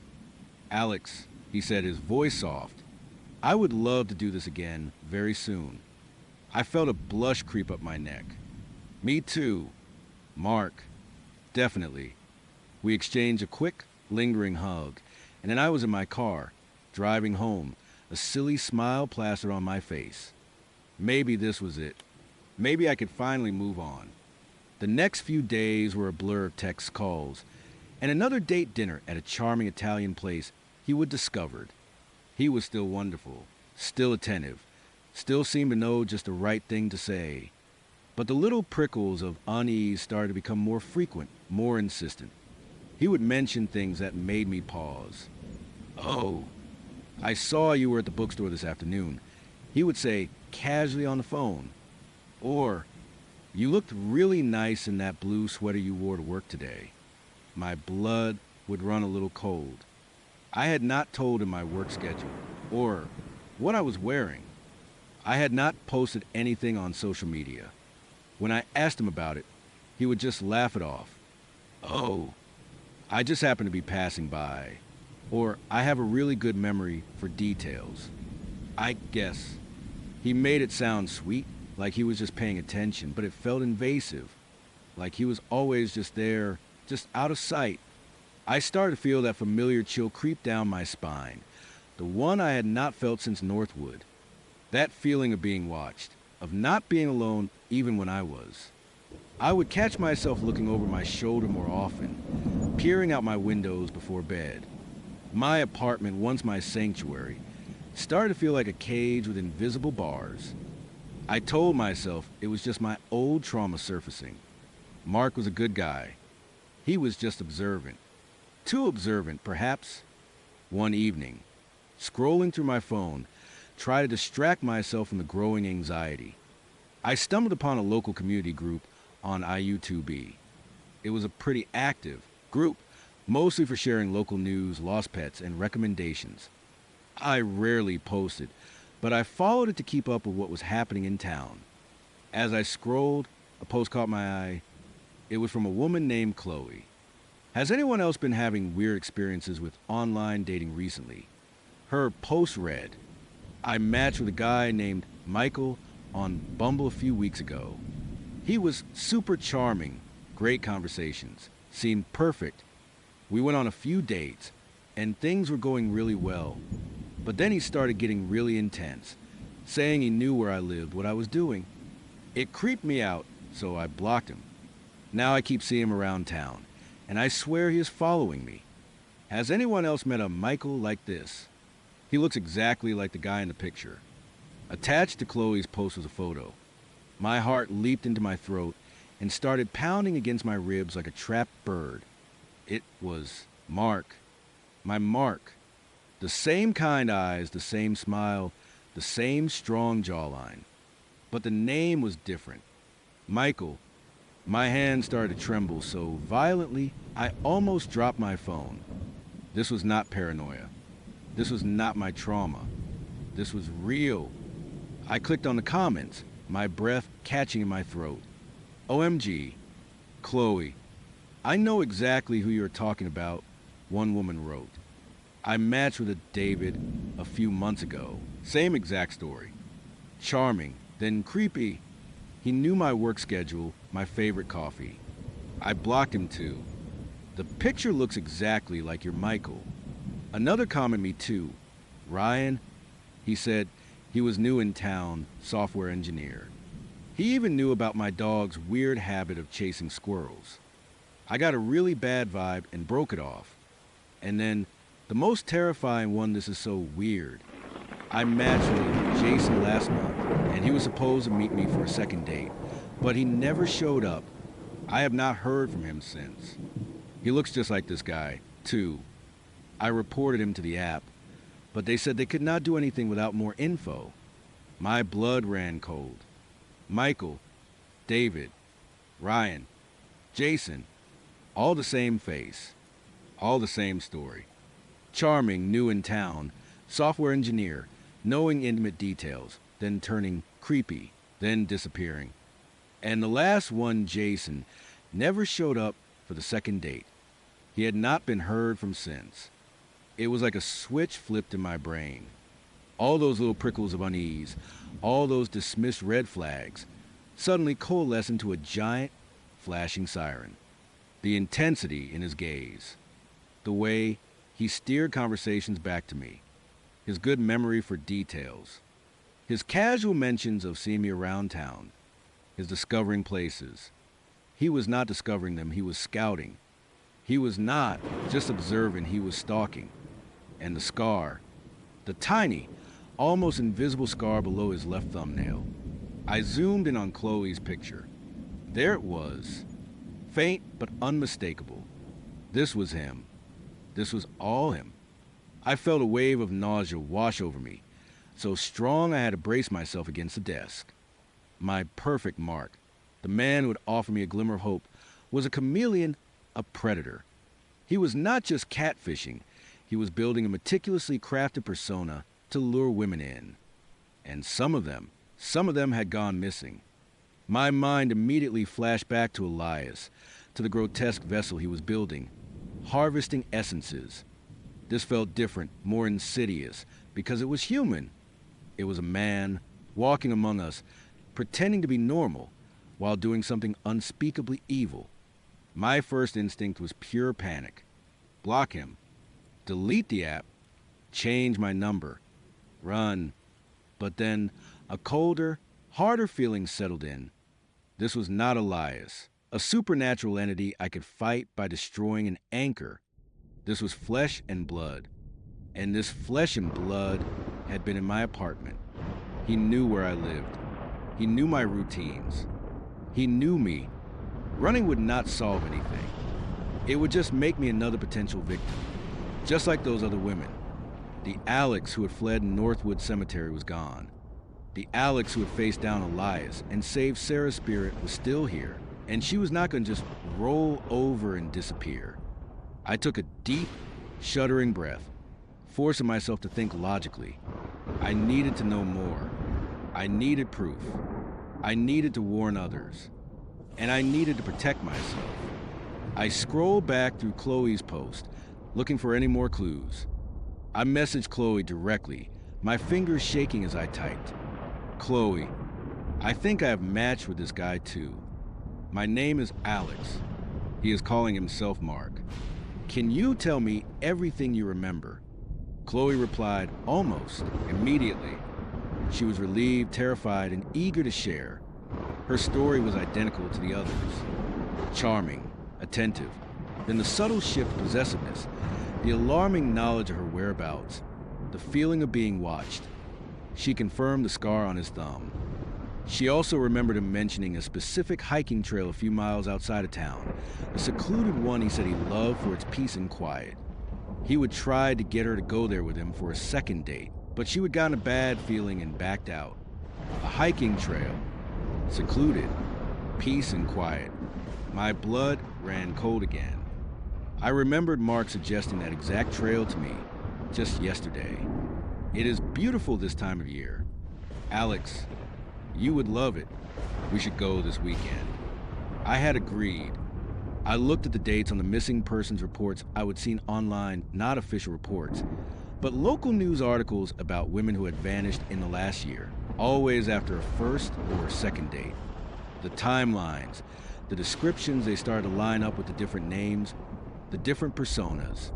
He was not just catfishing, he was a serial predator, using the anonymity of online dating to find his victims, grooming them, and then luring them to isolated spots. I felt a surge of cold fury. He was still out there, still hunting, and I was next on his list. I spent the rest of the night digging. I cross-referenced the names from the IU2B group with local missing persons reports. One woman, a Sarah Jenkins, had disappeared 6 months ago. Her last known contact was a man she met online, described as charming and new to town. Her friend said she was excited about their second date, a hike on a secluded trail. The secluded trail. The police had found no trace of her, only her car abandoned near the trailhead.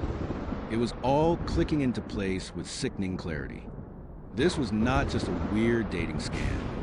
This was a monster, a human one, far more cunning and methodical than Elias.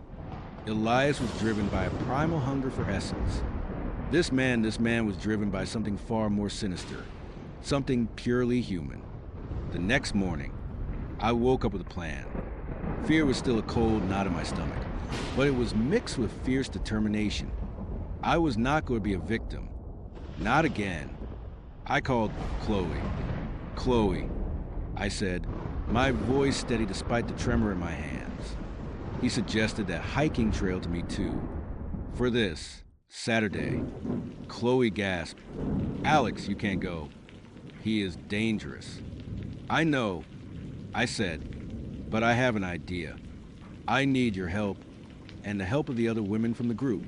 We need to set a trap. It was risky, insane even. But what choice did I have? Go to the police with a vague story about a catfishing serial killer who changes his name.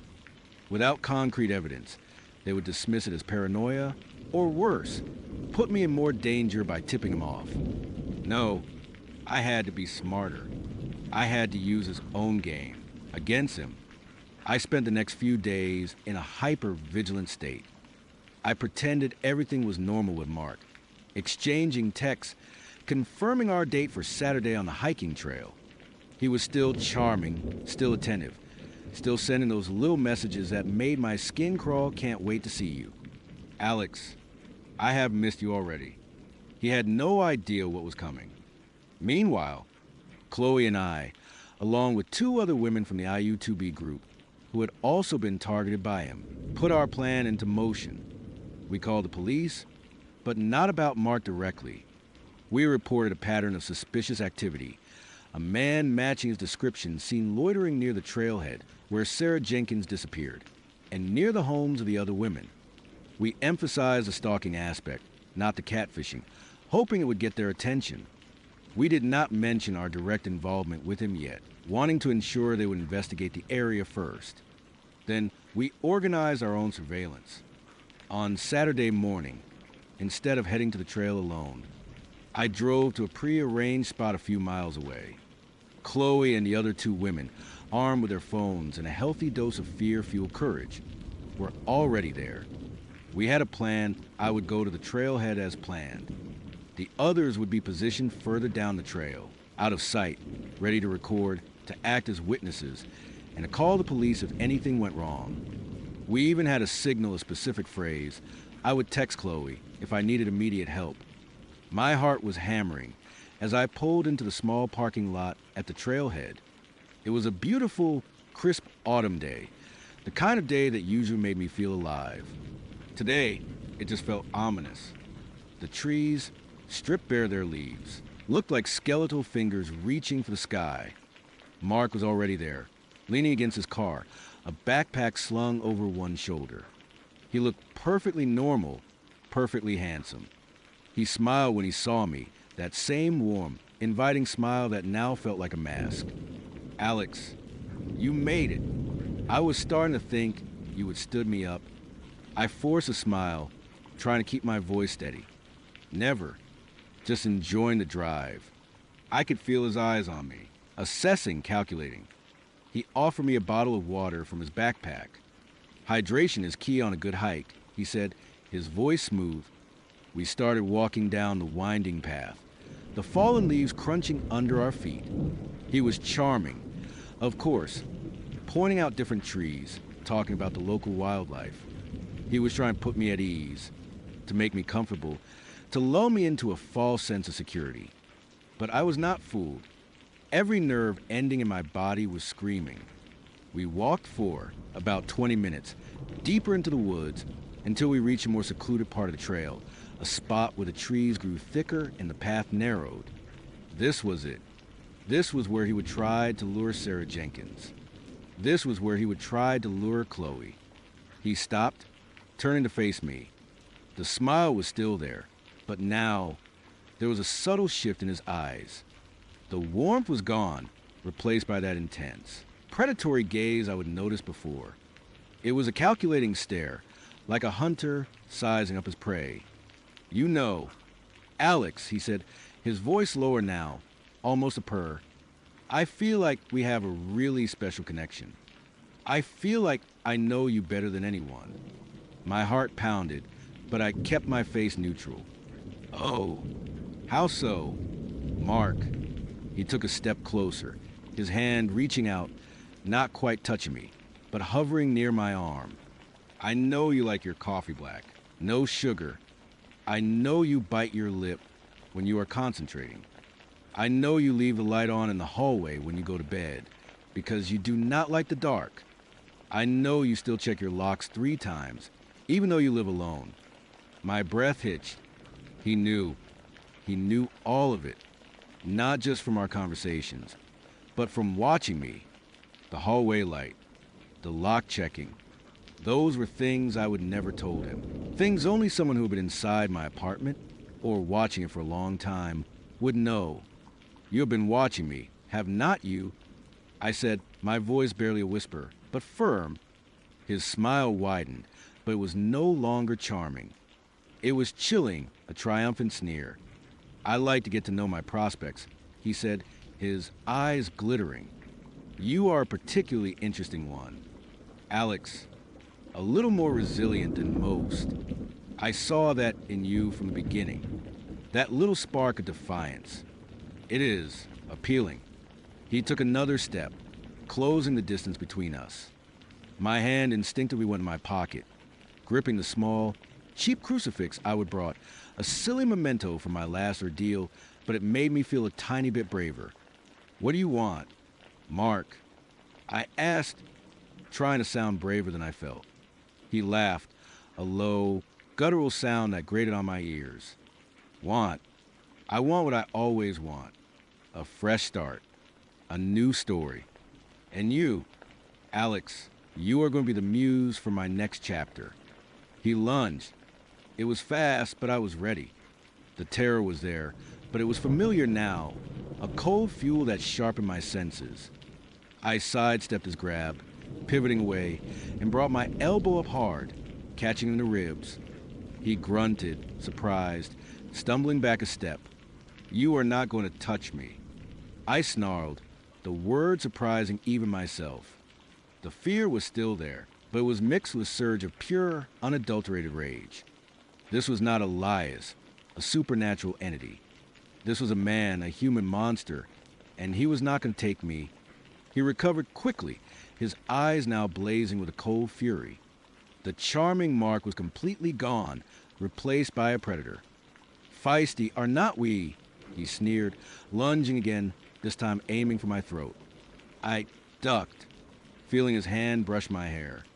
I pulled out my phone, fumbling with it, trying to open the text message. He saw it. No, you do not, he roared, tackling me. We went down hard, leaves scattering around us. The phone flew from my hand, skittering across the trail. He was on top of me, his weight pressing me into the ground. His hands were around my neck, squeezing. My vision started to blur, black spots dancing at the edges. I clawed at his face, my nails digging into his skin, but he barely flinched. He was stronger than he looked, fueled by some sick, twisted adrenaline. But I was not helpless. Not anymore. Elias had taught me that. I remembered the feeling of fighting for my life, the sheer, primal will to survive. I remembered Sarah. I was not going to let her sacrifice be in vain. I was not going to let this monster win. With a desperate surge of strength, I bucked, twisting my body, bringing my knee up hard into his groin. He gasped, his grip loosening for a split second. It was all I needed. I wriggled free, scrambling away, gasping for air.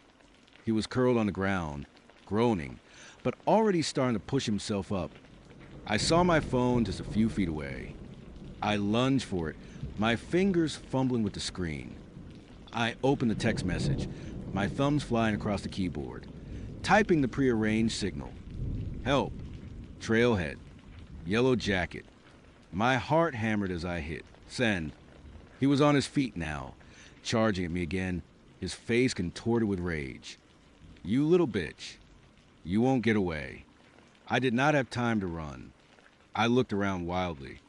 A thick, gnarled tree branch lay on the ground nearby. heavy and solid. I snatched it up, my hands gripping it like a baseball bat.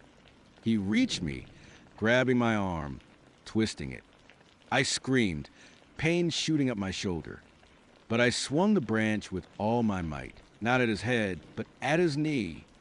A sickening crack echoed to the quiet woods. He shrieked, a sound of pure agony, and collapsed, clutching his leg. The charming Mark, the suave Michael, the perfect David, was just a broken, pathetic man writhing on the ground. I stood over him, panting. The branch still clutched in my hands, my body trembling with adrenaline and residual fear. He looked up at me, his eyes wide with pain and disbelief. You broke my leg," he whimpered. "You tried to kill me." I retorted, my voice hoarse. "And you have done worse to others." Then, in the distance, I heard it, the faint wail of sirens. And then a shout, "Alex, are you okay?" It was Chloe's voice, followed by the sound of crashing through the undergrowth.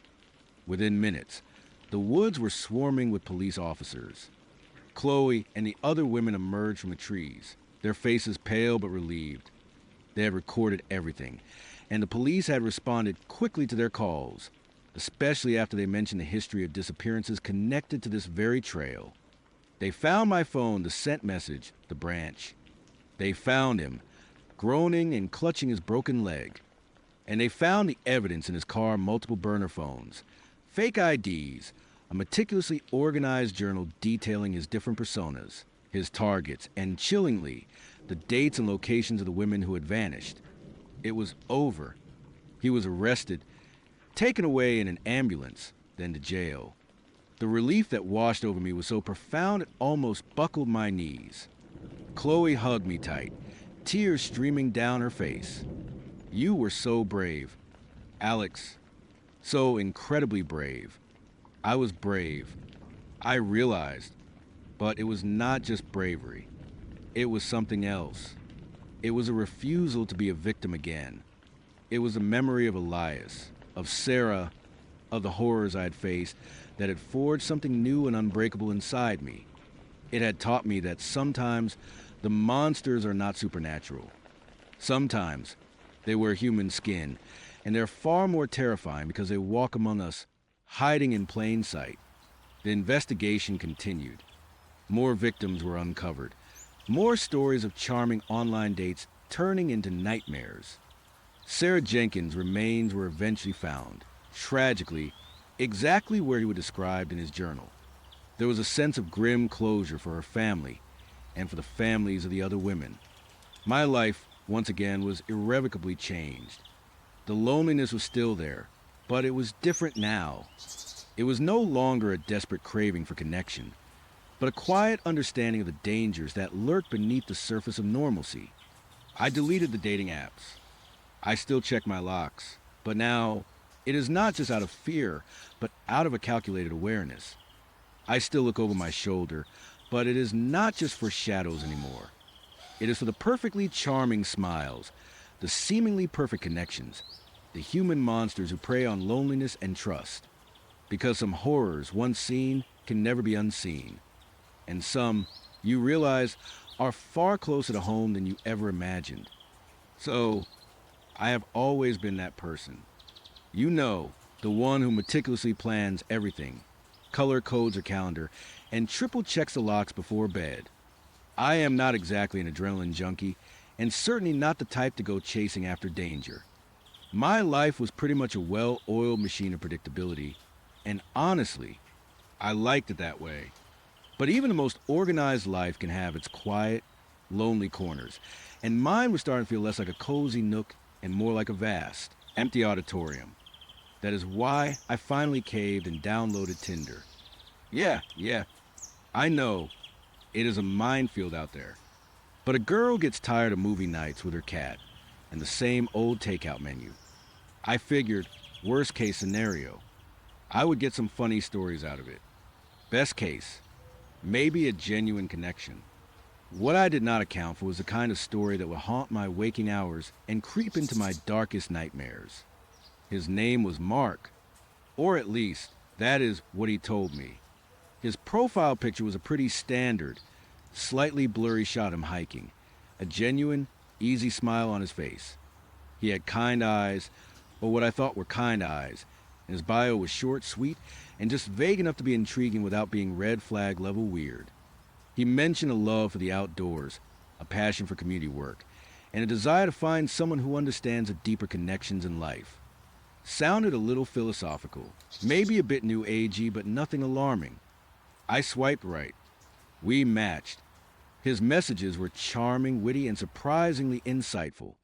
He did not just send one-word replies or creepy pickup lines. He asked thoughtful questions, listened to my answers, and actually remembered details I would mention. It was refreshing, honestly. After a week of back and forth, he suggested coffee. A public place, daytime, low stakes. Perfect. My cautious brain gave the green light. When I met him in person, he was even more charismatic than his messages suggested. He had this easy confidence, a way of looking at you that made you feel like you were the only person in the room. He was tall, well-built, with dark, wavy hair and those same eyes that seemed to hold a secret warmth. We talked for hours about everything and nothing. He was well-traveled, knowledgeable about a surprising range of topics, and genuinely engaging.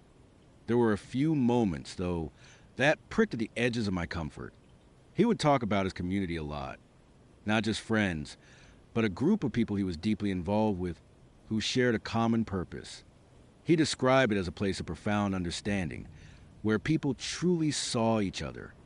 He would get this intense, almost fervent look in his eyes when he spoke about it, a look that was a little too passionate for just a casual friend group. He would say things like, "Most people just drift through life, you know? They never really connect to anything bigger than themselves. But we are different." I just brushed it off as him being really into his hobbies, or maybe a spiritual group. I would met people like that before. Intense, but harmless. I figure it was just part of his charm, that passionate spark. He also had a tendency to subtly steer the conversation back to me, asking about my vulnerabilities, my dreams, my deepest fears. Not in a creepy way, but in a way that felt like he was gathering information, piecing together a puzzle. I told myself he was just a good listener, genuinely interested, and I was, after all, looking for a deeper connection. My lonely heart was doing most of the talking, overruling my cautious mind. By the end of the date, I was completely smitten. He walked me to my car, his hand brushing mine, and left me with a smile that promised more. He texted me as soon as I got home, saying he had an incredible time and could not wait to see me again. My phone buzzed with a warmth I had not felt in a long time. Maybe, just maybe, this was it. Our second date was dinner, and it was even better. He brought me flowers, remembered my favorite wine, and kept me laughing all night. Again, the topic of his community came up. He mentioned they were having a special gathering soon, a weekend retreat at a remote property they owned, just outside the city.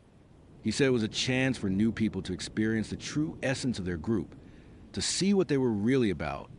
He looked at me, his eyes earnest, and said, "I think you would really fit in. Sarah, you have that spark, that openness. Most people just are not ready for it." My gut did a tiny little clench. A remote property, a special gathering. It sounded a bit culty, but then he laughed, a genuine warm sound, and said, "Do not worry, it is not some weird commune. Just a beautiful place where we can disconnect from the noise and truly focus on our shared values. Think of it as a really intense, really fulfilling camping trip with amazing people." He made it sound so inviting, so exclusive, so safe. He knew I loved nature, and he would mention that the property had hiking trails and a lake. He even talked about a bonfire and stargazing. It sounded idyllic. My rational brain, the one that normally screamed run, was being drowned out by the part of me that craved belonging, that longed for something more. Mark was so persuasive, so charming. He made it sound like an honor, an invitation to something truly special. He said he would not ask if he did not genuinely believe I would get something profound out of it. And besides, he would be there. He would protect me. I told myself I was being paranoid. It was just a group of like-minded people. What was the harm in checking it out? Against my better judgment, I said yes. The retreat was scheduled for the following Saturday. He offered to pick me up, which I initially declined, preferring to drive myself in case I wanted to leave early. He seemed a little disappointed, but quickly recovered, saying he understood and would send me the address. He emphasized the importance of arriving on time, as they had a strict schedule of activities. The address he sent was for a place deep in the woods, about an hour and a half outside the city. The road narrowed the further I went, turning from asphalt to gravel, then to a dirt track that wound through dense, old-growth forest. My phone signal started to fade, then completely died. My heart began to pound a little harder. This was exactly the kind of scenario my cautious brain had warned me about. But I was already here. I could not just turn around now, could I? Finally, the trees opened up to reveal a clearing. In the center stood a large, rustic lodge, built from dark wood and stone, surrounded by several smaller cabins. There were a few cars parked neatly in a gravel lot, mostly older models, but well-maintained. A sense of eerie quiet hung in the air, broken only by the chirping of crickets and the rustling of leaves. It was peaceful, almost too peaceful. As I pulled up, Mark emerged from the lodge, a wide, welcoming smile on his face. He waved, and a knot of tension in my chest eased, just a little. "Sarah, you made it," he called out, walking toward my car. He looked different somehow, wearing simple, loose-fitting clothes, a dark, almost ceremonial-looking tunic over a plain shirt. Everyone else I could see milling around was dressed similarly, in earth tones and natural fabrics. It was a subtle uniform, but a uniform nonetheless. He hugged me, a little tighter than I expected, and his eyes, though still warm, held a new intensity. "Come on in. Everyone's waiting to meet you." Inside the lodge, the air was warm and smelled faintly of wood smoke and something else, something sweet and cloying, like incense, but with an underlying chemical tang. The main room was spacious, with a huge stone fireplace dominating one wall. About 20 or so people were gathered, sitting on floor cushions or standing in small, quiet groups. They all turned to look at me as Mark led me in. Their smiles were unsettling.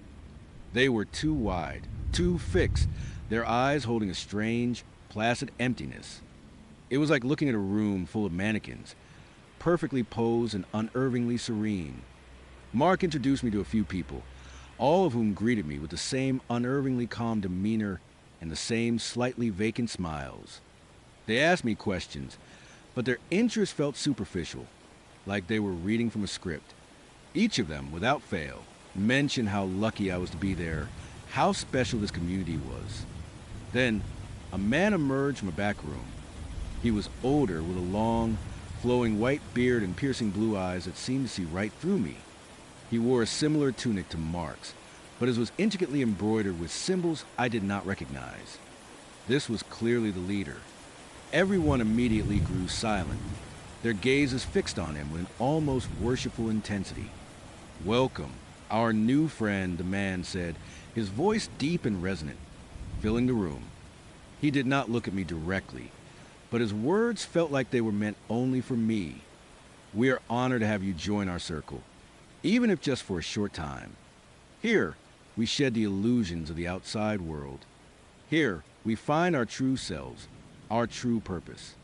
He launched into a long, rambling discourse about the failings of modern society, the emptiness of material possessions, and the need for a higher truth. His words were hypnotic, laced with promises of peace, belonging, and enlightenment. He spoke of a great awakening that was coming, and how their community was preparing for it, cleansing themselves, making themselves ready. The others listened with rapt attention, occasionally murmuring agreements or nodding slowly. My unease grew with every passing minute. This was not just a spiritual retreat, it was a full-blown indoctrination session. I glanced at Mark, hoping for a reassuring look, but his eyes were fixed on the leader, glazed over with the same unsettling devotion I saw in everyone else. The warmth I would found so attractive was gone, replaced by something cold and distant. During a break, as people started to move around, grabbing herbal tea from a communal pot, I tried to pull Mark aside. "Hey," I whispered, "this is a lot. I think I might be a little overwhelmed. Maybe I should just head back." He turned to me, his smile still fixed. "Nonsense. Sarah, you are just experiencing the initial shift. It is powerful, is not it? You will get used to it. You will embrace it." He put a hand on my arm, his grip surprisingly firm. "Do not worry. Just open your heart. You are safe here." His voice was calm, but there was an undertone of steel I had not heard before. I spent the rest of the afternoon trying to blend in, to observe without drawing attention. They had sharing circles where people confessed their past sins and doubts, only to be met with soothing words about releasing burdens and finding forgiveness within the community. They chanted strange, guttural phrases in unison, their voices rising and falling in an unsettling harmony. The sweet, cloying smell in the air seemed to grow stronger, making my head feel heavy and my thoughts foggy. I started to wonder if it was just incense or something else. As dusk settled, they gathered outside for a bonfire. The flames crackled, casting dancing shadows that made the faces of the cult members look even more distorted and eerie. The leader stood before the fire, holding a small, intricately carved wooden box. He spoke of sacrifice, of giving up the old self to make way for the new. Then, one by one, people approached the fire, taking small, personal items from their pockets, a watch, a photograph, a wedding ring, and tossing them into the flames, their faces serene. My stomach clenched. This was not just symbolic. This was about severing ties, erasing the past. I saw a young woman, no older than me, throw a locket into the fire, a single tear tracing a path to the unnatural calm on her face before she quickly wiped it away, her smile returning. It was chilling. I needed to get out. Now, I mumbled something about needing to use the restroom and slipped away from the fire. Mark was engrossed in the ritual, his eyes fixed on the flames, his face a mask of devotion. He did not even notice me leave. I hurried back toward the lodge, my heart hammering against my ribs. I just needed to grab my keys and get to my car. The lodge was mostly empty, dimly lit by a few oil lamps. The cloying smell was stronger here. As I walked toward the front door, I noticed a door I had not seen before, slightly ajar, tucked away in a shadowed corner. A faint metallic smell mingled with the incense. Curiosity, or perhaps pure panic-fueled recklessness, pulled me towards it. I pushed the door open a crack. It led to a narrow, unlit hallway. From somewhere deeper within, I heard a low, guttural murmur, too soft to make out words, but undeniably human. And then a faint, rhythmic thump-thump-thump. My blood ran cold. Every alarm bell in my head went off simultaneously. This was it. This was where the real horror lay. I crept forward, my hand shaking, my breath catching my throat. The hallway opened into a larger, cavernous room, lit by a single bare bulb hanging from the ceiling. My eyes struggled to adjust to the dim light, and then they widened in pure, unadulterated terror. The room was not empty. In the center, bolted to concrete floor, was a crude wooden table, and on the table a person, or what was left of one. They were bound, their body emaciated, their eyes wide and vacant, staring up at the ceiling. Their skin was pale, almost translucent, and there were tubes running from their arm, disappearing into a large, humming machine beside the table. The rhythmic thump I would heard was a machine pumping something, or perhaps taking something, and beside the table, leaning over the person, was the leader. His back was to me, but I could hear his low murmuring, a chant in that same guttural language. He held a small, wicked-looking blade, not touching the person, but tracing patterns in the air above them. My mind reeled. This was not about enlightenment. This was not about community. This was about sustenance, about draining someone slowly, methodically. The sweet, cloying smell in the air suddenly made sense. It was not just incense, it was a disinfectant, or something meant to mask the stench of decay, or perhaps something more insidious. My foot scraped against the concrete floor.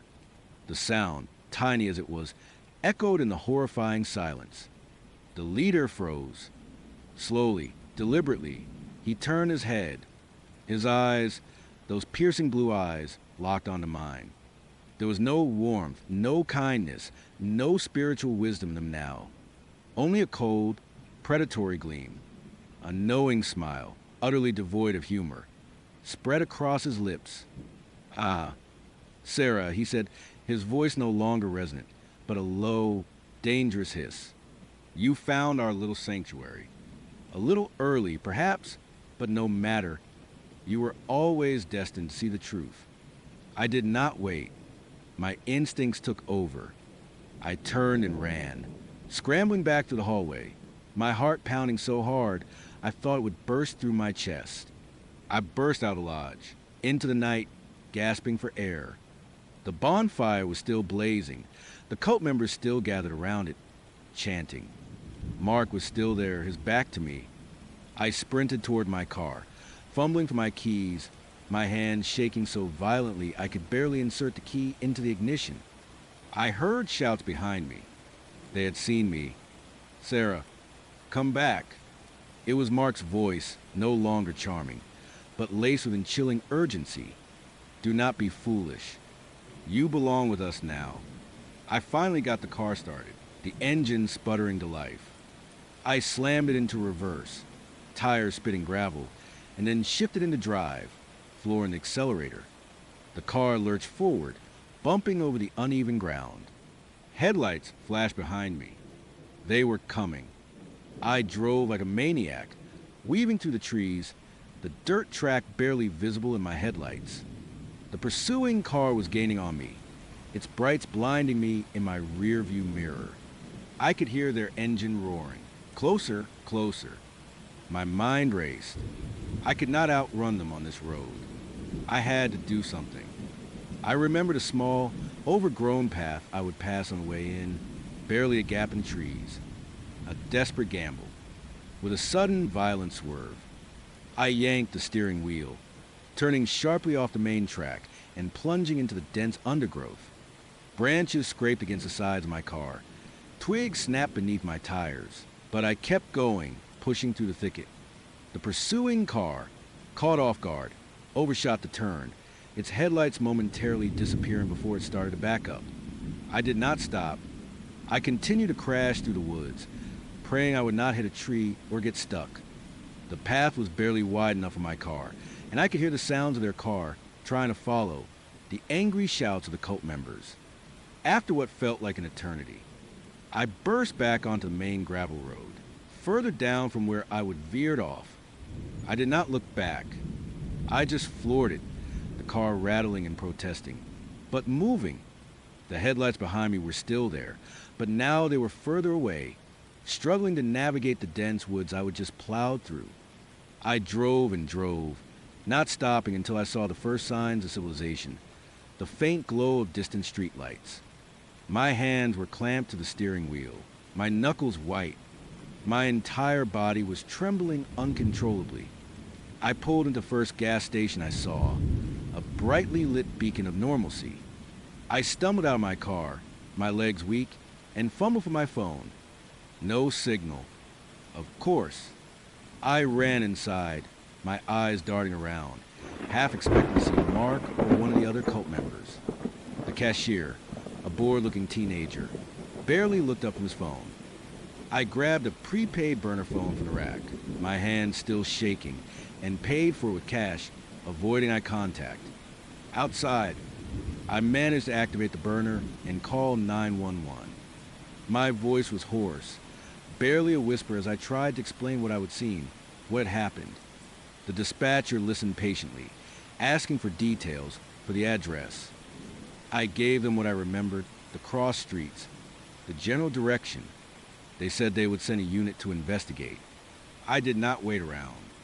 I got back in my battered car, the side panel scratched and dented, and drove home. The entire drive. I kept checking my rear view mirror, convinced I would see them, that they would find me. When I finally pulled into my driveway, the familiar comfort of my home felt like a fragile illusion. I locked every door, every window, pulled down every blind. I did not sleep that night. I sat in the living room, a kitchen knife clutched in my hand, staring at the front door, listening to every creak and groan of the old house, every rustle of leaves outside. The next day, I called the police again. They said they had investigated the address I gave them. They found an old, abandoned lodge. No signs of any cult, no strange machines, no bound victims. Just an empty building, dusty and silent.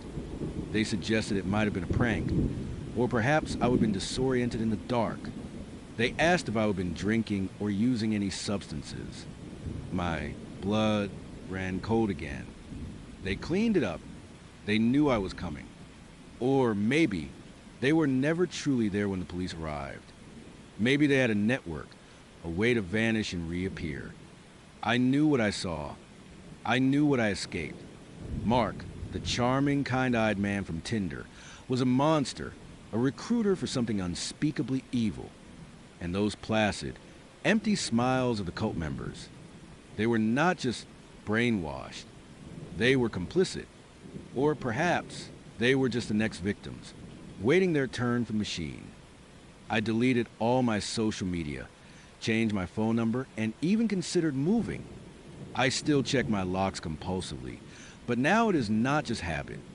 It is a primal fear. Every unfamiliar car that slows down on my street, every shadow that dances in my peripheral vision, sends a jolt of terror through me. I tried to tell a friend, but the words sounded insane, even to me. She looked at me with pity, suggesting I get some rest, maybe talk to a therapist. How could I explain that the man who had charmed me with his kindness was part of a group that drained people of their very essence? How could I explain the metallic smell, the humming machine, the vacant eyes of the victim? I am still here, still in my predictable life, but it is shattered now. The loneliness I felt before was nothing compared to the isolation of knowing what I know, of carrying this terrifying secret. I see faces on the street, and I wonder. I see couples laughing, and I wonder if one of them is like Mark, subtly recruiting, subtly drawing someone into the darkness. I do not know if they are still looking for me. I do not know if they will ever find me. But sometimes, late at night, when the house is silent and the shadows play tricks on my eyes, I swear I can still smell that sweet, cloying odor and hear the faint, rhythmic thump-thump-thump of that machine forever echoing in the deepest, darkest corners of my mind. And I know, with chilling certainty, that the horror I escaped is still out there, lurking in the shadows, waiting for its next deeper connection. The first thing I registered was a dull ache behind my eyes, a throbbing pressure that felt like my skull was a drum being gently tapped from the inside. My mouth was dry, a desert wasteland, and my tongue felt thick, coated in something faintly metallic. A strange, heavy lethargy still clung to my limbs, like I was trying to swim through molasses, but there was also a buzzing energy beneath it, a frantic hum just out of reach. I blinked, trying to clear the fog from my vision. The world was still a bit wobbly, like looking through a warped pane of glass. My head lolled to the side, and I became aware of a rough, scratchy texture beneath my cheek. It felt like cheap fabric. A bed. I was lying on a bed. The air was stale, close, smelling faintly of old cigarette smoke and disinfectant, a combination that made my stomach lurch. Panic, cold and sharp, began to cut through the lingering haze. Leo, the liquid, his chilling smile. My heart, which had been sluggish moments before, now thudded against my ribs like a trapped bird. I forced my eyes open wider, pushing against the weight that still seemed to be pressing down on my eyelids. The room was dim, illuminated by a single, weak bulb and a fixture on the ceiling, casting long, distorted shadows. It looked like a motel room. The kind you see in bad movies, or the ones you book when you're desperate and on the run. Peeling wallpaper, a cheap, stained carpet, a rickety dresser with a missing knob. Generic, utterly, terrifyingly generic. But it was not empty. As my vision finally sharpened, I saw them, figures, standing motionless, just watching me. My breath hitched. There were 3 of them, spread out in the small room. One stood by the door, a tall, gaunt man with receding hairline and eyes that seemed too wide, too still.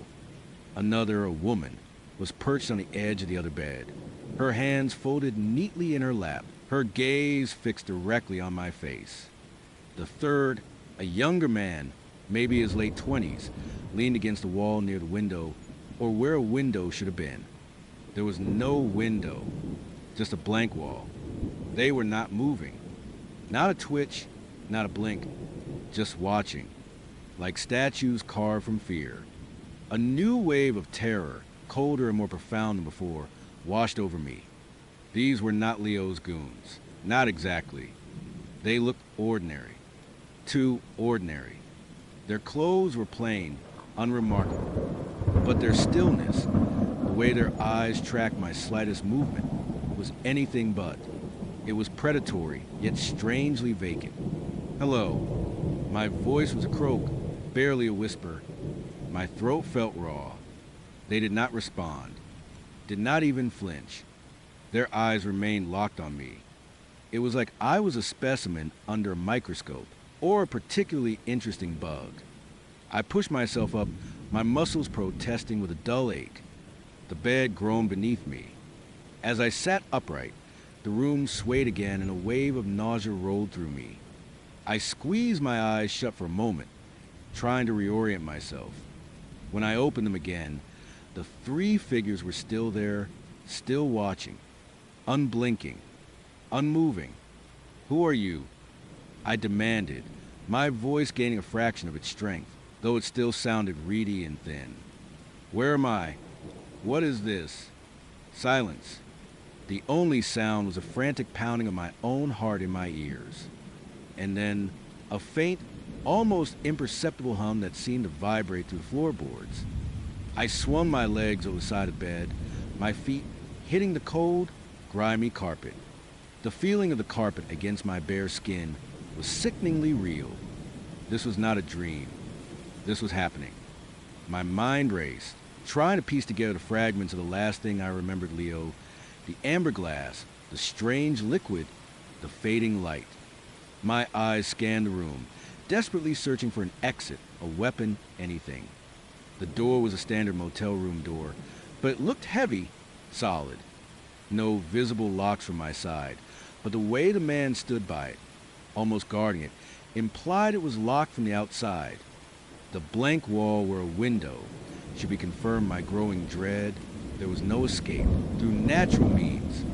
Are you with him? I asked, my voice barely above a whisper, my gaze sweeping over the 3 silent observers. Leo, is he here? Still nothing.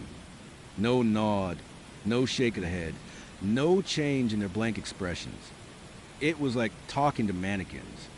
But mannequins do not breathe. I could see the faint rise and fall of their chests, the subtle shifts in their posture that betrayed the fact that they were, in fact, alive, just unervingly quiet. My eyes darted to the young man leaning against the wall. He was thin, almost skeletal, with dark hair that fell over his forehead. His eyes, though fixed on me, seemed to hold a deep, unreadable sadness. Or was it something else? Resignation, despair. I stood up, my legs wobbly beneath me.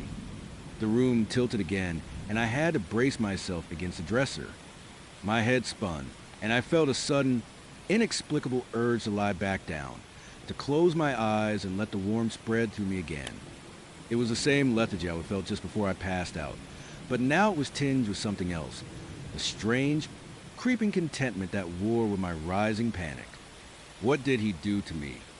I whispered, moored myself then to the silent figures. The memory of the minty, then metallic liquid sliding down my throat made my stomach clench.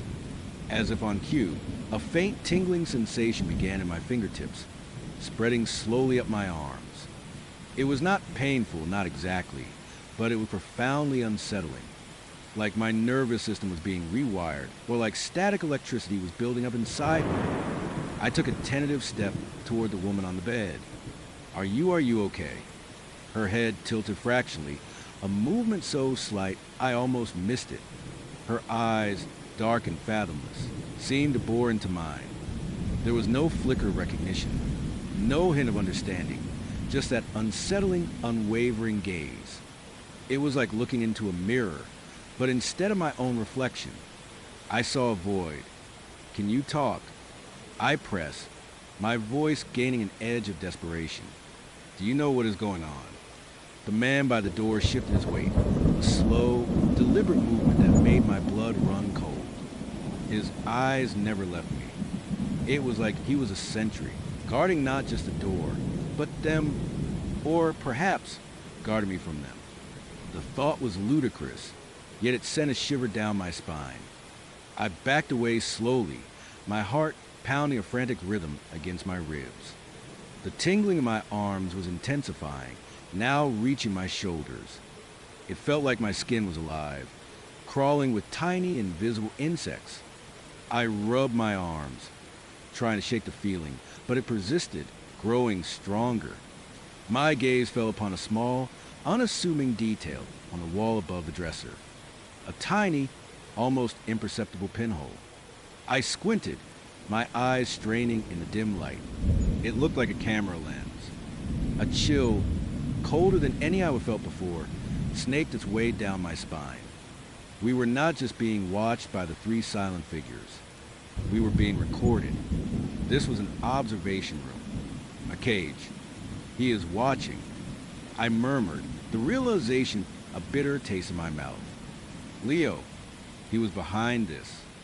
He put us here. Put me here. As if summoned by my words, a faint metallic click echoed from the wall next to the door. A small, square panel, previously unnoticed, slid open with a soft hiss. Behind it was a speaker grill. A voice, calm and measured, filled the room. It was Leo. Good morning. Subject 7. My blood ran cold. Subject 7. Not my name. Not me. The three figures in the room remained perfectly still, but I could have sworn I saw a subtle tension ripple through them. Or maybe it was just my imagination, my fear projecting onto their blank faces. I trust you had a restful period of adjustment. Leo's voice continued, devoid of any emotion. It was the same calm, scientific detachment that had chilled me to bone before. The initial phase of the catalyst integration is complete. You are now ready for observation. My stomach churned. What do you want? I choked out, my voice trembling. What did you do to me? I merely facilitated your journey. Leo replied, his voice echoing slightly in the small room. Resistance, while understandable, was ultimately futile. You are now beginning to shed the layers of societal conditioning, the infection of self-doubt and fear, to embrace your true potential. The tingling in my body was now a full-blown hum, a low-frequency vibration that seemed to resonate deep within my bones. It felt like my very essence was being vibrated apart, then reassembled. My vision pulsed with the rhythm of it, and the dim light in the room seemed to flicker. True potential. I scoffed, though the sound was weak and hollow. You drugged me. You kidnapped me. You are holding me prisoner. Leo's voice remained perfectly level. Such labels are products of the old self. Subject 7. Soon you'll understand. Soon you will see the clarity, the purpose that awaits you. My eyes darted to the three silent figures. Were they subjects too? Had they already undergone this change? Was that why they were so still, so vacant? Are they changed? I asked Leo, my voice barely audible. A beat of silence.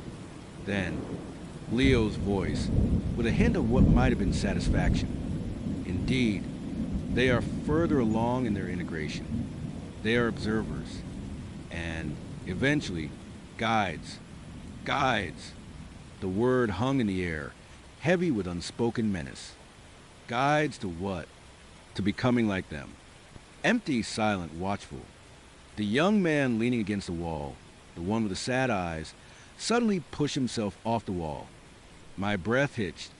He took a slow, deliberate step towards me. Then another. His movements were fluid, almost too smooth, like a predator stalking its prey. But his eyes still held that unreadable depth. I instinctively recoiled, stumbling backwards until my back hit the dresser. My hand fumbled behind me, searching for something, anything. My fingers brushed against the cold, smooth surface of a glass ashtray. I snatched it up, holding it like a pathetic weapon. Stay back. I warned, my voice cracking. He stopped about 10 feet from me. His head tilted, just like the woman's had earlier. A slow, unsettling smile stretched across his face. It was not a natural smile. It was too wide, too slow, and his eyes remained utterly devoid of warmth. It was the smile of someone trying to mimic an emotion they did not feel. He is not a threat. Subject 7. Leo's voice cut in, calm as ever. He is merely demonstrating the next phase of integration, the removal of unnecessary aggression, the embrace of collective purpose. The young man's smile widened, showing perfectly white, unnervingly uniform teeth. He raised a hand, slowly, deliberately. His fingers, long and slender, curled into a gesture that was almost beckoning. My heart hammered against my ribs.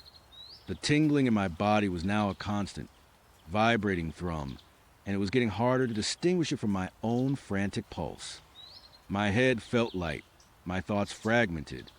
A strange sense of calm, an almost pleasant detachment, was beginning to creep in, warring with my terror. It was the lethargy again, but deeper, more insidious. Do not you feel it? Subject 7. Leo's voice was almost a whisper now, yet it filled the room. The shedding of the old skin, the lightness, the clarity. I did feel it, and that was the most terrifying part.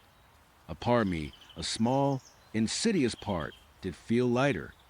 The fear, though still present, was losing its sharp edge, softening into a dull hum of anxiety. The overwhelming urge to fight, to scream, to escape, was being slowly, subtly eroded. It was like watching myself drown, but feeling oddly detached from the struggle. The young man took another step forward. This time, he did not stop.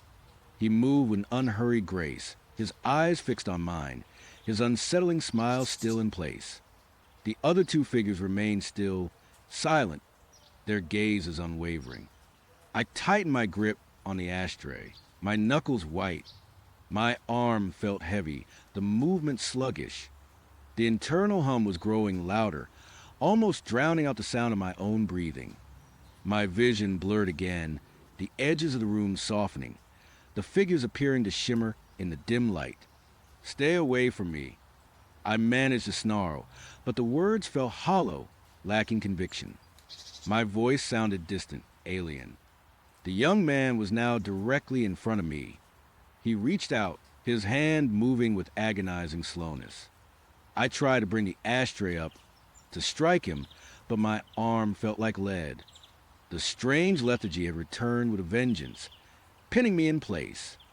It was not just physical anymore, it felt like a mental paralysis, a deep-seated unwillingness to resist. His fingers, cool and dry, brushed against my cheek.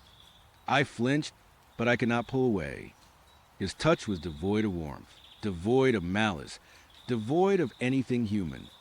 It was like being touched by a finely crafted automaton. His unnerving smile remained. He did not speak. He just observed.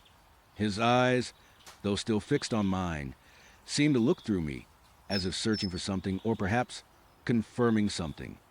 The process is accelerating. Subject 7. Leo's voice stated, a clinical assessment. The old self is putting up its final, futile struggles. Allow it to pass. Embrace the new. The young man's hand slid from my cheek, to my jaw, his grip firm but not painful. His thumb gently traced a line on my jaw, then moved my chin, tilted my head up slightly. His eyes, once again, seemed to pierce through me, searching. And then a new sensation. A faint, almost imperceptible warmth began to spread from his touch, seeping into my skin, then deeper into the muscle, the bone. It was not unpleasant. In fact, it was almost comforting. It was the same warmth I would felt after drinking a liquid, but now it was localized, emanating from his touch. My terror, which had been a roaring fire moments ago, was now flickering, sputtering. The strange attachment was growing stronger, wrapping around my mind like a soft, suffocating blanket. My thoughts became sluggish, my ability to process information dulled. He is transmitting comfort. Subject 7. Leo's voice explained, as if reading my thoughts. A simple, non-verbal affirmation. A connection. A connection. The word echoed in my mind, devoid of its usual meaning. What kind of connection? A hive mind. A shared consciousness. The thought was horrifying, yet the warmth emanating from the young man's touch was so soothing, so inviting. My eyes, which had been wide with fear, slowly began to droop. My grip on the ashtray loosened, and it clattered to the floor with a dull thud. I did not even flinch. The sound seemed distant, unimportant.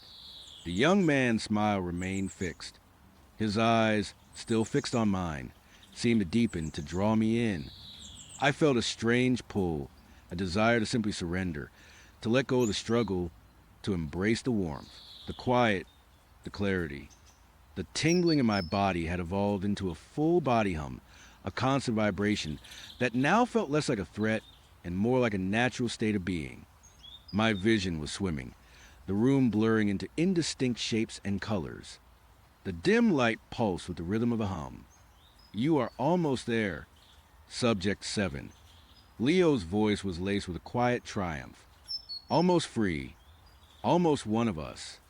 One of us. The phrase resonated in my fading consciousness. Was this what they were? A collective. A group of individuals purged their infection, their free will, their unique selves to become part of a greater whole. A horrifying, silent, unblinking collective. The young man's hand slid from my chin to the side of my neck, his thumb resting gently on my pulse point. The warmth intensified, spreading through my head, down my spine, into my very core. It felt like my internal landscape was being rearranged, rewired. My emotions, my memories, my very identity felt like they were dissolving, melting away into a vast, empty expanse. I tried to fight it, to cling to the last vestiges of who I was. My name, my family, my life. But the effort was immense, and the pull of the warmth, the quiet, the detachment was overwhelming. It was like trying to hold on to grains of sand as the tide pulled them away. A final, desperate thought flickered through my mind. No, I won't let him. But even that thought felt weak, distant. The infection of defiance, as Leo called it, was being purged. My eyes closed, not in surrender, but because the effort to keep them open was too great. The young man's hand remained on my neck, the warmth radiating, consuming. The hum was now the only sound, the only sensation. It was everywhere, inside me, around me. I felt a profound sense of peace begin to settle over me, a terrifying, unnatural calm. The fear was gone. The anger was gone. The struggle was gone. There was only the hum, the warmth, and a vast, empty space where myself used to be. Welcome. Subject 7. Leo's voice, now sounding impossibly close, whispered from the speaker. Welcome to clarity. My body felt light, ethereal. I was floating. My thoughts, or what remained of them, were no longer my own. They were echoes, fragments, distant whispers in a vast, shared silence. I did not open my eyes. I did not need to. I could feel the presence of the others in the room, not as distinct individuals, but as extensions of the same pervasive hum. I could feel their quiet observation, not of me, but with me. We were all observers now, all guides, all one. The last thing I registered was the faint, metallic, minty, chemical taste returning to my mouth, not as a memory, but as a subtle, pervasive flavor. It was the taste of the catalyst, the taste of my true self, the taste of the purge. And in that terrifying, serene moment, I knew there was no going back.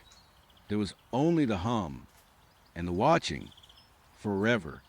The cold air bit my lungs, each ragged breath a needle in my chest.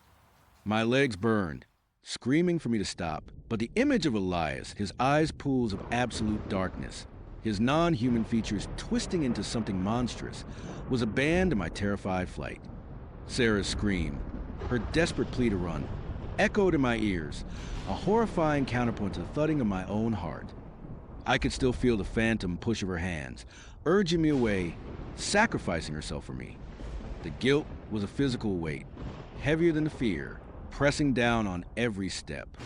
I did not know where I was running, just away.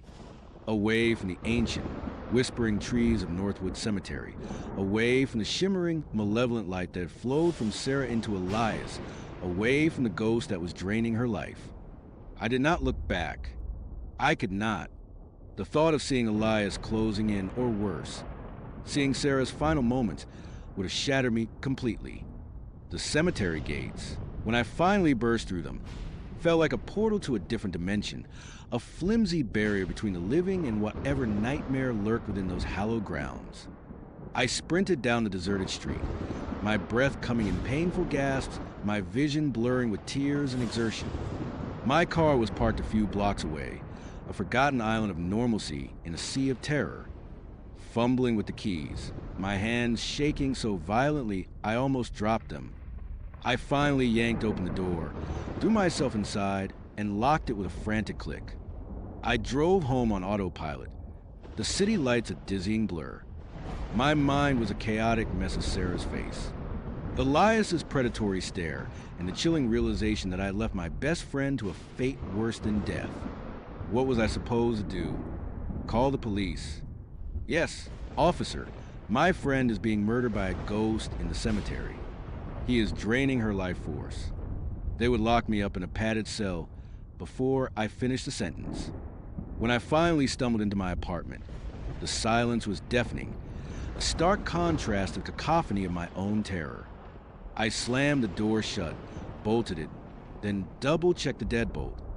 I checked the windows, pulling down every shade, as if a simple piece of fabric could keep a spectral entity out. My apartment, usually a comforting sanctuary, now felt like a fragile shell, utterly exposed. Sleep was impossible. Every shadow seemed to writhe. Every creak of the old building sounded like footsteps. I spent the rest of the night huddled on my couch, a blanket pulled tight around me, staring wide-eyed at the television, its muted glow the only thing keeping the encroaching darkness at bay. My phone lay beside me, a useless brick. I want to call someone, anyone, but what could I say? How could I explain? The next morning, the horror had not faded. It had settled deep into my bones, a cold, heavy ache. I tried to convince myself it was a nightmare, a hallucination brought on by stress and sleep deprivation. But the raw, visceral fear that still clawed at my throat was too real. And Sarah, what about Sarah? I spent hours obsessively checking local news sites, missing persons reports, anything that might mention a woman found in Northwood Cemetery. Nothing. Not a single word. It was as if she had simply vanished, swallowed whole by the night, by Elias. The silence was almost worse than finding a body.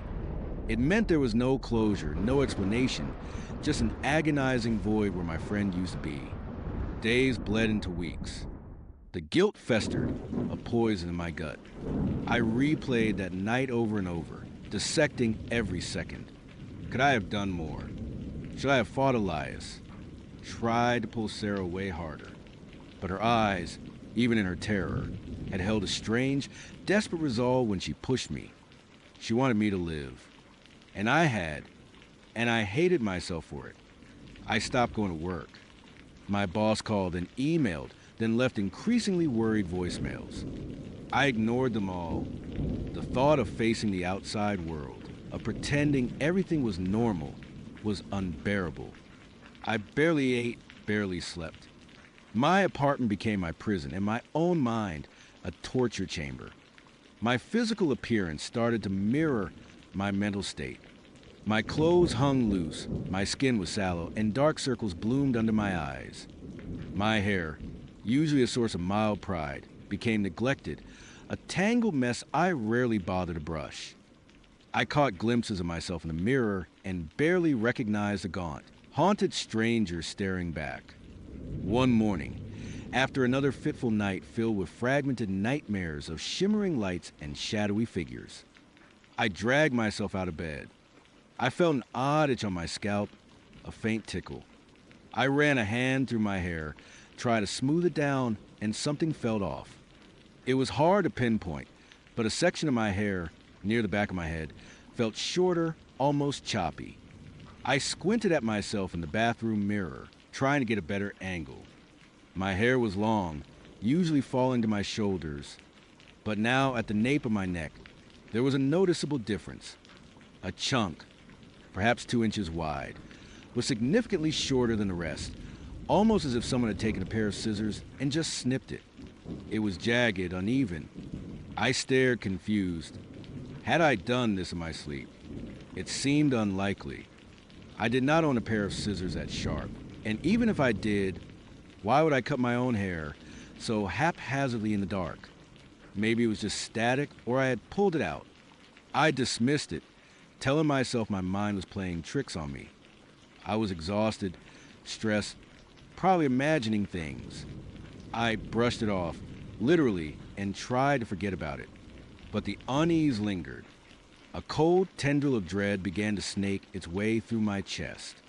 My apartment, which had felt like a fragile shell before, now felt permeable, like something had slipped in, unnoticed. The next few days were a blur of paranoia.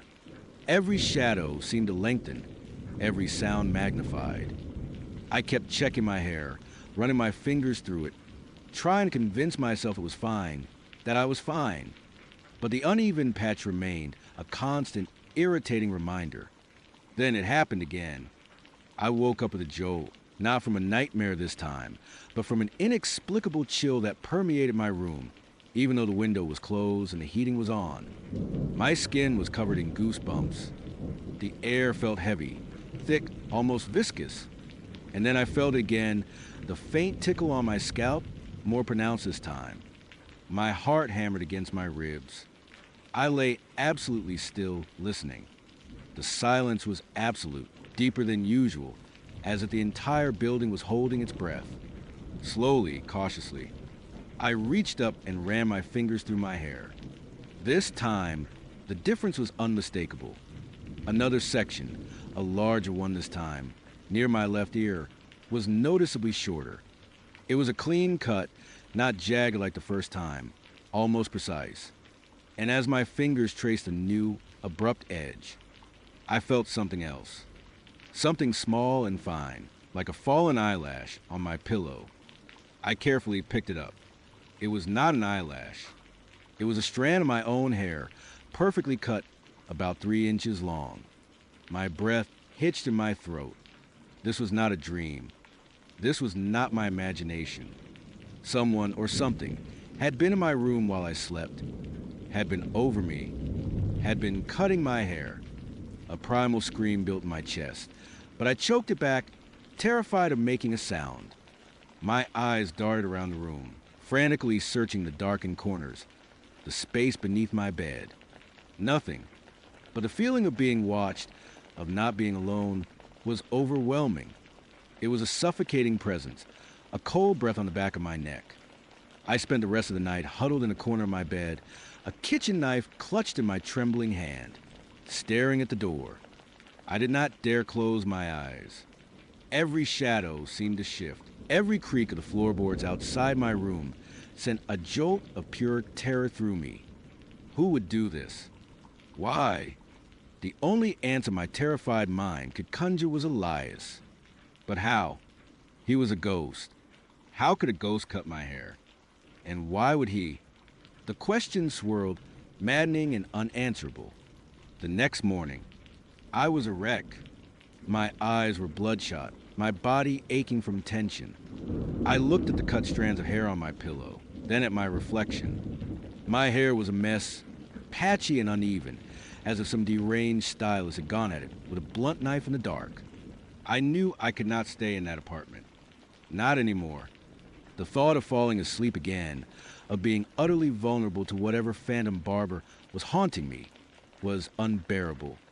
I packed a small bag, grabbed my car keys, and fled. My first stop was a cheap motel on the outskirts of town.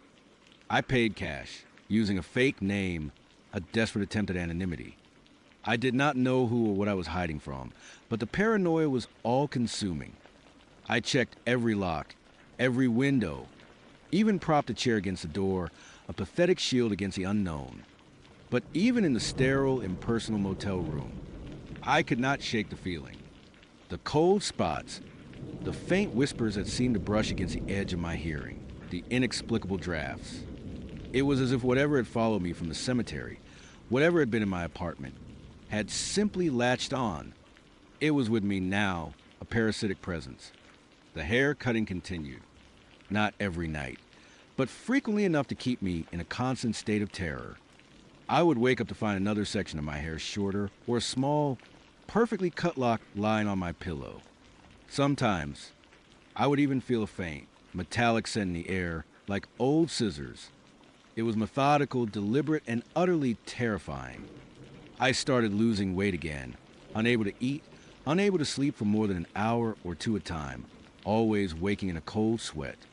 My mind raced, trying to find an explanation, a connection. Sarah, Elias, Leo, the thin places, the unbound energies. It all came back to that. Sarah had talked about thin places where the veil between worlds was weak. Elias had promised to free her, to help her connect with unbound energies. Leo, her previous boyfriend, had hinted at similar concepts, though never with Elias's chilling intensity. What if Elias was not just draining life for himself? What if he was collecting something? And what if my hair was part of that collection? I remembered old superstitions, folklore. Hair was often used in rituals, a powerful connection to a person. It contained their essence, their DNA. Witches use hair in curses, in love spells. Voodoo practitioners use it in effigies. What was Elias doing with mine? Was he trying to bind me to him? To Sarah? To something else entirely? The thought sent shivers down my spine. My hair was not just being cut, it was being harvested. I knew I could not keep running. This was not a physical stalker I could evade. This was something else, something supernatural, something that had latched onto me. And if it was Elias, then the answers, and the only possible way to fight back, lay back in Northwood Cemetery. The thought filled me with dread, but a desperate resolve began to harden within me. I had to go back. For Sarah, for myself. Armed with a large flashlight, a cheap crucifix I bought from convenience store, a desperate, almost laughable attempt at protection, and a heart pounding like a drum. I drove back to Northwood Cemetery under the cloak of a moonless night. The air was heavy, still, the silence punctuated only by the rustling of leaves and the distant hoot of an owl. The cemetery gates, once a symbol of escape, now felt like the entrance to a predator's lair. I pushed them open, the ancient iron groaning in protest, and stepped inside. The familiar paths stretched out before me, winding between crumbling headstones and gnarled, ancient trees. Each shadow seemed to coil and writhe, and the cold spots were more frequent, more intense, raising goosebumps on my skin. I walked slowly, my flashlight beam cutting a shaky path through the darkness, my eyes darting from side to side. Every rustle, every creak, sent my heart into a frenzy. I felt Elias's presence, stronger here, like a suffocating blanket. It was malevolent, ancient, and hungry. Finally, I reached Elias Thorne's grave. The old, weathered stone stood stark against the night sky, Its inscription barely legible: Elias Thorne, 1842-1888. The ground around it was disturbed. The earth still churned from my last frantic visit. And there, kneeling before it, was a faint, shimmering outline. Sarah. My breath caught in my throat. She was there, a ghostly, translucent figure, still kneeling as if in silent prayer, or perhaps still trapped in Elias's thrall. Her form was gaunt, almost skeletal, even as a spirit. Her hair, once vibrant, now hung limp and lifeless, reflecting the eerie glow that emanated from her. And then I saw it, the shimmering light, the same terrifying light I had witnessed before, was still flowing from her, not into Elias's shadowy form this time, but in the ground directly in front of the headstone. And from that spot, a new form was slowly coalescing. It was not Elias. Not exactly. It was a grotesque, shifting mass of shadows and stolen light, vaguely humanoid but utterly alien.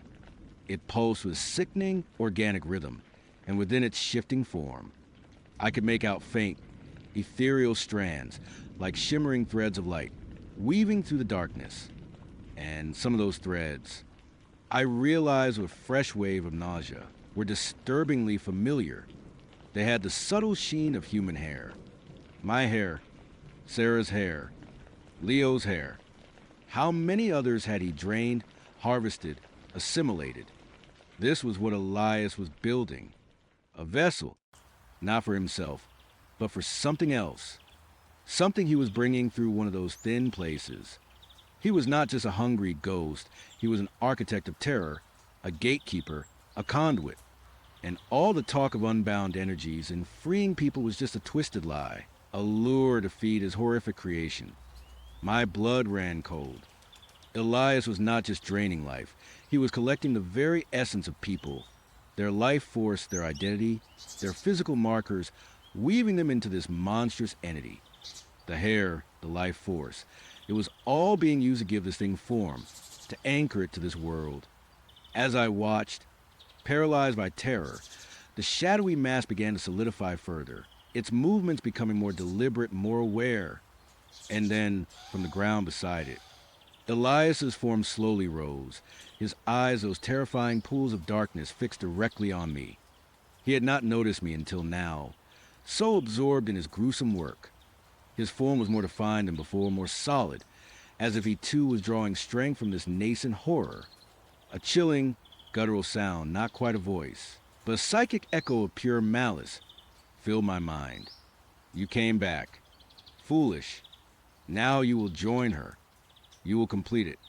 Sarah's shimmering form stirred, her head slowly turning towards me. Her eyes, though still translucent, held a flicker of recognition, a ghost of her former self. A faint whisper, like dry leaves skittering across pavement, reached me. Run, do not let him. Elias extended a shadowy arm towards me, his intention clear. He was going to drain me, just like Sarah, and my hair, my essence, would become another thread in his monstrous tapestry.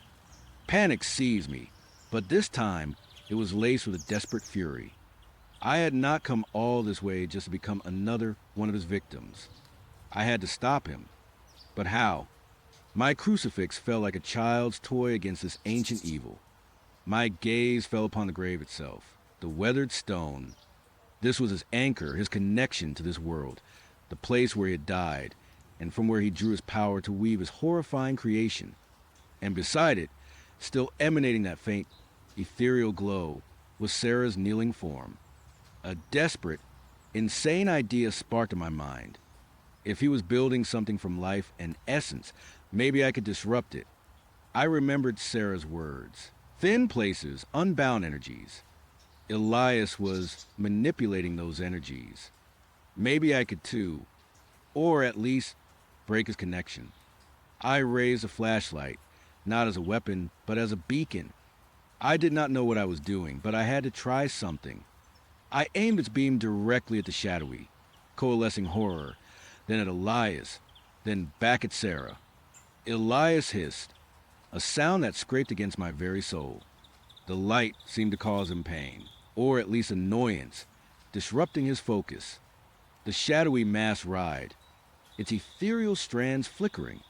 You won't take me. I screamed, my voice raw and trembling, but filled with a desperate defiance. You won't take anyone else. I lunged forward, not at Elias, but at the grave itself. My plan, if it could even be called that, was reckless, suicidal. I started kicking at the headstone, grunting with effort, trying to dislodge it. It was heavy, cemented into the earth, but the ground around it was soft, disturbed. Elias roared, a sound that shook the very air. He moved towards me, faster than I thought possible, his shadowy form lengthening, reaching. I felt an icy grip on my arm, the cold seeping into my bone. My strength began to drain, a sickening emptiness spreading through me. But I refused to yield. With a desperate, adrenaline-fueled surge, I kicked harder, aiming for the base of the headstone. The ground groaned. A crack appeared in the ancient stone. The shadowy entity pulsed violently, as if in agony. Sarah's form flickered, her whisper run, now a desperate plea, almost a wail. Elias's grip tightened, the draining sensation intensifying, my vision starting to gray at the edges. But I saw it. The headstone, with a final, shuddering groan, began to tilt. With a final, desperate cry, I pulled my arm free from Elias's icy grasp, tearing a searing pain to my flesh, and threw my entire weight against the teetering stone. It crashed down with a deafening thud, splintering as it hit the earth, the old concrete base crumbling. The effect was instantaneous and cataclysmic. Elias shrieked, a sound of pure, unadulterated agony and rage. His shadowy form convulsed, flickering wildly, his eyes glowing with infernal light before rapidly dimming. The coalescing horror behind him, the monstrous vessel of stolen essences, exploded outwards in a burst of shimmering light and dark tendrils, like a shattered mirror. The ethereal strands, my hair, Sarah's essence, all of it dissipated into nothingness. Sarah's form, too, shimmered, then began to fade, her face momentarily clear, a fleeting expression of peace, or perhaps gratitude. Then she was gone, a wisp of light carried away by the night wind. Elias thrashed, his form rapidly dissolving into wisps of shadow and smoke. The ground trembled beneath my feet. The air grew impossibly cold, then suddenly, just as quickly, the oppressive weight lifted. The profound, ancient malice that had permeated the cemetery was gone. I stood there, gasping for breath, my body shaking uncontrollably, my arm aching where Elias had gripped me. The broken headstone lay at my feet, a silent testament to the horror I had just faced. The cemetery was quiet again, just the rustling of leaves, the hoot of the owl. The oppressive, supernatural cold had vanished, replaced by the normal chill of a late-night breeze. I stumbled out of the cemetery, my mind numb with shock and exhaustion. I drove home, not to motel, but to my apartment. It felt different now. The pervasive sense of being watched, of not being alone, was gone. The cold spots were gone. The whispers were gone. The next morning, I looked in the mirror. My hair was still a mess, patchy and uneven, a testament to the terrifying nights I had endured. But there were no new cuts, no new strands on my pillow. The phantom barber was gone. I never went back to Northwood Cemetery. I never saw Elias again. And Sarah was truly gone, whether she found peace or simply vanished into the great unknown. I will never know, but I hope with every fiber of my being that she is finally free. My life slowly returned to a semblance of normalcy. I went back to work, tried to reconnect with the world, but I was changed. The experience left an indelible mark, a deep scar on my psyche. I still check my locks compulsively. I still wake up in a cold sweat sometimes, haunted by the memory of Elias's eyes, by Sarah's final plea, by the feeling of cold metal on my scalp in the dead of night. My hair eventually grew back, covering the uneven patches. But sometimes when I brush it, I feel a faint, phantom tickle, a ghostly sensation.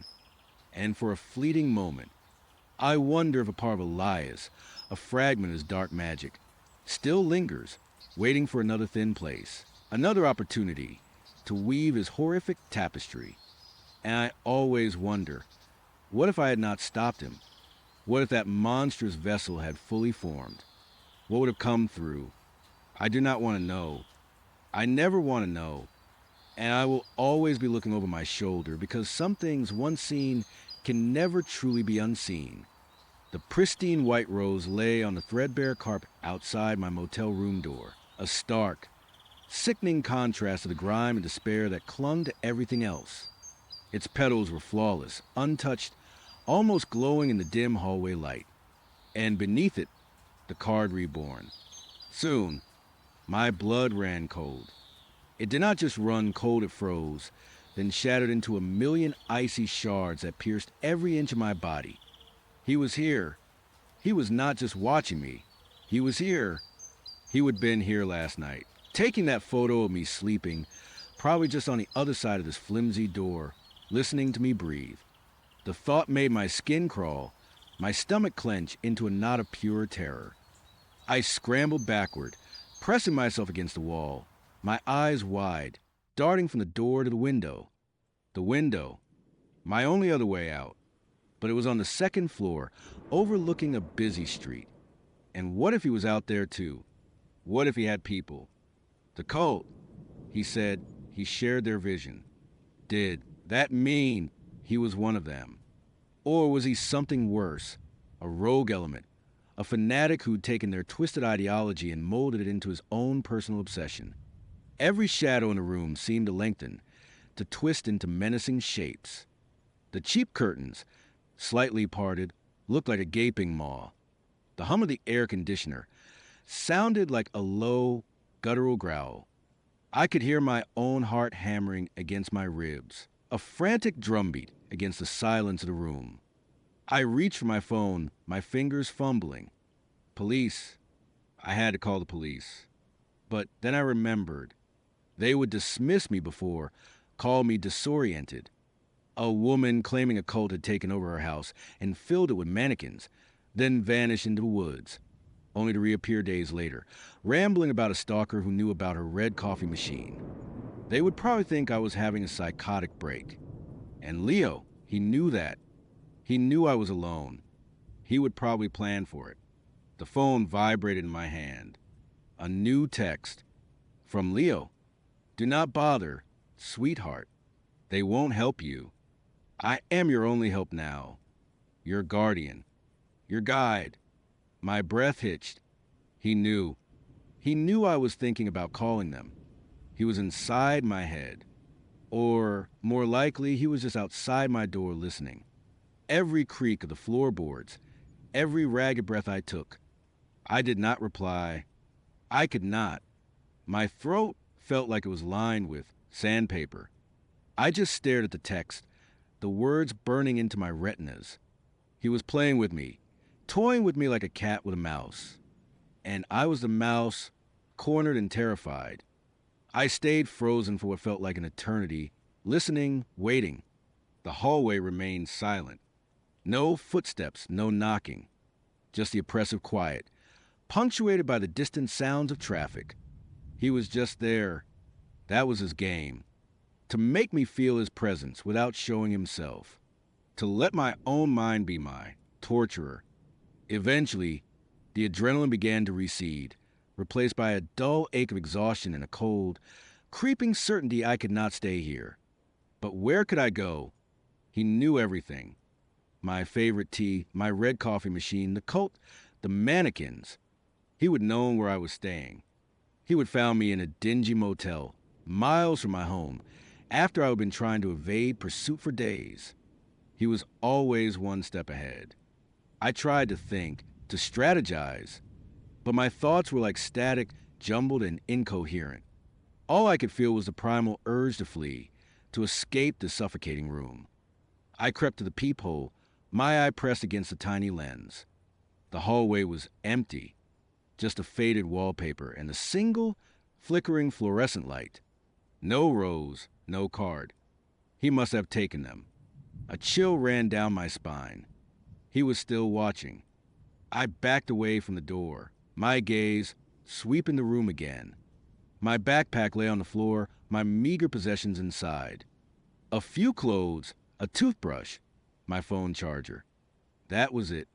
Everything else I owned was back at my house, or what was left of it, surrounded by those silent, judging mannequins. A new text came in. This one was a photo. It was a picture of the motel room, but from a different angle. It showed the bed, the window, the old TV on the dresser. And then a red circle was drawn around the small, grimy window in the bathroom. Do not even think about it. It is a long drop, and I am right here. He knew. He knew what I was planning. Every single move. It was not just a game, it was a trap meticulously laid. And I was caught. Panic surged anew, a wave so strong it threatened to drown me. I was shaking uncontrollably now, my teeth chattering. I felt like screaming, but I bit my lip, tasting blood. He was listening. A soft tap on the door. Just one, gentle tap. It was not a knock. It was a tap, like a finger, lightly brushing the wood. It was so quiet, so subtle. I almost convinced myself I would imagined it, but I had not. It was real, and it was terrifying. Then a voice, low, calm, almost melodic. It seeped through the thin door, chilling me to the bone. Are you ready, my dear? It is time to begin your transformation, your rebirth. My heart leaped into my throat. It was him, Leo. His voice was nothing like I would imagined. It was not rough or menacing. It was smooth, almost seductive, laced with disturbing undercurrent of absolute conviction. It was the voice of a man who truly believed he was doing something good, something necessary, and that made it infinitely more terrifying than any threat. I pressed my back against the wall, sliding down until I was huddled on the floor, my knees drawn up to my chest. I could not speak. I could not move. I just listened, my breath ragged. Do not be afraid, he continued, his voice still soft. This is for your own good. The cult, they had the right idea, but they were too crude, too messy. I understand the nuances. I understand you. He paused, and I imagined him on the other side of the door, smiling, a cold, predatory smile. They just wanted to cleanse you, to strip away what they considered impure. But I see the beauty in your brokenness. I see the potential. You are not just a vessel to be emptied. You are a canvas to be painted. And I am the artist. My stomach churned. A canvas to be painted. What did that even mean? What kind of art did he have in mind? The mannequins dressed in my clothes, each a tableau of my life. Was that the art? Was I destined to become another one of them? A silent, lifeless replica of myself. I know you are scared, he said, his voice dropping to a near whisper. But fear is just a first step. It is a shedding of the old skin.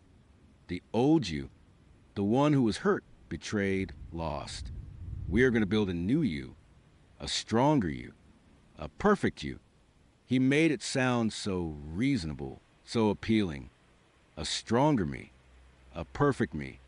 But his words were poison, coated in sugar. He wanted to erase me, to replace me with his own twisted creation. Come out, my dear, he coaxed. Let us talk. We can discuss the details. Your new home awaits. It is much safer than this squalid place. I squeezed my eyes shut, willing to go away, to disappear. But he would not. He was here, and he was not leaving until he had me. After another long moment of silence, I heard a soft click, the sound of a key turning in the lock. My eyes snapped open. The door. He had a key. Of course he did.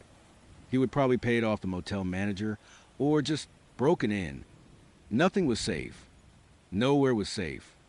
The doorknob slowly turned. My heart hammered against my ribs, a trapped bird desperate for escape.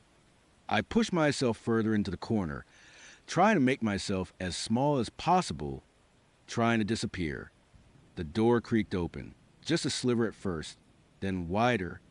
He stood there, framed in the doorway, a tall silhouette against the dim hallway light. He was not what I expected.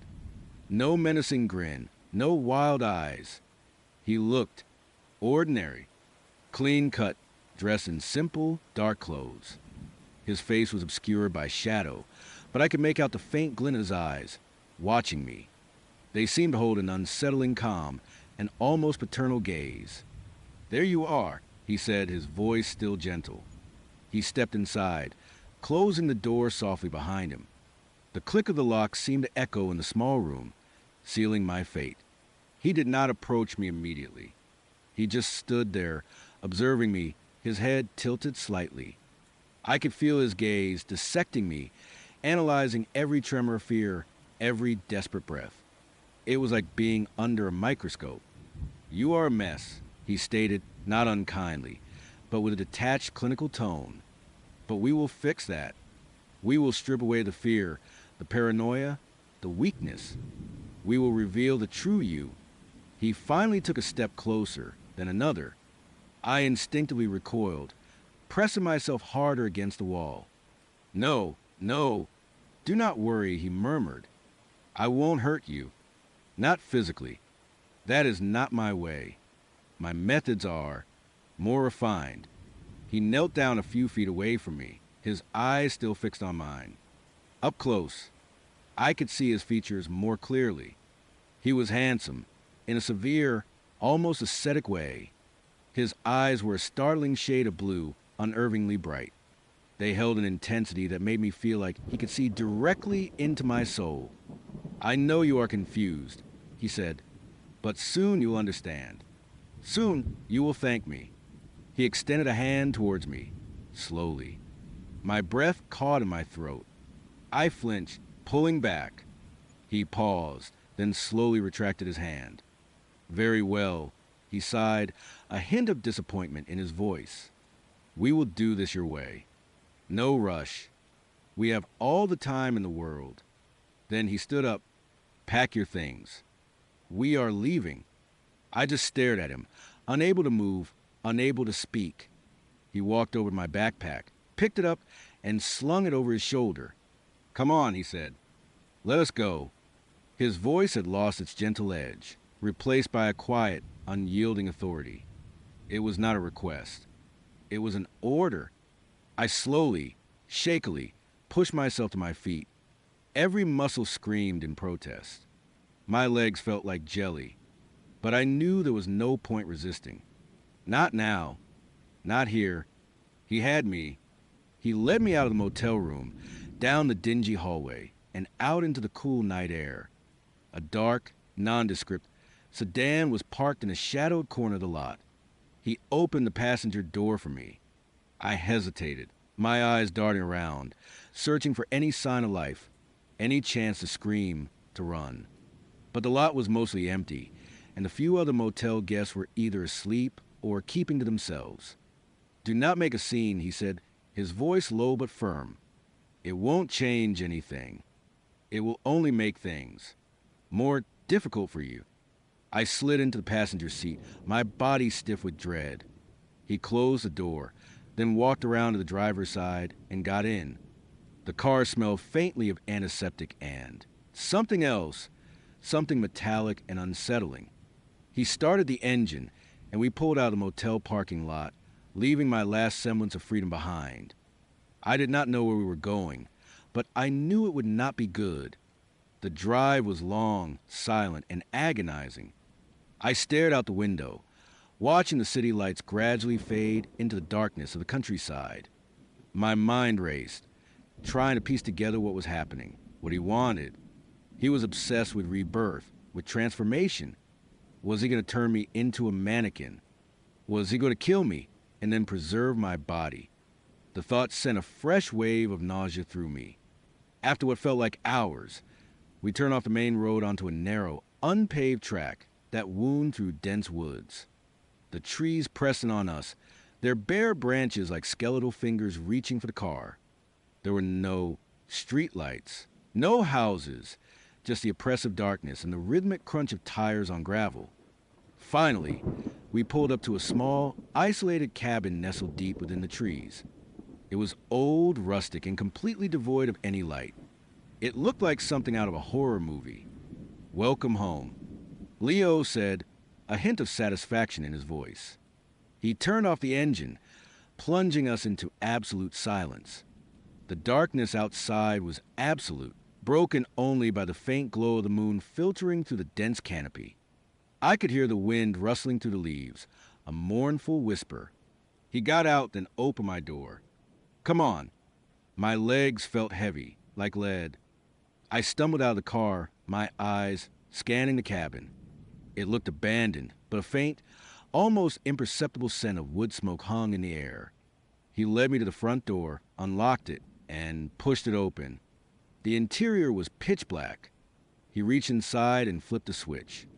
A single, bare bulb hanging from the ceiling flickered to life, casting long, dancing shadows across the room. The cabin was sparsely furnished. A worn couch, a rickety table with 2 chairs, a small, wood-burning stove in a corner. It was clean, almost unnervingly so. There was no clutter, no personal touches. It felt sterile, like a waiting room for something terrible. "This will be your sanctuary," Leo announced, gesturing around the room with an open hand. "Your cocoon. Here, away from the distractions of the outside world, you can truly begin your metamorphosis." He led me through a narrow doorway into a small bedroom. It contained only a single bed with a pristine white duvet, a small dresser, and a locked door that I assumed led to a bathroom. There were no windows in the bedroom. My heart sank. "No escape. Routes. You will be comfortable here," he said, his voice softer now. "I will be just down the hall, in the other room. If you need anything, just call." He placed my backpack on the dresser. "Try to get some rest. Tomorrow we begin." He left the room, closing the door behind him. I heard the soft click of a lock. I was trapped. I sank onto the bed, the mattress surprisingly firm. The room was cold, despite the faint smell of wood smoke. I pulled the duvet around me, trying to find some semblance of comfort, but it was useless. Every creak of the cabin, every rustle of leaves outside, sent shivers down my spine. I lay there for hours, wide awake, listening. I heard Leo moving around in the other room, soft footsteps, the clinking of something. He was not just my captor, he was my roommate, my warden. Sleep finally claimed me, not as a peaceful respite, but as a desperate plunge into oblivion. But even in sleep, there was no escape. My dreams were a kaleidoscope of terror mannequins with my face. Leo's gentle voice whispering promises of rebirth, the cult chanting in the shadows. Days bled into weeks. Time became a blur. Leo maintained his unsettling routine. He would bring me meals, simple, healthy food, and talk to me. He never raised his voice, never threatened me explicitly, but his words were a constant, insidious assault on my sanity. He would sit across from me at the rickety table, watching me eat, discussing his vision. He believed that modern society had corrupted me, filled me with fear and self-doubt. The cult, he explained, had tried to cleanse me of these impurities, but they lacked the finesse, the understanding he possessed. He saw himself as my ultimate savior, the one who would guide me through a true, profound rebirth. "You see," he would say, stirring his tea, "the mannequins, they were symbols, representations of the different facets of your life that needed to be shed, the roles you played, the expectations you tried to meet. But they were just representations. I understand the essence." He would talk about my past, details he would glean from my life, from my social media, from who knows where else. He would dissect my relationships, my ambitions, my fears, twisting them to fit his narrative. He knew about my estranged sister, my failed dreams of becoming a photographer, my anxieties about loneliness. He used it all against me, subtly, gently, convincing me that he understood me better than anyone, that he was the only one who could truly help me. You yearn for connection, he would say, his blue eyes fixed on mine, but you fear intimacy. You crave purpose, but you are paralyzed by choice. I can free you from these burdens. I can give you a purpose, a singular, beautiful purpose. I tried to argue with him at first, to assert my own identity, to tell him he was wrong. But he would just smile, a patient, knowing smile, and gently dismiss my words. That is the old you talking, he would say. The frightened confuse you. Do not worry. She will fade away soon enough. His relentless psychological manipulation began to wear me down. The isolation, the constant surveillance, the complete lack of control over my own life, it chipped away at my will, my sense of self. I stopped arguing. I just nodded or stared blankly, let his words wash over me. My days were a monotonous cycle: wake up, eat, listen to Leo's sermons, try to read the few old, dusty books he provided, mostly self-help manifestos and obscure philosophical texts, eat again, and then try to sleep. My nights were filled with nightmares. One evening, after Leo had finished his latest discourse on the perfection of stillness, I found myself staring at the blank walls of my bedroom. They were white, stark, and utterly devoid of anything. They were a canvas, just as he had called me. A flicker of defiance, a desperate spark of the old me, ignited within me. He wanted to erase me, to make me a blank slate. But I would not let him. Not entirely. I started scratching. With my fingernail, at first. Small, almost invisible marks. Then, driven by a growing, desperate need to leave some trace of myself, some proof of my existence, I found a loose splinter of wood from the bed frame. It was sharp enough to leave a faint, almost imperceptible line on the painted wall. Under the cover of darkness, when I was sure Leo was asleep in his room, I began to write. It was not legible at first, just frantic scratches, lines and swirls that mirrored the chaos in my mind. But then words started to form. Help me. I wrote it over and over, in different places on the wall. Small and messy, barely visible in the dim light. It was a cry for help, a prayer to an indifferent universe. As the nights passed, my messages became more elaborate, more desperate.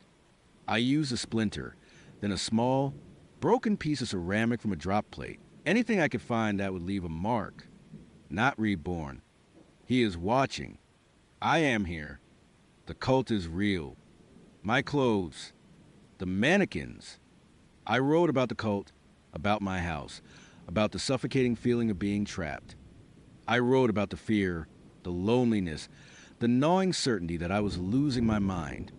The wall became my diary, my confession, my last desperate attempt to communicate with the world, or at least with myself. I knew it was risky. I knew he might find them, but the urge was overwhelming. It was the only thing that made me feel like I still existed, that I was not just a puppet in his twisted play. It was a tiny act of rebellion, a whisper of defiance in the face of his absolute control. One morning, I woke up to a different feeling in the air. The usual quiet hum of the cabin felt heavier, charged with an unspoken tension. Leo had not brought my breakfast yet. That was unusual. He was always prompt. A cold dread settled in my stomach. He knew. The door to my room creaked open. Leo stood there, his silhouette framed in the doorway. He did not come in immediately. He just stood there, his shoulders slumped, his head bowed slightly. He looked disappointed. Not angry, disappointed. That was almost worse. I saw your artwork, he said, his voice flat, devoid of its usual melodic quality. My breath hitched. My heart pounded. I tried to speak, but no words came out. He walked into the room, slowly, deliberately. His eyes were not fixed on me. They were sweeping across the walls, taking in every scratch, every desperate word. He walked closer to one of the messages, running a finger over the crudely carved letters "Not Reborn." "This is not what I expected," he said, his voice barely above a whisper. "I thought you were making progress." I thought you were starting to understand. He turned to face me, his blue eyes now filled with a strange, almost mournful intensity. This is a regression, he stated, his voice regaining a touch of its usual authority, but laced with a new, chilling undertone. These are the last vestiges of the old you, clinging to the surface, like a stubborn infection. He walked over to the dresser, picked up my small, broken piece of ceramic. He held it up, examining it as if it were a dangerous weapon.